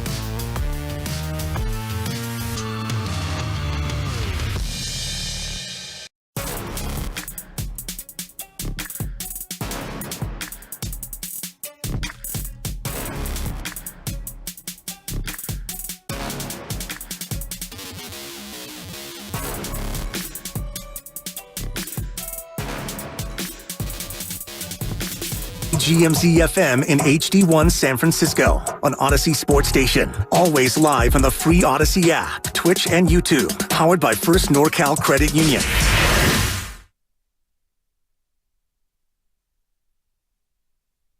Now, back to Will and Dibby on 95.7 The Game. Okay, we're going to go back to the phones here in just a second. It's a Victory Monday. This is what we do and how we roll. And it is not just the Niners. It is a huge and awesome game. A Draymond night Warrior win and a Buster Posey win. Willie Adamas is a San Francisco Giant. And so there's a lot to say throughout the day. We'll get to all of it. But we've got this development. Oh. Dan Dibley. It's a developing story? Well, I don't want Grandy to hit the thingamabob, but you could do that. Exactly. Do that. It's not actually breaking news, but it's breaking, and it's worth our time, and it lives on the Twitter feed of Debo Samuel. Debo. What do you make of this? I'm sure he's going after a long snapper or a holder. What he does. That'd be amazing. 12 minutes ago, Debo Samuel wrote, "Not struggling at all, just not getting the ball." Followed by 7 exclamation points and a shruggy emoji. Ooh, the shruggy. Now, there's a follow-up tweet, but let's go station to station here. And first just react to that. Not struggling at all, just not getting the ball. I don't think that this is a wonderful thing to tweet at all. No. 2 catches for 22. Well, look. He did have 3 targets. It's impossible to say stuff like that and not have it feel like you are either firing at teammates or play callers. This is what wide receivers do, and I am quickly becoming somebody who suffers from wide receiverism. I really don't want to. I don't think this about all of them. There are plenty of good ones who have heads screwed on straight, but my gosh, often it seems few and far between because they are complementary pieces who can't have the ball unless somebody calls them up, schemes them up, delivers them up. Because they can't do that, I think they are often prone to this kind of behavior, which is even after a win, if their stats, because A.J. Brown did this yesterday too. The Eagles won their 9th straight game. He threw a helmet, and then in that locker room, they asked him, what is this team need to do better? He had one word. Want to know what his word was? Me. Passing. He didn't say the passing game. He didn't say receiving. He just said passing. And we know that A.J. Brown has had issues with Jalen Hurts and that they argue on the sidelines a lot. And I would just say to A.J., I don't know if you're right or wrong, but you just won your 9th straight game. Shut up. Well, Brock Purdy went 20 for 25 for 3 1/4 and 2. Quarterback rating of 145. You snapped a 3-game losing skid, and you go to Twitter, and you talk about not getting the ball enough. And I watched the game twice, as I always do, and the first time through, I had my eyes on Debo, especially because of Prize Picks. I was on the over on Debo catches at 4.5. Ouch. Not even close. But it was one of those that, like, it was an Ottoman game in the other way. Exactly. So when you lose a bet, sometimes it's like, oh, this one's dead on arrival. Oh, quick aside, just because you're talking about betting, I do want to let you know that we did put your pick out there. Does it count? That's a count. It counted. Yes. You're back to 500, but we figured out how to get you back to 500. You have to not be here. Ah, darn it. So maybe I'll go home early again today. Yeah, well, you got to make a pick again tonight. It's Monday night. Okay, follow-up tweet, and then let's keep reacting. Okay. Debo, clearly for 10 minutes, sees the whoop, whoop, whoop, all the reactions to his tweet. Did he delete or he just did follow not delete. up? Okay. He followed up. I admire that. I'm going to add a word because he left one out. I know what he means. He left a word out. Just because I voice my opinions doesn't mean I'm hating on any of my teammates. Be for real. Okay, what word did you add? The word doesn't. Okay. Because he wrote, just because I voice my opinions mean I'm hating on any of my teammates. Yeah. Okay. It reads the same. Well, no. If you don't put doesn't in there, it means that, He's essentially saying I am hating on my teammates. It's a little bit of slang and jargon. Yeah. What I'm reading from that is he's mad at the laminated play sheet. And when I watched the game a second time this morning... Oh, I don't read that way at all. I do, because if you watch the game... I think he's mad at us. If you watch the game again, I'm sure he's mad at us, the fans and the media, he's whatever. He's mad at the chatter. Yes, like, again, but he's also mad, I think, at the fact that they are not designing plays for him. The plays they are designing for him are failed runs. And watch his 3 runs yesterday, and the third of which was absolutely bottled up immediately, and you can kind of see his shoulders dip and his head dip, like, what am I even doing here? The only time you give me the ball is when I run right into the defense. It's not working for him. Yeah, I took this as more him speaking to the speakers, right? Everybody, like, you hear it. We've been hearing it for 4 weeks. Debo's done. He's over the hill. He's lost a step. It doesn't work anymore. And I think that that's what he's speaking to. He may well be frustrated about his plays execution-wise, or the number of times his number gets called. I think that makes him a wide receiver in the NFL, so I don't find that concerning at all. Most wide receivers I've ever talked to always think they should be getting the ball more. I wonder how Justin Jefferson feels about Jordan Addison absolutely going off all month. I bet he actually has a feeling or two about it.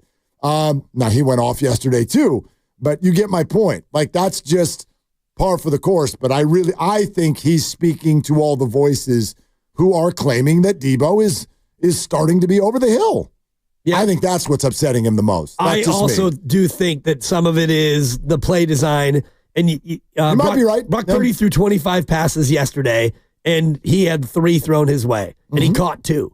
And, George Kittle was amazing, and so they were scheming up Kittle again and again and again and again. Because, and Juwan. Right. Well, first Kittle, because they couldn't stop him. So, yeah, that makes sense. But then when you go beyond the tight end and you go to Juwan first instead of Debo, to me, that's where, and he's not hating on Juwan. No. 8 targets, 7 catches, but he's also open a lot more. Right. He's open. But why is he open? I think he's open because the play design is more for Juwan, and Debo is more of the outlet. I think he's open more because that's what Juwan does.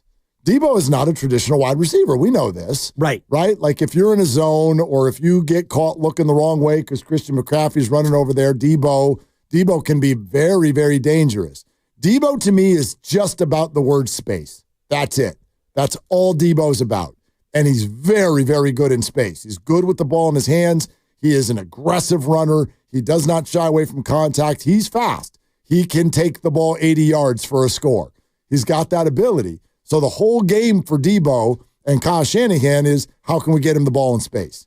And this year they've done a bad job of it. Like, too often he gets the ball and there's no space. Right. And he doesn't create it on his own, though. He doesn't, but when you play a team like Chicago that plays a lot of zone, and this is stuff for Greg Cosell tomorrow or Wednesday, whenever we have Greg on, just to ask him about what he saw from the film, because when I was watching it again this morning, a lot of the play designs were for George and Juwan, not a lot of plays set up for Debo, and when you have a Bear team that's not stopping you, Brock didn't have to get to his third read very often. Not often. Steel Toe, San Mateo. Hey, thank you for calling. You're on with Willard and Dibbs. What's cooking? Thanks, fellas. Love the conversation. I wanted to get in on it because I feel like the head coach, Kyle Shanahan, is the one that's kind of messing up everybody's motivation and not giving them urgency because of his stale play calling. Everybody's been asking for more George Kittle, and then all of a sudden now he does it for the Chicago Bears.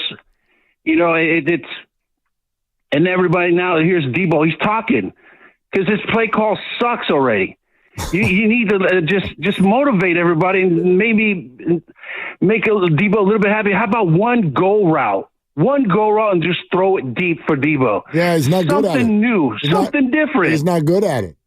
He's not. I mean, like, Steel Toe, I totally get what you're saying, but like, this is how I look at it. I don't know if you look at it this way, but when we're talking about play calling in the NFL, it's very different than the NBA.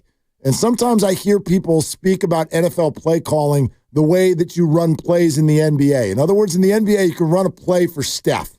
You can run a pick and roll with Kaminga, and you're like, that play is for him. There is some of that in the NFL, but less than we think. It's not just, hey, let's run a play for George. There's a lot of let's run a play, and then there are options within that play based on what the defense is doing, and that all gets kind of decided at the line of scrimmage. And then you go through progressions and find out what the defense is stopping and what they're not stopping, and you deliver the ball where the defense is not stopping you. So sometimes that means George, and he's a very, very good player. But if the defense is going to be hell-bent on taking him away, then you got to be ready to go to the next guy. You know what I mean? Right.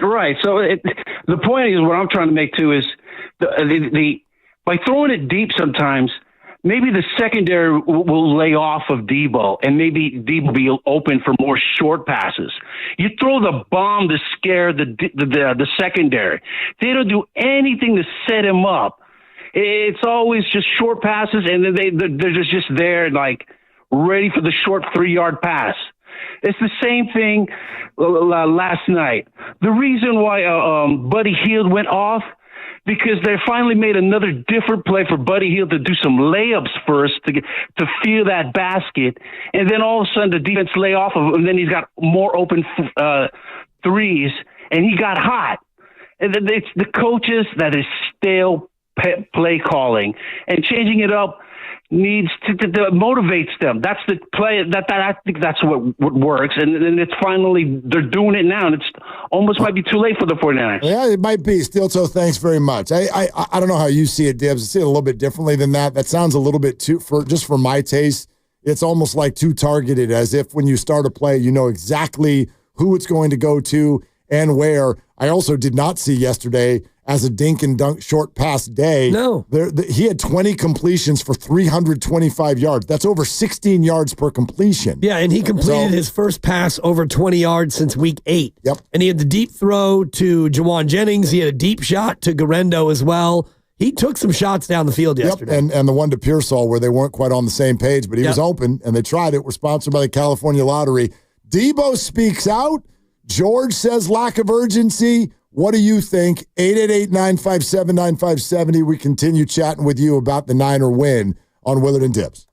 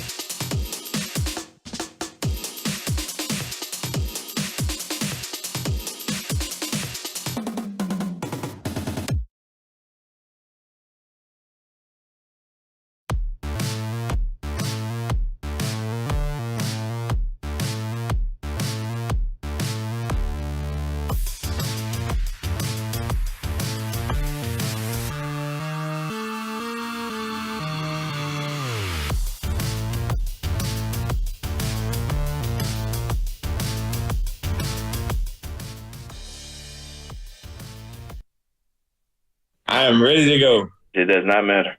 I don't recall. I'm kind of lost right now.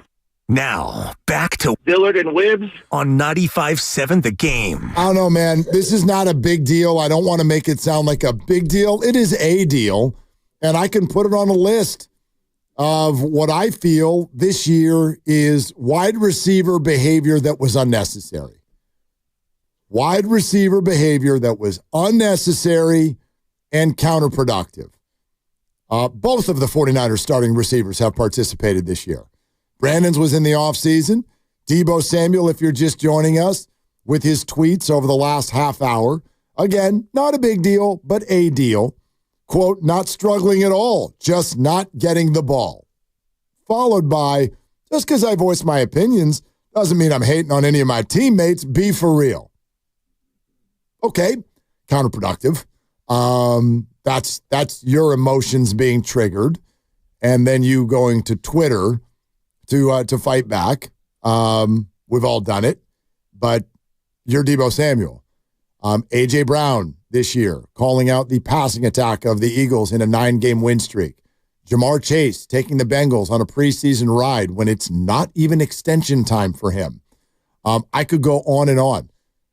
This is what happens at the wide receiver position especially, and it's why the bubble needs to burst. It's why the bubble needs to burst. Ephraim made an unbelievable point to me last night. We were sitting there talking football, and look around the league and the production of the high-priced receiver versus the disenfranchised running back who got kicked off of his old team. Look around the league. Yeah. It's stunning. It's stunning. Look at the running backs that somebody didn't want. I mean, Saquon Barkley and J.K. Dobbins. Josh Jacobs, Derrick Henry, Aaron Jones. These guys are all on good teams. Joe Mixon. Joe Mixon is another great example. They're all heading to the playoffs. Nobody wanted them. And here they are. Meantime, a lot of those guys were let go because somebody needed to give $27 million or more to somebody who's getting targeted 4 times an afternoon. Yeah.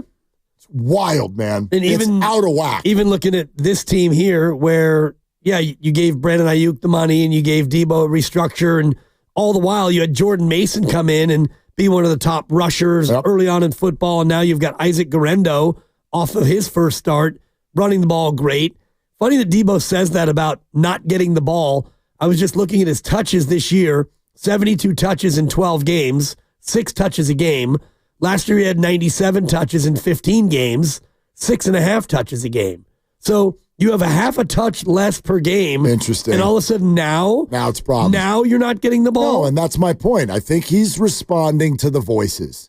And look, you're allowed to, and he's not the first and he won't be the last, but that, like, it so comes with the territory that I just think you're better off not responding to the voices who all think you've lost a step. By the way, I've been saying for weeks, I don't think he's lost a step. I think this is circumstantial, but when I see him run, he looks like Deebo. He looks like Deebo to me. He looked like Deebo yesterday. The plays are not working as well. There are a lot of reasons for that. He's had some drops. Some of it is on him. Some of it's on the play calling, what have you. You know, there's just an ebb and flow to these things. It's not been a great year for a lot of Niners. He's one of them. Matt in Oakland next up here on Willard and Dibs. Hi, Matt. Thank you for the call. Hey, how we doing, fellas? What's up? All right, so bear with me and my ADHD as I go through my list. But when I was thinking about the whole lack of urgency thing, my first blame is Kyle, right? But then that made me think, like, man, Kyle has been through so much mentally with all the losses he's had over the past 8 years of coaching, right? And for him to come back each year and usually have a successful team, I mean, we do got to give him his credit, you know? It's not easy to get that close over and over again and keep bouncing back. But, we lost some of those Super Bowls and NFC Championship games. You know, he's blaming himself. You know, we got punts off the heel, all sorts of things. So I was going to start blaming Kyle, but which he's part of the problem. But he's also been through so freaking much when you think about it. Moving on down, I think that just has a trickle effect on the players, right? We pretty much have had the same core with some minor changes over the past 4 or 5 years. But all these big-time losses, I mean, they're heartbreaking and soul-crushing, man. And sometimes you need a reality check we're all human. Sometimes you got to hit bottom, even when you've been towards the top, before you react again.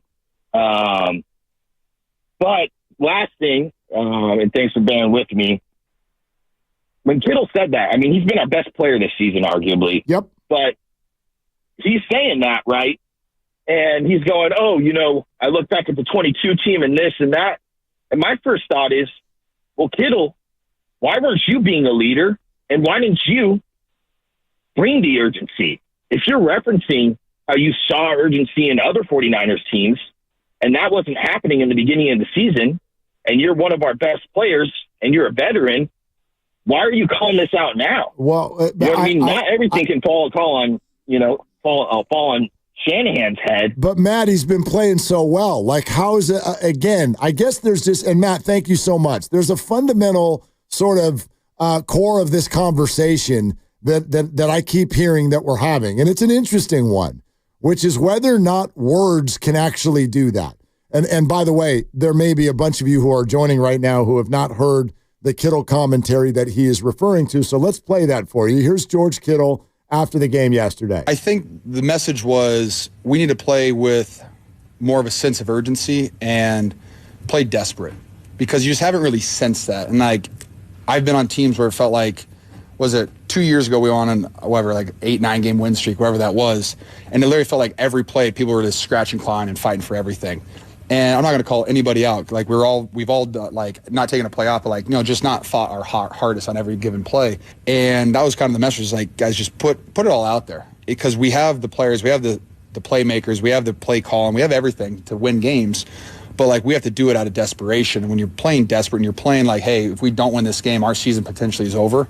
That desperation fuels guys in different ways, and it's just how you take that and how you channel that energy. And I thought our guys did a great job of that today. Okay, so like that's the comment, and then if the idea is, hey George, if you noticed that, why didn't you do something about it? And I don't know when he noticed it.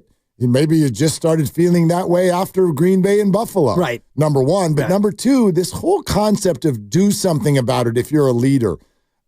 You can say something. You can lead by example, which I'd argue George has been doing all year, right? He's played really, really well. I have a hard time with this idea that either complacency can go away, a sense of urgency can be created, and all of that comes from people at the top using words. I just think, to me, it's a more intricate thing and a difficult to access thing than just having somebody tell you to go do it. Well, it just depends on the construct of your team, and this Niner team has a bunch of young players. You've got rookies starting on both sides of the ball, and they've never been in any spot in the NFL where you get 13, 14 games into a season, and you realize now it's getting into the desperation portion of the program. So I do think that with younger players, you have to have a responsibility to say something and to help them through, whether it's Renardo Green and Dominic Pooney and Pearsall and Cowing and Garendo and all these other young players who you've been forced to play. It's up to you as a veteran to tell them early on how you have to comport yourself. But don't you think they did that? Like, that's the other thing that I see. Well, then why hasn't it? Like, because that's not what does it. That's my point. My point is when we do this a lot, we'll see something that we don't like and we'll go, well, how come no one said anything? You don't know that they didn't. In fact, I almost think it's kind of crazy to think that they didn't. They're with each other every day. They are desperate. They are embarrassed. It is slipping away. It has been all bad. It's been this horrible season. And because of this comment, now we're under the impression that nobody said anything to anybody for 15 weeks? Well, we know that somebody said something to somebody, and that's Deebo Samuel said something to the kicker. We know that he said something. I mean, there's a lot of things. There's a lot of things that get said. But that's that got said. So we do know that's my point. Like, apparently that worked because he went out there and he made the game winner. Apparently. And then he came out Which in I his don't buy. Yeah. I mean, Then he came out later and had another bad game. And by the way, the kick that he did make went in by a foot. You know what I mean? Like, that's Kansas City if they count. Yeah, they count. Yep. Chris in San Jose. Hi, Chris. Thanks for calling. Hey, I had to take you guys off my speakerphone there. What's happening? What's up, man? Man. Hey, what's happening? Long time no talk. Yeah, this Debo stuff, a lot of times when people are down and out or they're at their lowest, that's kind of when they start to show you their true colors, and he's frustrated. I get it, but there is nothing in Debo Samuel this year, whether it's from a leadership standpoint off the field, his leadership and playmaking on the field. There is not a single aspect to Debo as a person or player that exemplifies leadership quality. So I'm not surprised that when he's not getting the ball and, it's throw the long snapper and the kicker under and, I'm not getting the ball. And Dibbers just told you, you are getting the ball. Maybe you want to catch a few more passes and you don't want to run as much. I don't know, but Shanahan is trying to get you involved. So for him to and he has this podcast where he goes out there and he talks and it's like, dude, you're a one-time Pro Bowler, one-time All-Pro. You've been around 6-7 years. Like, you are not that guy that somehow, some way it's been hyped up in his head that he is elite. He is a number one receiver when he's not. He's not big. He's not he's not elite in terms of quickness or speed, separation. His hands are average at best. Again, undersized. So this notion that he needs to get the ball and they're not working me into gameplay. It's like, dude, you have issues with your own game in general as a player. You just don't. He's the joke I like to make. He's a wide receiver who can't play out wide or receive. He's a gadget guy, so he lives on the fringe. When all those blockers aren't out in front of you, hitting everything just perfectly. And now I know he can run through a guy every once in a while. But in reality, it's the scheme. It's everybody blocking all that open space. And there's a counterpoint to that where, yes, teams know that you do have a limited route tree. We want to get you the ball at or around the line of scrimmage, and then you go do the rest. Because guess what? You don't run good routes, dude. Period. So, well, I think. Go ahead, Chris. I was going to say, I don't know if he's coming back next year. I don't know what the deal is, but when can we get some transparent discipline? I know these are grown men, right? But we need, strip the man, take the C off his chest. He's not a captain. Anybody who played varsity level sports in high school knows this guy's not a leader. Well, to me, and thank you, Chris, to me, who is the leader is not for those outside of the group to, I agree with that. To assess. I have no idea who's in that locker room getting everybody going. Well, and he's the leader of the wide receivers. And so what are your other choices? The elder statesman there, sure. You got Conley and Cowing and Pearsall. Jawan's got some interesting leadership qualities. Debo's got more juice. Yeah, of course he does. Like Chris mentions, for some reason he thinks this and that. He thinks he's elite. I can tell you a bunch of reasons why he thinks he's elite. Number one, he's had a 1,300-yard season in this league. Number two, he's paid like an elite receiver. Number three, his name value is that of an elite receiver. Number four, he's a receiver. They're 70% of receivers, it feels like, are teenagers. They never think that they're accountable for anything. It's funny that we always use that word for head coaches. I hear head coaches around the league take accountability more than wide receivers all the time. But wide receivers, because of the intricacies of their position, they cannot have the ball unless he's expecting the ball, and Brock sees ball, and Brock sees man-to-man coverage, Garendo on a linebacker, and so he shoots a shot. It's all he's got. And he got it. A little bit of an underthrow, but good enough to connect, and Garendo goes down to the 1-yard line. And I'm sure those are the kinds of plays where Debo is happy that the team did well and they gained yards, but that's a play where Debo's thinking, I'm open. Maybe. Throw me the ball. Yeah, but if you're going to get all the way to the 1-yard line, that's always the right choice. I look at it this way. There is, in fact, a wide receiver I can think of right now here's the marker. When someone else scores a touchdown, even if you're open, how does the receiver react? Yeah. Do they run over to their teammates? Do they celebrate? Are they pumping their fist just as hard when someone else gets the touchdown as opposed to when they do. And there are a couple of receivers who pout even when their team has a positive play if it wasn't them. First name that comes to mind, George Pickens. This guy fits absolutely right into what we're talking about. He has spent the better part of his career in Pittsburgh screaming at people on the sideline, complaining from what I'm told behind the scenes. He's finally calmed down enough to where he is becoming a positive influence on his team. But it took him a while. It took him 3-4 years. And in fact, he's still getting bad quotes. You know, after that game that they lost to Cleveland in the snow a couple of weeks ago, he came out in the locker room and said some things that were very counterproductive to what the team's doing, and the team's in the middle of a special year. This is not inherent because they're not all cut this way, but a lot of wide receivers. This is part of the position. The way the position works, it lends itself to guys thinking a little bit too much about themselves. That's to what your I see. point, you can only make an impact in two ways as a receiver, catching it and blocking. And if you're not being asked to block on a certain play, then you're just out there trying to catch the ball and do your thing. And I know that Debo's been, obviously, based on his tweet, he's been hearing the chatter from the fans or the media or whoever. And so I'm sure he wanted to go out against a Chicago team playing a lot of zone. Debo's great against the zone. He's thinking, this is my day to eat. And I'm just looking at that Garendo play. And as you were describing George Pickens, you don't see Debo run down the field to give an attaboy to Garendo. Next thing you know, they're going to a 2 tight end set, and then they punch it in for the touchdown. But you don't see Debo over there in a congratulatory pose. I didn't look at the all-22 to see if he did or he didn't. Well, if he's getting pulled off the field, then that's an excuse. I mean, sure, and it was on the far side of the field. Right. That was on the Bears sideline. Like, don't get, you know what I mean? Like, they're going to run get 12 men on the field just because you want to high-five a guy. It's time to get off the field. I get that, but it's something, I think, to watch because, for sure. You know, when you have a game like that and Kittle does what Kittle does and he's going to the Hall of Fame, and then Jawan Jennings continues to eat, and you're out there with 3 targets and 2 catches, and the caller was talking about him not being a good route runner, and he's okay. I was looking at his first catch earlier.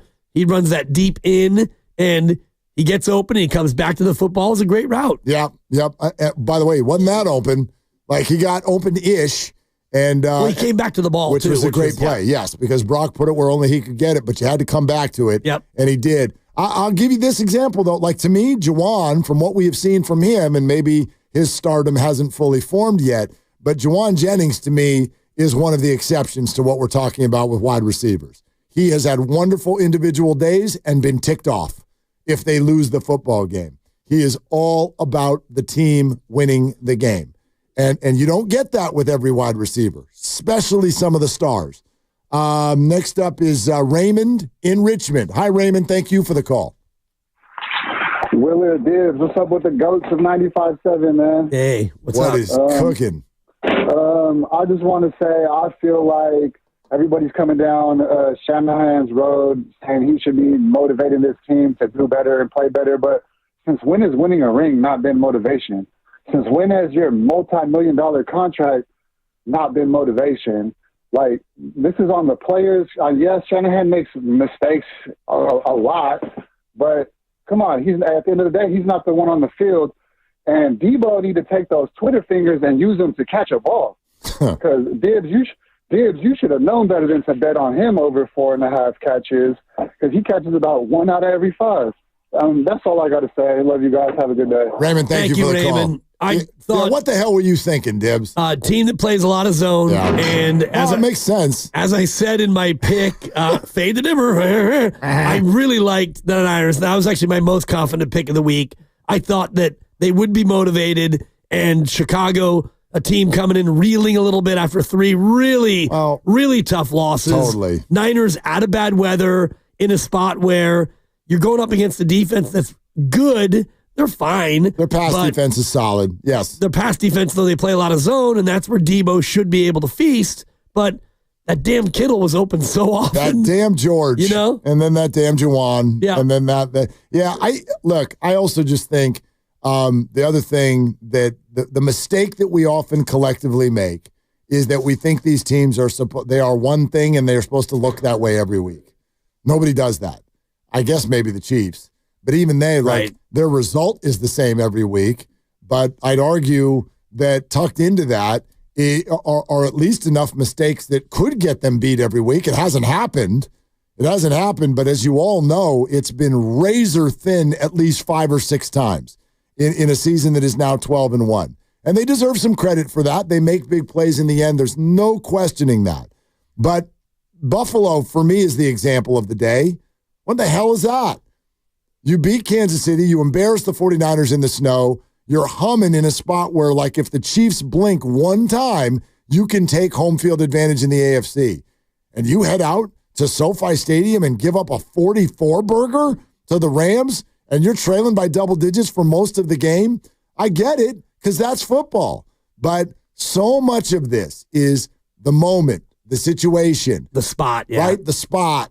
What's going on with that team? What's going on with this team? Who's feeling the sense of urgency? Who's playing with desperation? What about the X's and O's and the way this coaching matchup works? What does this team do well? What does that team do well? So I think you were right to think that this was a great spot for the 49ers and a really bad one for the Bears. Yeah.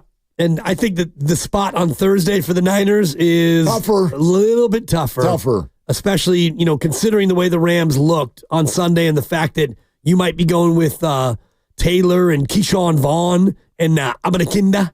Abanaconda. Yeah. Abanaconda. Close. No, yeah. Just all you got to do is think Sir Mix-a-Lot. You'll never forget again. That's right. Right. Abanaconda don't want none unless he's active, hun. We did that. And he will be active, I bet, if Garendo's out. Yeah, we'll see. We're presented by Fremont Bank, celebrating 60 years of full-service banking with no compromises. All right. Kittle says lack of urgency. Debo says, I'm playing fine, but you have to give me the ball. You can react to any of that. 888-957-957. It's Victory Monday. We're taking your calls all day on Willard and Dibs. And Dan Dibley here to talk about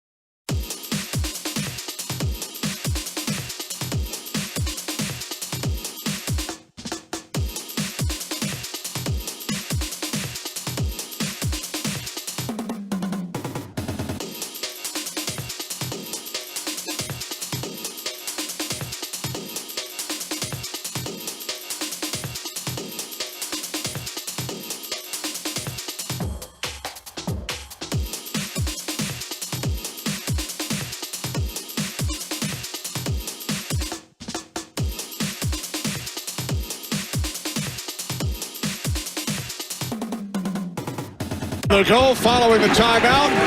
Purdy looking end zone. He throws. Touchdown. Jawan Jennings.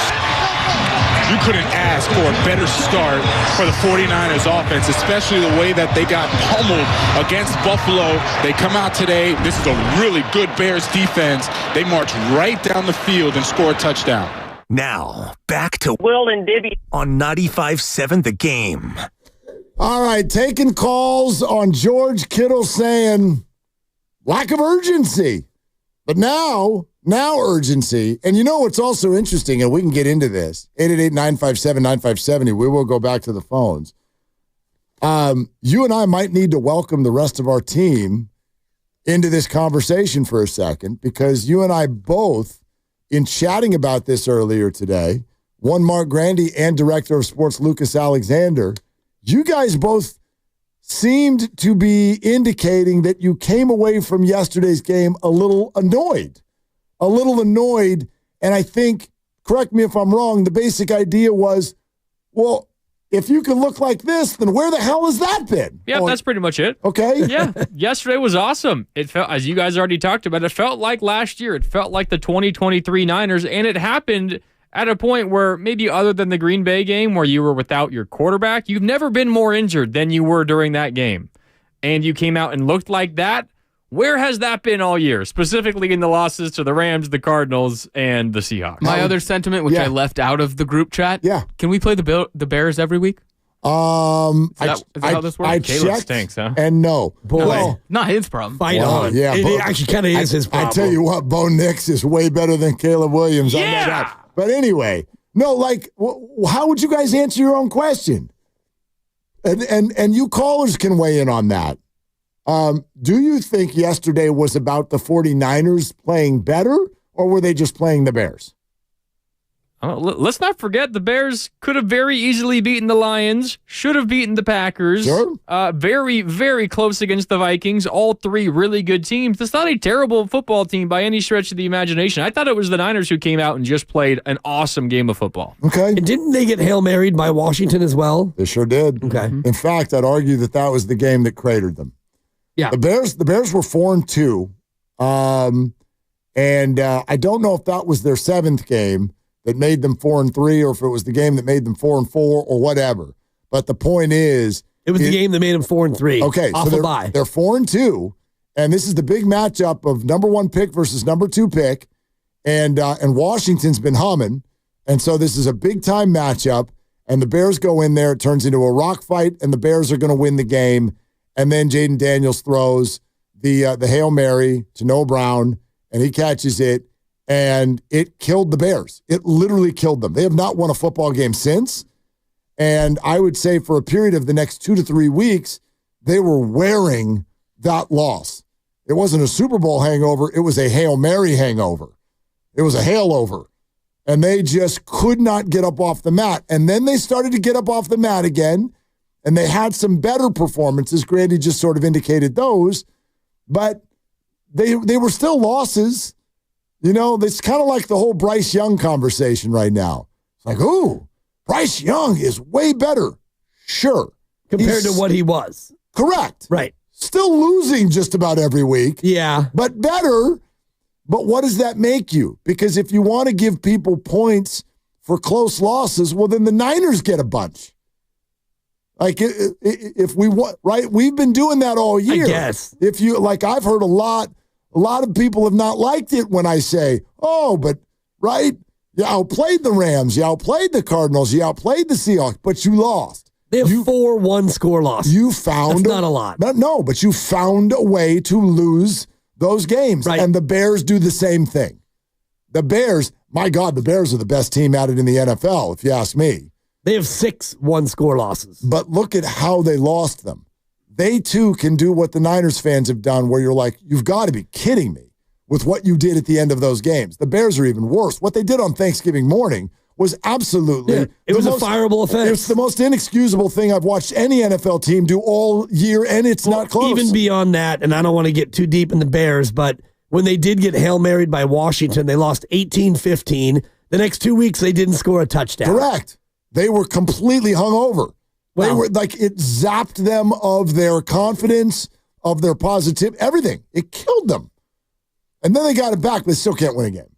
Right. Still can't quite win a game. No, and they can't really score. And to Grandy's point, though, about the kind of team they are, even though they're 4-9, their point differential is minus 24, which a minus 24 point differential would indicate that you should be probably 6-7, maybe 5-8, but yet they are 4-9. And just one final note about Kansas City, they've scored the same amount of points as the Niners this year. Correct. And they have 12 wins. I think their last 4 wins, 3 of them, they didn't score 20 points. Right. Have they scored 30 more than once this year? I don't think so. Like even their 2 double-digit wins, they didn't score 30. Twice, Carolina and Tampa. That's it. Yeah. That's it.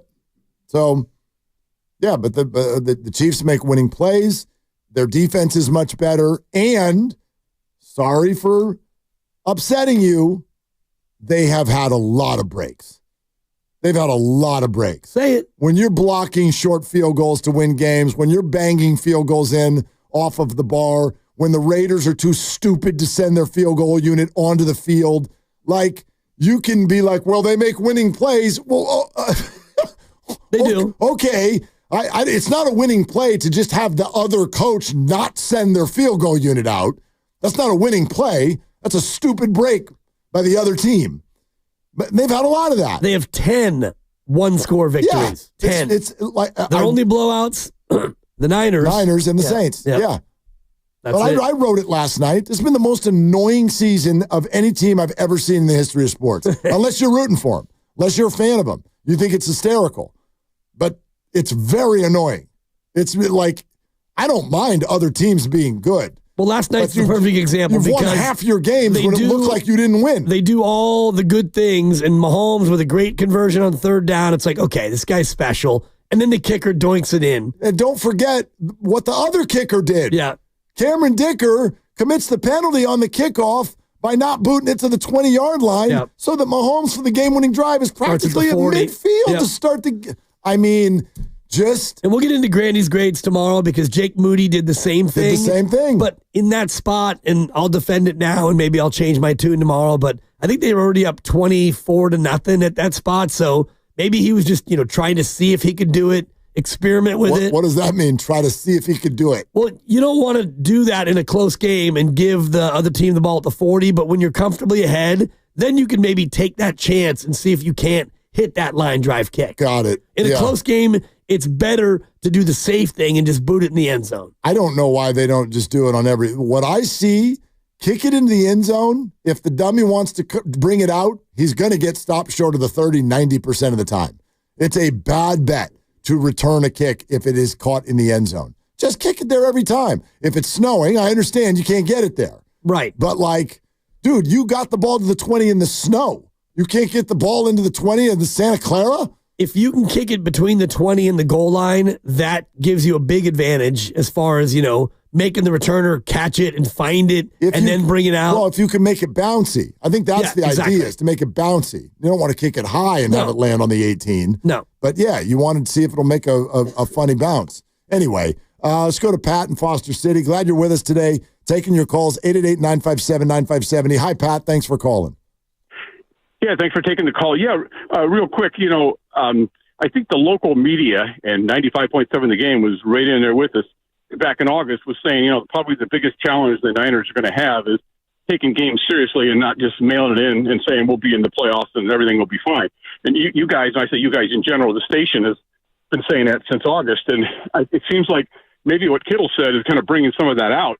Maybe that is a little bit of that attitude. And I was thinking about this. I thought if you look at sort of motivation of the team and then you look at injuries, you can see the Niners started out with some injury issues, not a disaster, but not good either. And then it just got worse and worse and worse. But maybe at the same time, the motivation started to turn around maybe a couple weeks ago, maybe not just against the Bears, but, when you're playing Green Bay and you're playing Buffalo and you got injury problems, motivation is probably not going to have you win those games alone. But when you play the Bears, you got injury problems and you got motivation on your side, that's a game you can win. And I think if you look at the early part of the season, the Niners, when they had some injury problems, but not disaster, and they probably had some motivation issues, you saw the team up and down. They lost some games they should have won. They won some games maybe they shouldn't. They were okay. They weren't great, but they were hanging in there. It wasn't until they started to really get against some of these better teams and more injuries and lack of motivation, that's when you started to see a problem. But now I see that motivation maybe is back in their camp, but is it going to be good enough to get them by teams like, the Rams and some of the other teams?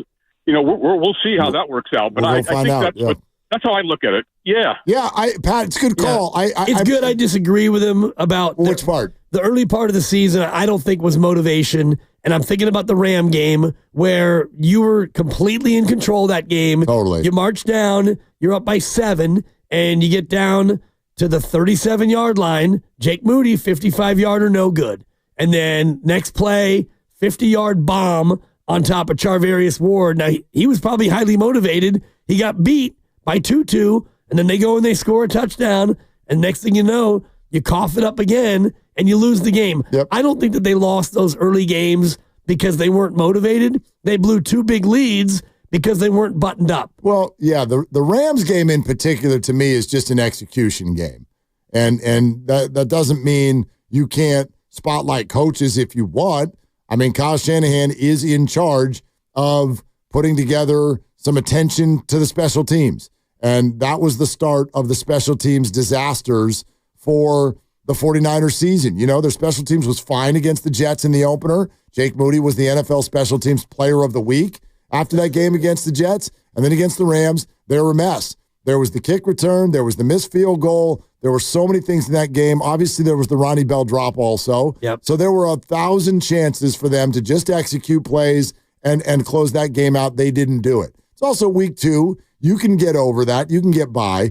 I'm with you, but my point about, and I don't use the word motivation, I think everybody's motivated. I just think the 49ers, until Geno Smith's drive 3 weeks ago, I don't think the 49ers had a true, authentic fear of the NFC. It doesn't mean that they didn't think the Lions were good. Everybody knew that. The Packers. But the Rams, Cardinals, and Seahawks. I don't think the 49ers, with what all the success that they've had in the regular season in recent years, I don't think that they had an authentic, true fear of the NFC West. And that led to them sort of not necessarily having what George Kittle refers to there as like the correct sense of desperation and urgency. And after the last handful of years, again, without excusing it, it doesn't surprise me. I understand where it comes from. It comes from a place of weakness. You can think that. And I do. I think it comes from a human place. Well, like a very, very normal human reaction to how life flows. Well, when you conquer something over and over, you're not going to have always the most authentic fear of it the next time around. Well, you need to have the most authentic focus about it, and that's ultimately their job, in the NFL. And, we talked about this last year with the Warriors where they went in to a couple of games where they didn't have anybody. They played with the baby Dobs, and they went out and they won basketball games because they played free and clear, but that's one of 82 in the NFL, and I'm looking at it again the first time against the Rams, which is why I have, and I hope that they have an equal fear of the Rams this time, because you lost to Demarcus Robinson, Jordan Whittington, Colby Parkinson, and Tutu Atwell.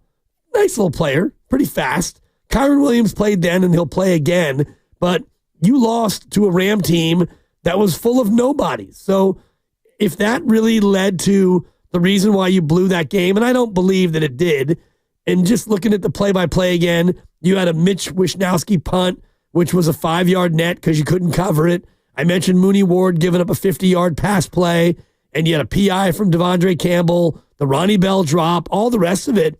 That, to me, doesn't come down to having a proper fear or not. You just got to execute late in games.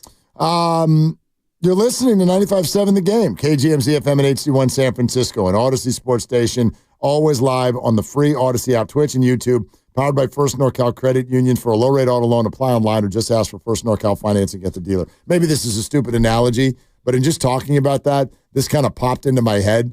Like, I don't deny anything you're saying. That's their job.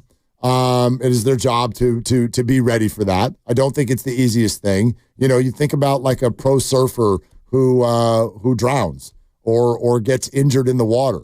But like that pro surfer has conquered the beach thousands of times. So they are vulnerable to not having the most authentic, healthy fear of the ocean. I know I do. Like the ocean's scary. Like I find it so intimidating. It's so powerful. Big. It is, if true. I'm not saying I won't go in the ocean, but I ain't trying to swim out to the buoy. It's just not my jam. Like I'm gonna stay pretty close to shore. I'm not the strongest swimmer. I have a healthy fear of that ocean. But if you're out there all the time and you're just crushing waves and you become an amazing surfer, you might become vulnerable to not having the healthiest fear of what the ocean can do. And I believe that the 49ers, in this particular case, are the pro surfer, and the NFC West is the ocean. And the Niners are like, dude, we got this. We always got this. And then they realized they didn't. And then it became too late because their worst moment, for me, their worst moment of the year was the Geno Smith drive. And then their next chance to get off the mat, they didn't have their quarterback. Right. And then they went and played in the blizzard. Yep. So, and you know, the Geno Smith drive, that was bad. But for me, the other losses were far worse. Arizona, where they just James Connered you to death, and the aforementioned Rams collapse, where both of those games you had 10-point leads in the fourth quarter, and Kyle Shanahan and company have blown 3 fourth-quarter leads this year. So if that is born out of a lack of appropriate fear for the opponent, I don't necessarily buy that, because in those games, you were playing your brand of football, you were dominating these opponents that you're used to dominating, but you just didn't close. And you could look at why they didn't close, coaching, execution, scheme, it's all of it. 888-957-9570. Kirk in Los Altos next up. Hey, Kirk, welcome to the conversation. What's cooking? Hi, how are you? I was just replying to you asked a question a little while ago about how people feel about how great they looked yesterday versus all the other games and stuff. And I just wanted to recount, I had this interesting polemic with my wife. I asked her the question, because now they have 4 games left. And, you know, certainly the odds are, to me, against, you know, the other teams rolling over. They're probably, in my mind, not going to make the playoffs.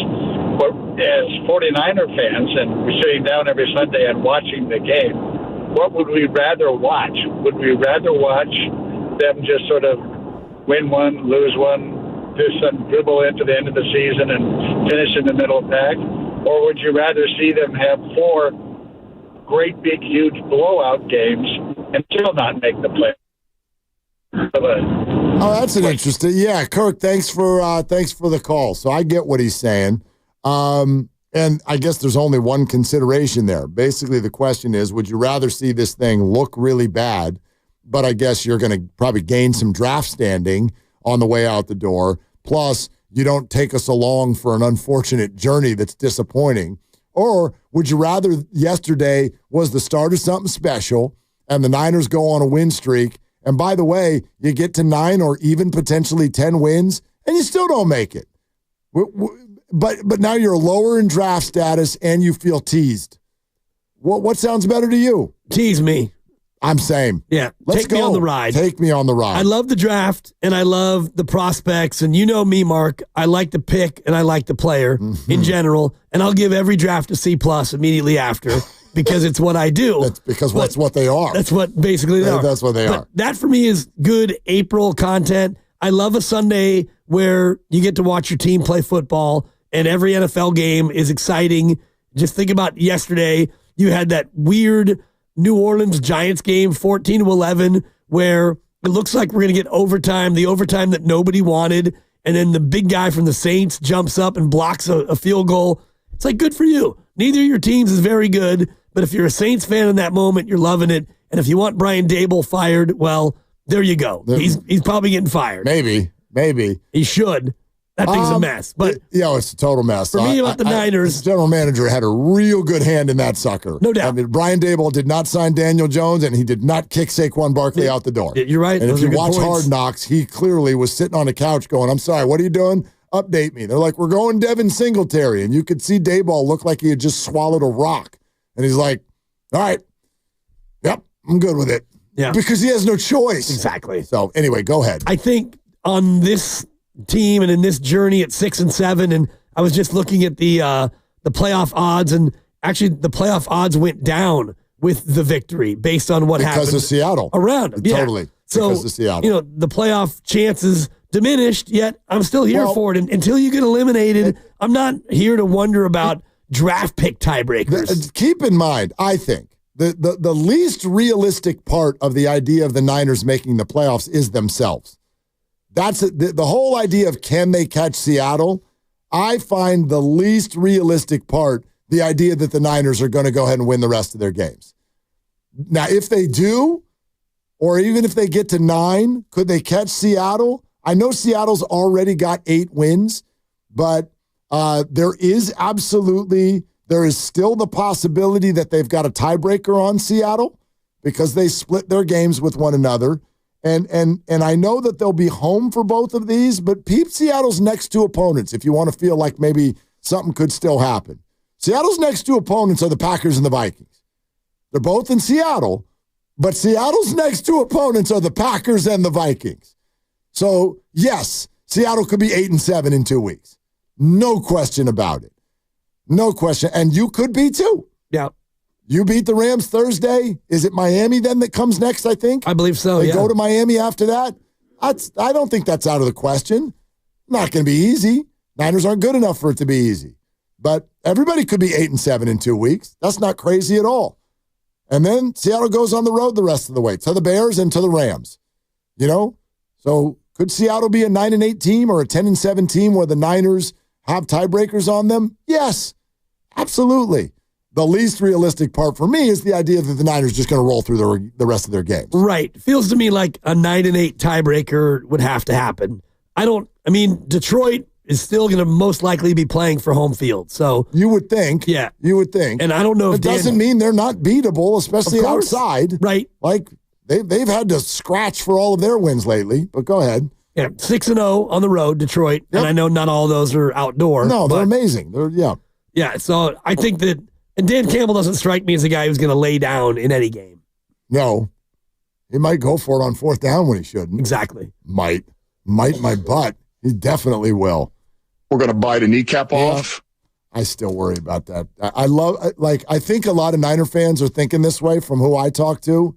If the Niners do get eliminated, people are going to kind of adopt the Lions for the year because they're so non-threatening. They've never been. It's kind of a fun story. You might even feel guilty for what we did to them last year, whatever it is. If you adopt the Lions, I'm terrified that Dan Campbell's going to do the wrong 4th down thing again. Last year did not, quote, teach him anything. No. And I'm not saying he's wrong. He did the wrong thing earlier this week. And I agree. And he got away with worked it. out. Yep. And sometimes the wrong thing works. If you do want the tiebreaker to go your way, Seattle has to lose to the Rams in the last week of the year. Yeah, which is probably the case anyway. Well, because Seattle would have a better divisional record than you if they beat the Rams. You need to both end up 3-3. In the division. Right. And then you should have a better conference record if everything else breaks. Right. Because in theory, Seattle would lose 3 more conference games right now on the way out the door. Right. Yeah. All right. We're sponsored by O'Reilly Auto Parts. Your phone calls. First of all, Debo's tweets. If you haven't heard them, we'll reiterate them. And then, speaking of wide receivers saying the wrong thing after a win, you have to hear this. Brandon Graham. I mentioned earlier what A.J. Brown did yesterday. Wait till you hear what his teammate flat out said in front of a podium yesterday that applies potentially to the Debo situation as well. This is phenomenal audio. Wait until you hear this. This is coming up next on Willard and Dibs.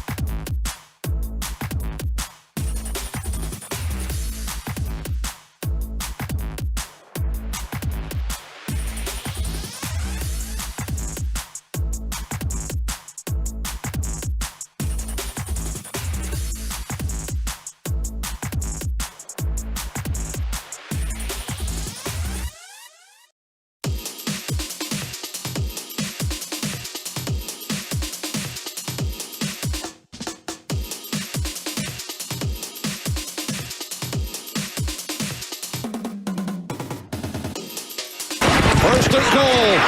Lorenzo. He's in. Touchdown. Now, back to Willard and Dibbs on 95.7 The Game. All right. George Kittle says hasn't felt the sense of urgency till just now. Deebo Samuel says on Twitter, not that long ago, not struggling at all, just not getting the ball. Followed it up by saying, just because I voiced my opinions, don't mean I'm hating on any of my teammates. Be for real. Okay? Again, I phrase that as not a big deal, but it's a deal. I just think that there are a number of wide receivers in this league who, because of their position, because they have to have things delivered to them, because they don't have control over their numbers and all of those things, that they're not always great with timing. Brandon Ayuk, I didn't love every decision he made in the offseason. I don't love what Deebo Samuel's doing here. A.J. Brown yesterday for the Eagles in the midst of a 9-game win streak chose yesterday in the locker room when asked, what does this team need to do differently? He said, passing. That's it. That's it. One-word answer. And it makes you think, and I do think we do this sometimes. I bet you'll agree with me, Dibbs. Sometimes we'll hear something from a player, and we'll be like, ooh, he's calling out his teammates. And we're like, well, no, not really. Like, it's not that dramatic. They're just expressing frustration or whatever. In this case, there's no question. A.J. Brown was calling out Jalen Hurts. Want to know how we know? Wait till you hear this from Eagles teammate Brandon Graham talking from WIP in Philly about Jalen Hurts and A.J. Brown. The person that's complaining need to be accountable. And I'm just being honest. You know what I'm saying? Like, and he noticed. I don't know the whole story, but I know that one is trying. And I mean, 11 could be a little better with how he responds to things. And they was friends before this. It's like, man, but things have changed. And I understand that because life happens. But it's the business side that we have to make sure that we don't let the personal get in the way of the business. And that's what we got to do better as right now, because we know it's an issue. Everybody's seeing some things, but we need to be able to talk things out as men. But we need to let personal stuff go and let's get right for this game, because, man, it's like a lot of stuff, most of the time, it's just a conversation that just need to be had. But the person with the problem got to want to talk to the person other than others. Okay. That's all I'm saying. Okay. I like that. It's amazing. When he says, by the way, one is trying to understand Jalen Hurts is number one.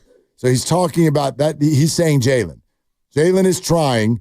He says A.J. Brown needs to be more accountable, but also says, I know you used to be friends.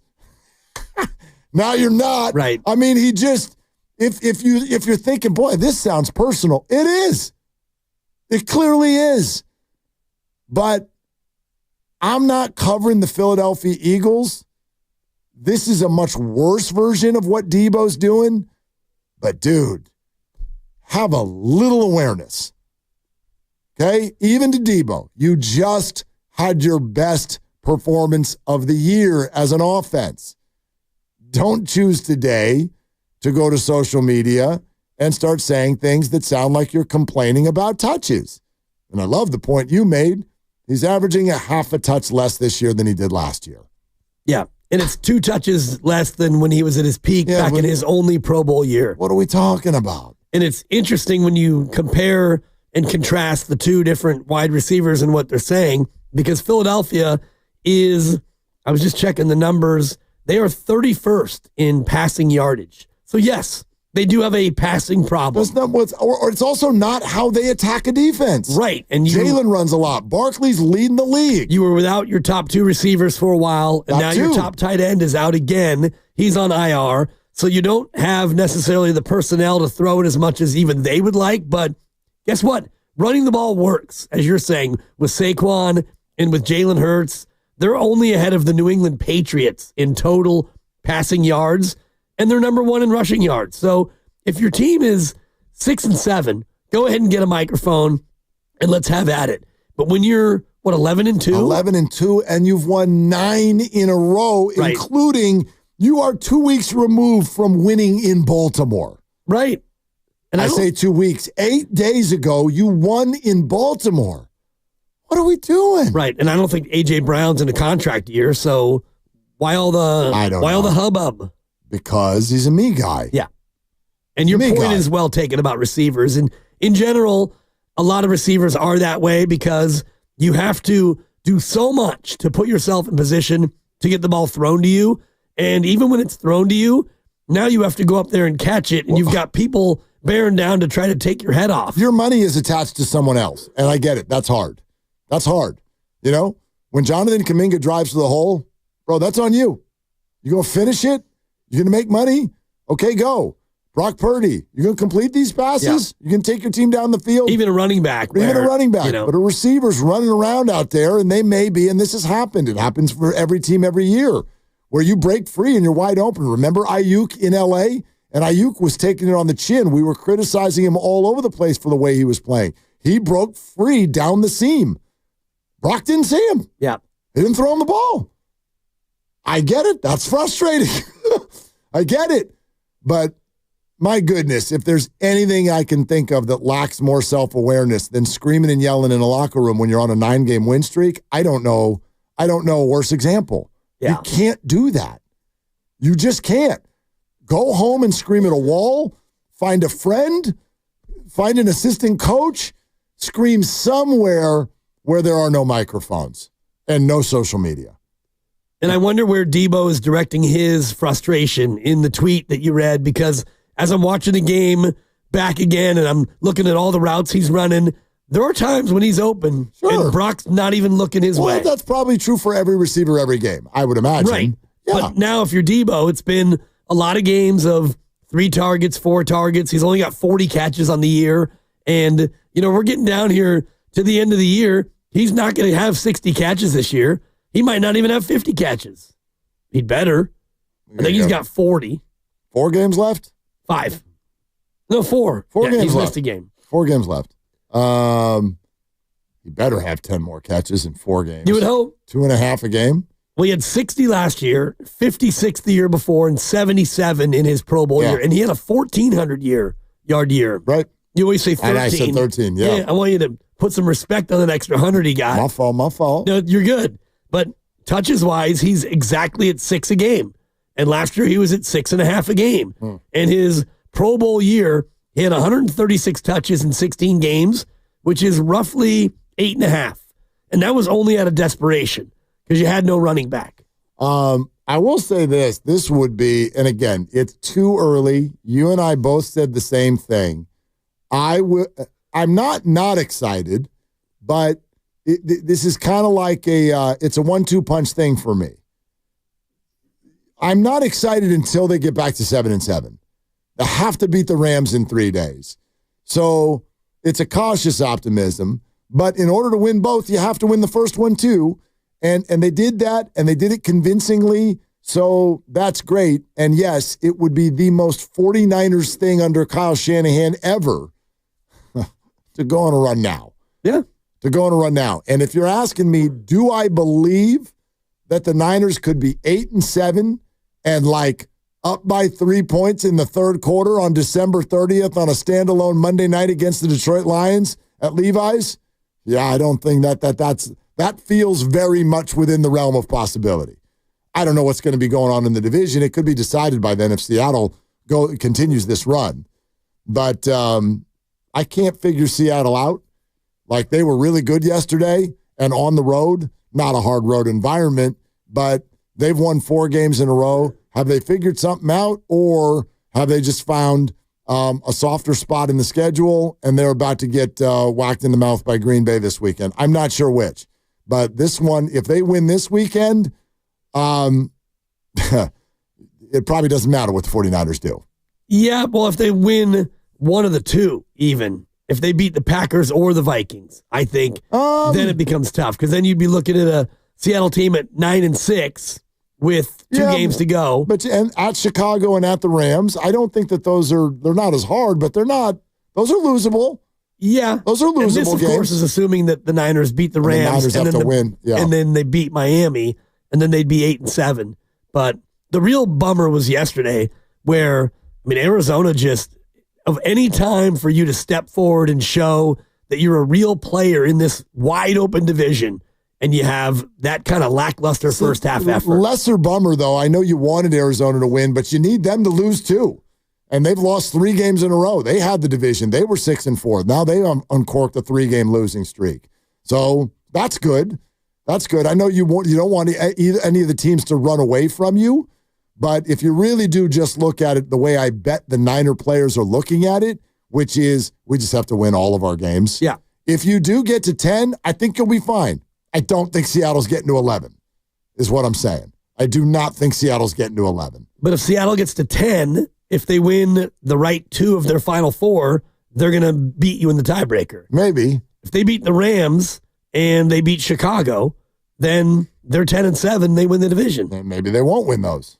Yeah. I understand that. There's 4 games to go. If they were to win 2 of them, it depends. Yeah. What if they beat the Vikings and the Bears, and they lose to the Packers and the Rams? They'd be 6-6 in the conference. Yep. And the Niners, I think, would be 7-5 then, right? If they ran the table. There you go. So there you go.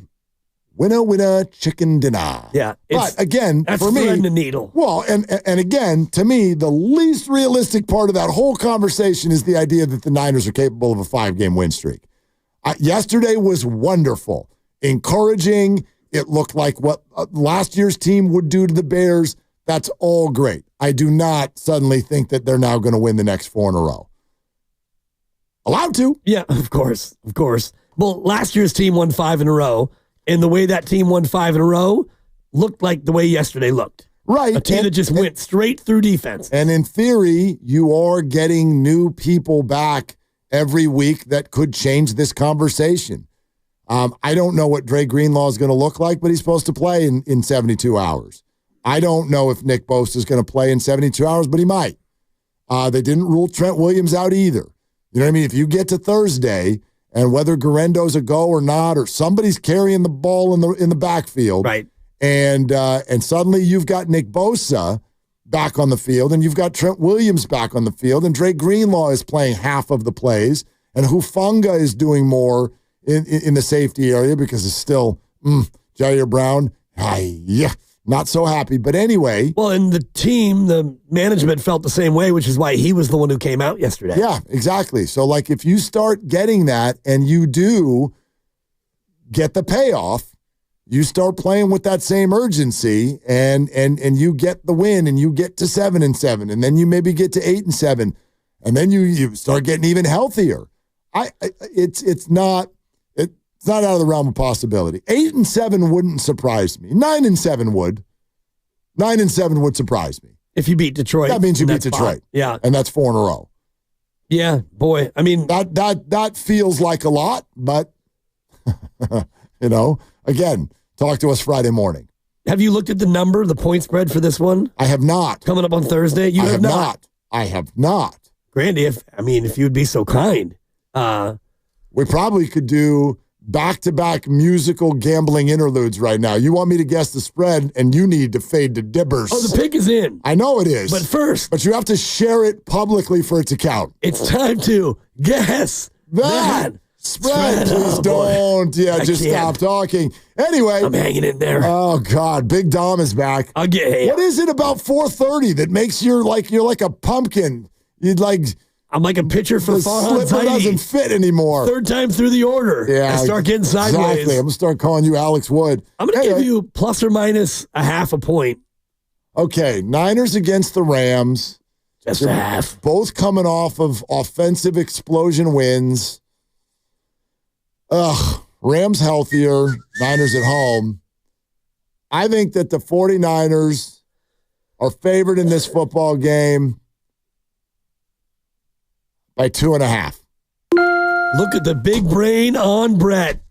2.5. Nailed it. 2.5. Come on. Yeah, let's go. Come on. Very impressive. I'm him. Yeah, that's right. I'm back. Yeah. You better stay here. You got to hit me with the night-night. You better stay here. I am, but you can't see a night-night on the radio. Yeah. Raymond with the, YouTube. It's too aggressive. You hit it Raymond's once. night-night. He hits it once. Raymond. And then he runs down. He hits it again. Raymond. Draymond, the night, like, do you, Draymond, but like the night, I don't know. It was more fun. of like a Samuel L. Jackson, I'm like, go the F to sleep. Yeah, exactly. Stand on it. Stand on what you say. Stand on what you do. Go the F to sleep. Remember that book? I remember it very well. That's kind of Draymond's version of the night. Steph is like, have a warm glass of milk and a couple of cookies. Yeah. Let me tuck you in. Draymond, that was a Gobert night is what that is. He aimed it right at him. That's right. Forget the night. That dunk. My God, that dunk from Draymond Green. What a play. And Rudy Gobert is the softest. No wonder Draymond hates him. He turned left and someone half his size and weight is standing in front of him, and he literally doesn't even attempt to fight. It's Steph Curry screening Rudy Gobert. And he's like, oh, well, you don't expect me to try to fight through that, do you? Yeah. Just stops. No wonder his teammates hate him. It was a good pick. I like the pick, and I like the player. What a dunk, man. Wow. Hey, it's Monday night, dude. Uh-oh. And you're not hot. You have to win 3 in a row to say you're hot. I've got 2, right? You are lukewarm. You are back to 500. Only by the grace of Grandy, by the way, because we did share your pick on Friday. Thank you, Grandy. Didn't have to do. I don't love Mark Grandy, but I respect him. Yeah, you took the Niners, which we don't like, but we went with it. Yeah. And you were right.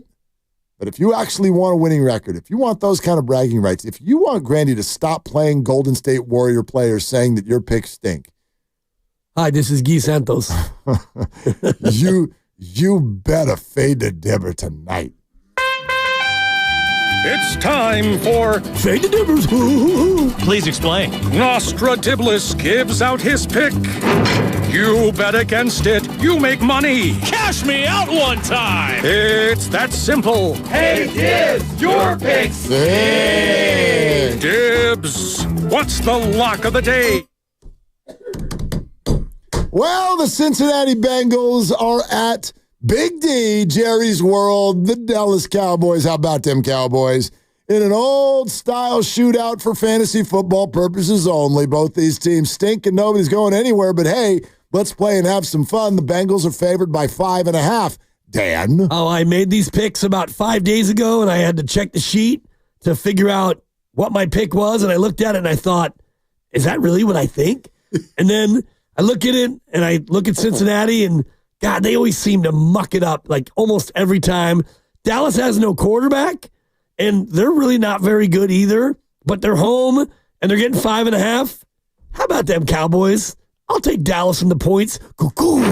Hey, no! Hey, oh, hey, ha! Hey, oh, hey, 1, 2, 3, 4. Hey. 1, hey. You guys like the Bengals? Fantastic. Great pick. You're welcome. Just a phenomenal pick. Oh, yeah. I'm very very happy about this. Wish I was feeling better. I could fight back, but you guys are probably right. I looked at my Excel spreadsheet. You fight like Rudy Gobert through a screen. You know You're what? like, you guys are probably right. You beat me. Well, I mean, Conceding the loss already. What? I mean, you made the pick 42 seconds ago. I made the pick 5 days ago on my Excel spreadsheet. Doesn't count till you say it. But I never go against myself. This week I am, what am I? I think I'm 6-5-1 on the week. Not great. But I looked at the sheet as we were going to do the bit, and I looked at Dallas and thought, do I really think that? But I'm sticking to my guns. Oh, man. I like them Cowboys. No. Okay. I need 37 points from Brandon Cooks to beat you. So there's that. There's that. Yeah. In a game that only matters for seeding, not And involving show you, pride. but actually, no, but like you should want me to lose because 95.7 The Game listeners, do you know this? Do you know that next week in round 1 of the 95.7 The Game playoffs, is provided that I just go ahead and close you out And tonight? you should. I should. Provided that I do that, Steiny will play Guru in round 1.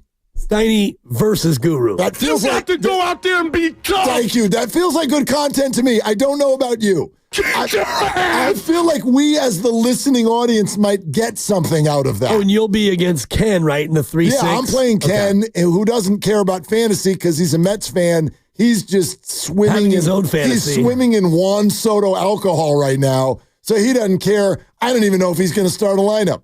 But yeah, who cares about me and Ken? Yeah. Steiny will play Guru. That would be awesome. I want that. But if I was, and I only need 23 actually from Brandon Cooks, which is still far fetched. But if you lose, then you slide to the 4. I think so. I think so. You'd face Steiny or you'd face Guru. I think I'd face Guru. Okay. Yeah. That's less fun. Not as fun. Yeah. Fun, not as fun.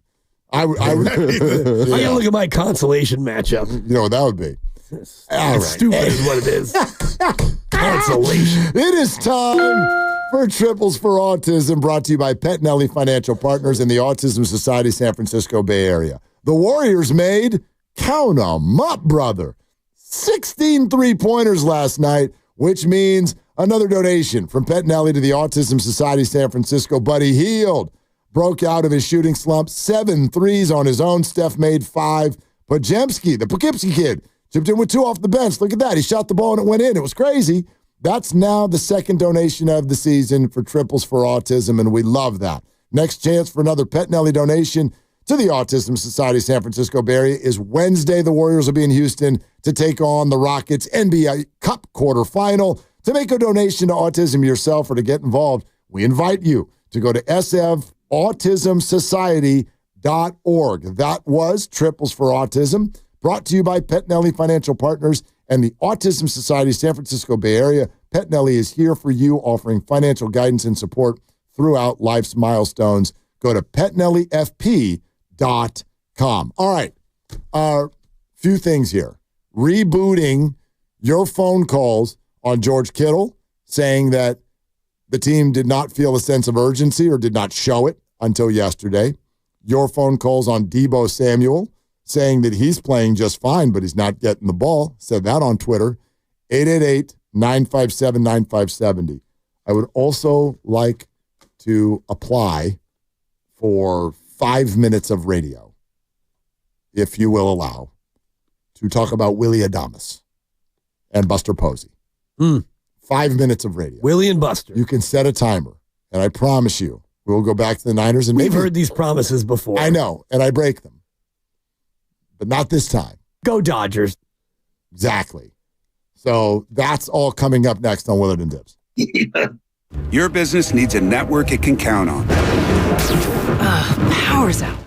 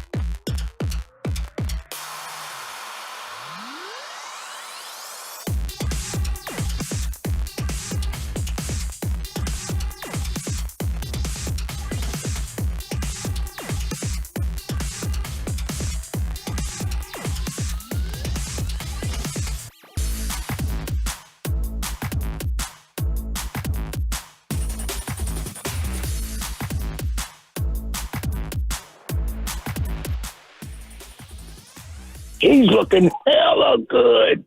Now, back to Will and Dibby on 95.7 The Game. All right, let's kind of set this up. I am going to borrow the 5 minutes, but this is kind of what we're talking about. George Kittle yesterday after the Niner win. I think the message was we need to play with more of a sense of urgency and play desperate because you just haven't really sensed that. And like, I've been on teams where it felt like, was it 2 years ago we went on whatever, like 8-9 game win streak, whatever that was, and it literally felt like every play people were just scratching, clawing, and fighting for everything. And I'm not going to call anybody out. Like we've all like not taken a play off, but like just not fought our hardest on every given play. And that was kind of the message: like guys, just put it all out there because we have the players, we have the playmakers, we have the play call, and we have everything to win games. But like we have to do it out of desperation. And when you're playing desperate and you're playing like, hey, if we don't win this game, our season potentially is over. That desperation fuels guys in different ways. And it's just how you take that and how you channel that energy. And I thought our guys did a great job of that today. Okay, so this really got everybody's attention for multiple reasons. The idea that they have not been playing with a sense of urgency up until this point, I really understand if that can feel upsetting because it's like, why don't you do it? I just think this is one of those things that you can't just summon. You can't just summon. You can't just tell people also, which is why I don't solely put this on Kyle Shanahan. To me, that's too easy. These are all adults. This is all on everybody, but especially when you're talking about something that's kind of like that not tangible thing that's inside of people. I don't think you can get that with words. I think that you get that from true human emotion and feeling, and I don't think the Niners were scared of the NFC West. They should have been.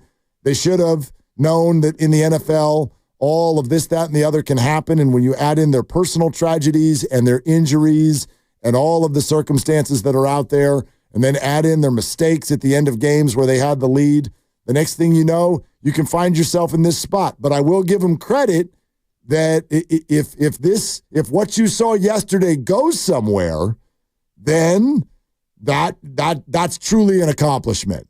If they can still make something out of this season, that's truly an accomplishment. But we got into quite a conversation earlier over sort of where you focus when you hear something like that. And it sounded like you put a lot of focus on Kyle Shanahan. Yeah, it's his job as the head coach of the organization, head coach of the football team. It's his job to get the players in position to perform week in and week out. And I know that when it comes to 30 and 36-year-old men, you're not going to close the locker room and give them a win one for the Gipper kind of speech. But as a coach, you need to prepare each individual and the team as a collective. You need to make sure that they don't overlook opponents and that they don't come into a matchup and think that it's going to be easier than it otherwise would. So I do lay a lot of that at the feet of the head coach, and he needs to be accountable. And he's been more accountable of late for some of their failures than he has in the past. But I do think that the individuals, of course, you're the ones out there playing. The coach can only do so much, but you can motivate through words, through actions, through a lot of other things as a leader and as a coach to get your team in a spot where they don't have these lapses. Yeah, listen, again, there's no such thing as anything that happens in any organization if it's negative where the boss doesn't share in what's going on. So, sure, from that perspective, obviously, Kyle Shanahan's got a hand in this. But again, I go back to kind of what I was saying earlier, which is I don't believe that you can find urgency and just that absolute fear that everything's going to fall apart. I don't think you can find that in words. For me, this happened when Geno Smith went hot night through butter right down Levi Stadium field and scored with 14 seconds to go and beat the Niners in yet another game that they shouldn't have lost. And then they were like, oh, crap. Now we're really in a really bad spot, but it still wasn't that bad of a spot. We got to either beat Green Bay or Buffalo, and then they went out to practice on Thursday to get ready for Green Bay, and their quarterback walked off holding his shoulder. And that's when they went, we actually might be going home really early this year, because then you get stuck in a spot where Brock's coming back and you're in a blizzard and Christian McCaffrey gets knocked out of the game for the year and all the things that happen there. So now you're in an uber desperate situation, and here they are. So more on that coming up in just a few, because on Mondays, Kyle Shanahan, after a night of sleep, speaks about everything that's going on and gives an injury update as well. And so coming up in just about 10 minutes, we'll let you hear everything that Kyle Shanahan had to say today. You can certainly weigh in on sort of what that does for you. Do you buy into the idea that the Niners have been lacking a sense of urgency so far this year? 888-957-9570. We'll also get back into what Devo said on Twitter. Start my 5-minute clock. Go ahead. Start the 5-minute clock. I really actually have one main thing that I want to say about the San Francisco Giants giving the largest contract in the history of their organization to Willie Adamas. There's a few things to say, but there's a headliner, and I wonder if you agree with me. We damn well know that the next order of business is a Blake Snell replacement. The Giants are after a frontline starter. We have seen them tied to Corbin Burns. That's been reported in multiple places. I have seen them tied to Max Fried. I have seen them tied to Roki Sasaki, who was just posted earlier today or yesterday. So that'll go into January, but that process is underway. Because of the Adamas signing and because Buster Posey is now at the wheel, what's your confidence level that they are going to land a frontline starter to go along with Willie Adamas? Strangely, after everything we've been through the last 5 years, my confidence is through the roof. Like, I absolutely 100% expect that one of those three pitchers will be a Giant. Corbin Burns, Max Fried, or Sasaki after being posted. That's the Adamas signing is great for who he is and what he is. And 29 years old and now holding down the shortstop position. That's wonderful. The best part about it for me is it throws, as a Giants fan, throws my confidence through the roof that they're going to get the next order business done correctly as well. That's good. That was 2 minutes. It's impressive. Well, like the 5 minutes was supposed to include you too. Well, normally it's Were you going to go to the bathroom or something like that? No, I've got lots to say, but normally in a 5-minute construct, you would do 4:15 or 4:30 of it, and then I'd come in with, hey, good one. Yeah. A couple of those. We could do that. I do also think that who Willie Adamas is as a person is a significant maneuver culturally, because you mentioned Blake Snell, and I soured on Blake Snell when he skipped his last start, and I have a feeling that the organization did as well. When Buster Posey, saw that, a guy, Buster, who was always a gamer, and Snell took a pass on the last start. Yeah, I'm good. This game means nothing, so I don't want to go out there and pitch. That, to me, sent a bad sign to the organization. Willie Adamas is a very beloved player in Major League Baseball. He's a good shortstop and a guy with a big bat. And, every player that you talk to or you hear about who's played with Willie has nothing but great things to say about Willie Adamas. And then there's the other more basic part of it. His name's Willie. And Willies have done pretty well here.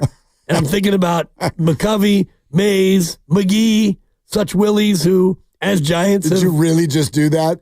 Mays, McCovey, McGee. He's a Bay Area guy. He deserves to be Willied in there. He's a very good player. He's a very good player. He does not have a cove or a statue, but anyway, go ahead. He probably should. No, he shouldn't. Mays, McCovey, McGee, Adamas, the Willies. They're giving me the Willies, Mark. Yeah. I think you're right. And I think you're right about the confidence feeling, because Buster did this right. He didn't flirt with the idea of Soto. We're going to be in on Juan Soto. Not that Farhan ever, made those promises that fans thought he did, but the very idea of trying to swim in those waters, I think that Buster was thinking about it in a different way. Like, go out and chase Juan Soto, everyone. I'm going to be working on Adamas. He also, I think, this is what I've heard. This is an organizational deal now. Shh. Me? Stop talking about what we're going to do. Right. No more. That was right off the top. Even all the way down to Bomel. Remember when Bomel's like, it's exciting that we're going to be shopping at the top of the market. You didn't hear that this time. Yeah. But boom. Winter meetings start. We've got our shortstop. Yeah. I think it is truly a brand new day. And I think that the Giants are like Corbin Burns, who is from California. I love their chances to get him. I love their chances. He'd be perfect. He'd be fantastic. And these are clubhouse guys, to your point. Yep. You are not going to see any more. Let's go ahead and put a name on it. We're not going to see Jock Peterson in this building anymore. You're not going to see Blake Snells in here anymore. People who beg out of games, play cards, don't come in at the right weight, don't come in shape, get hurt, and then think only about themselves instead of get back on the field. All of that stuff. Yeah. No more of those. You are not welcome here. And the Matt Chapmans of the world, you're going to get extended because you are awesome. You are awesome as a role model. You're awesome as a leader, and you're awesome as a player. That's it. We value you. The left side of the infield for the Giants is now set up for years to come. For years to come. Yep. By two total pros. Yeah. That's pretty exciting. Awesome. It's awesome. Now you can get one, if not two, starting pitchers and maybe address first base, or there's some things you can do with some trades because it feels like you have maybe too many outfielders. So, I don't know. Too many outfielders? It depends. I mean, it depends on if you get Luciano to come up and actually be a player. I don't think Luciano is even one of the key pieces anymore. You got Jung-Hoo Lee, you got Elliot Ramos, you do have some young guys, Grant McCray. You got Matos and Yaz. You have Matos and Yaz. I think there could be more pieces out there, but I don't think they'll spend a lot of money on it. And you think you don't address first base thinking that Bryce Eldridge could be this year? I think you do short term. You could go find, I don't think it's going to be Pete Alonso. Pete Alonso's a little bit of an odd dude and not a great defensive player. I love the bat, but I don't think that feels like a buster kind of a guy. But I don't know, man. Is there a Goldschmidt or a Christian Walker on a short-term deal to come in, bop some homers, and get ready for the Bryce Eldridge era? Maybe that's kind of what I could see happening. Okay. And I could see Lamont Wade being involved in a deal. It was interesting today that Buster Posey, without being asked, said, I am not looking to trade Camilo Doval. Without being asked, he brought that up, which means one of two things. Either he is not trading Camilo Doval, or he's already on the move. It means he is flatly trying to trade Camilo Doval by letting everybody know, you ain't going to half-step in here and get Camilo Doval. You're going to have to bring a real offer if you want to do this. All right, you're listening to 95.7 The Game, KGMZ FM and HD1 San Francisco, and Odyssey Sports Station, always live on the free Odyssey app, Twitch, and YouTube. Powered by First NorCal Credit Union. For a low-rate auto loan, apply online or just ask for First NorCal financing at the dealer. The other thing we were talking about with the 49ers earlier is whether or not yesterday's game actually ticked you off. And I wonder about this. The idea being, and Grandy and Lucas were kind of behind this, in the feeling that if this is still who you are, if you still have that in your holster, why didn't you use it? And I think it's a fair feeling. I think it's a fair comment to make, for sure. But I also think when it's the NFL, it's hard for us. It's kind of what I meant earlier when I said it's hard for us to not look at these teams as one entity and expect them to look the same every week. It doesn't work that way. Especially in the NFL. I know you'll go, it does for the Lions and the Chiefs. Well, yes and no. I mean, both of those teams, look, they're obviously, we knew they were good. We knew they were good going in. They've dealt with injuries as well. Yeah. I don't know if they've dealt with those kind of like gut punch things that the 49ers really have. Well, Aiden Hutchinson was a big one for Detroit. Sure. But not the emotional stuff. You're talking about. The Charvarius Ward, the Trent Williams, and the Ricky Pearsall. And the Ricky Pearsall. Yep. And then even I know Hutchinson's out for the year, but like the McCaffrey situation ended up, I think, being a real net negative because it wasn't just a top player being hurt. It was a top player being hurt with like a weekly update, confusion, mystery, followed by return, and then pretty quickly, as soon as he looked like himself again, he was gone again. One quarter of him looking like himself. Totally emotionally just whack you below the knees kind of a thing. And so it's been an uneven year with the Brandon Ayuk as well. Totally. You know, the hold in. You can argue that the Niners did not handle that well, and that's fair. But the Chiefs, I don't think in one side of your mouth you can say, boy, they should have lost 5 of those games. And then on the other side, this idea, well, the Chiefs are just amazing, so they make the winning plays in the end. Some of those are true. Right. Some of those games, that's true. Some of those games, you have literally had the other team just spit up on themselves. Absolutely stand on their other foot in the final minute of the game. Yeah. And then there's just breaks, like what happened last night. A third-string kicker totally shanks one, and if it was one more inch to the left, you lose. Yeah. But it wasn't. Exactly. That's the way their year's going. And they are 11th in the NFL in point differential, plus-minus point differential. They're 11th. It broke a record, actually. They have the lowest point differential in the history of the league for anybody who has had their record. Any team that is, 12-1? Correct, which obviously there's not many of them. But they are only, plus 54? 56. 56. They're third in their own division in point differential. Denver and the Chargers are both better. And you go across the AFC, and the Ravens and Steelers are both better. Buffalo is way better. Philadelphia and Washington and Detroit and Minnesota and Green Bay, they're all better in point differential, which speaks to what you're talking about. Every year, it's different. So that's where the 49ers, 3 games that they could have had, 3 games they should have had, and we'd all be looking at this year completely differently. I can add on to your stat really quick. So Kansas City, the worst point differential for 12-1 teams, and it's not even close. They're plus 56. The next worst point differential for a 12-1 team, plus 89. Damn. Not even close. Damn. I said it last night. Yeah, who was that? The 1976 Oakland Raiders. Holy crap. Going all the way back to a completely different era of football where not as many points were scored. Right. That's what's crazy. I said it last night, and this will sound like some sort of sour grapes. The Kansas City Chiefs are having the most annoying season I've ever watched any pro sports team have, unless you're in their fan base. If you're in your fan base, do you think this is the funniest thing of all time? The rest of us are absolutely like we're at the end of our rope. People blaming the refs, blocking field goals, kicking field goals off of bars, having the Raiders just not send their field goal unit onto the field, like on and on and on and on. They've just had the most annoying season of all time. But that'll be fine if somebody goes in there and wins in January. Right. If I gave you Kansas City or the field to win the AFC, you take the field. It's not, I don't think that's a hard one. I don't think that. And I'm probably wrong because it's now because of what Buffalo did yesterday. It's going to go through Arrowhead. Yeah, they have a 2-game lead, and that's hard. Yeah, well, 1.5 lead because Buffalo beat don't them. have the tiebreaker. Right, but you also have Pittsburgh in there at 10-3, and I just look at the AFC and there's some tough outs in there for anybody. Let's hear from Kyle Shanahan. Okay, Kyle talks on Mondays. There's the injury update on everything and perspective on what happened the day before. Here's Kyle Shanahan with his Monday conference. All right, guys. Injuries from the game. Ben Barch ended up having a high ankle sprain. Most likely will go on IR later this week. Isaac Garendo, foot sprain. We'll evaluate him over next few days. See if he's got a shot.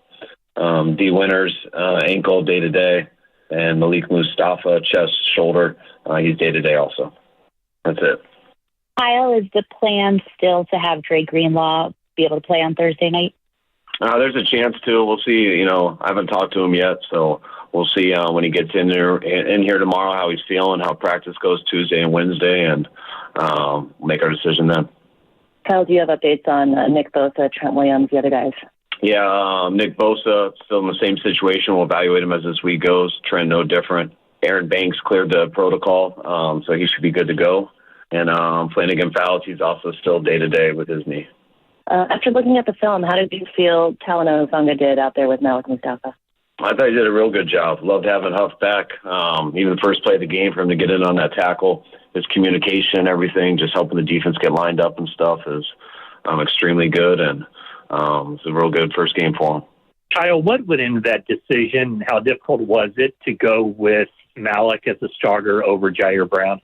Just how Malik's been playing. I think he's been playing at a higher level. He's been one of the better players on our defense, I think, here over the last month or so. So it's nothing against Tig. We still want Tig to be out there, but when we had to make a decision, we kept Mustafa out there. Do you feel like Jair Brown's production on the field or play on the field is maybe, I know he played really well last year. Is it up to that standard, or is it a little bit less? No, I think it's the same as last year. I think Tig's playing like a good starting safety. Huff's, been our guy there and has done some big things when he's been healthy, as everyone knows with Huff. And Huff had a great week of practice, and we wanted to get him on the field, and we had to choose one guy to come off. So we felt Mustafa had earned that, over this play the last month to stay out there, and we're good with our decision. Kyle, obviously Brock is fine. I mean, he talked about that kind of strange hit he took at the end of the game. He went back in. There's no problem with him at all? Yeah, no problem at all. I mean, he talked that way, play after it. He seemed fine, but you never know till the next day. And the trainers talking to him and stuff, he felt good, and no lingering issues from that play. The defensive line to Caleb Williams quite a bit. What did you see from the defensive line in their production? It seemed like they were performing pretty well. Yeah, I just loved how they rushed as a group, gave them very few exit windows. I thought we had really good coverage, which made them took away the number one most of the time, number two a lot of the time, and whenever he had to get to number three, our D-line was there. So I just think collectively and individually they had a really good game. Well, it seems like Patrick Taylor might be forced to start. Obviously, you didn't necessarily view him, I'm sure, in a starting role, but you know how this goes. What attracted you guys to him in the offseason and led you to acquire him? We look for guys who have the ability to make your team. And in order to have the ability to make your team, you got to have the running skills that we like, to where we feel if your opportunity ever comes that you're going to be a tough runner who hits the right holes and fights for yards. And also, if you can't make one of those top two positions, how well you can help on special teams. So he had done both of those things in his career at Green Bay, and he's been doing them for us since he got here. And, if Isaac can't go, it'll be his opportunity. And I think as you guys saw him run yesterday, or as we did earlier in the year versus Seattle, he's a solid good back. Isaac, after the game, didn't have a boot on. It seemed like he was putting his shoes on like there was no problem, but sometimes I guess the next morning is more difficult. That is he like 50-50, you think, or do you have any idea for Thursday? The only ideas I have is what I told you guys. I mean, he's got an ankle sprain and definitely couldn't go today. So we'll see if he can go on Thursday, but definitely can't go today. It's a quick turnaround, so we got to evaluate him hard each day. I'll be surprised if he does much tomorrow, but hopefully Thursday will be enough time for him. And Kyle, with Juwan Jennings, what strikes you most about his progression at split end, and what have been some of the coaching points that go into that? I mean, just lining up in some different spots, and, he still says it's different verbiage and everything. He's listened to certain words and stuff that tell him to do things and where to line up and everything for his whole time here. And then when you move to a position he hasn't ever played before, it's just completely different verbiage and stuff on how to get him lined up, some of the spots in the field he's at. But, Juwan he does it like he does everything. I mean, Juwan goes as hard as he can in every single situation. Doesn't matter whether it's the ball's in his hands, he's running a route, or he's blocking. Doesn't matter whether it's a deep throw, an underneath throw in practice or in games. Juwan is always just going 100 miles an hour and playing as physical as he can. In this compacted time frame, have you already put the Bears game to bed with the players? Have they seen everything and you've gone over it with them? No, we don't ever address that on a Thursday night game. Players do all rehab and stuff today. The coaches come in, and we put it to bed as coaches to correct our mistakes and everything, but we do it a lot faster than we normally do, because right now it's, in our mind, it's already Tuesday afternoon as coaches, and in a few hours it's got to be Wednesday afternoon, because we got to get into the third downs and nickel and everything, and so we have everything ready for the guys tomorrow. It's kind of a crammed week, and kind of gotten used to it over the years on these Thursday night games. It's a tough 4 days, but it can lead to a really fun 3 days if you handle your business right. What was your sense mentioned last night that it had been some time since you had players speak at the team meeting on Saturday night, but that you had asked Demo and Brock to speak. Kind of what went into that decision, and why did you think it was important? I mean, just trying to change it up. Sometimes I'll have somebody speak differently and just to switch up the routine a little bit. But, I mean, when you ask guys to speak, you want to make sure it's guys that people truly respect, and they respect how they play and how they carry themselves and how important the job is to them. And those are two guys we got a number of guys like that on our team, but those two guys, I just know how much our team respects them on and off the field. What was your sense last week watching the new guy, Abanikanda, practice, just as far as, how quickly he would be able to get into the mix if you needed a third running back? I mean, he's meeting with Bobby and everybody extra. He's getting his reps on the field. We script it all, so it comes along out there, but that's more in the meeting room and everything, just being able to line up and do everything we ask. And, his opportunity is getting closer, especially Isaac getting banged up. So you always got to have three guys in the building in case situations like this happen. And hopefully it doesn't have to come to that, but if it does, we expect him to be ready. Kyle, how do you feel about Thursday Night Football? It's arguably the biggest game to date when we're talking about the 49ers playing the Rams for NFC playoff purposes. And you're having to do it on a 72-hour turnaround. When I ask you, I don't think I feel sorry for you or Sean McVay, but I do feel for like Grindo, Troy Greenlaw on the other side, Puka Nacua, Cooper Kupp. What are your thoughts on TNA? I mean, I think there's good things and negative things to it. I think that's why the players all kind of like it. It's also when you're hurting from the Sunday game. Sometimes it's why guys can't go on the Thursday game where they could go on Sunday. It just kind of depends on how the day went before and how they're going. But I think when you are feeling good and you're able to pull it off, I do think the guys really appreciate the 3-day bye week. You don't get many breaks in this league. With you only getting one bye week in 17 weeks isn't enough. So I think sometimes it's crucial to have these Thursday night games because it is great for the mental and for the health physically for guys to get away for these 3 days. But it is always such a huge challenge when guys are banged up that they're just not ready to go on 4 days rest where they could be on 7. So it's got its pluses and minuses to it.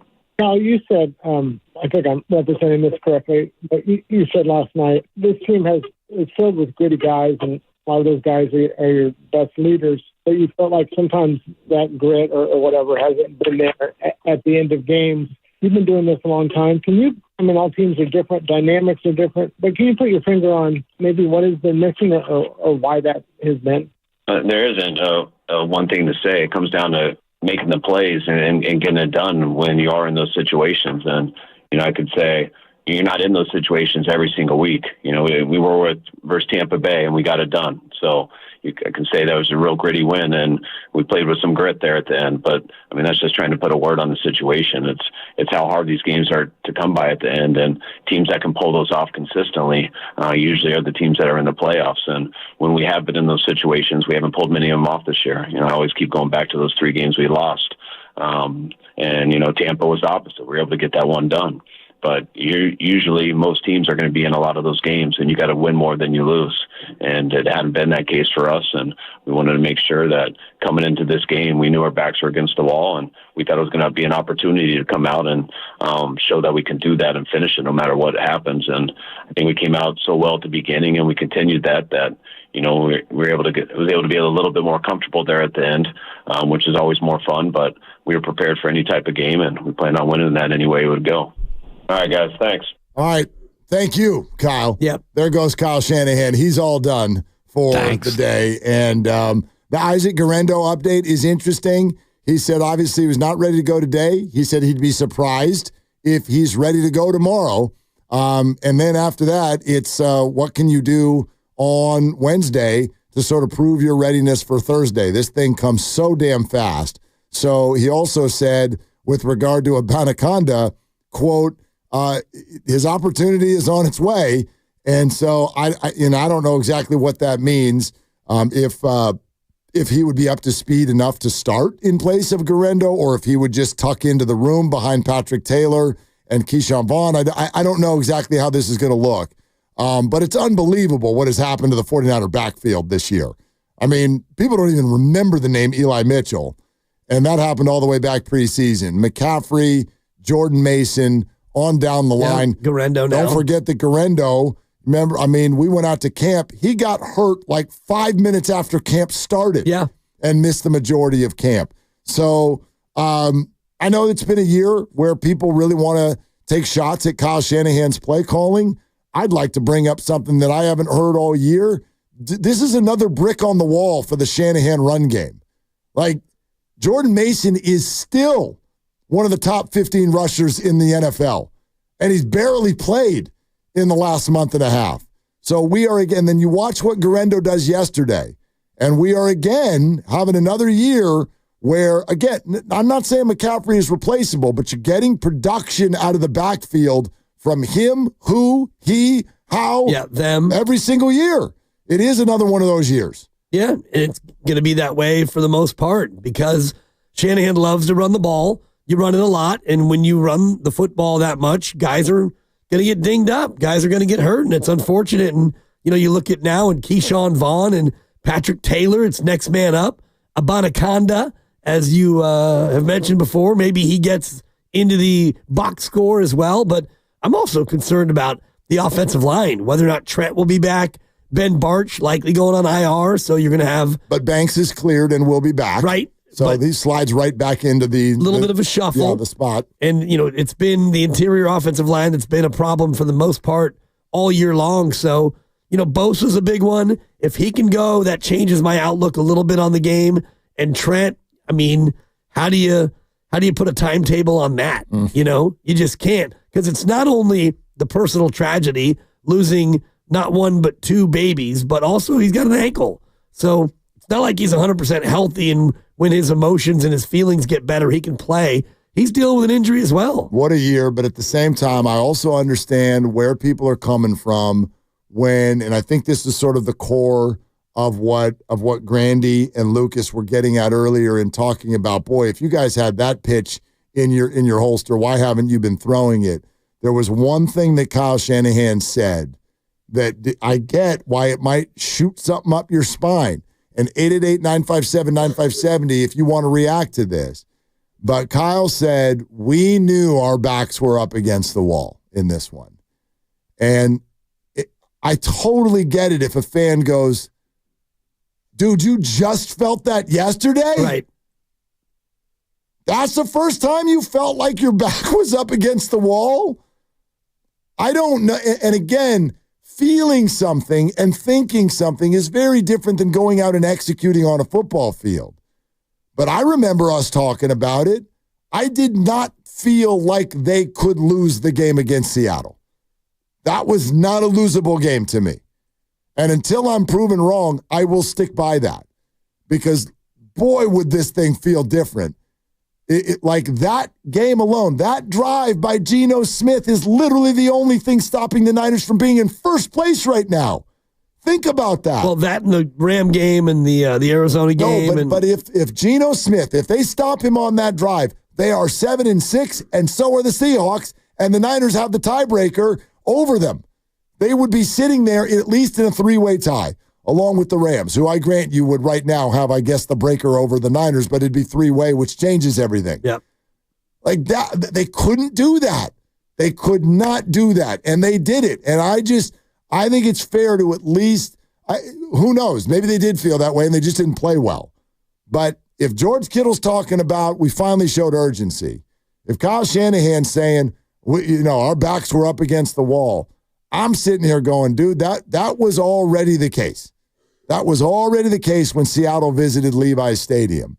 And if in some way you guys weren't collectively feeling that, then that is a demerit, if you will.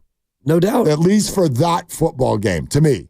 Well, and it was more than just the defense. And I'm remembering the game right now. You had to punt, and O'Donnell punts it into the end zone, 42-yard punt, and a 22-yard net. So in a time where you're punting from the 42, maybe you can down it inside the 5 or inside the 10, and you can put Seattle in a tough spot. And then it was a lot of the same from Nick Sorensen's defense, playing milquetoast, not bringing extra pressure, and allowing Seattle to go for 11, 5, 8, 7. Jackson Smith Njigba is the name that I'm remembering from that drive. He's a good player, man. Yeah. He is a really good player. And Lovely Christie, actually, who has DK Metcalf on her fantasy team, asked me yesterday, hey, what the hell's going on with DK?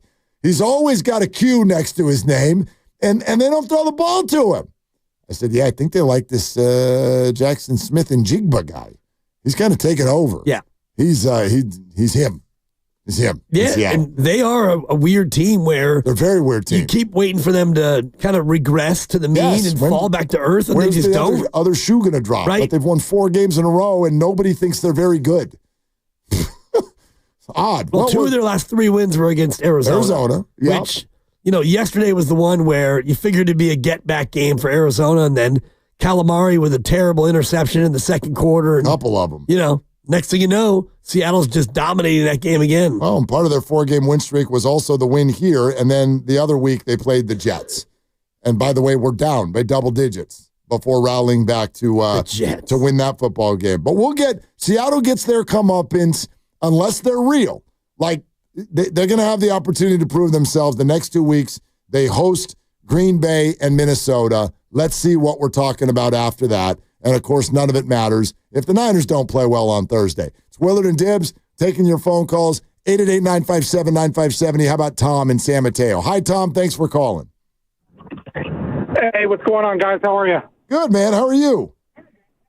Oh, awesome, man. Heading home from work. I got the day off tomorrow, so, just thought I'd give you guys a ring. First time I'm calling. I just wanted to talk about Kittle, man. I mean, we saw how effective the guy is when we actually try to get him the ball. And I know you guys have been talking about, how he had talked about, only seeing a couple routes on the Bills game. Yep.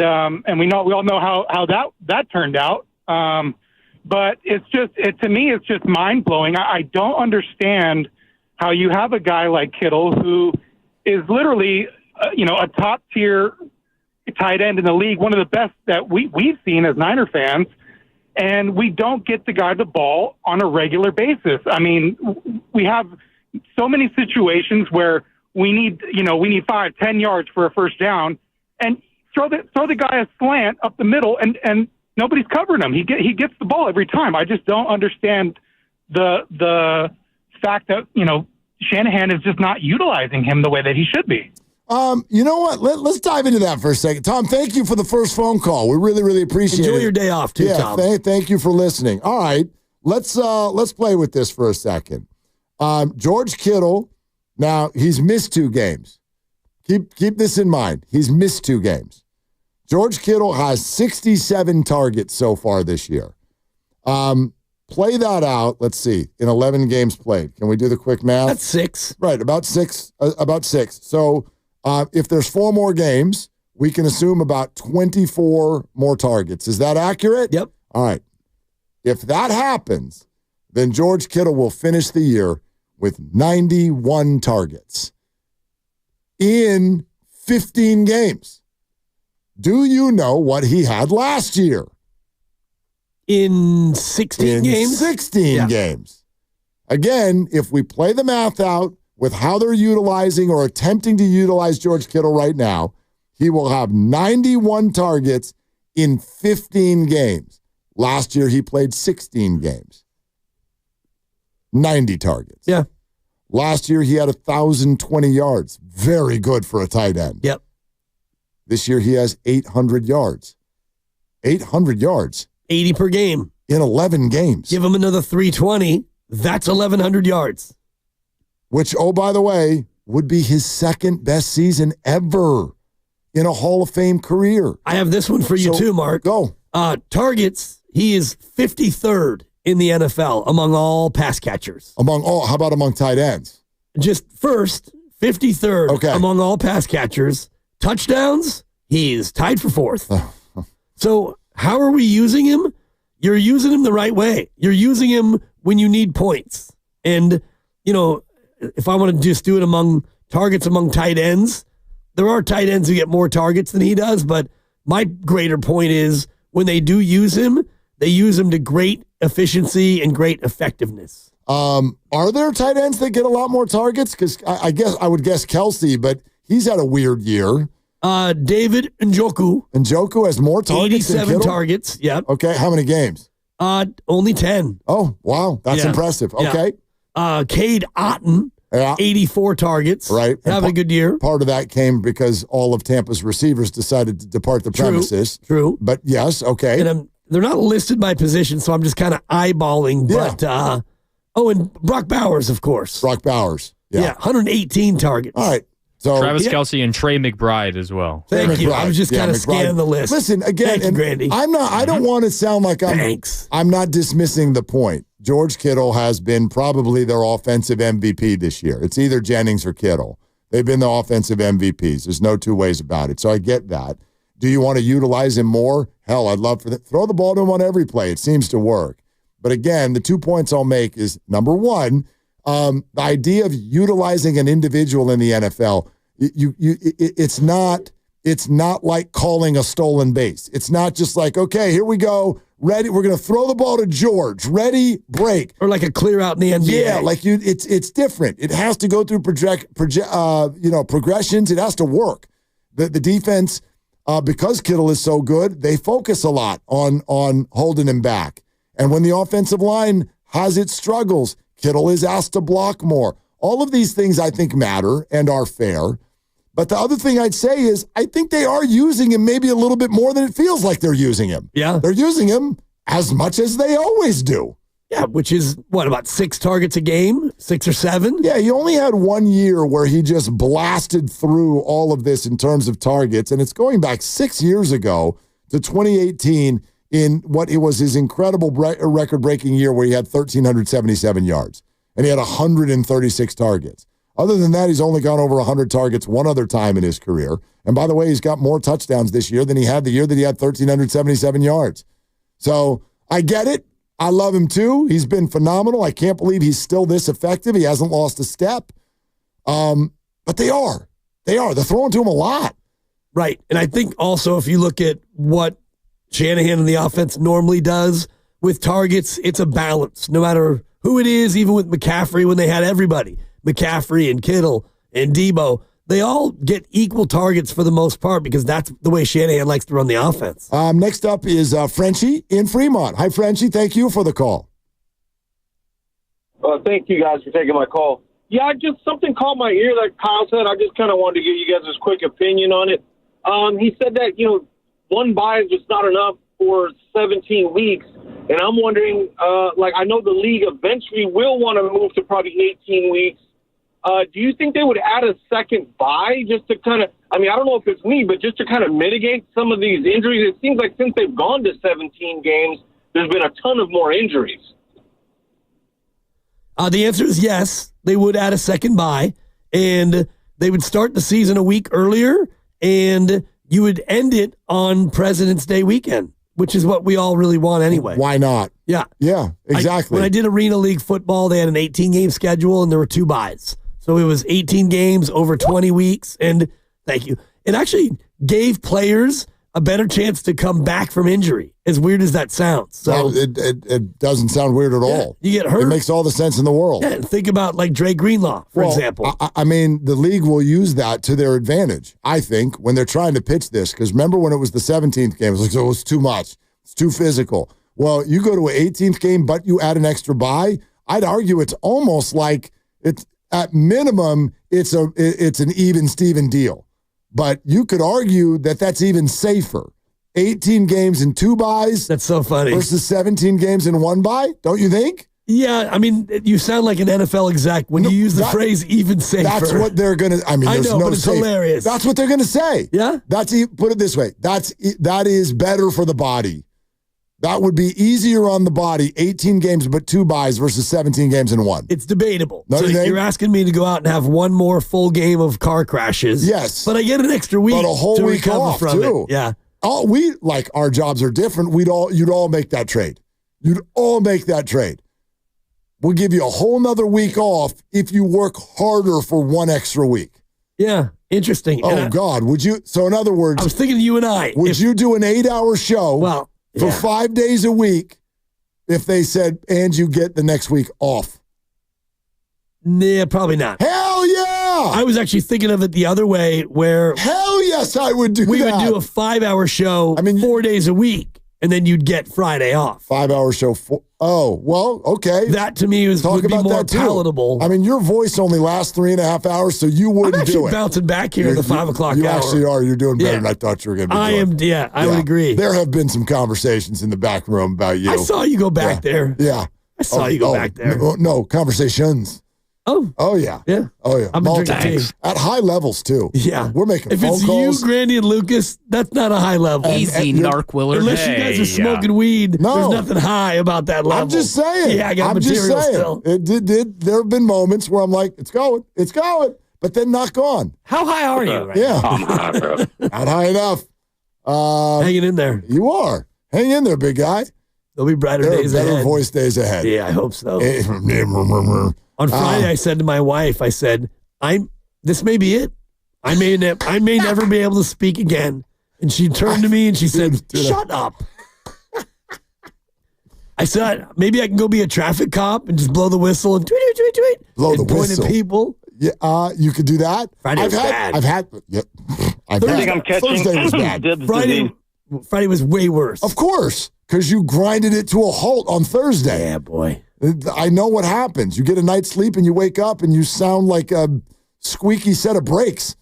Dude. Yeah. Daggers in my throat. I've been there. And there have been those days where you're like, I don't think I'm ever going to get my voice back again. It's over. Unfortunately for all of you, I did. Yeah. 888-957-9570. That's the number. Give the number. Yeah, give the number. So there's that. And then, of course, there's the Debo tweets, which not a big deal, but I just think that this is silly.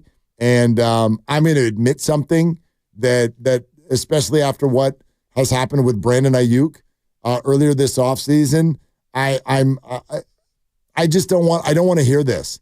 I don't want, you know what I mean? You got the whole Eagles locker room on a 9-game winning streak. They're talking about A.J. Brown. We spent the entire offseason, and by the way, we know this. I'm going to share this with the audience. We wore you the bleep out. We wore ourselves the bleep out with Brandon Ayuk in the offseason. And for those of you that, for example, want to know how come you don't have the same energy for Trent Williams? Same energy. How come you don't have the same energy for Nick Bosa? Because they didn't do what Brandon did. They didn't go on TikTok. They didn't start summoning other quarterbacks from other teams. They didn't make videos at Levi's Stadium screaming, "Open the damn door." They didn't put stuff on social media 2 days after the Super Bowl. They didn't do any of that. I have no problem with negotiation, power plays, getting every dollar you can in the NFL. I got no problem with that.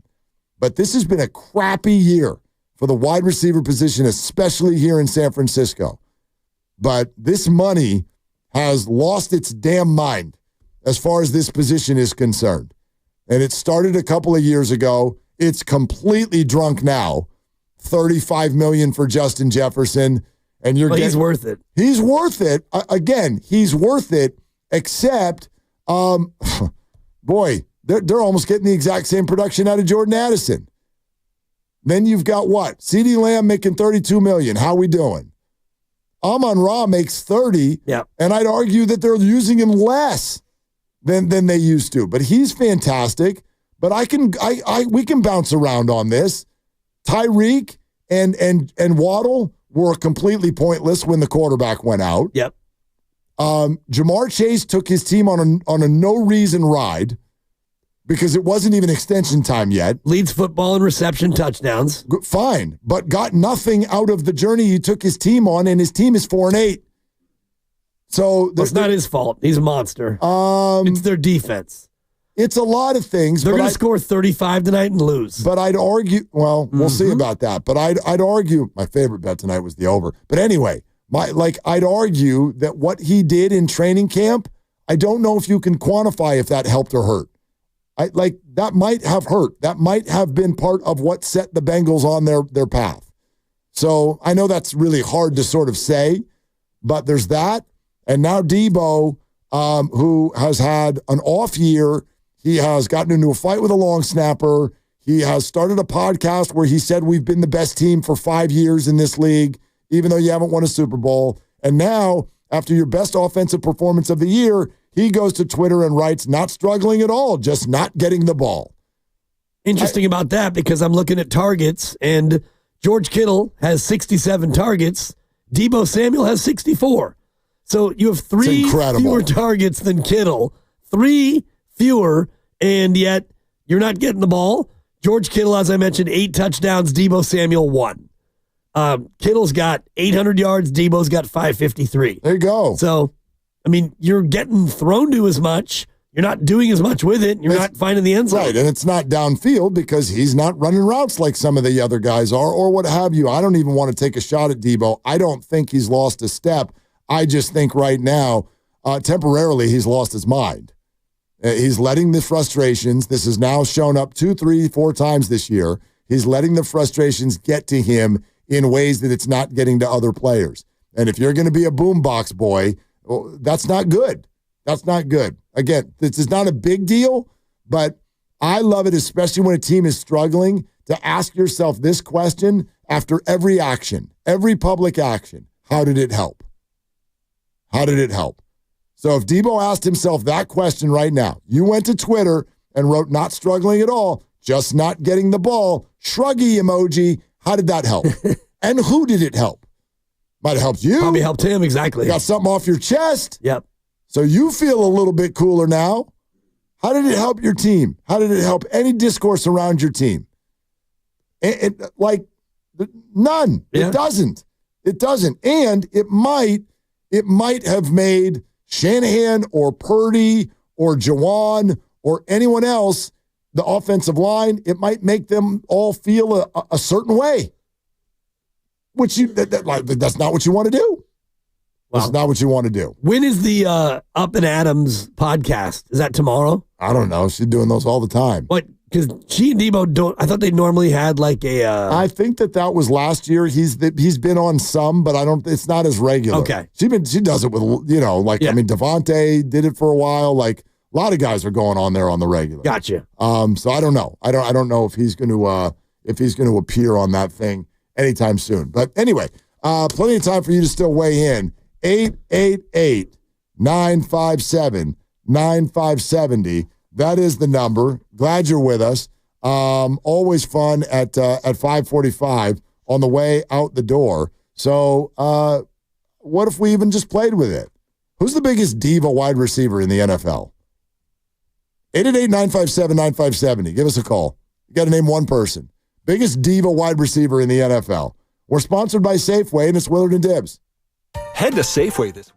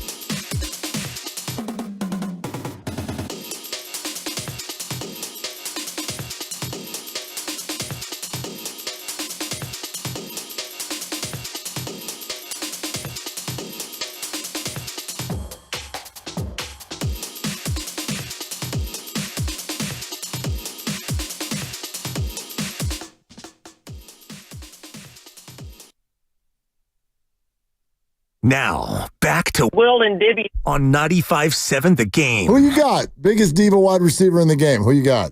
Man. Who you got? It's hard to say. I don't think that there are a lot of divas. You don't?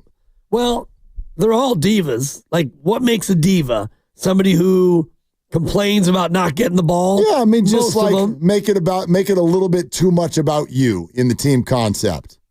Yeah. Can I give you candidates? Sure.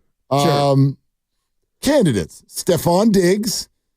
Out of sight, out of mind, I know right now. Yeah, I was going to say. Stephon Diggs. Tyreek Hill. A.J. Brown. Look, he's been the point of this conversation today. So Deebo Samuel. Yeah. I thought of one, but keep going. I'll throw in DK Metcalf. There it is. DJ Moore has had a year that has frustrated a lot of people in Chicago. It's a sleeper. That's a good one. Well, and he's on my fantasy team, and I mean, your fantasy team no longer exists, but anyway. Consolation round. Is there? Always. Do we have a consolation round? I'm in it every year. Lucas? I mean, sure. There's nothing for it. I think you're playing games that aren't actually happening. Let's go, Grandy. What does the consolation bracket winner get? It's a pat on the butt. George Pickens. Absolutely need to put George Pickens in there. I guess Jamar Chase needs to be on the list. Calvin Ridley was suspended a couple of years ago, and this year was chirpy. I know Guru wants us to put Devontae Adams on there. He did not like the Netflix performance of Devontae Adams. Those are probably my candidates. One more. Malik Neighbors. He's only been in the league for 13 games, but just because he's already had post-game interviews, I don't know why they're not targeting me. Ask the coach. Dude, chill. That's my list. It's a long one. It's a good list. Yeah. And, I mean, there's more you could throw in there, but as you were going through it, the one that stuck out to me was DK Metcalf. DK Metcalf. Lucas, what'd you want to say? I was going to throw Amari Cooper on the list, too. What did Amari do? He's asked out a couple different times from Cleveland.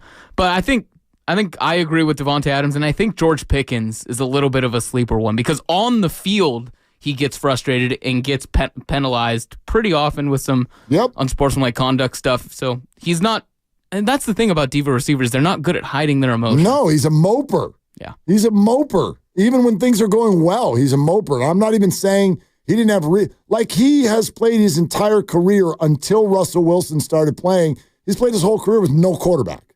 It's frustrating. Yeah. It's frustrating. So is DJ Moore. Yeah, but you got to handle that sucker, man.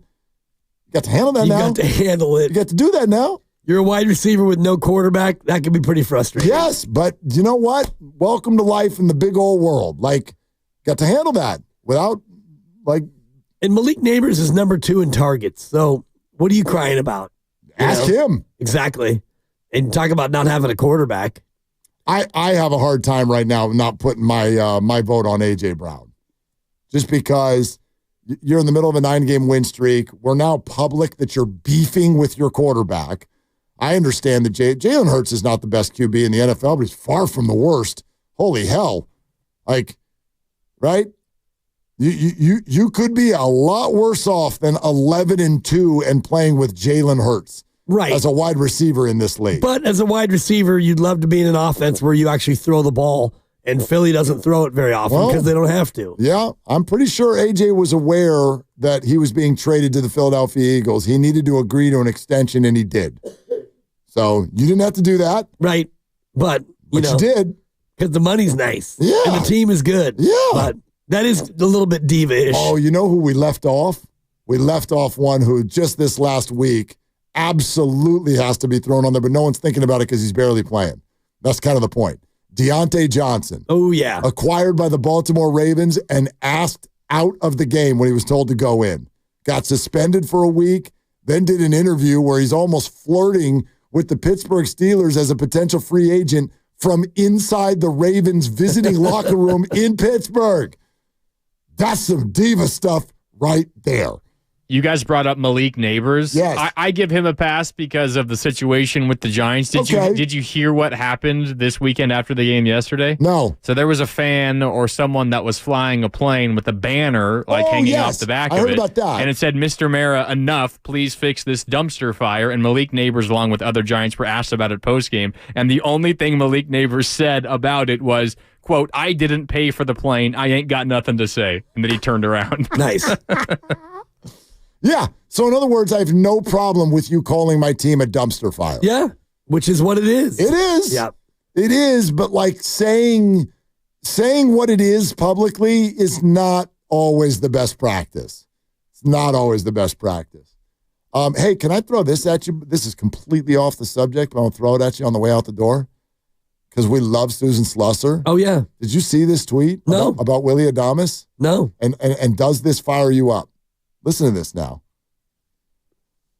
I've covered baseball for 30 plus years, and I've heard raves about a lot of players, teams acquired, but nothing like what I've heard the last 2 days about Willie Adamas. Everyone loves this guy to the extreme. Leader, winner, outstanding attitude, work ethic, all that and more. Wow. End tweet. And 31 homers last year? 31 homers. 112 runs batted in. Yep. And shortstop for crying out loud. And he played 161 games. So between he and Chapman, who's going to miss a game first? Because they both, Chapman played 157 or something last year? Correct. He played almost every game. So, and this is what Giants fans have been clamoring for, Mark, for so long. Give me a lineup that I know I can count on. A third baseman, a shortstop, they're going to be in there every single day. A center fielder, when he's healthy this year, he'll be in there. Elliot Ramos will be in there every day. Your first base platoon, fine.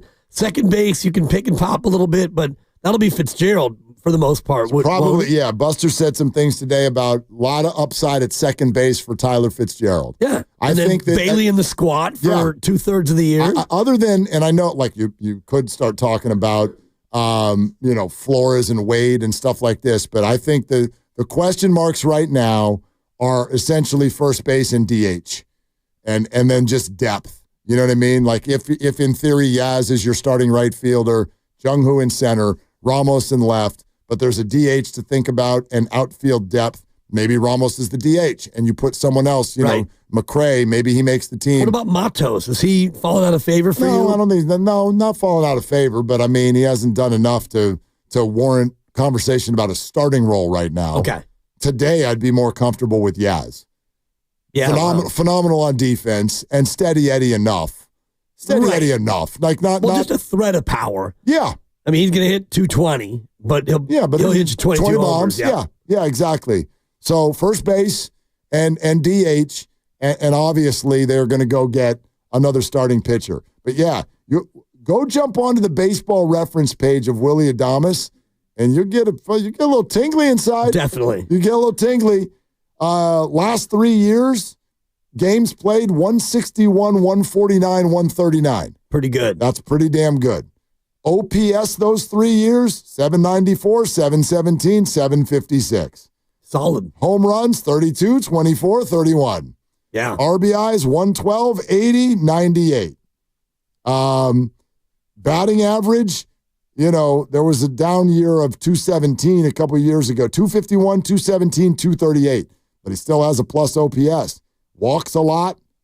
Yeah. He's twice registered in the MVP vote.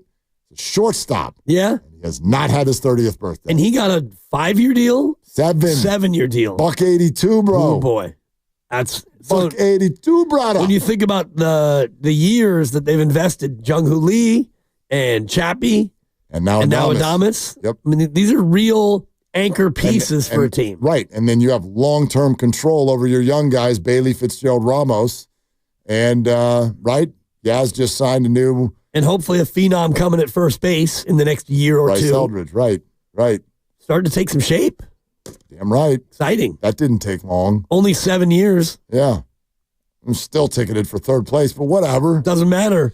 Well, at least now you can tune into a game and you can it's kind of exciting. know who the players are going to be. Yes, and that was definitely a stated thing for Buster, and just Buster's presence already is like it's just, again, it's comforting, and this is where I'll put my flag in the ground right now. The Adamas thing, which I didn't think they'd be able to get him. I really thought they'd end up with Ha-Seong Kim, and they go with Adamas, who is a more powerful player and also healthier player. Ha-Seong Kim may not be ready for the start of the year. So they go with that. There's so many messages that happen right out of the gate. You know, a month ago, Andy Bagley's writing an article about how the Giants are slashing payroll. Then Buster Posey walks in and goes, no, we're signing the largest deal in the history of the organization on day one of the winter meetings. Nice. Like, that's the way you get fans comfortable. And so I have the utmost confidence that they're going to get one of the starters they want as well. Let's do it. Want to do it again tomorrow? Maybe. Yeah, I'm a game time decision. Let's see. Trent Williams, questionable. Nick Bosa, questionable. Dan Dibley, questionable. But what's not questionable is Grandy and Kyle Madsen with the Football Hour, which is coming up next, and it is brought to you by Fremont Bank, celebrating 60 years of full-service banking. Can't wait to listen to that after the Niners win over the Bears. For Dibs, for Grandy, for Lucas, I'm Mark. Shoot your shot. It's all you got.